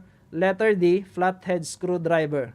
For our number 4, the purpose of this tool is to blow away dust and debris from different computer parts without touching the component. Letter A, compressed air. Letter B, lint-free cloth. Letter C, cable tie. Letter D, part retriever. For our number 4 question, the purpose of this tool is to blow away dust and debris from different computer parts without touching the component. Letter A, compressed air. Letter B, lint-free cloth. Letter C, cable tie. And letter D, part retriever. Number 5, the purpose of this tool is to test the integrity of circuits and the quality of electricity in computer components. A, multimeter. B. Diagnostic tool, C. Cable tie, and D. Loopback adapter. The purpose of this tool is to test the integrity of circuits and the quality of electricity in computer components. A. Multimeter, B. Diagnostic tool, C. Cable tie, D. Loopback adapter. Yes, this is it. Are you ready to check your answers? Here are the correct answers. Number 1, letter B, hardware tools. Number 2, letter A, anti-static mat. Number 3, letter D, flathead screwdriver. Number 4, letter A, compressed air. And number 5, letter A, multimeter. Okay, count the number of correct items. For those who get a perfect score, congratulations, you did a great job. For those who got 4 to 3, very good. And for those who got 2 and below, is still okay. Don't lose hope and keep trying. Please get your module and review your answers. That was a great learning experience with you. Hopefully, you enjoyed our lesson for today. I would like to end up by saying, we become what we behold, we shape our tools, and then our tools shape us. And let us all remember, in TLE, there are skills, knowledge, and progress. Thank you very much and keep safe everyone. This is Teacher Joy signing off.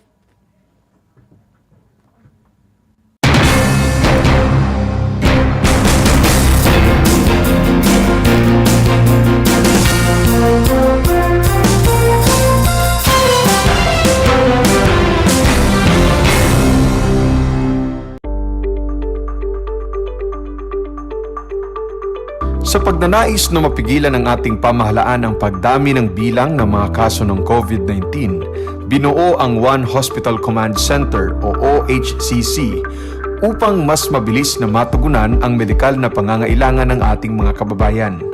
Bukas ang OHCC 24 oras araw-araw.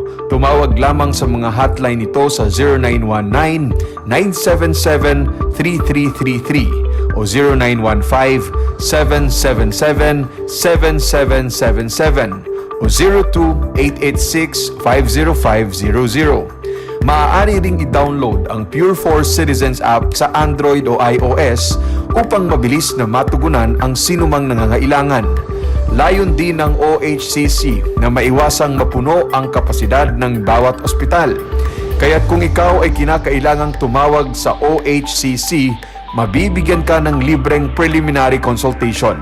Para sa mga nangangailangan ng emergency quick response, makikipag-ugnayan ang OHCC sa DOH bed tracker at sa mga ospital upang makahanap agad ng pinakamalapit na bakanteng ospital. Ang transportasyon o ambulansya naman ng ospital na inirefer ng OHCC sa pasyente ang siyang susundo sa bahay nito.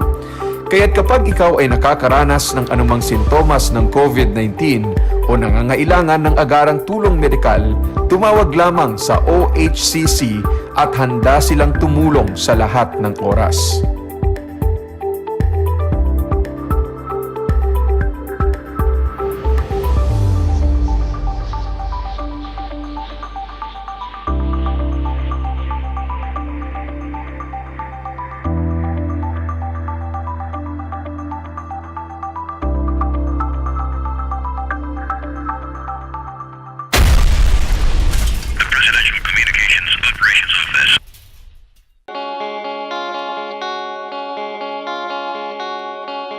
Upang matugunan ang mga kinakaharap na pagsubok ng mga guro at mag-aaral sa gitna ng kasalukuyang pandemya, nagsanib tulong sina Congressman Charlie Cojuangco ng unang distrito ng Tarlac, DEPED Region 3 Regional Director Dr. May B. Eclar at Tarlac Schools Division Superintendent Dr. Ronaldo Pozon para sa isang napapanahong proyekto na tinaguriang Project Shine, Aral TarlakHenyo.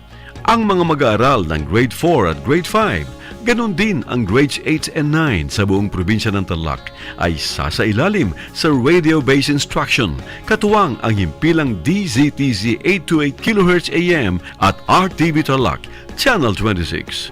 First of all, I would like to say thank you to our sponsors for having this Aral TarlakHenyo for the benefit of our learners. My dear teachers, my dear parents, and everybody else in DEPED Tarlac family, you are invited to be a part of this. Get involved, engage with it, ask a lot of questions so that we can improve more because this is for you. To you, my dear parents, this is now the opportunity for you to reach us out. Be with us.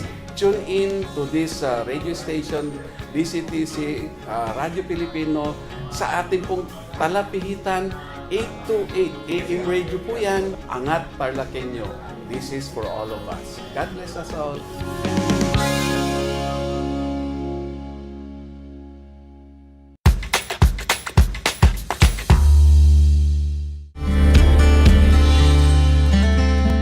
Alam niyo ba na ang Pilipinas ay mayroong 7,641 islands? Mula sa bilang na 7,107 islands, nadagdagan ito ng 534 na isla noong 2017. Tanging 2,000 lamang sa mga islang ito ang natitirhan. Alam niyo na! Yan ang mga isla sa Pilipinas.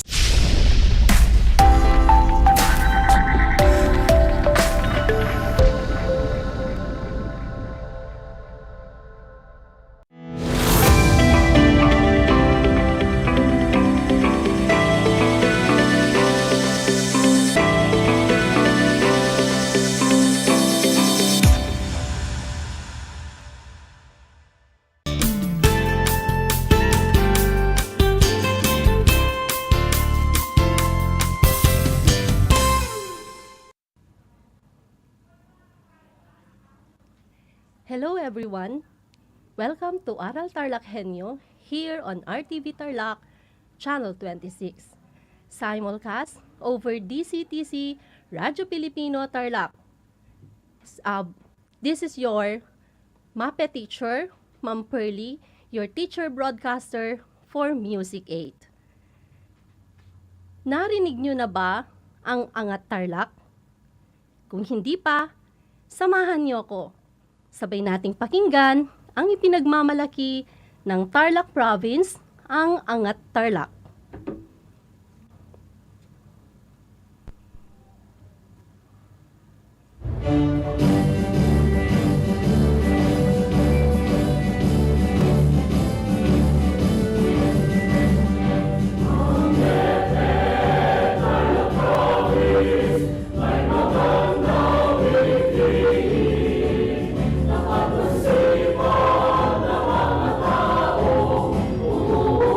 Sa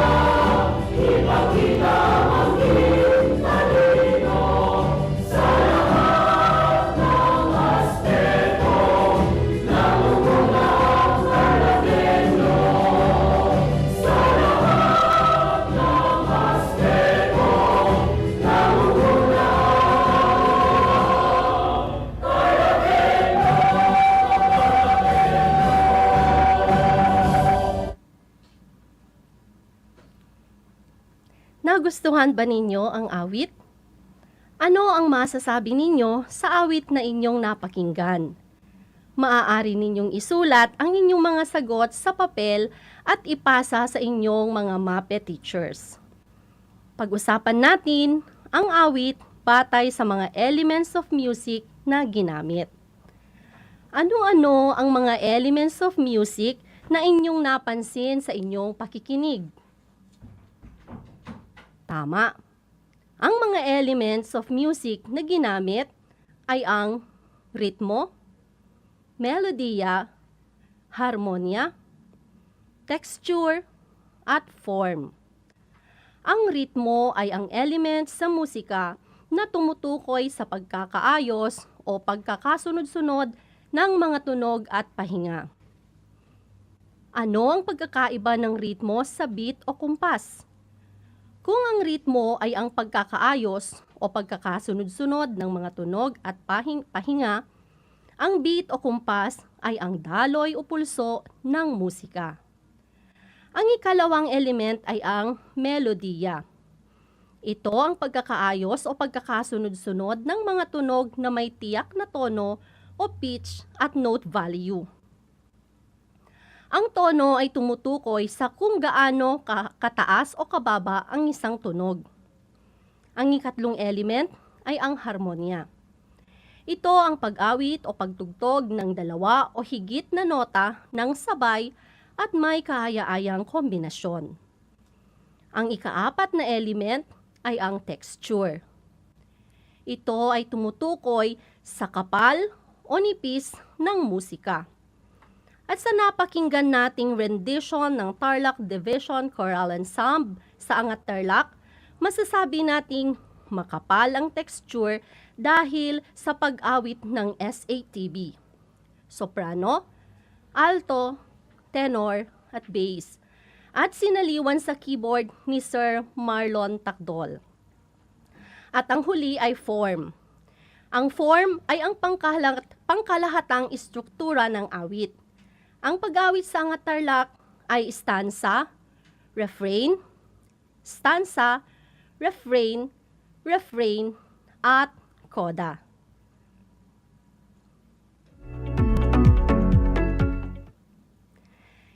Ang mga titik ng Angat Tarlac ay isinulat ni Madam Dalen I. Roy, ang masipag at very supportive na Education Program Supervisor ng MAPE sa Tarlac Province.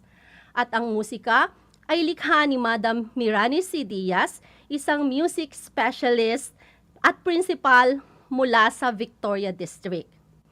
Isinaayos naman ito ni Sir Noven Perez Cadyang at inawit ng Tarlac Division Choral Ensemble.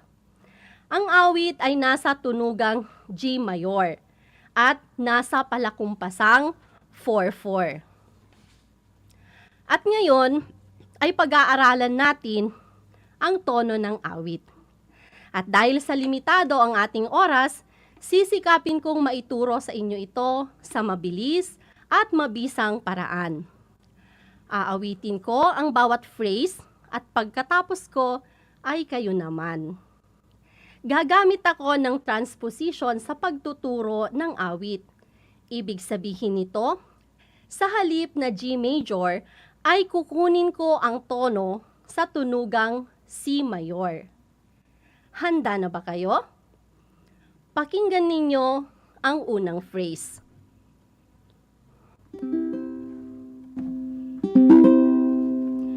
Ang DEPED Tarlac Province may magandang mithiin.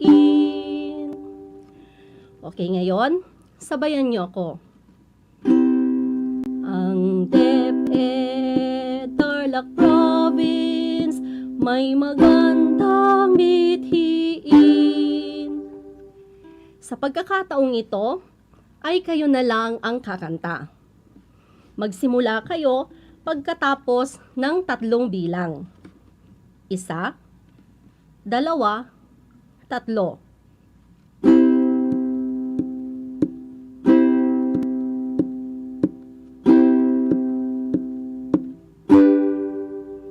Magaling!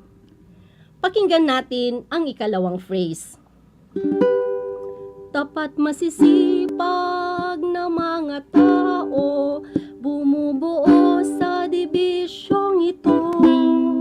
Sabayan niyo ko. Tapat masisipag na mga tao, bumubuo sa dibisyong ito. At ngayon ay kayo na lang ang aawit. Magsimula kayo pagkatapos ng 3 bilang. 1, 2, 3.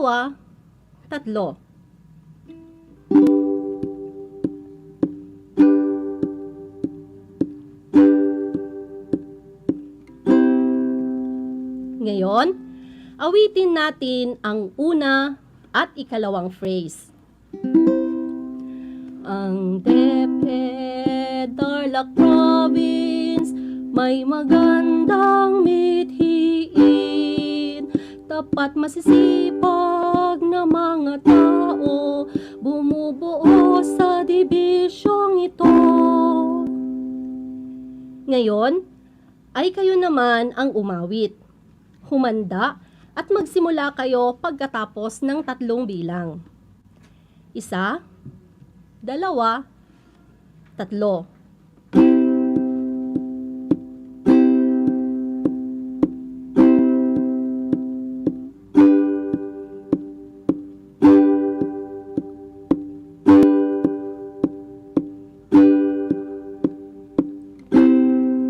Very good! Nasundan ba ninyo ang awit? Ituloy pa natin sa ikatlong phrase. Kapakanan ng bawat empleyado, laging una at inasikaso. Sabayan niyo ko. Kapakanan ng bawat empleyado, laging una at inaasikaso. Kayo naman. Magsimula kayo pagkatapos ng 3 bilang. 1, 2, 3.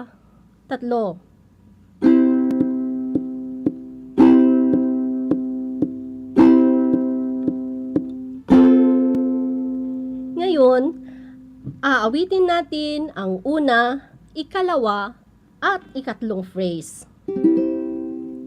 Ang DEPED Tarlac Province may magandang mithiin, tapat masisipag na mga tao, bumubuo sa dibisyong ito. Kapakanan ng bawat empleyado, laging una at inasikaso. Ngayon, kayo naman. Magsimula kayo pagkatapos ng 3 bilang. 1, 2, 3.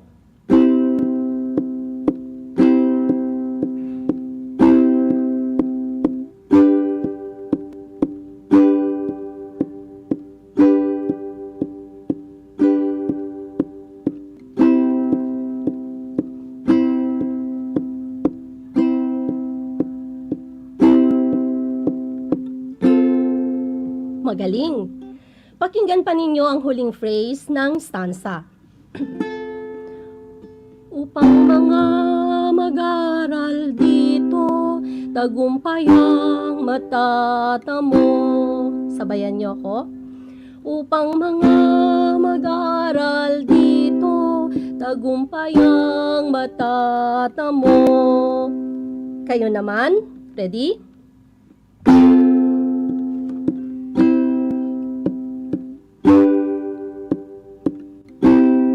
Ayan, magaling.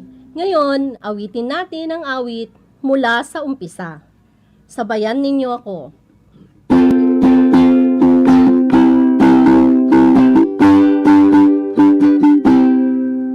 Ang DEPED Tarlac Province may magandang mithiin, tapat masisipag na mga tao, bumubuo sa dibisyong ito. Kapakanan ng bawat empleyado, laging una at inasikaso.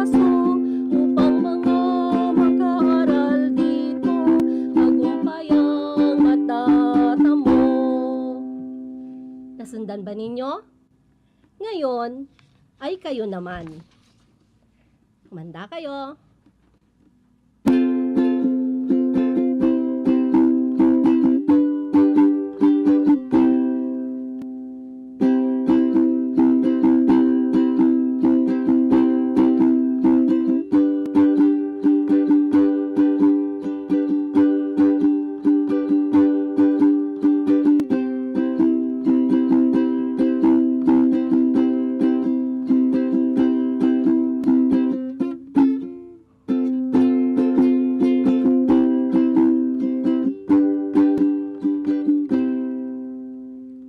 Ayan. So ngayon, aawitin naman natin ang refrain. Pakinggan ninyo ang unang phrase ng refrain. Angat tarlak, ipakita ang angking talino. Ngayon, sabayan niyo ako. Angat tarlak, ipakita ang angking talino. Ayan. Kayo naman. Magsimula kayo pagkatapos ng 3 bilang. 1, 2, 3.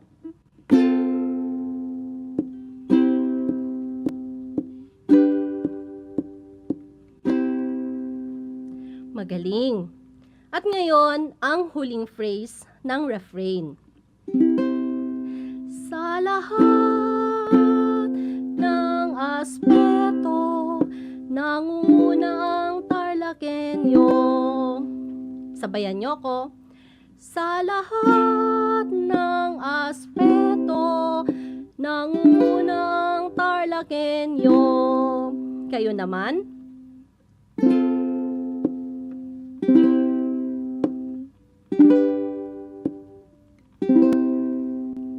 Ngayon, awitin natin ang buong refrain. Angat tarlak, ipakita ang angking talino. Sa lahat ng aspeto, nangunguna ang TARLAKHENYO. Ngayon, kayo naman.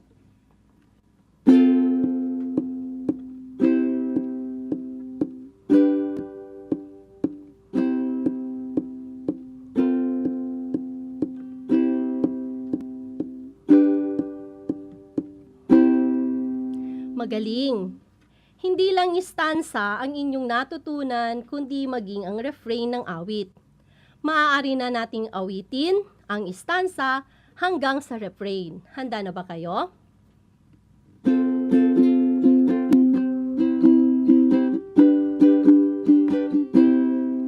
Ang DEPED Tarlac Province may magandang mithiin. Dapat masisipag na mga tao bumubuo sa dibisyong ito. Kapakanan ng bawat empleyado laging una at inasikaso upang mga mag-aaral dito tagumpayang matatamo. Angat tarlak, ipakita ang angking talino. Sa lahat ng aspeto, nangunguna ang TARLAKHENYO. Nasundan ba ninyo? Ngayon ay kayo naman.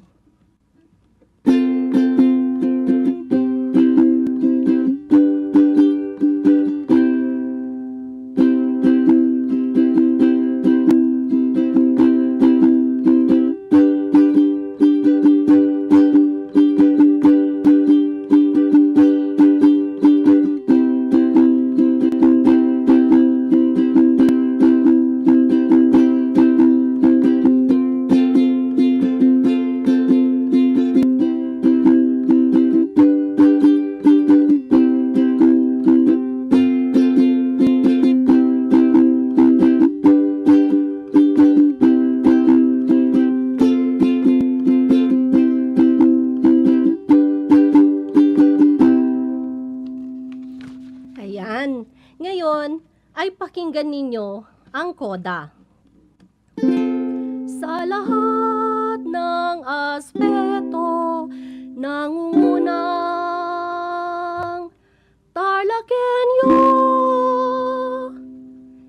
Sabayan niyo ko. Sa lahat ng aspeto, nangungunang TARLAKHENYO. Ngayon, kayo naman.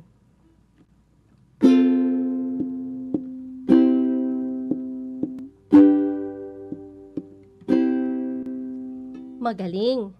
Ngayon, awitin natin ng isang beses ang refrain at tumuloy tayo sa koda. Angat tarlak, ipakita ang angking talino sa lahat ng aspeto, nangungunang TARLAKHENYO. Sa lahat ng aspeto, nangungunang TARLAKHENYO. Kayo naman.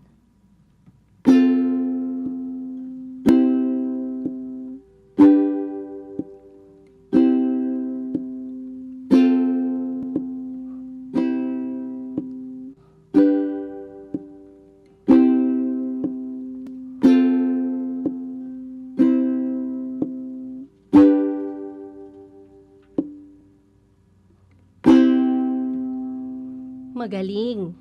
Ngayon ay aawitin natin ang himig ayon sa kanyang istruktura. Stanza, refrain, stanza, refrain, refrain, at koda. Sabayan niyo ako.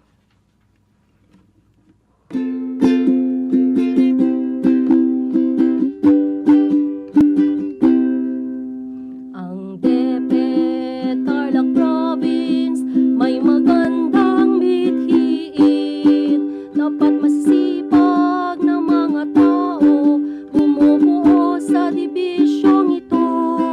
Kapakanan ng bawat empleyado, laging una at inasikaso upang mga mag-aaral dito tagumpay ang matatamo. Angat tarlak,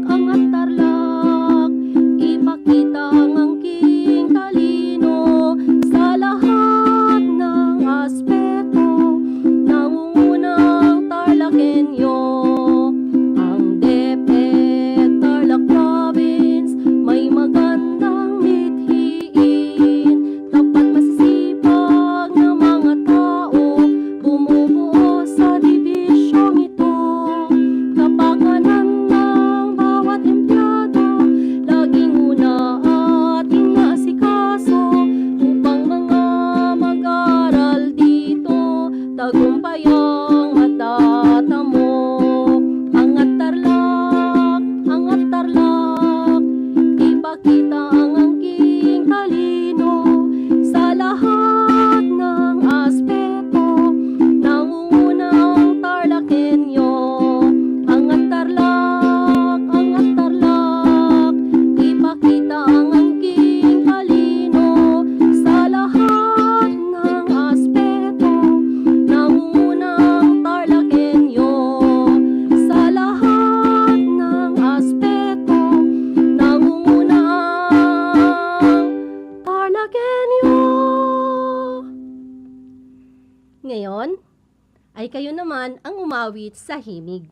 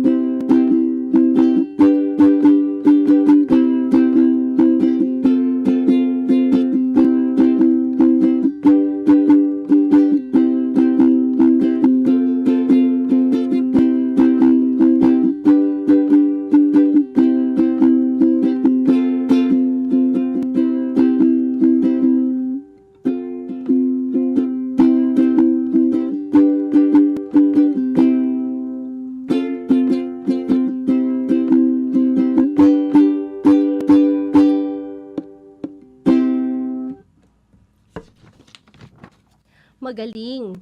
Mabilis ninyong natutunan ang awit. Sana ay nagustuhan ninyo ito.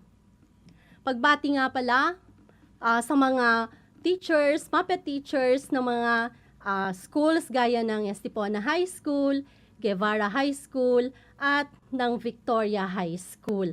Kasi lagi silang nakikinig sa ating mga episodes. Muli, ito ang inyong teacher broadcaster, Ma'am Pearly, hanggang sa susunod na episode sa musika. God bless!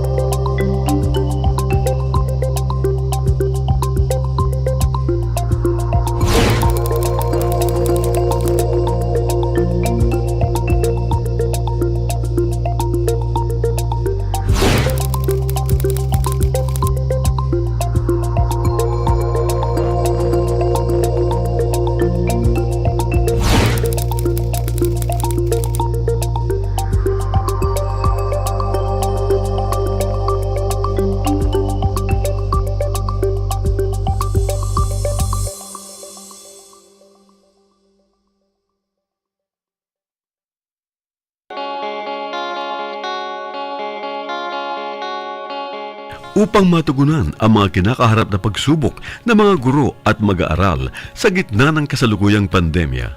Nagsanib tulong sina Congressman Charlie Cojuangco ng unang distrito ng Tarlac, DEPED Region 3 Regional Director Dr. May B. Eclar at Tarlac Schools Division Superintendent Dr. Ronaldo Poson para sa isang napapanahong proyekto na tinaguriang Project Shine, Aral TarlakHenyo. Ang mga mag-aaral ng Grade 4 at Grade 5, ganon din ang Grades 8 and 9 sa buong probinsya ng Tarlac ay sasailalim sa radio-based instruction, katuwang ang himpilang DZTZ 828 kHz AM at RTV Tarlac, Channel 26.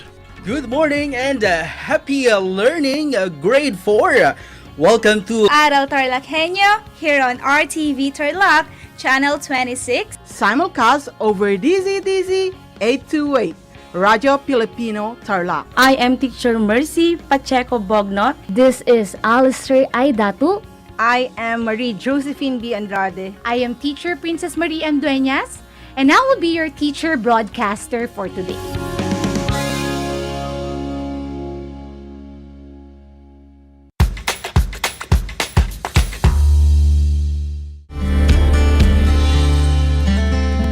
Alam niyo ba na ang Pilipinas ay mayroong 7,641 islands? Mula sa bilang na 7,107 islands, nadagdagan ito ng 534 na isla noong 2017. Tanging 2,000 lamang sa mga islang ito ang natitirhan.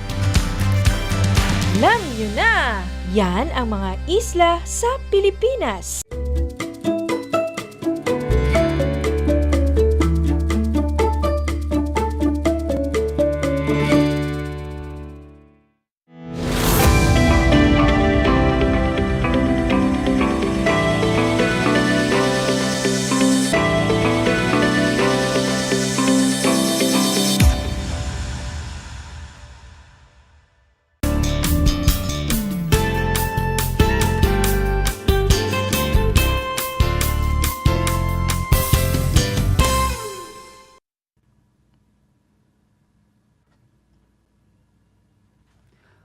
What a lovely afternoon to our dearest grade 9 students and to our karubas, gayems, and kabalens.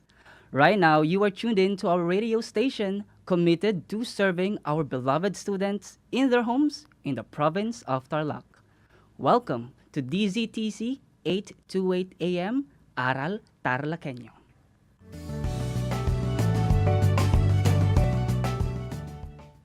Hello everyone, I am Teacher Luigi and I am honored to be your teacher broadcaster today. Our episode for today is for grade 9 English. So I am asking our dear grade 9 students to search for a spot where you can answer your modules, your learning sheets, safely and comfortably while listening to our discussion. Get ready, grade 9 students. Get your pen, lecture notebook, and activity sheets, and let's start our session.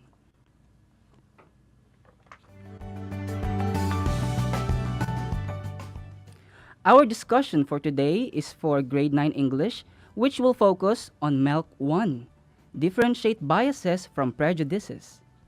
After you have tuned in and listened thoroughly in the radio-based instruction, you are expected to understand the definition of prejudices, differentiate the types of prejudices, and determine what type of prejudices are exhibited in certain texts or images. Since this is the first topic in English 9 for third quarter, it is only a must for us to review our past discussion. Last week, you have learned about analyzing literature as the means of understanding the unchanging values in the volatile, uncertain, complex, and ambiguous world. For our review today, let's play a game. This is called True or False. I will be reading you different statements which are all about our previous lesson on sonnet. Your task is to identify whether the statements are true or false. Please get your lecture notebook and your pen for you to write your answers, or you may also type your answers in our comment section below.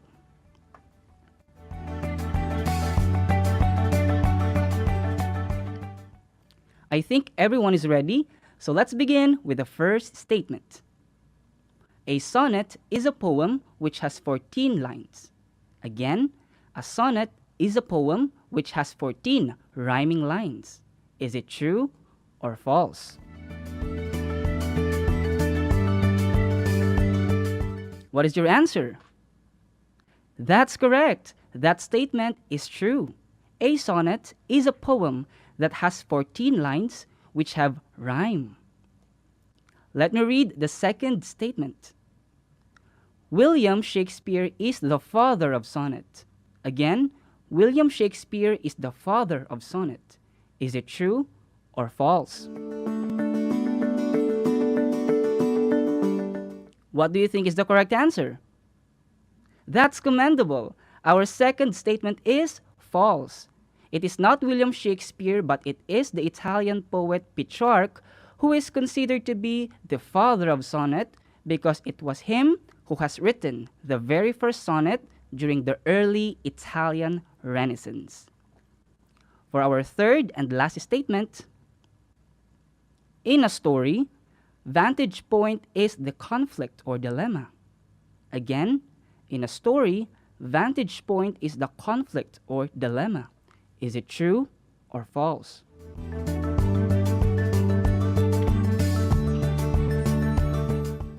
What is your answer? Wow, very good.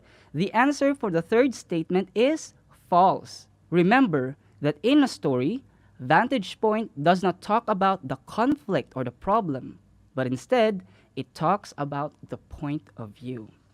Now, did you get the three statements correctly? Wow, that's amazing. Great job, everyone. Even though our game is that short and simple, I am still hopeful that you have refreshed your minds about our past discussion. So, buckle up, everyone, and let's start today's session. We will talk about MELC 1 today, which is about differentiating biases from prejudices. But our focus is on Lesson 1, Prejudices. My dear grade 9 students, Please prepare your activity sheets and listen attentively to our discussion.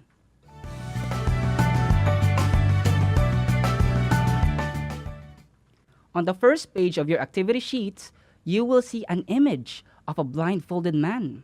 And on both of his sides, you will see two statements. Let us all read the statements together. First, Miss Ellis cannot serve on a jury because she is a woman. Second, Carlo hates K-pop groups because they are not Filipinos. Now, after reading the two statements, what do you think do they illustrate? That's right. Both statements illustrate bad judgment or negative opinions. And the blindfold represents our justice system, being blind or being unfair to what the truth really is. Those sentences gave you a little bit of taste of the definition of prejudice. But to give you a deeper understanding, let me explain to you more about prejudices and its common types. Let's proceed to the highlight of our discussion.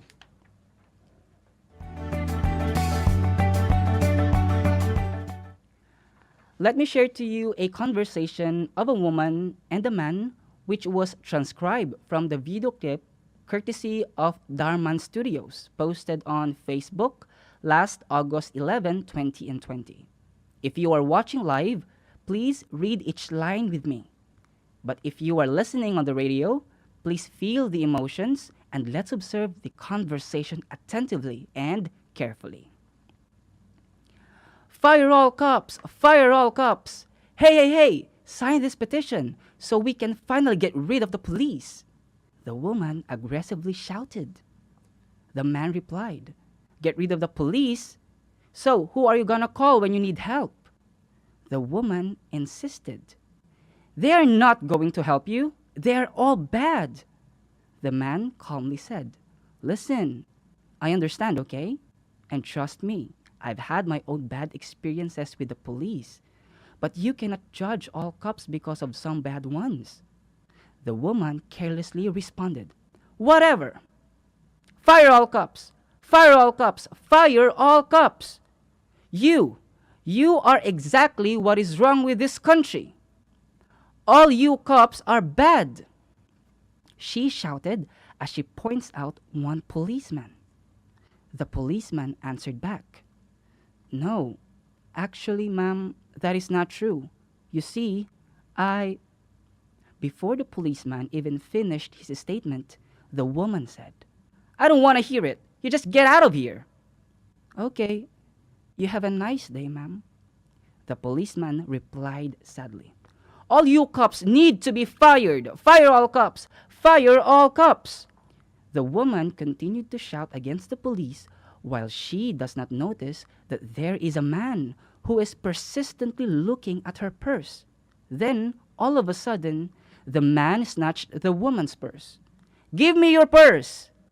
The snatcher grabbed the purse forcefully. Get off me! Hey, help! Hey, please, somebody help me! The woman cried, but the snatcher is already gone with the purse. The policeman heard the scream, then hurriedly went to the woman to help. Ma'am, what happened? That guy stole my purse, the woman exclaimed. Without even thinking twice, the police said, I'm on it. Stop! You are under arrest. Ma'am, here is your purse. Oh my gosh, thank you so much. I'm really so sorry for what I've said earlier. The woman is very apologetic. The policeman said, No, ma'am, don't worry about it. Believe me, I understand. But all I ask you is that before you judge me, you get to know me. You see, I am not just a cop. I am also a family man. Each morning, I say goodbye to my wife and my little girl, not knowing if I'll ever see them again. My job is not easy. Every day, I put my life on the line, ready to take a bullet for a complete stranger. But in the end, it's all worth it, because I believe in God and in helping others. I know there are some bad cops out there, but please know, I am just upset about the injustices that exist. I try my best every day to fight against them. But no matter how much I do the right thing, people still hate me. They judge me without even knowing me. So, you see, before you judge me, you get to know me. The woman was so surprised. Wow, I had no idea you had to go through that every day.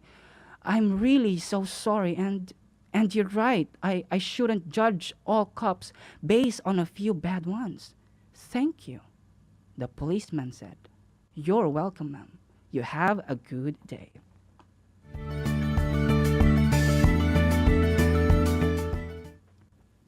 That's the end of the conversation. My dear grade 9 students, how would you describe the statements of the woman? Is she fairly expressing her opinions about the cops? Or the better question is, does she have any proof about her accusations that all of the police are bad? We have the same observation, isn't it?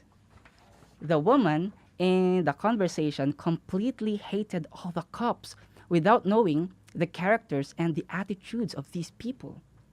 The bad judgment of the woman against the police is considered prejudice. So, what's a prejudice? Prejudice came from the Latin word pre, which means before, and judge, and that's according to Wikipedia 2020. It is prejudgment or forming an opinion before becoming aware of the relevant facts of a case.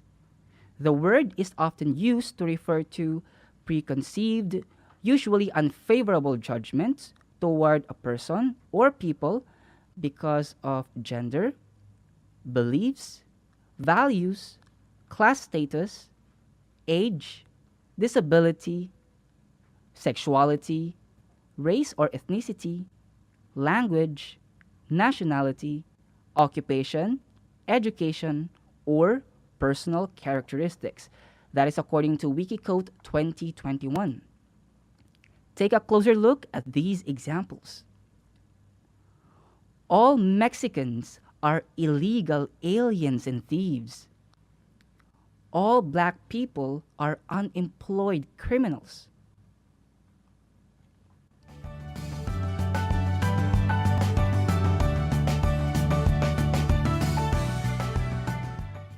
Now, both sentences are showing strong, insulting, and negative judgments and opinion toward the Mexican people and the black people. As a result, both sentences are obviously considered prejudice. There are 5 common types of prejudices. I will show you statements illustrating different prejudices, and let's discover what type of prejudice do the sentences illustrate.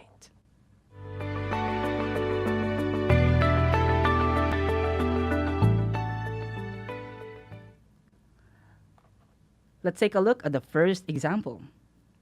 All males possess the tendency to be womanizers. All males possess the tendency to be womanizers. This sentence clearly shows prejudice. But do you notice to whom does this sentence show prejudice?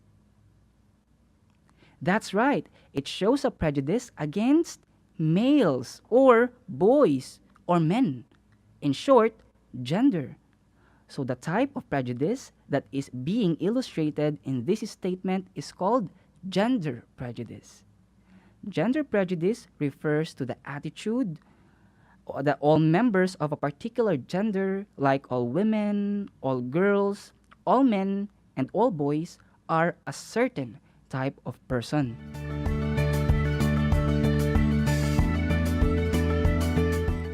Let's take a look at the second statement. All Mexican people are illegal aliens and thieves.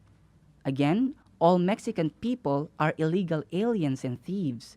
This is an insulting judgment, and we know that this is again a prejudice. But to whom does this sentence show prejudice? That's right, it shows a prejudice against Mexican people. And the Mexican people are an ethnic group from Mexico, a country in the south portion of North America. And the type of prejudice that is being shown in this statement is called ethnic or racial prejudice. This happens when negative opinions, beliefs, or attitude are held about people for the simple reason that they belong to a specific ethnic group.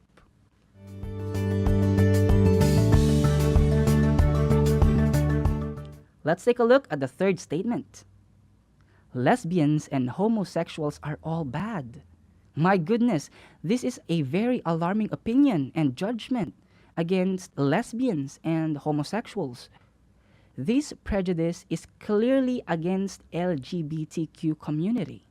So, this statement is illustrating what we call sexual orientation prejudice. This is called homophobia. It is often based on the stereotype that all gay men or lesbians are immoral and thus inferior. These may include transgender or transsexual individuals.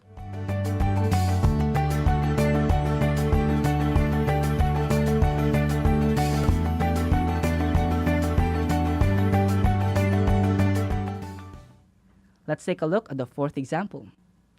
Leo is 50 years old. He is not qualified for a managerial position in the company because he is too old. That's according to his boss. What do you notice? This sentence shows prejudice because of Leo's age and he is already old. So, can you guess what type of prejudice does this sentence illustrate?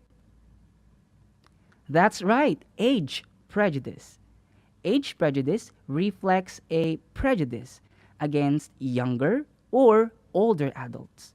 It is defined as any attitude, action, or institutional structure which subordinates a person or group of people based off age.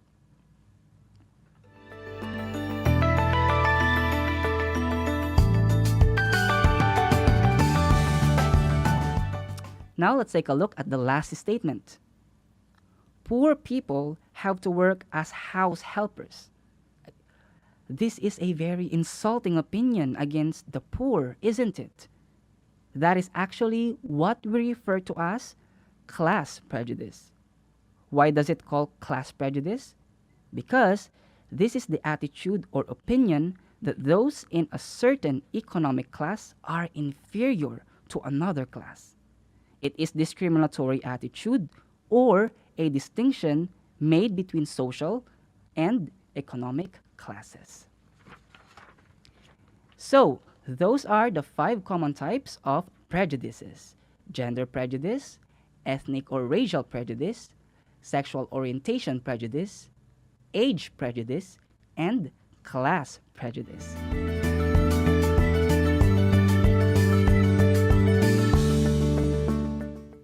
For you to better understand the concept of prejudice and its common types, let's enjoy doing this series of activities found on your activity sheets. So, get your activity sheets and pen and let's answer.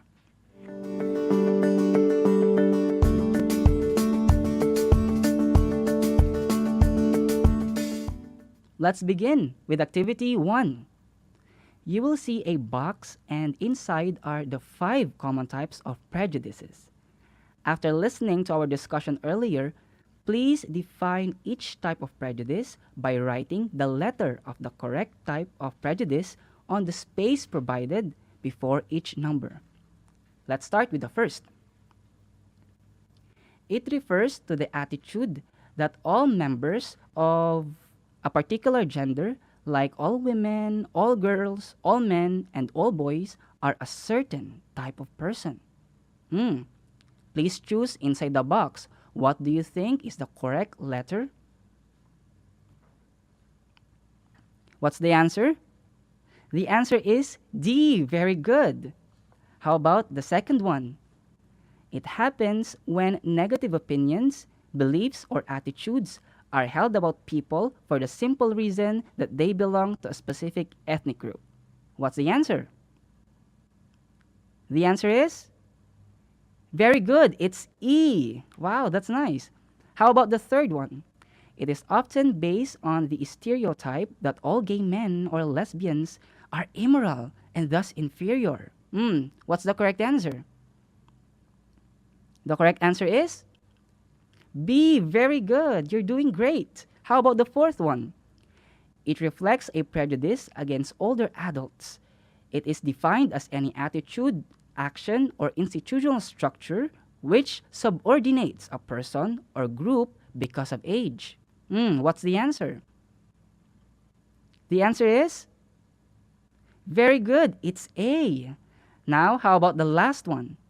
It is the attitude or opinion that those in a certain economic class are inferior to another class. What's the correct answer? The answer is? Very good. It's C. You're doing perfectly fine. And please count the number of the correct answer.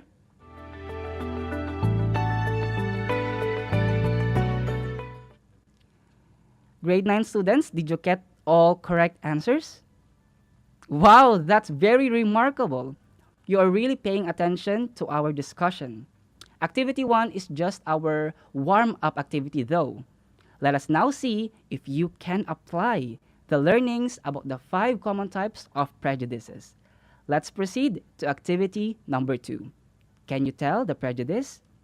Read the statements and underline the type of prejudice that is exhibited in each statement. If the statement does not exhibit prejudice, underline none. Let's answer items 1 and 2. Number 1. That young child is very unlucky because her parents are beggars. My goodness. What do you think is the correct answer? Please underline. The correct answer is? Very good. It's class. You know, it's having a discrimination against the beggars, so it's class. How about the second one?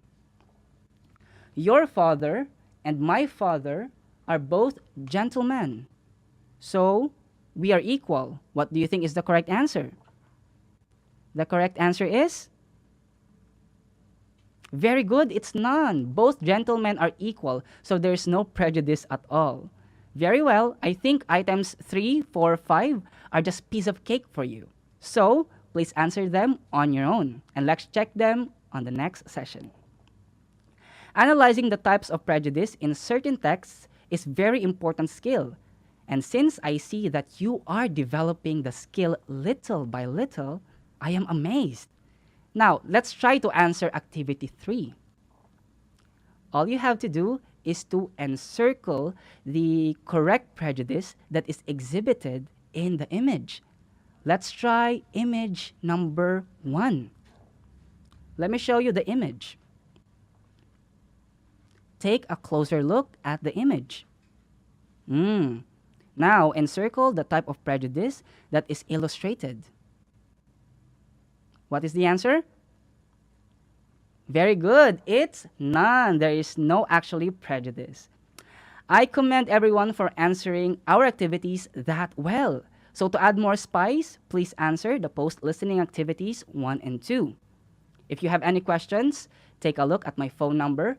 You can contact me or send me a text message, and I will address your concerns right away. Today's session was fun. Today's discussion only gives us the most important life lesson. We should never write or say any prejudices against other people because we are all created equal by God. So we must respect everyone regardless of everything. I hope you enjoy and understood today's lesson. Always remember to enjoy while learning. This has been your teacher broadcaster for today. By the way, again, I'm Luigi S. Carmen. I wish everyone to have a wonderful day and see you soon. Be safe always. God bless us all. Goodbye.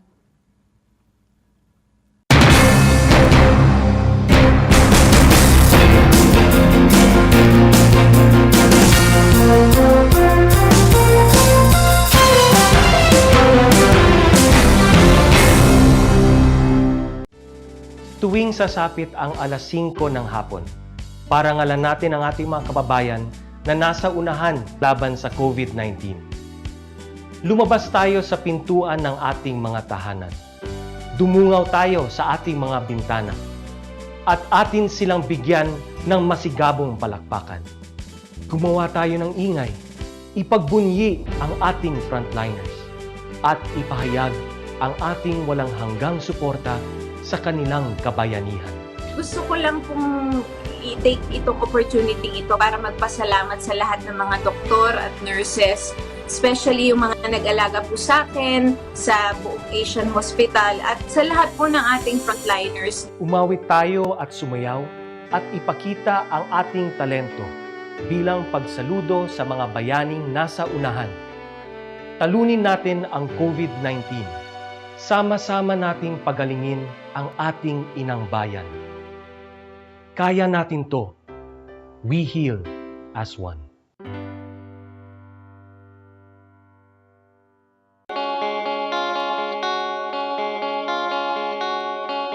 Upang matugunan ang mga kinakaharap na pagsubok ng mga guro at mag-aaral sa gitna ng kasalukuyang pandemya, nagsanib tulong sina Congressman Charlie Cojuangco ng unang distrito ng Tarlac, DEPED Region 3 Regional Director Dr. May B. Eclar at Tarlac Schools Division Superintendent Dr. Ronaldo Pozon para sa isang napapanahong proyekto na tinaguriang Project Shine, Aral TarlakHenyo. Ang mga mag-aaral ng Grade 4 at Grade 5, ganon din ang Grades 8 and 9 sa buong probinsya ng Tarlac ay sasailalim sa radio-based instruction, katuwang ang himpilang DZTZ 828 kHz AM at RTV Tarlac, Channel 26. To our partners in DEPED, thank you po sa inyong entusiasmo in helping our province meet the gap between distance learning and quality of education for our children. Sa mga TV ninyo, pwede kayo manood ng DEPED sa Channel 26. This is first and only TV station in Tarlac owned by Radyo Pilipino Media Group na nagpartner kasama ng DEPED na gumawa ng Aral TarlakHenyo. Proyekto po ito ng DEPED Tarlac Province in partnership with DZTC Radyo Pilipino Tarlac and RTV Tarlac Channel 26. So, yung mga walang tablet or walang internet, pwede manood dito sa programang ito at doon nyo po makikita at masusundan ang mga module ng DEPED sa distance learning.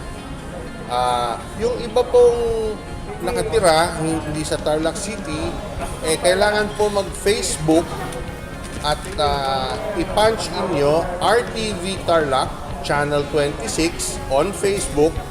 Makikita nyo rin yung mga module sa mga handheld devices o cellphones o tablet ninyo. So, thank you again to DEPED for being open-minded and helping us meet the challenges of tomorrow.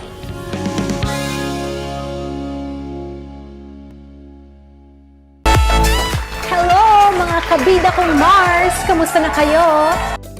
Look good, feel great through grooming and clothing. Kung alam mong maganda yung itsura mo, then you will feel great. 'Di ba? Mas gaganda yung pakiramdam mo. Kaya Mars, tandaan ninyo, dito, kayo ang bida.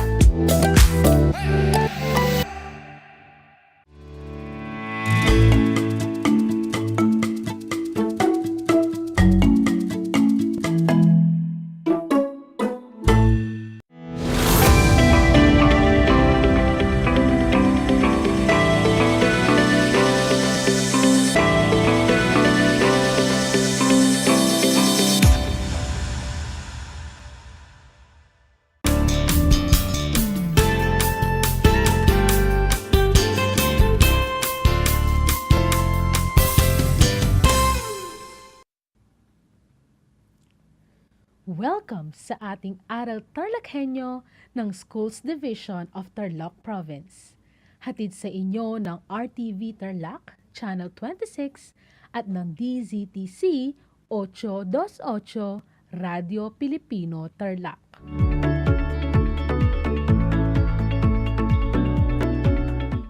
Isang masigla at ligtas na hapon mga katarlakhenyo. Narito na naman tayo nagsisikap at nagpupunyagi na maging makadiyos, makatao, makakalikasan at makabansa.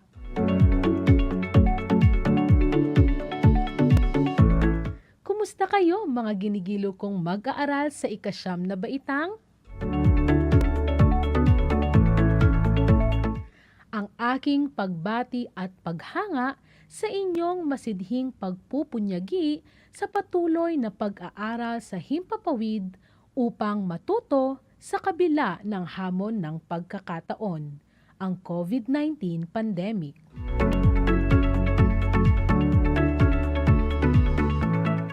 Ako ang inyong guro sa Araling Panlipunan Grade 9, Binibining Rachel Ann P. Chaos, upang samahan at gabayan kayong maunawaan ang nilalaman ng ating aralin sa araw na ito. Ang konsepto ng macroeconomics at paikot na daloy ng ekonomiya.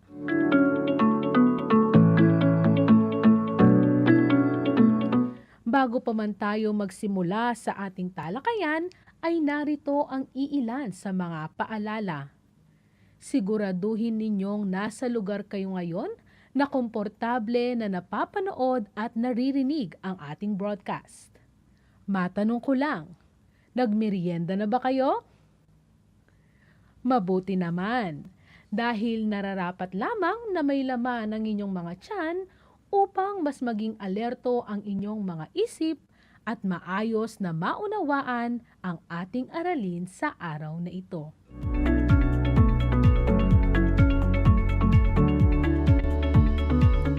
Sa puntong ito, nais kong kunin ninyo ang inyong learner's material sa Araling Panlipunan 9 para sa unang linggo ng ikatlong markahan. Ito ay ang Module 1 na may pamagat na paikot na daloy ng ekonomiya. Ihanda rin ang inyong learning activity sheet, ballpen at sulatang papel upang maisulat o maitala ninyo ang mga mahahalagang konsepto o impormasyon na aking mababanggit.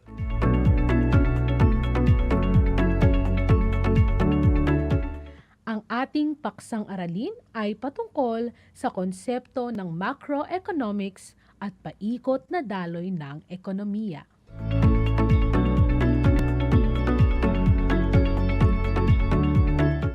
Bago tayo magsimula sa ating paksa ngayong araw, ay alalahanin muna natin ang ating naging aralin noong nakaraang episode.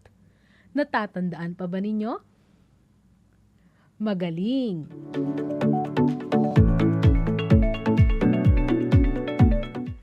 Sa nakaraang episode, ating tinalakay ang ugnayan ng pamilihan sa pamahalaan. Isang batayan sa pag-aaral ng economics ang pamilihan bilang isang mabisang mekanismo kung saan natutugunan ang walang katapusang pangangailangan at kagustuhan ng tao. At ang presyo bilang tanging salik na pokus ng pagkikialam ng pamahalaan sa pamilihan. Ang pamahalaan bilang isang mahalagang institusyon ng ating bansa ay kinakailangang makialam o manghimasok sa takbo ng pamilihan upang magkaroon ng price stabilization at maiwasan ang mataas na inflation. Ang pagkontrol ng pamahalaan sa presyo ng pamilihan ay nahahati sa dalawang uri. Una ay ang price ceiling o kilala din bilang maximum price policy. Ito ay may layuning matulungan ang mga consumer. Ikalawa ay ang price floor na kilala bilang minimum price policy. Ito naman ay may layuning matulungan ang mga producer, lalo na sa sektor ng agrikultura at ng mga manggagawa.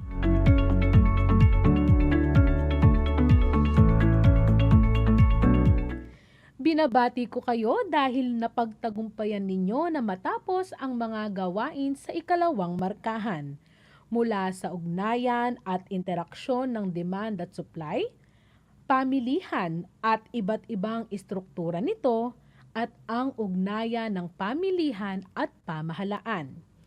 Naway ang inyong mga natamong kaalaman at kasanayan ay inyong magamit upang maging mapanagutang mamamayan kasabay ng inyong pagtugon sa inyong mga pangangailangan.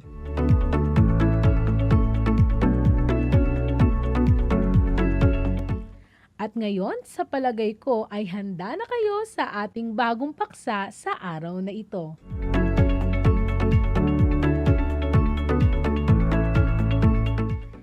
Inaasahan na sa pagtatapos ng aralin na ito ay inyo nang naipaliliwanag ang bahaging ginagampanan ng mga bumubuo sa paikot na daloy ng ekonomiya.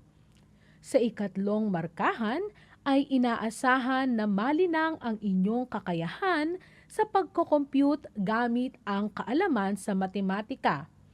Kritikal na makapagsusuri at makapagbigay interpretasyon ng mga aktwal na datos ukol sa Gross National Product at Gross Domestic Product, pagpapahalaga sa kita, pagkonsumo at pamumuhunan, maipaliwanag ang epekto ng inflasyon, at masuri ang mga pamamaraan upang maiwasan ang epektong dulot nito sa pambansang ekonomiya.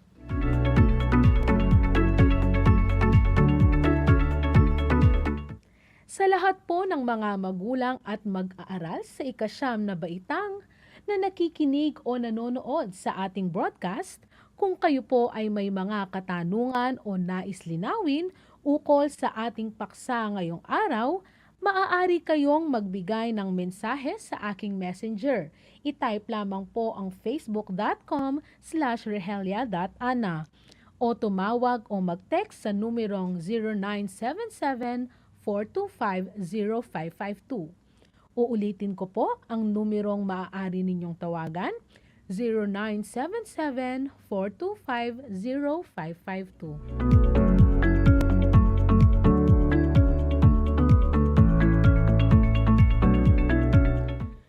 Bago natin simulan ang ating talakayan, ay atin munang sukatin ang inyong paunang kaalaman sa ating magiging paksa. Tatawagin natin itong hula-letra. Tignan sa loob ng lobo ang tamang letra upang mabuo ang salita. Ang ilang letra ay ibinigay na bilang iyong gabay. Handa ka na ba?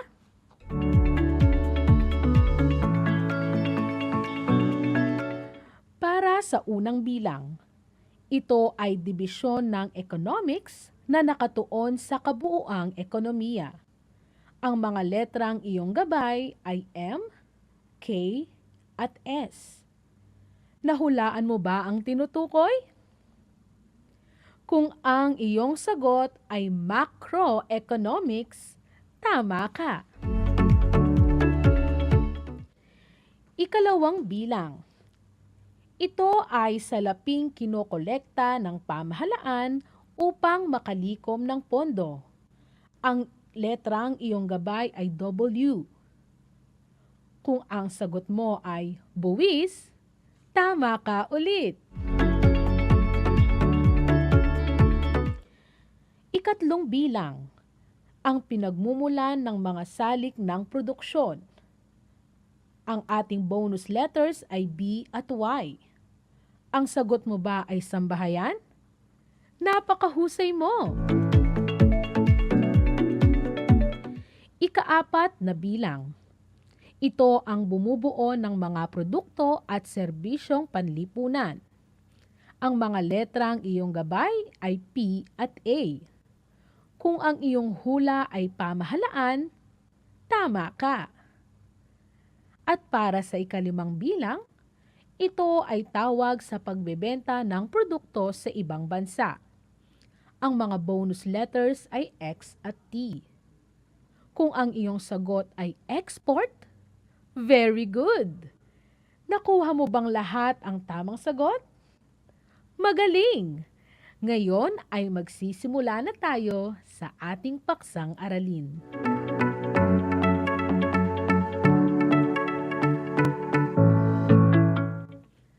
Kung babalikan natin ang kahulugan ng economics, ito ay mayroong dalawang sangay, ang microeconomics at ang macroeconomics. Ang microeconomics ay sumusuri o tumatalakay sa maliit na unit ng ekonomiya o nakatuon sa desisyon ng bawat pamilya at bahay kalakal. Ito ay ang saklaw ng ating aralin sa ikalawang markahan. Sa ikatlong markahan ay ating susuriin ang ikalawang sangay ng economics, ang macroeconomics. Ito ay nakatuon sa pag-aaral ng buong ekonomiya.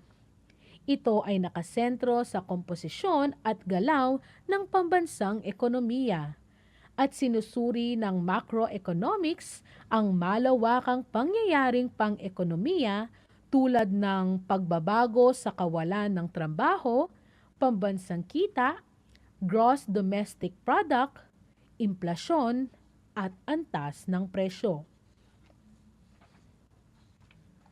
May apat na pangunahing pinagtutuunan ng pansin ang macroeconomics. Una, binibigyang pansin ng macroeconomics ang kabuuang antas ng presyo.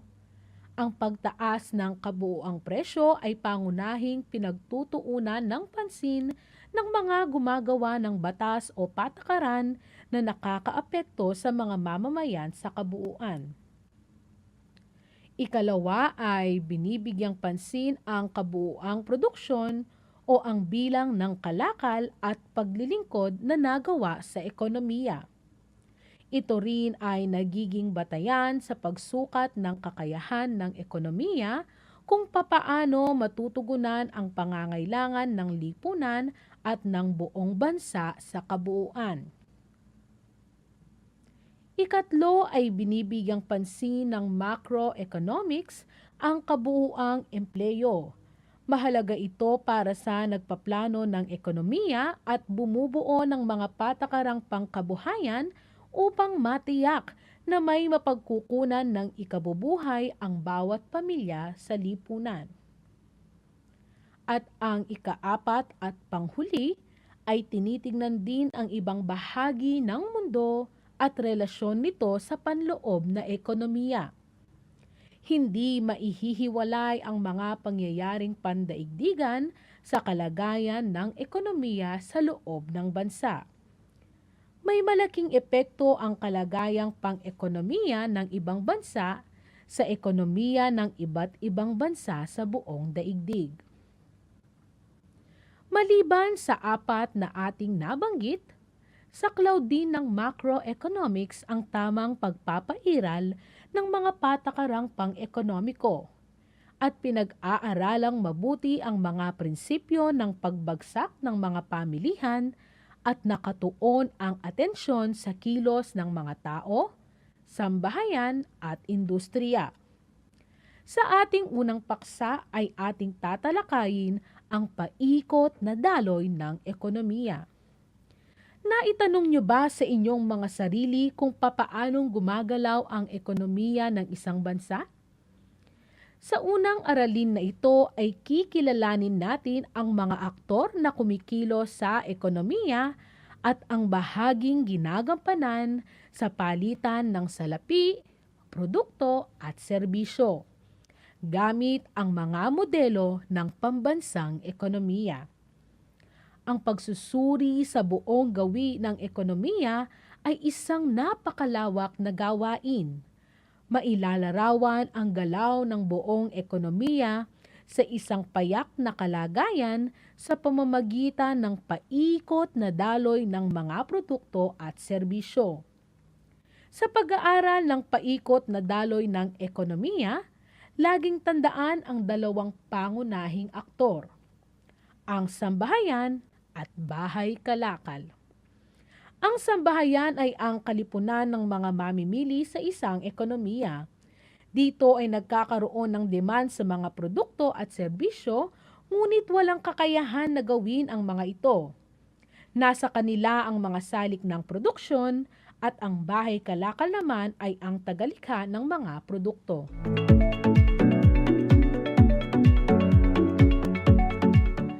May 5 modelo ang pambansang ekonomiya. Gumagamit ng modelo sa pagsusuri ang macroeconomics. Ang modelo ay representasyon ng isang ipinaliliwanag na konsepto o kaganapan. Ang mga ito ay naglalarawan ng interdependence ng lahat ng sektor ng isang ekonomiya. Sa pamamagitan nito na ipapakita ng simple ang realidad. Maaaring isa rin itong abstract generalization kung papaano nagkakaugnay-ugnay ang mga datos.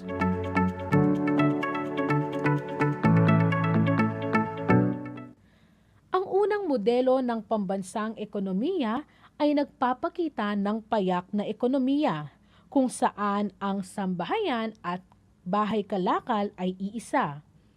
Ang lumilikha ng produkto ay siya ring consumer. Ang supply ng bahay kalakal ay demand nito kapag kabilang na ito sa sambahayan. Halimbawang ikaw ay bibisita sa iyong kamag-anak sa Visayas. Habang nasa laot, inabutan kayo ng bagyo at nasira ang inyong sinasakyang barko. Dinala ka ng alon sa Pampang at napagtanto mong mag-isa kang nakaligtas. Walang kasama at hindi ka agad makakaalis sa lugar. Ano ang gagawin mo upang makuha ang iyong pangangailangan? Hindi ba't gagawa ka ng paraan upang makuha ang iyong pangangailangan? Hahanap ka ng paraan upang matugunan mo ang iyong mga pangangailangan dahil wala namang gagawa nito para sa iyo. Ikaw ang maghahanap ng pagkain, gagawa ng sariling bahay at bubuo ng sariling damit. Sa madaling salita, ang sambahayan at bahay kalakal ay ikaw lamang.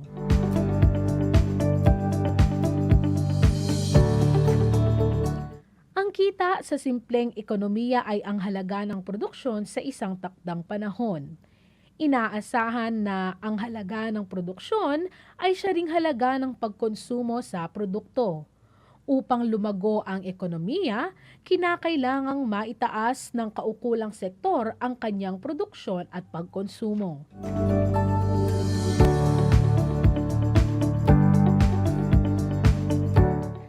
Ang pag-iral ng sistema ng pamilihan sa pambansang ekonomiya ang tuon naman sa ikalawang modelo. Ang sambahayan at bahay kalakal ang siyang pangunahing sektor pa rin dito. Sa puntong ito, masasabing magkaiba ang sambahayan at bahay kalakal. Matutunghayan ang ikalawang modelo ng pambansang ekonomiya sa ating figura na makikita sa inyong mga screens at sa inyong learner's material na nasa pahina 233. May dalawang uri ng pamilihan sa pambansang ekonomiya. Ang unang uri ay ang pamilihan ng mga salik ng produksyon o factor markets. Kabilang dito ang pamilihan para sa kapital na produkto, lupa at paggawa. Ang ikalawang uri ay ang pamilihan ng mga tapos na produkto o commodity market o good market.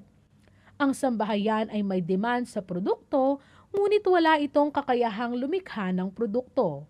Ang bahay kalakal ang tanging may kakayahang lumikha nito, subalit bago makalikha ng produkto, kailangan ng bahay kalakal na bumili o umupa ng mga salik ng produksyon.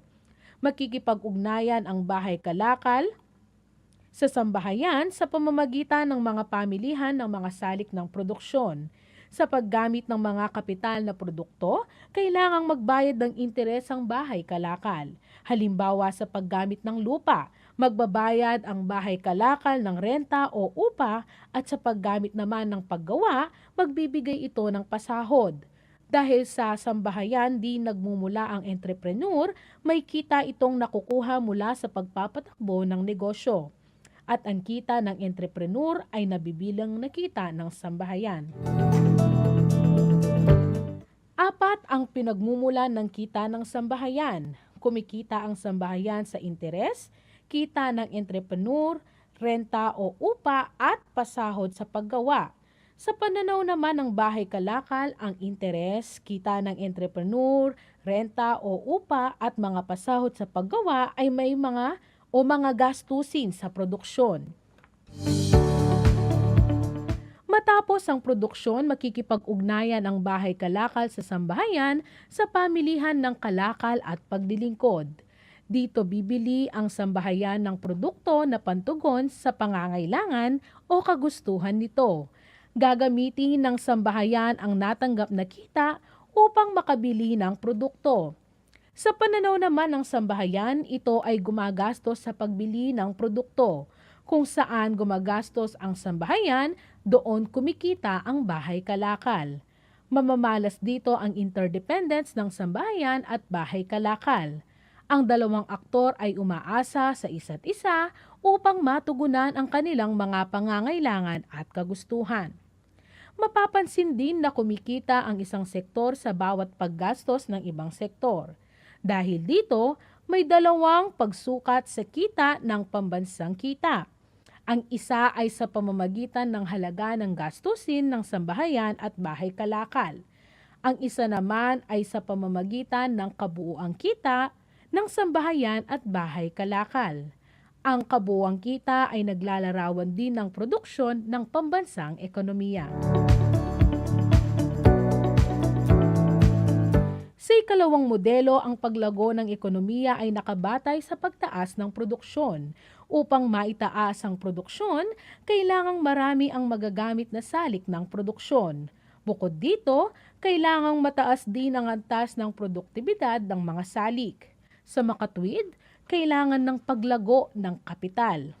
Kailangang malinang ang produktibidad ng lupa at kailangang mapag-ibayo ng isang entrepreneur ang kanyang kaalaman sa pagpapatakbo ng negosyo.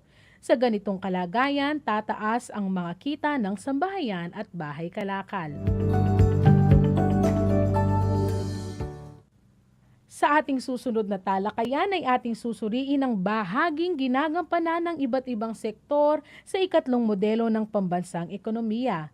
Maaari ninyong basahin sa pahina 9 to 10 sa inyong module. Ayan, bago tayo magtapos, titignan ko kung talagang nakinig kayo sa ating talakayan. Isulat nyo lamang ang fact kung ang pahayag na aking babanggitin ay tama at bluff naman kung mali. Una, ang unang modelo ng pambansang ekonomiya ay naglalarawan ng simpleng ekonomiya. Kung ang sagot mo ay fact, ikaw ay tumpak. Ikalawa, ang dalawang aktor sa ikalawang modelo ay ang sambahayan at pamahalaan. Kung ang napili mo ay bluff, ikaw ay correct. Ikatlo, sa ikalawang modelo, makikita ang interdependence ng sambahayan at bahay kalakal. Ang napili mo ba ay fact? You're right! Ikaapat, sa unang modelo ng pambansang ekonomiya, ang sambahayan at bahay kalakal ay iisa. Ang iyong sagot ba ay fact? Tama! At para sa ikalima, sinusuri ng macroeconomics ang malihit na bahagi ng ekonomiya. Ang iyong isinulat ba ay bluff? Perfect! Inaasahan ko na kayo'y natuto sa ating talakayan sa araw na ito. Muli, ako ang inyong guro sa Araling Panlipunan Grade 9, Binibining Regialan P. Chaos na nagsasabing ang pag-aaral sa Araling Panlipunan ay daan sa pagiging makadiyos, makatao, makakalikasan at makabansa. Hanggang sa muli!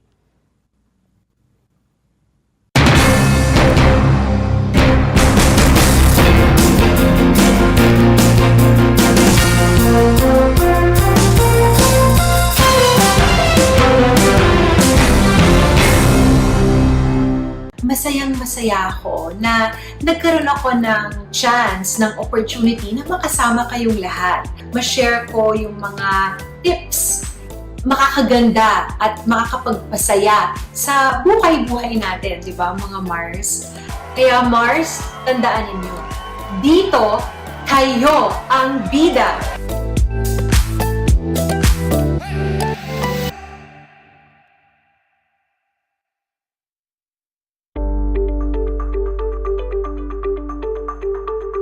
Sa pagnanais na mapigilan ng ating pamahalaan ang pagdami ng bilang ng mga kaso ng COVID-19, binuo ang One Hospital Command Center o OHCC upang mas mabilis na matugunan ang medikal na pangangailangan ng ating mga kababayan.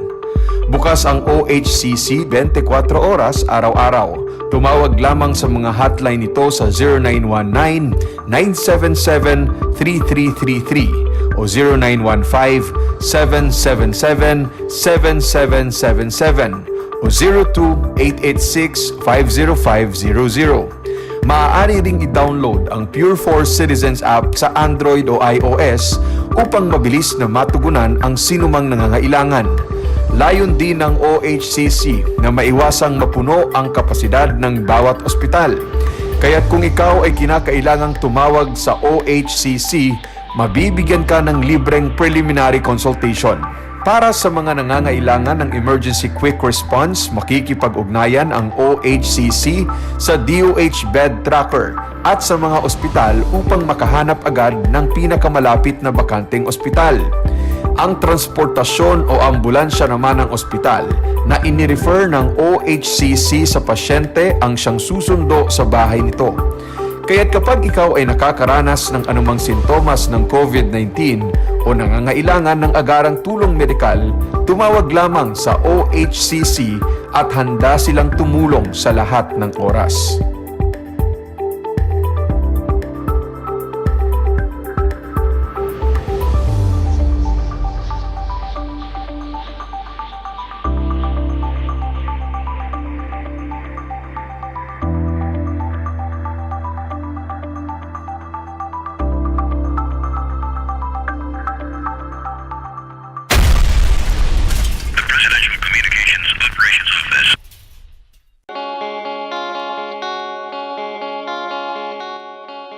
Upang matugunan ang mga kinakaharap na pagsubok ng mga guro at mag-aaral sa gitna ng kasalukuyang pandemya, nagsanib tulong sina Congressman Charlie Cojuangco ng unang distrito ng Tarlac, DEPED Region 3 Regional Director Dr. May B. Eclar at Tarlac Schools Division Superintendent Dr. Ronaldo Pozon para sa isang napapanahong proyekto na tinaguriang Project Shine, Aral TarlakHenyo.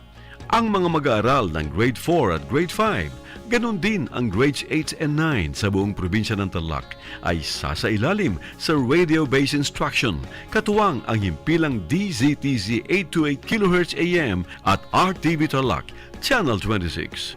First of all, I would like to say thank you to our sponsors for having this Aral TarlakHenyo for the benefit of our learners. My dear teachers, my dear parents, and everybody else in DEPED Tarlac family, you are invited to be a part of this. Get involved, engage with it, ask a lot of questions so that we can improve more because this is for you. To you, my dear parents, this is now the opportunity for you to reach us out. Be with us. Tune in to this radio station, DCTC, Radio Pilipino, sa ating pong talapihitan, 828 AM radio po yan, Angat TarlakHenyo. This is for all of us. God bless us all.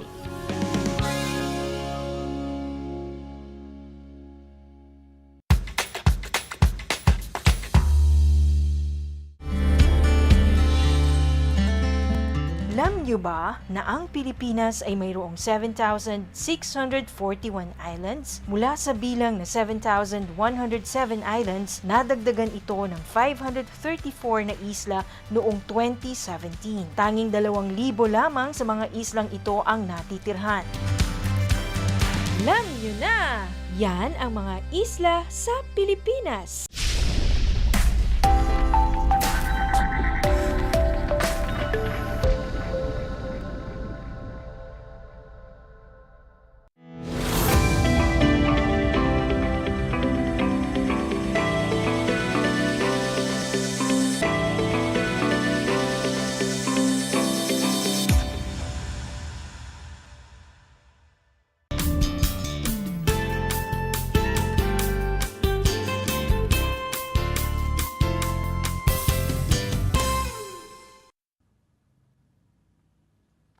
Welcome to Aral TarlakHenyo here on RTV Channel 26, simulcast over DCTC 8 to 8 AM Radio Filipino Tarlac.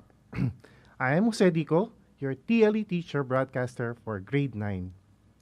Good afternoon, especially to our grade 9 learners. Join me in an exciting topic in TLE, Industrial Arts, Domestic Refrigeration, and Air Condition. Alright, before anything else, my dear students, I want you to be in a place where you are most comfortable while listening to DCTC 8 to 8 AM station and watching FB Live via RTV Tarlac Channel 26. Bring out your compendium of notes, ball pen, and paper. So first, let us have a review on our previous topic. Last time, we discussed the different types of air condition unit. Can you name them?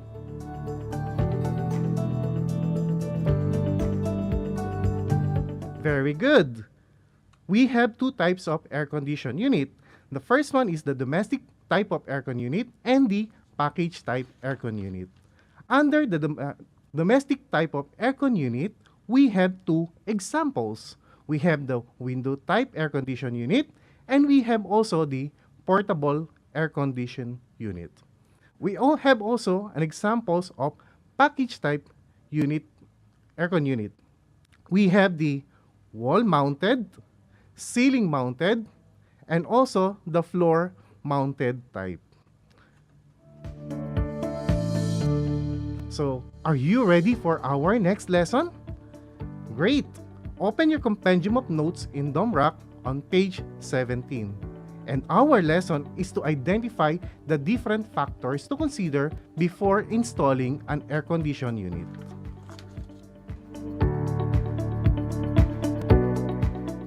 Do you have an air condition unit at home? Are you satisfied or comfortable in using them? Was your current air condition unit installed correctly? You might be wondering why I am asking you this, and they may seem odd questions to ask. We will answer these questions which are related to our topic for today. So shall we get started? Are you excited? Our topic are the different factors to consider in installing air condition unit. By the way, air conditioning unit is no longer a luxury appliance nowadays, but a necessity, especially during hot or summer season. Air condition provide cool air inside the room. It improves the quality by filtering out pollutants and allergens. And also, it reduces the ambient humidity. It is important to choose the right aircon unit that fits your needs. Oftentimes, people purchase an air condition unit and must consider the following: efficiency, cost, size, durability, energy consumption, and etc. Now, the following are the different factors to consider in successful aircon installation.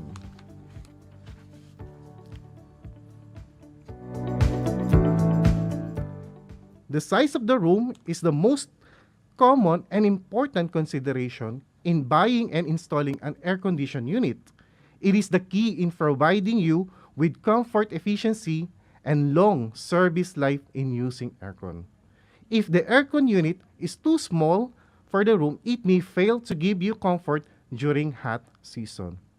And it will cause the compressor runs continuously, resulting to high electric consumption and may damage the compressor, leading to additional expense in servicing the unit.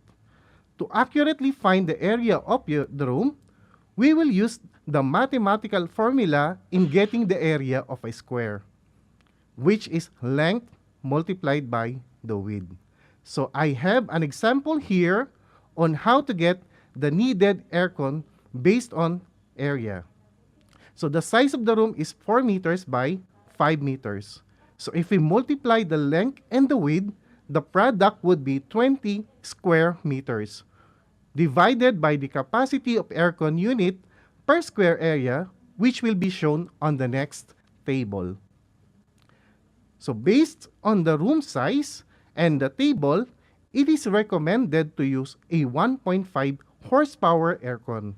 We can also get this by dividing the product, which is 20 square meter to 16 square meter per horsepower. But please do take note that the height of the room must be considered as well. So if we will going to make an advice, you may consider going one step higher or to make the cooling more efficient and fast. Again, it is only based on room area and not with other factors. Next, we have the location of the air condition. When installing an aircon unit, it is best to find the place possible location, okay, to give your system's components enough space inside and out for easy access and to get the full potential of the aircon unit. The unit should not exceed 1.5 meters from the power source. This is to avoid loose or tight pulling on the cord, and most of the brand new units comes with 1 to 2 meter electric cord. Next, do not install near a heat source, steam source, or flammable gas because it may affect the thermostat. Thermostat is highly heat-sensitive switch that controls the compressor when to turn on and turn off when the desired temperature has been reached. Continuous running of the compressor may lead to overheat and may cause fire. Next, leave at least 1 meter gap of space between the fans to avoid blockage. Because the refrigerant inside the condenser coil will be air-cooled by the blower fan. Thus, air is needed to cool it faster. Do not install in the corner of the room or house. This is to give way to the aircon lower to distribute the air evenly and to avoid cool being absorbed by the wall. Plan to install the aircon where cool air can freely circulate from top to bottom. The aircon needs to move a certain amount of air to keep your home cool. The aircon manufacturer specifies appropriate airflow rates for particular situation and to avoid current overload. Exposure to sun rays. Find the place that is properly shaded. The heat absorbed by the refrigerant inside the room will be removed as it passes through the condenser coil and with the help of the blower fan. However, heat coming from the sun rays may add to the heat absorbed by the refrigerant and may hinder the cooling process of the refrigerant on the condenser coil and may result to a lesser cooler room temperature. We need to take note the type of materials used to build our walls, its capabilities to absorb heat and moisture. It is known that hollow blocks and cements are considered highly heat absorbent, while woods are lesser heat absorbent. Therefore, wood is more preferably for wall construction, but wood is more costly than the other.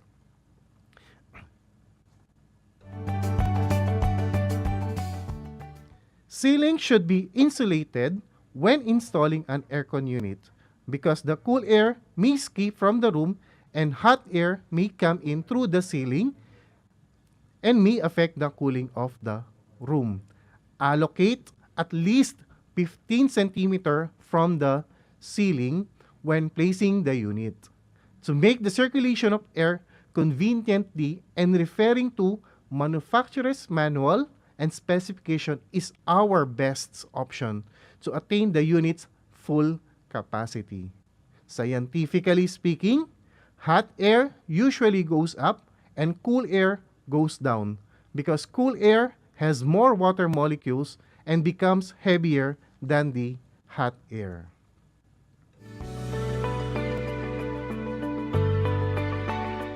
The next factor to consider is the number of occupants, and it is very seldom asked.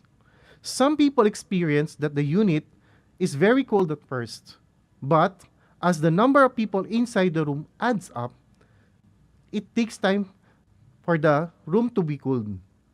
It is because people or any living things dissipates heat that add to the heat inside the room, which makes the compressor work overtime to make the room cooler. So I have an example here. Assuming that a 1 horsepower, by the way, what is horsepower? Horsepower refers to the rotational power of the electric motor which drives the unit's compressor, and it does not have to do with the cooling. And the BTU, or the British Thermal Unit, it is the amount of heat required to raise the temperature of 1 pound of water by 1 degree Fahrenheit, or also known as calorie per hour. So if 1 horsepower is equal to 9,500 BTU per hour, please do take note, it depends on the brand. Different brands have different BTU. Okay? And please do take note as well that the higher the BTU, the higher cooling capacity of the unit. So, letter A, I have person sitting down, which is 370 BTU per hour. Letter B, person working, 700 to 1,500 BTU per hour. And person dancing or running, 2,000 BTU per hour. So, if a room has a 1 horsepower motor compressor, which is equal to 9,500 BTU per hour, how many people can stay inside either sitting down or sleeping? As you can see on the screen, 9,500 divided by the 370, that is the total BTU of a person sitting down, equal to approximately 26 person. That only applies if the people inside are sitting or sleeping. The moment they start moving, okay, the amount of heat being emitted is getting higher, and the same applies if there are children in the house, because children are very active and emit more heat. The heat emitted by the appliances such as television, computers, laptops, cell phones, lamps, chargers, etc., also emits heat that may affect the cooling process of the room. Heat being emitted from each appliance may add to the hot air circulating inside the room. And I have the table that shows the BTU per hour of an appliances based on their wattage or watts. As an example, I have here a TV set, 1 TV set, and 1 desktop computer, assuming each used 100 watts. So to get the answer, we have the solution. We add them and multiply to 341.21 4163, which is based on the BTU per hour of a 100 watts appliance. So the total, we will get the answer, 682.43 BTU per hour being needed, okay, to be cooled. So this will add to the hot air inside the room. So can you now imagine the effect of using your appliances inside your cooled room?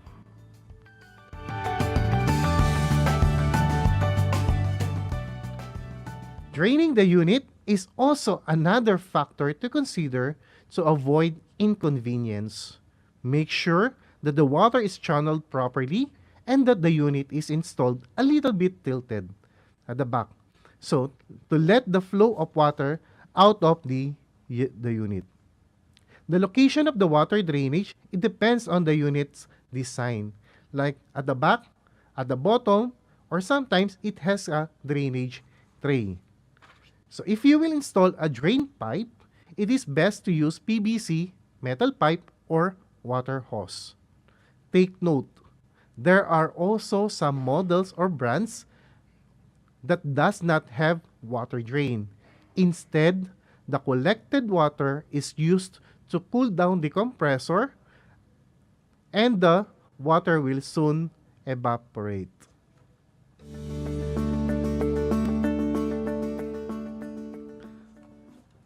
Power source is another factor that need to be considered. So this is to avoid any damage or accident on our house. And several considerations must be considered, such as, number 1, it is best to have a separate fuse or circuit breaker. This is to avoid damaging other appliances when the unit breaks down. Also, to easily cut off the unit from the main line in case of cleaning or servicing the unit. Number 2, avoid using an extension cord between the unit and the wall outlet. It may result to low voltage and overheating of the wire. That may lead to accident or worst, even fire. Number 3, install proper female outlet. Plug varies from manufacturer's specifications, and each design has a specific ampere to be used. And this is also to ensure the proper connection between the source and the unit. Number 4, use the correct wire gauge for specific horsepower of air condition unit. I have here the examples of wire size based on English and metric system. So it is best to use AWG. By the way, what is AWG? AWG stands for American Wire Gauge or standard type of wire. So as you noticed on the table, as the number is getting smaller on the English system, the metric system becomes larger because for English system of measurement, it pertains to the insulator or the non-electric conductor like plastic, rubber, etc. While the metric system pertains to the diameter of the wire.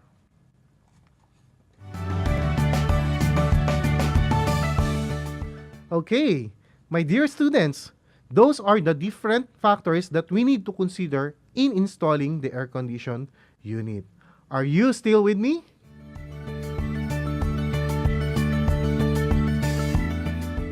Nice. To try to gauge if you learned something from our topic for today, we will have a short quiz. Our quiz is a 5 items, true or false. Write the word true if the statement is correct and false if the statement is wrong. So I will read the statement twice and you will be given 5 seconds to answer each question. So you can write your answer on a sheet of paper, and for those who are on FB Live, you can also chat your answer. So are you ready?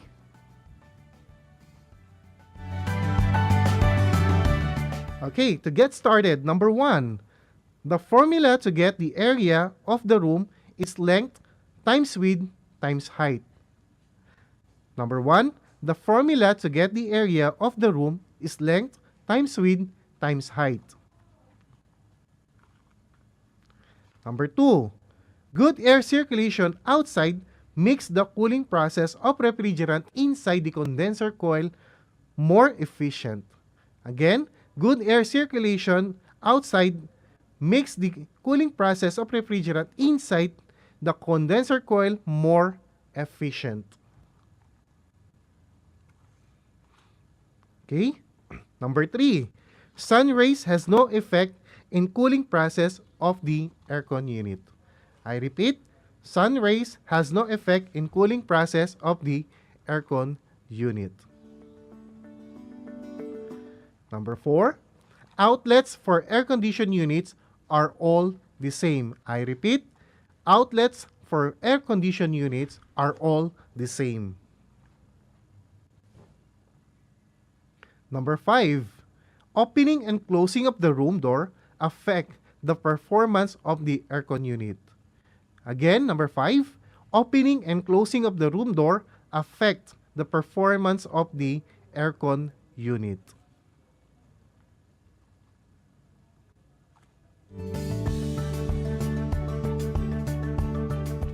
Okay, so let us see how you perform on the quiz. We will answer the questions. Number 1, the answer is false because the formula for area is length multiplied by width only. And we only take into consideration the height in installing air condition unit. Number 2, true, because good circulation of air will help the cooling process of the refrigerant on the condenser coil faster. And number 3, false, because sun rays directly affect and may add heat to the refrigerant inside the condenser coil. Number 4, false, because plug and outlets are specifically designed for certain amperes. And number 5, true, because the cool air may exit the room and hot air may enter. Alright, for those who got a perfect score, congratulations! And for those who got 4 to 3, job well done! And for those who got 2 and below, do not lose hope and keep on trying. You may also review our compendium of notes in DOMRAC, okay, and so that you can get a higher score by next meeting.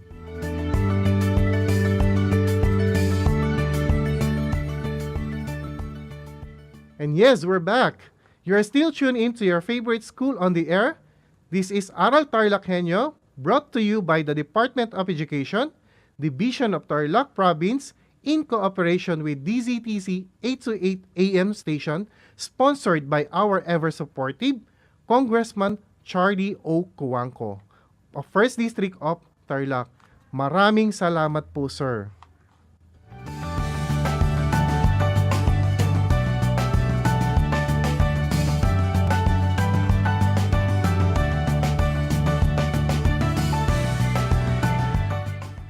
So you may also watch us live on Facebook.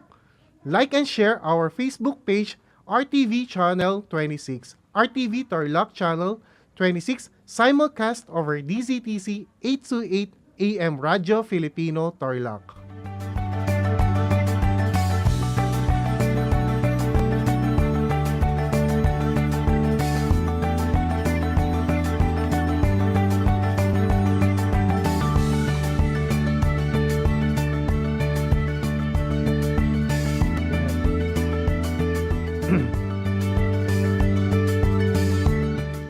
So once again, you may also watch us live on Facebook. Like and share our Facebook page, RTV Tarlac Channel 26, simulcast over DZTC 828 AM Radio Filipino Tarlac.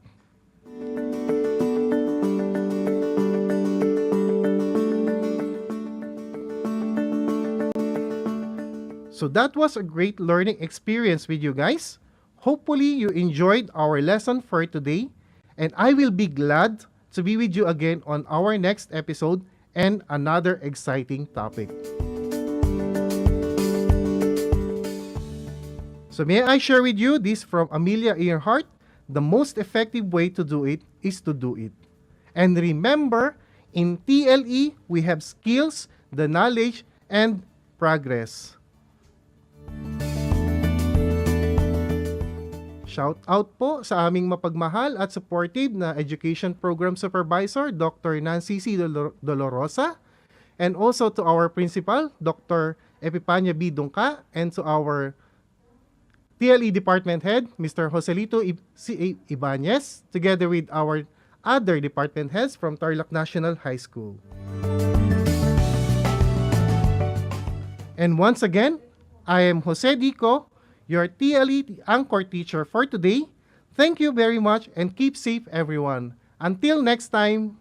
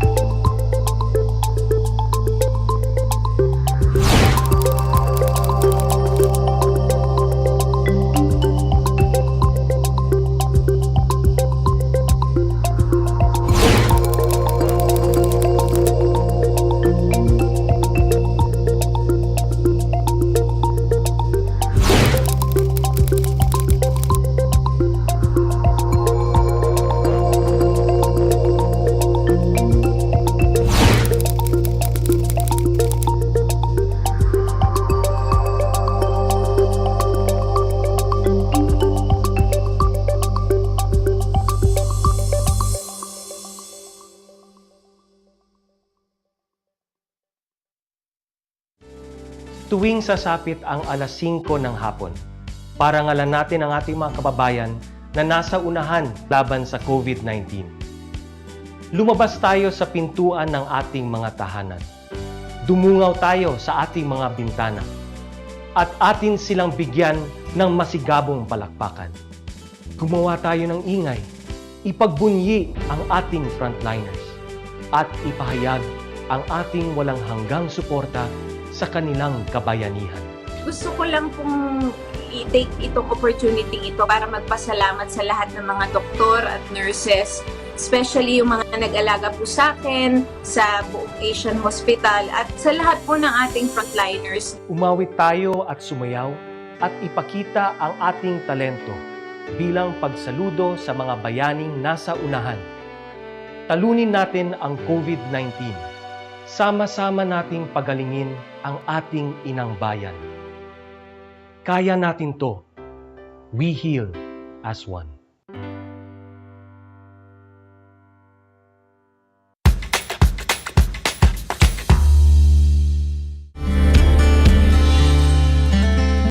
Alam niyo ba na ang Pilipinas ay mayroong 7,641 islands? Mula sa bilang na 7,107 islands, nadagdagan ito ng 534 na isla noong 2017. Tanging 2,000 lamang sa mga islang ito ang natitirhan.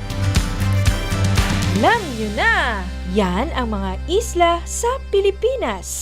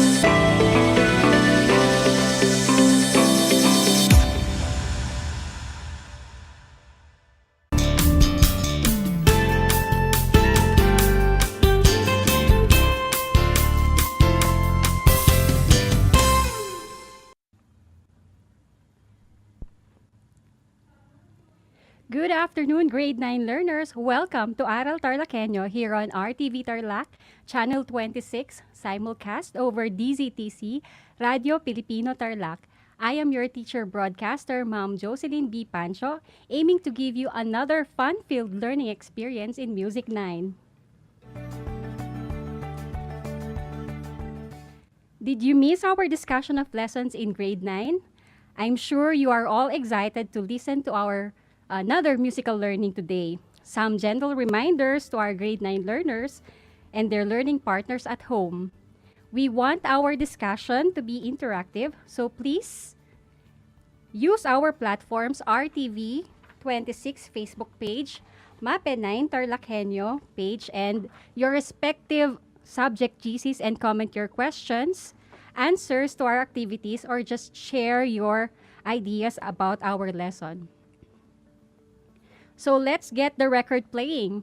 All eyes and ears to our discussion, dear grade 9 learners of Tarlac Province, as we go over our lesson on the air. Are you ready?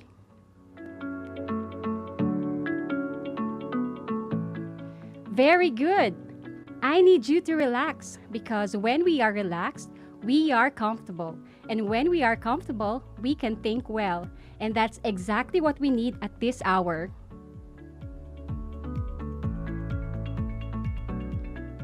To start our session, please get your CLP, that is compendium, your learning activity sheet, and your pen.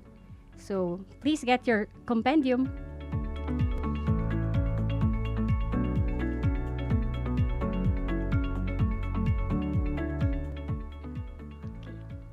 Now that you have your compendium with you, let's get started.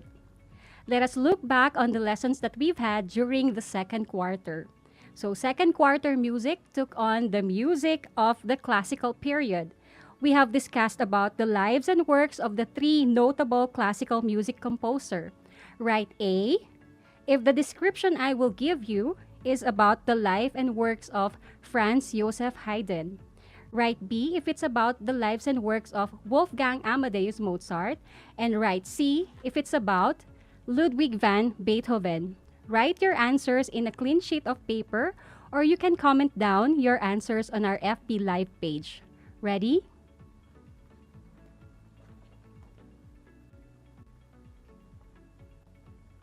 Number 1. This composer is known as the greatest composer of all times. Despite of being deaf, he was able to make great music in his career. Für Elise and Symphony No. 5 are among them. What is your answer? The correct answer is C. Ludwig van Beethoven. Number 2.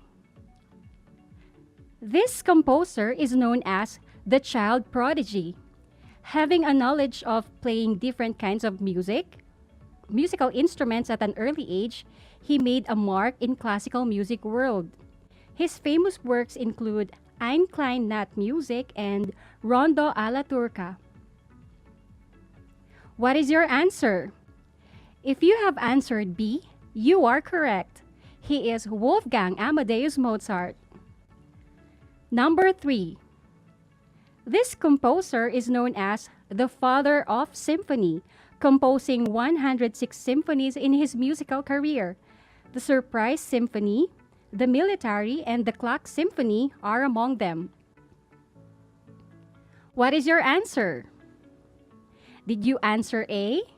Correct. He is Franz Joseph Haydn. What is your score for this activity? Did you get all 3 correct answers? Very good. You sure have a good understanding of our lesson last session. This makes me more enthusiastic for today's session.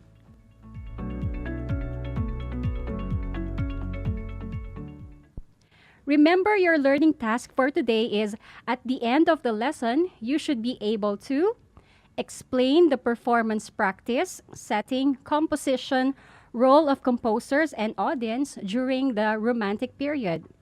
Relate romantic music to the other art forms and its history within the era. And number 3, describe the musical elements in a Romantic period music.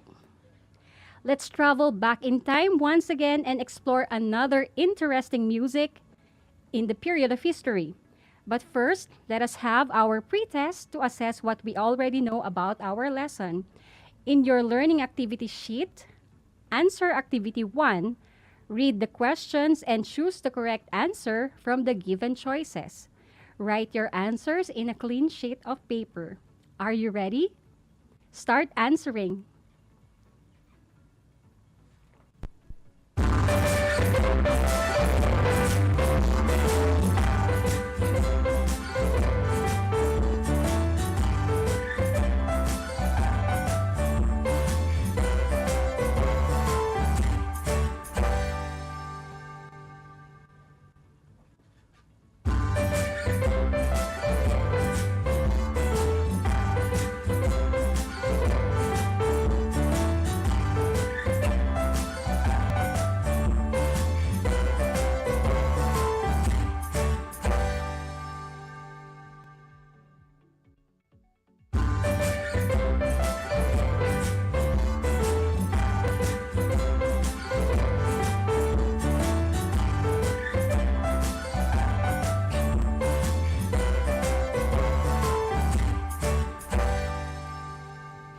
Okay, your time is up.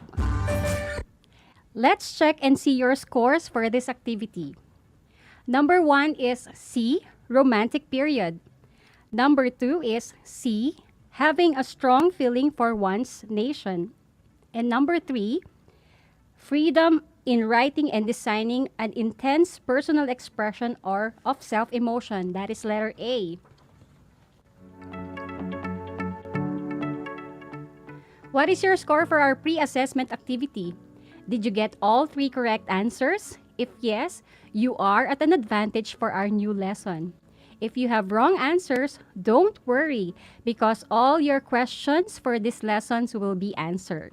Please open your compendium on page 2 for you to be guided properly in our discussion.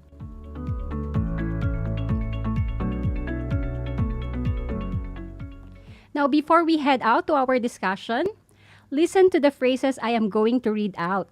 At the end of the phrase, tell me what is your idea or what is the idea being conferred from these phrases. Okay, ready? Picture number 1. Bouquet of red roses, chocolates, and gifts. I'm sure some of you have received these things last Valentine's Day from your loved ones. Picture number 2. Dinner by candlelight. The dining table is set in a very sentimental way with lights dimmed by candlelight and mood set with a sweet music. Picture number 3 is a movie with a love story theme.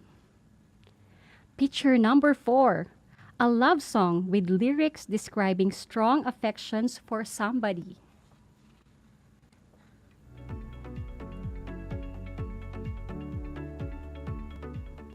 What idea do you think is conveyed from the phrases and pictures I have mentioned? You can type in your answers or ideas on the comment sections of our FB Live page. So I think there are some answers that are present on our MAPE page, so let's check some of them. An answer is given by a learner from Capas.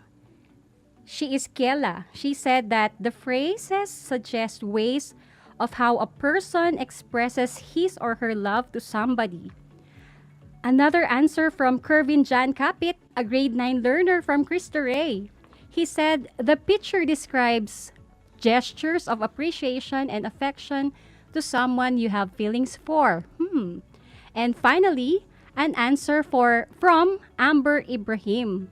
He said that it gives him idea about how we show our emotions by expressing them in different ways, like giving gifts and flowers, eating in a romantic dinner date, and singing romantic songs to your special someone. You are all correct. I enjoyed reading your answers on our FB page. All your observations and ideas are correct. It is about expressing one's feelings to someone in a romantic way. From the phrases and answers that we have, can you guess what period in music history are we going to talk about for today? You are right. We are going to talk about romantic period music. When someone or something is said to be romantic, it means it has a strong effect on your emotions. That very idea can give us what type of music persisted during the Romantic period. Romantic period is the period in history that extended from 1820 to 1910. That is the era after medieval, Renaissance, Baroque, and Classical period. Romantic period is a cultural movement that stressed emotions, imagination, individualism, and freedom of expression. Note that during the classical period, composers used their passion for music to earn a living, but romantic period music was used more on freedom of expression.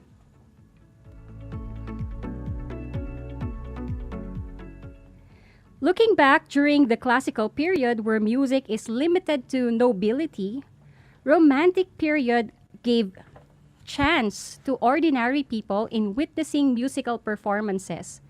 As the century progressed, music became increasingly available and popular, and concert halls provided venue for musical performances, and instrumental music was available to a wide audience.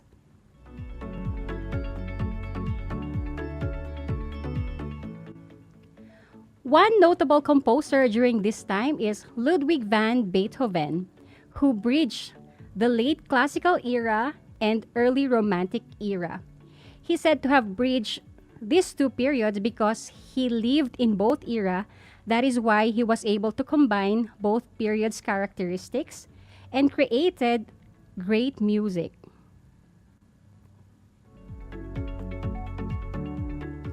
Note that expression of feeling is not only confined with love to somebody. It could also mean love for country.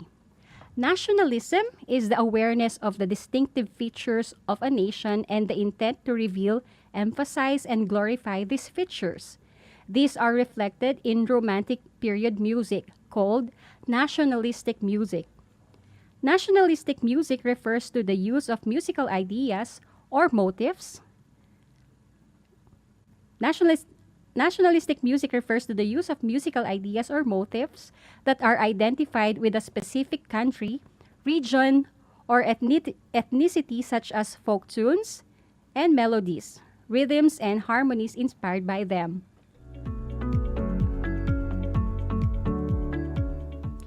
Can you give examples of nationalistic songs and music in the Philippines? Very good. Our very own national anthem, Lupang Hinirang, is a good example of nationalistic music. Pilipinas Kong Mahal is another example. Even in pop music, nationalistic songs are also reflected. Good examples of these are Noy P from Bamboo, and of course, Mga Kababayan Ko from the late Francis Magalona.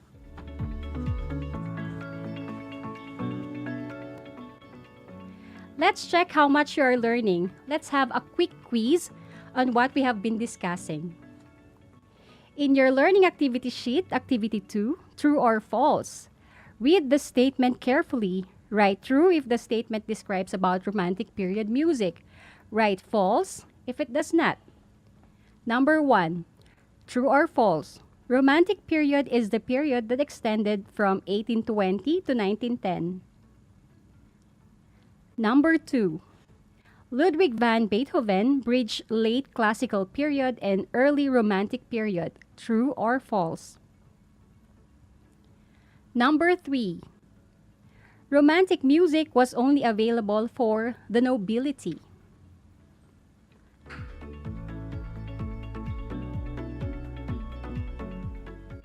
Let's check your answers. The statement for number 1 is true. The statement for number 2 is also true. But statement number 3 is false. Did you get all 3 correct answers? Very good. You are keenly listening to our discussion. Let's continue. Romantic period music will not attain its distinct characteristic if not with the musical elements the composers used to compose. These are the musical elements used in romantic period music. Number 1 is the tempo. Tempo in music literally means speed. How fast or slow is the tune? It is usually identified as fast, slow, or moderate tempo. Camille Saint-Saëns is a romantic music composer who used different tempo in one composition. Let's listen to Carnival of Animals by Camille Saint-Saëns and find out how the tempo of music describes each animal.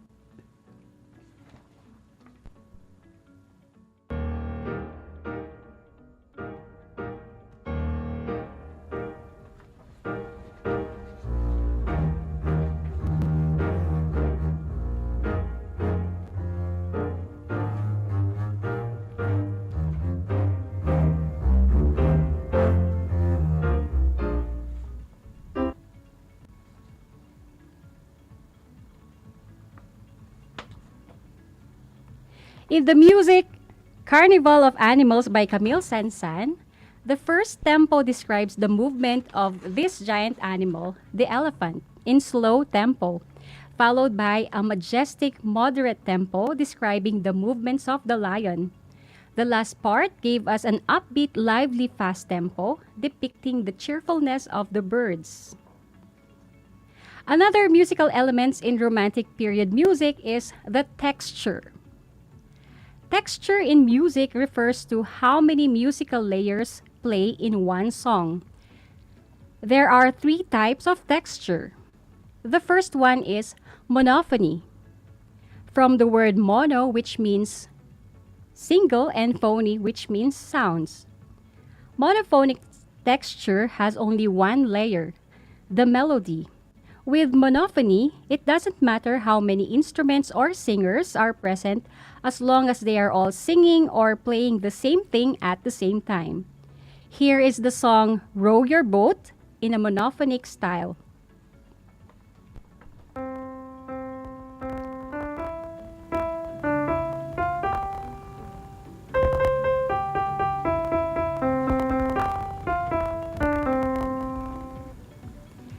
The second type of texture is homophony. Homophony has two musical layers, the melody and the harmony. Basically, the melody is being accompanied by a musical instrument playing in chords. Let's listen to another version of Row Your Boat in homophony style.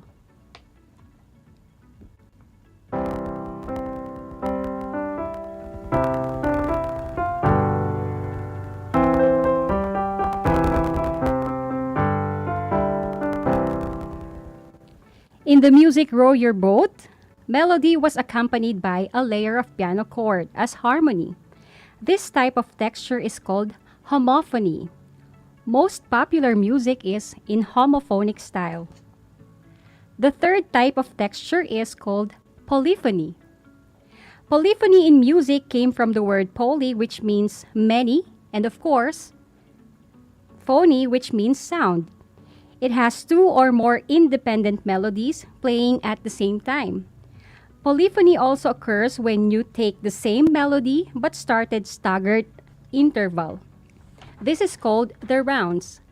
Let us listen to a polyphonic version of Row Your Boat.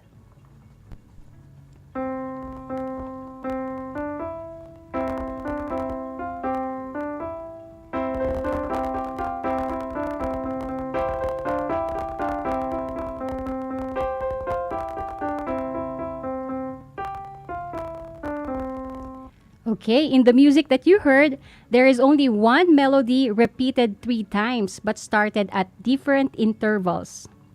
Let us listen one more time to Row Your Boat song in different texture.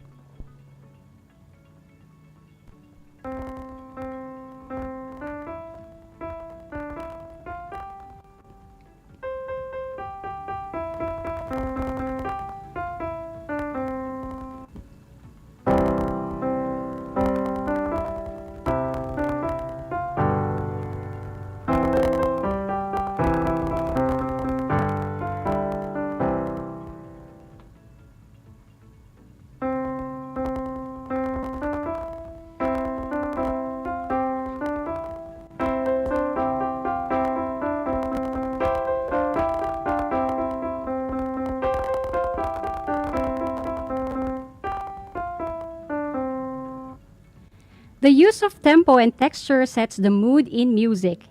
It is how the message of the songs are conveyed along with the use of other musical elements. Mood in music also means the atmosphere of the song or music being played. We may derive different moods in music such as scary, mystery, shocking, calm, peaceful, adventure, comic, warm, serious, inviting, dark, and excitement. These are only few atmospheres music can describe.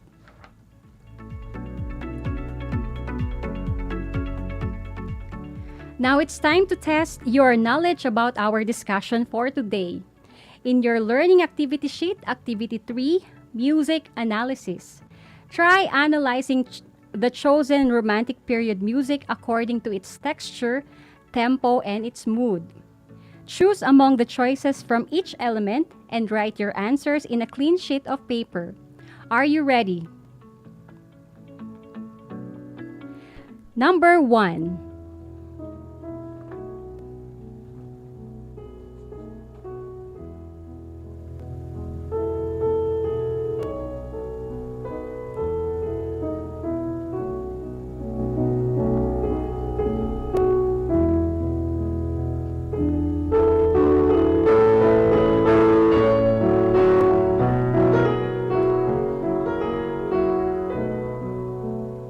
Number 2.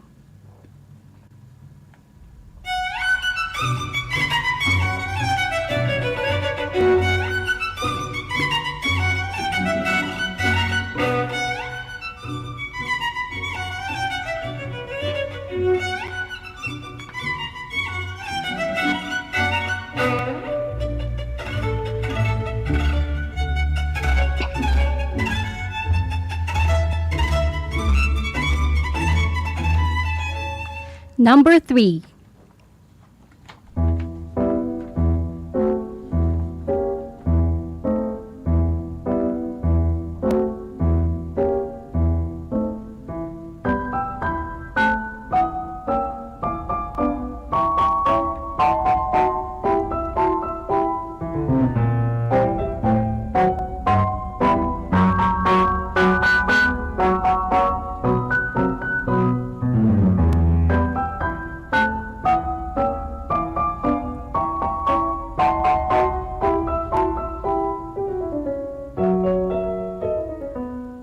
Okay, let's check your answers. The answer for music 1 is polyphony, slow, and sadness. The answer for music 2 is homophony, fast, and vibrant. The answer for music 3 is homophony, moderate, and fantasy. What is your score for this activity?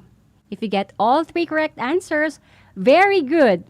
If you have wrong answers, you can always read back and in your compendium, and your MAPE teachers are more than willing to give you clarifications. It has been a very musical learning for all of us today. I hope you have learned a lot.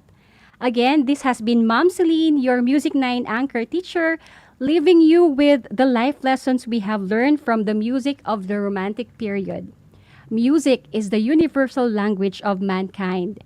It expresses that which cannot be said and on which it is impossible to be silent. Until next time!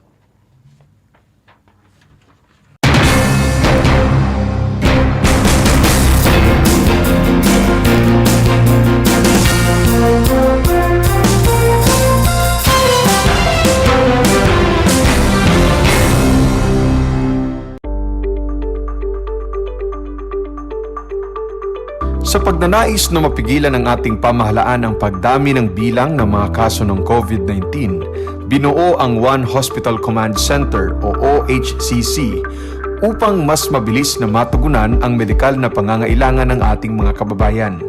Bukas ang OHCC 24 oras araw-araw. Tumawag lamang sa mga hotline nito sa 0919-977-3333 o 0915-777-7777 o 02-886-50500. Maaari ring i-download ang Pure Force Citizens app sa Android o iOS upang mabilis na matugunan ang sinumang nangangailangan. Layon din ng OHCC na maiwasang mapuno ang kapasidad ng bawat ospital. Kaya't kung ikaw ay kinakailangang tumawag sa OHCC, mabibigyan ka ng libreng preliminary consultation. Para sa mga nangangailangan ng emergency quick response, makikipag-ugnayan ang OHCC sa DOH Bed Tracker at sa mga ospital upang makahanap agad ng pinakamalapit na bakanteng ospital. Ang transportasyon o ambulansya naman ng ospital na inirefer ng OHCC sa pasyente ang siyang susundo sa bahay nito. Kaya't kapag ikaw ay nakakaranas ng anumang sintomas ng COVID-19 o nangangailangan ng agarang tulong medikal, tumawag lamang sa OHCC at handa silang tumulong sa lahat ng oras.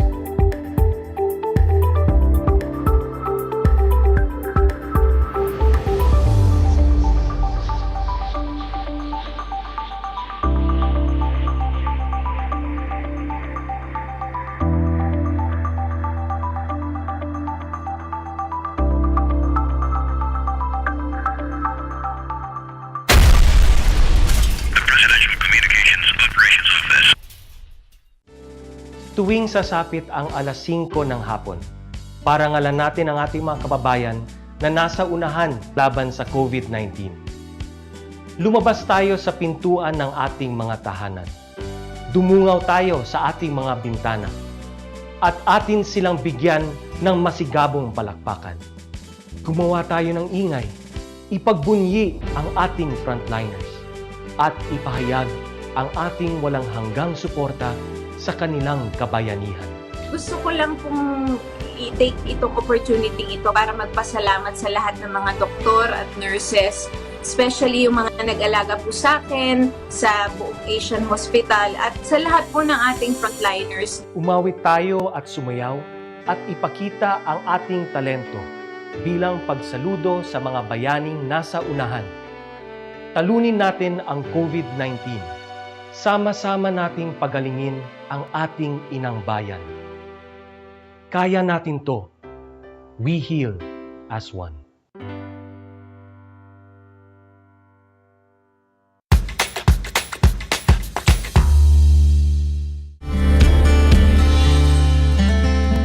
Alam niyo ba na ang Pilipinas ay mayroong 7,641 islands? Mula sa bilang na 7,107 islands, nadagdagan ito ng 534 na isla noong 2017. Tanging 2,000 lamang sa mga islang ito ang natitirhan. Alam niyo na! Yan ang mga isla sa Pilipinas.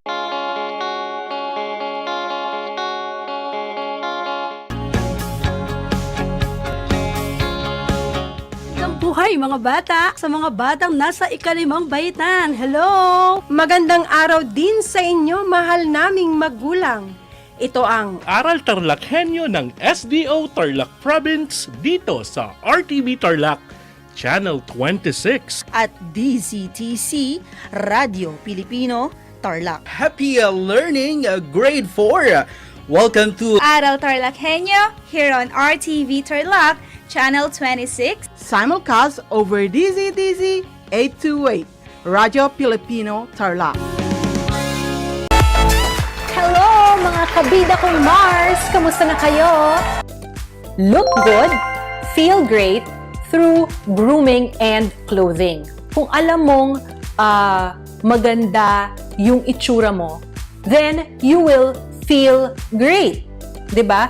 Mas gaganda yung pakiramdam mo. Kaya Mars, tandaan ninyo, dito, kayo ang bida.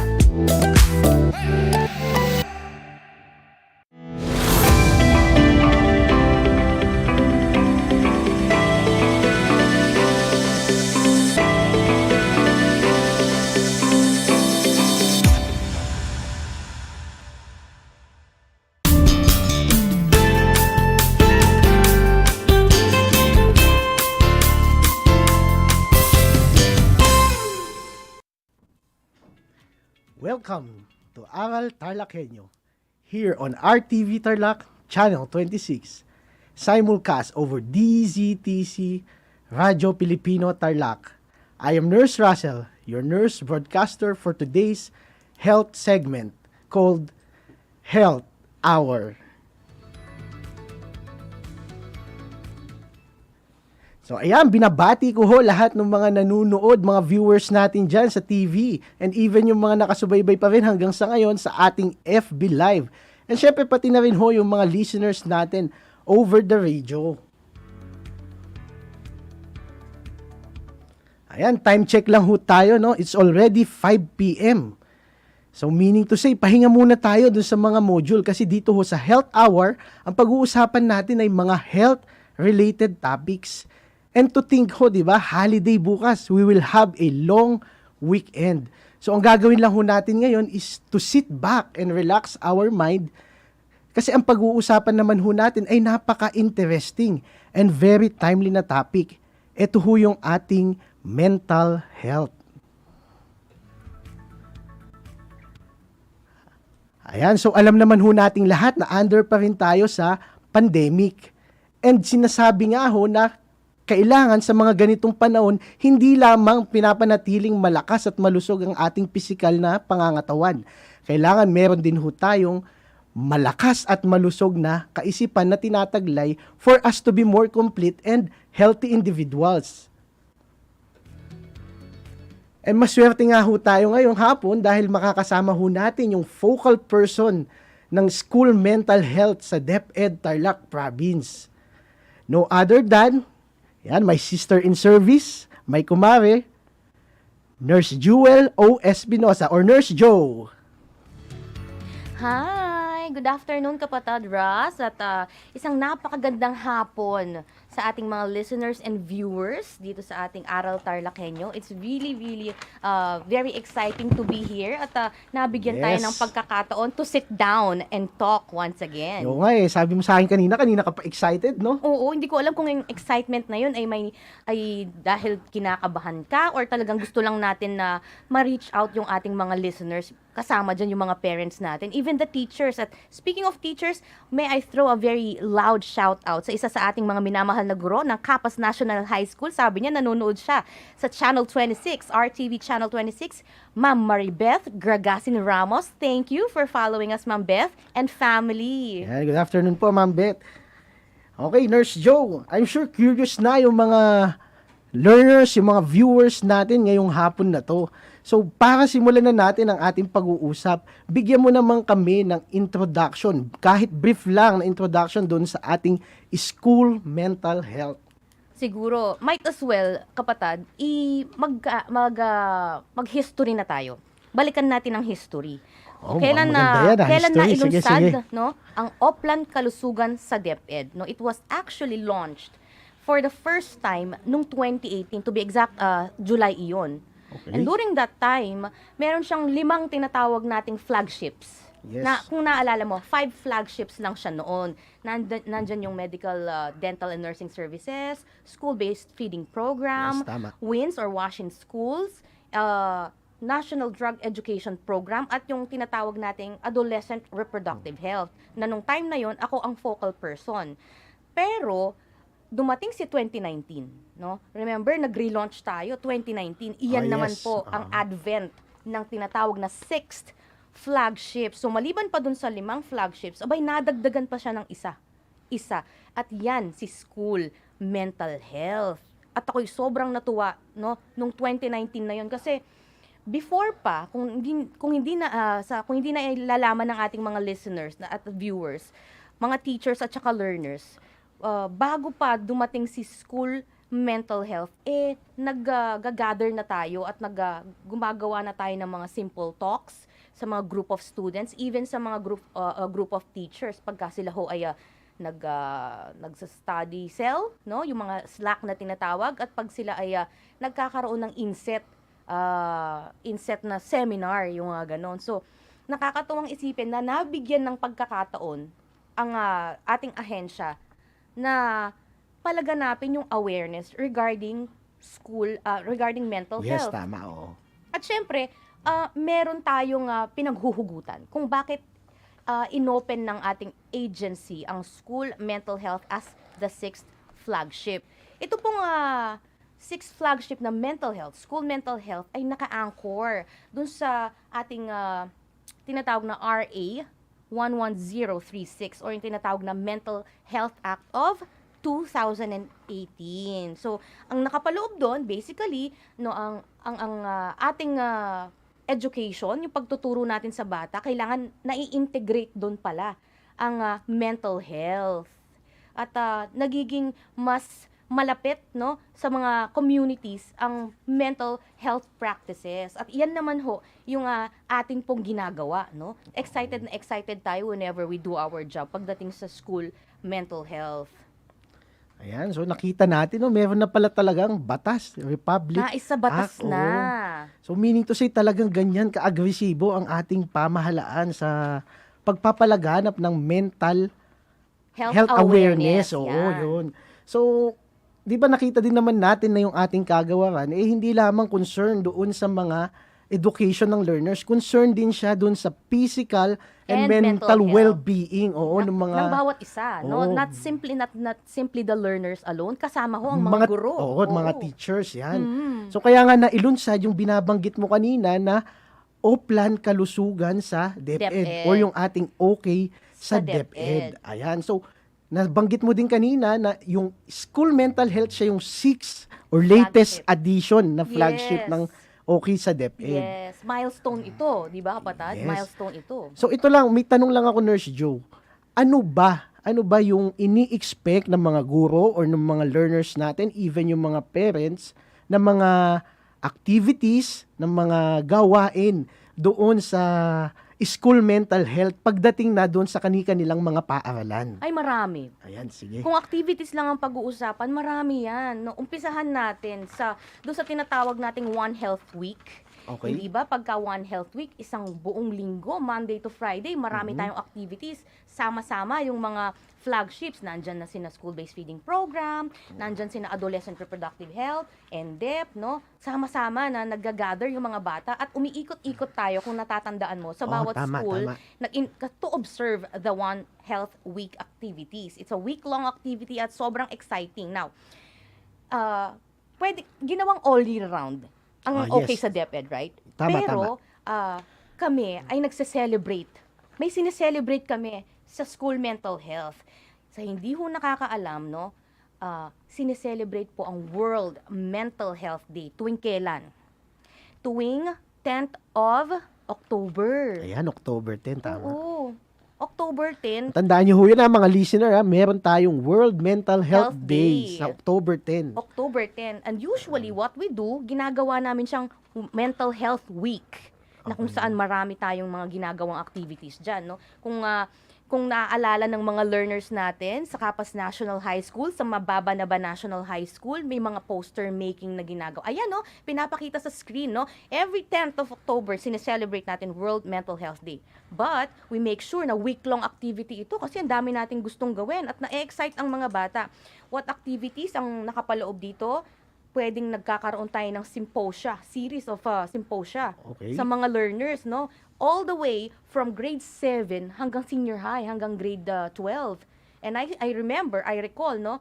May isang school tayo sa Herona, no? Sa school na hawak ni Nurse Prudeline Obiena, Malayep Elementary School. When we say kasi school mental health, walang maiiwan. And we're talking about adolescents. When talking about adolescents, as early as 10 years old, pasok yan sa adolescents. And mag-stick tayo dun sa sinasabi natin na walang pinipiling edad. Yan, no? so 10 Yung mga years mental old, health illnesses natin such as depression and anxiety. Now, ano pa yung isa sa mga ginagawa nating activities? Nandyan yung merong mga poetry writing, tapos may mga competition ng dula-dulaan, merong maliban dun sa yung slogan making, poster making, ayan. Tapos yung mga bata, syempre, na-excite silang sumali at the same time, nagkakaroon sila ng awareness din. Namumulat ang kanilang mata. One sad truth about what is happening in the Philippines. Kasi isa pa tayo sa mga developing countries, right? Tama. Isa sa mga nakakalungkot na katotohanan ay napakarami pa rin sa ating mga Filipinos ang hindi open-minded when it comes to mental health. So what we do, no, talagang nandyan tayo, sige, pokpok for awareness. Ang nakakalungkot, for those people na hindi pa natuturuan regarding what mental health is, they would, use derogatory terms. No? Pasintabi ho, andyan yung mga the terms na, may upcoming movie, Tililing, di ba? May Tililing, siraulo, baliw, no? Sa Ilocano, muryot, balla, keng Kapampangan naman, ay muritya, balbalya maluto, ganyan. Sa mga nakikinig po at mga tagapanood natin, mga kaaral, no, hindi po natin ginagamit dapat ang mga derogatory na words na ito. May mga talagang pong mga terms na ginagamit natin when we would want to talk about mental health. So, yun yung mga activities na ginagawa natin. So, hand in hand, no, nag-work kami, si Nurse Jewel, ang mga nurses natin, we work hand in hand with our school heads, with our health leaders, our guidance counselors, our advisors. So, walang naiiwan talaga. Actually, kung iisipin mo, buong school pala ang involved, no? At may isa pa tayong sineselebrate. Maliban sa World Mental Health Day na sineselebrate every 10th of October, may 10th din na isa. Yes. Ano naman yun? Balik tayo ng isang buwan. Kung October siya, bumalik ka ng September 10. 10. Okay, so September 10. Anong meron sa September 10? Maliban sa piyesta ni San Nicolas. Oo, yan yung usual na ayan, nakikita po sa ating screen ngayon. Ayan, tingnan nyo ho sa screen. World Suicide Prevention Day ho, ang ika-10 ng Setyembre, no? And what we do pagka ganito hong pumapatak ang ika-10 ng September, hinihikayat namin lahat ng nasa school, the learners, the teachers, at even the parents, the guardians, at lahat ng stakeholders na mag-light up ng candle for those who we have lost due to suicide. Okay. At mag-alay ng 2 minutong moment of silence para ipanalangin ng mga kaluluwang ito. Yung mga nawalang mga kakilala natin at kaibigan natin. Andyan kasi, pag sinabi kasing mga symposia, di ba? Yung mga health talks, ang topic natin usually alam mo to yung tara, usap tayo. Yun yung mga catchy na title ng mga, di ba, pagka nagpupunta tayo per school, no? Or let's sit down and talk. Oo. Kahit sa mga guro, when we do our GAD, no? Yung mga webinars nowadays, seminars pa nung araw, nung face-to-face. Ang basic na reason, most important reason kung bakit natin ginagawa itong mga talks na ito, no, ay empowerment. Okay. Empowerment kasi if you notice as public health nurses, kung maituturing, we focus more on health promotion and disease prevention. So dito pa lang sa level natin, dapat na-empower na sila. Dapat na-i-inform na sila, no, na meron pala such thing, no, there's this such thing pala na mental health, and there's this such thing na depression and anxiety pala. So I would want to talk about those topics, at natutuwa sila. Alam mo yung mga bata ngayon, alam mo yan, brother, kasi mga woke na sila Oo naman. Tewari, yung mga bagets natin, fully aware na sila. At nakakatuwang isipin that they would want to dig into their mental health, their feelings and emotions. Ayan. So, kung makikita, ifa-flash mamaya yung mga symposia, no, kapag nagpupunta tayo, or nakita na siguro kanina pag nagpupunta tayo per school, at nakakatuwang isipin kasi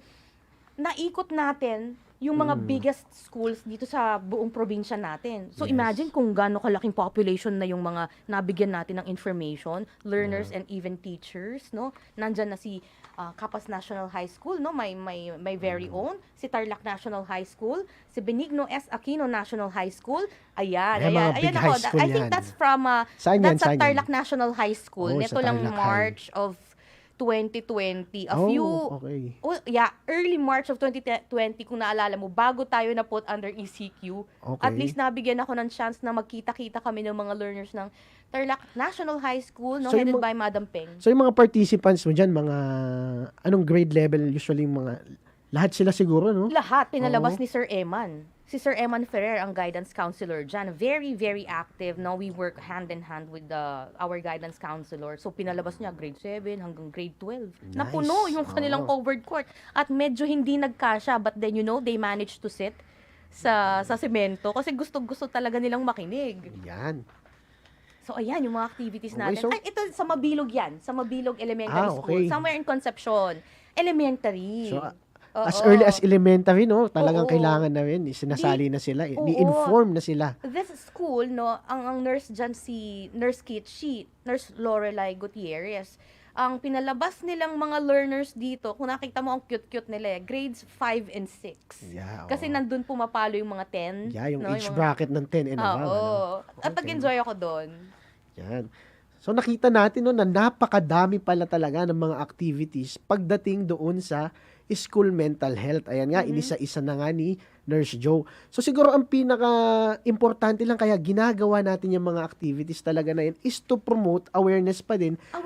Lalo na dun sa mga youth natin, sa kabataan. Kaya natin siya ginagawa. Awareness, very important. Kasi before we even get there, dun sa mismong problem, mental health problem na, no, we teach them dapat on how to learn how to talk about their feelings and emotions. Gaano dapat ang mga ano dapat ang mga gagawin nila just to mailabas itong bottled up feelings na ito. One thing that you have to know, those people na nagsasuffer from depression, anxiety and other mental health problems, you know what? The sad thing is they manage to suffer quietly. Okay. They suffer quietly. They do not ever talk about their feelings. One reason is why, Kamo.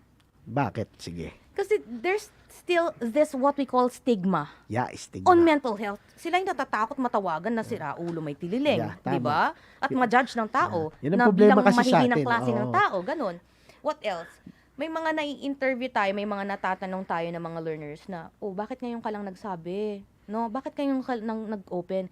Madam nurse kasi ho, ako po yung nahihiya sa aking pamilya. Ako po yung nahihiya sa aking mga kaibigan kasi alam ko po na meron na po silang kanya-kanyang problem, lalo na po yung nanay ko, tatay ko. Ayoko na pong dumagdag. Okay. But what we tell them naman na, you know, these people, your family and your close friends, those people that you can trust, they're always around. At saka nandito naman ako. We always make ourselves available pagka ganyan. Yan, tama. So, yun. So, ang kailangan nila is kausap talaga. Yes, kaya nga lagi, di ba, very catchy. Tara, usap tayo. Oh, No? nice. Kasi when you know that there is one person, even a single person who is ready, willing, and able to sit down and listen to you in a very non-judgmental manner, mag-open up yan. Makakapag-create kayo ng rapport. Makakapag-entrust siya ng kanyang feelings sa'yo. Tama. So, ayun, balik tayo dun sa they manage, they choose to suffer in silence. The most dreadful na pwedeng mangyari na pinakaayaw natin is nauuwi sa tinatawag na suicide. Suicide, yeah. Again, September 10, World World Suicide Suicide Prevention Day. Oh, yes. Okay, ayaw nating mangyari yun. So as much as possible, ini-empower natin lahat ng guro, to be specific, yung mga guidance counselors natin, o yung mga tumatayo bilang guidance sa school, ini-inform natin yan on how to practice psychological first aid. Yes. I guess it was, kung naalala mo, halos naikot natin ng buong Tarlac province nung around between April, May, June, Yes, July, yes, August. Kasi dun, with the support of our medical officer, Dr. Bunny Manalo, and of yes. course our hepe ng SGOD, Ayan. shout out kay Kay Boss, Sir Noel Linsao. Yan. Oh, with their support, no, because I opened up the topic na it's pandemic nowadays, and you know, the numbers of those people who are suffering already from depression and anxiety, ay, habang tumataas yung numbers of those people who are being tested positive with the virus, halos magkakasabay na tumataas, no? Nag-escalate. And isn't that something to be worried about? Yeah. Worried about, yan. So, sabi ni boss, sige, mag-conduct tayo ng mga webinars para ma-equip, ma-empower yung mga guidance counselors natin. At dyan nag-umpisa. Dyan nag-umpisa na every district nagre-request na, ma'am, pwede tayong mag-usap about this. Yes, Ganun. yan, At ako'y oo. natutuwa. Hindi yung tatamarin ka eh. Hindi yung, ay, trabaho na naman. Ay, mas gusto natin yun. Ayan, yan may question ako diyan eh. Kasi alam naman natin lahat dito sa DEPED Tarlac Province na talagang yan mga kinakandak mo, mga mental health symposium, and may mga talks ka talaga. Oo. So, ang question ko lang, kapag ba ikaw nagtutok, ano ba yung pinaka-nilalaman o yung gist na gusto mo talagang iparating sa yung mga listeners? Especially, syempre, sa mga teacher, learners, and even na din sa mga parents nila. Very short. Very short ang Oo. sagot ko dyan. Sige, Basic. You are not alone. You are No? not alone. May karamay ka. Yun yun. And pagka tayo ay nagbibigay ng information sa kanila, we make sure that we lay down our cards. Binibigyan natin sila ng kung ano talagang nangyayari. We give them the numbers, the figures, statistics, kung ano na ba, ilang na ba ang bilang ng mga tao na nadadiagnose with depression and anxiety and any other mental health problems, ano pa. Meron akong segment na magaganap. Sa April, abangan nila yon, kapatid. Ano yan? Sige. Meron tayong i-guess na isa sa mga very sought after na psychiatrist sa Manila, sa mga premier hospitals. At kailangan, Nice. mga ka-aral, no, abangan nyo yan sa April na yan. And April this year, no? this year, Okay, oo. Ako sige. na-excite nga dyan eh. Okay. So, ano pa yung pinapakita natin sa kanila? Yung mga, alam nyo ba? Mga Okay, ganyan. yan. So, a very good example is, alam nyo ho ba na noong even pa dumating ang pandemya, no? 3.3 million Filipinos na pala ang merong depression, ang nagsasuffer Dami from naman depression. pala, no? Yes, that's about 3.3% of the total population. Oh, hindi alam kasi yan ng mga at Oo, least hindi. ngayon alam niyo na ho, no? Oo, naliliwanagan Oo. sila. At talking about anxiety, 3.1 million Filipinos ang meron na palang anxiety. That's about 3.1% naman. Wala pang pandemya nun. Baka may anxiety na din pala ako, hindi ko pa alam, no? Yun, 'di ba? Maganda Oo. kasi alam mo yung mga pwedeng mangyari. Pero I always remind our learners na since nabigyan kayo ng information, no? Do not, please, do not, even sa teachers, do not self-diagnose. Kasi iisipin nila, ay, saguli, parang may ganyan na ako Uy, meron akong sakit na ganito kaagad. We always recommend na the best thing is to have yourself checked by a professional. Tama nga yung sinabi mo. No? Ako na nga lang, nasabi ko ngayon, parang may anxiety ako. Oo. Hindi kasi tayo talaga inclined pagdating sa pagpapacheck up, pagpapatingin. Pag ang concern natin is yung ating mental health, di ba? Oo, meron nga isang very good na psychiatrist, no, dito sa Central Luzon, ang nagsabi, no, alam nyo, kasi tinanong siya, kasi marami po tayo na hindi masyado binibigyan ng pansin ang mental health. Hindi ba? So parang lang yan yung gagastusin mo para magpaganda ka, why not? Gastusin mo siya para magpa-check up ka because, you cannot simply function physically alone. No, there's the top of your head, nandyan ang brain. So, alagaan natin ang pag-iisip. Talking about psychiatrists, ito yung isa sa mga binibigay natin ng mga datos. No? Sadly, in a population of 250,000, yes, isa lang ang psychiatrist na available. So, ganun ang Ganun ratio ka talaga. dreadful. Oo. We have this scarcity.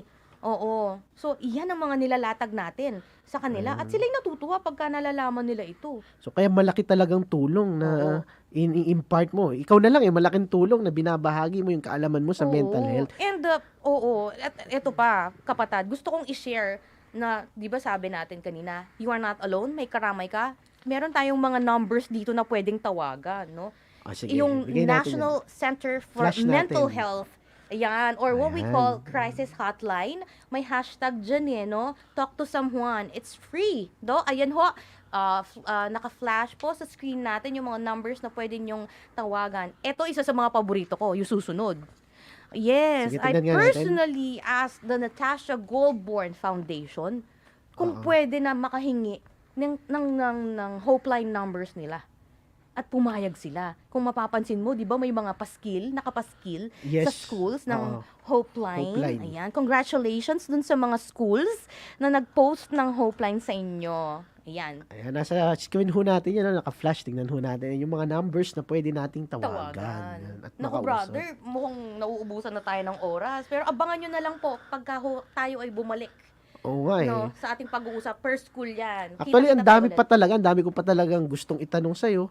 Pero dahil kulang na nga tayo sa oras, pero ganun pa man, siguro hingi na lang ako sa'yo any last words, final words para sa ating mga viewers and saka listeners this afternoon. So ayan, nabanggit na natin kanina, no? Nabanggit na natin na hindi ka nag-iisa. You are not alone. May karamay ka. And remember, your feelings and emotions are always valid. So go ahead, talk to some person who you trust. Okay. And if you feel like giving up and you feel like, there are these what we call demons telling you na, oy, sige, magpakamatay ka. It's a red flag. It's an emergency situation. Talk to me, talk to your nurse, talk to your nurses, no? Kung wala na kayo sa tingin yung ibang pwedeng kausapin, andito ang guidance counselors natin, guidance designates, yung favorite advisor mo nandyan. And yun, hindi walang dapat maiwan sa atin pong pinaglalaban sa school mental health. Thank you so much for Ayan. having me today, kapatid. Yan. Thank you very much, no, Nurse Joe. Alam ko, yung mga viewers natin and listeners, na inform sila ng husto pagdating sa ating school mental health. And I really hope na you learned a lot po today, ngayong hapon na to. Again, this has been Nurse Russell, your nurse po dito sa ating Health Hour. With me, our guest, Nurse Jewel O. Espinosa. And always remember, okay sa DepEd.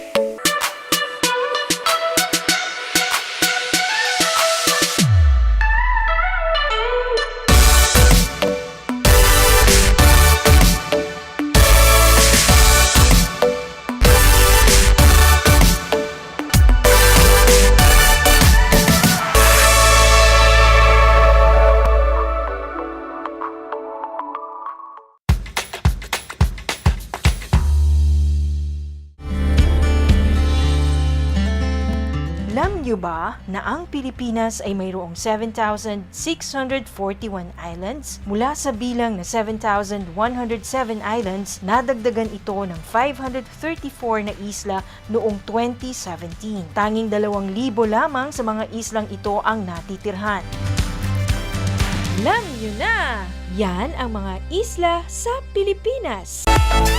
Hello mga kabida kong Mars! Kamusta na kayo? Look good, feel great through grooming and clothing. Kung alam mong maganda yung itsura mo, then you will feel great. 'Di ba? Mas gaganda yung pakiramdam mo.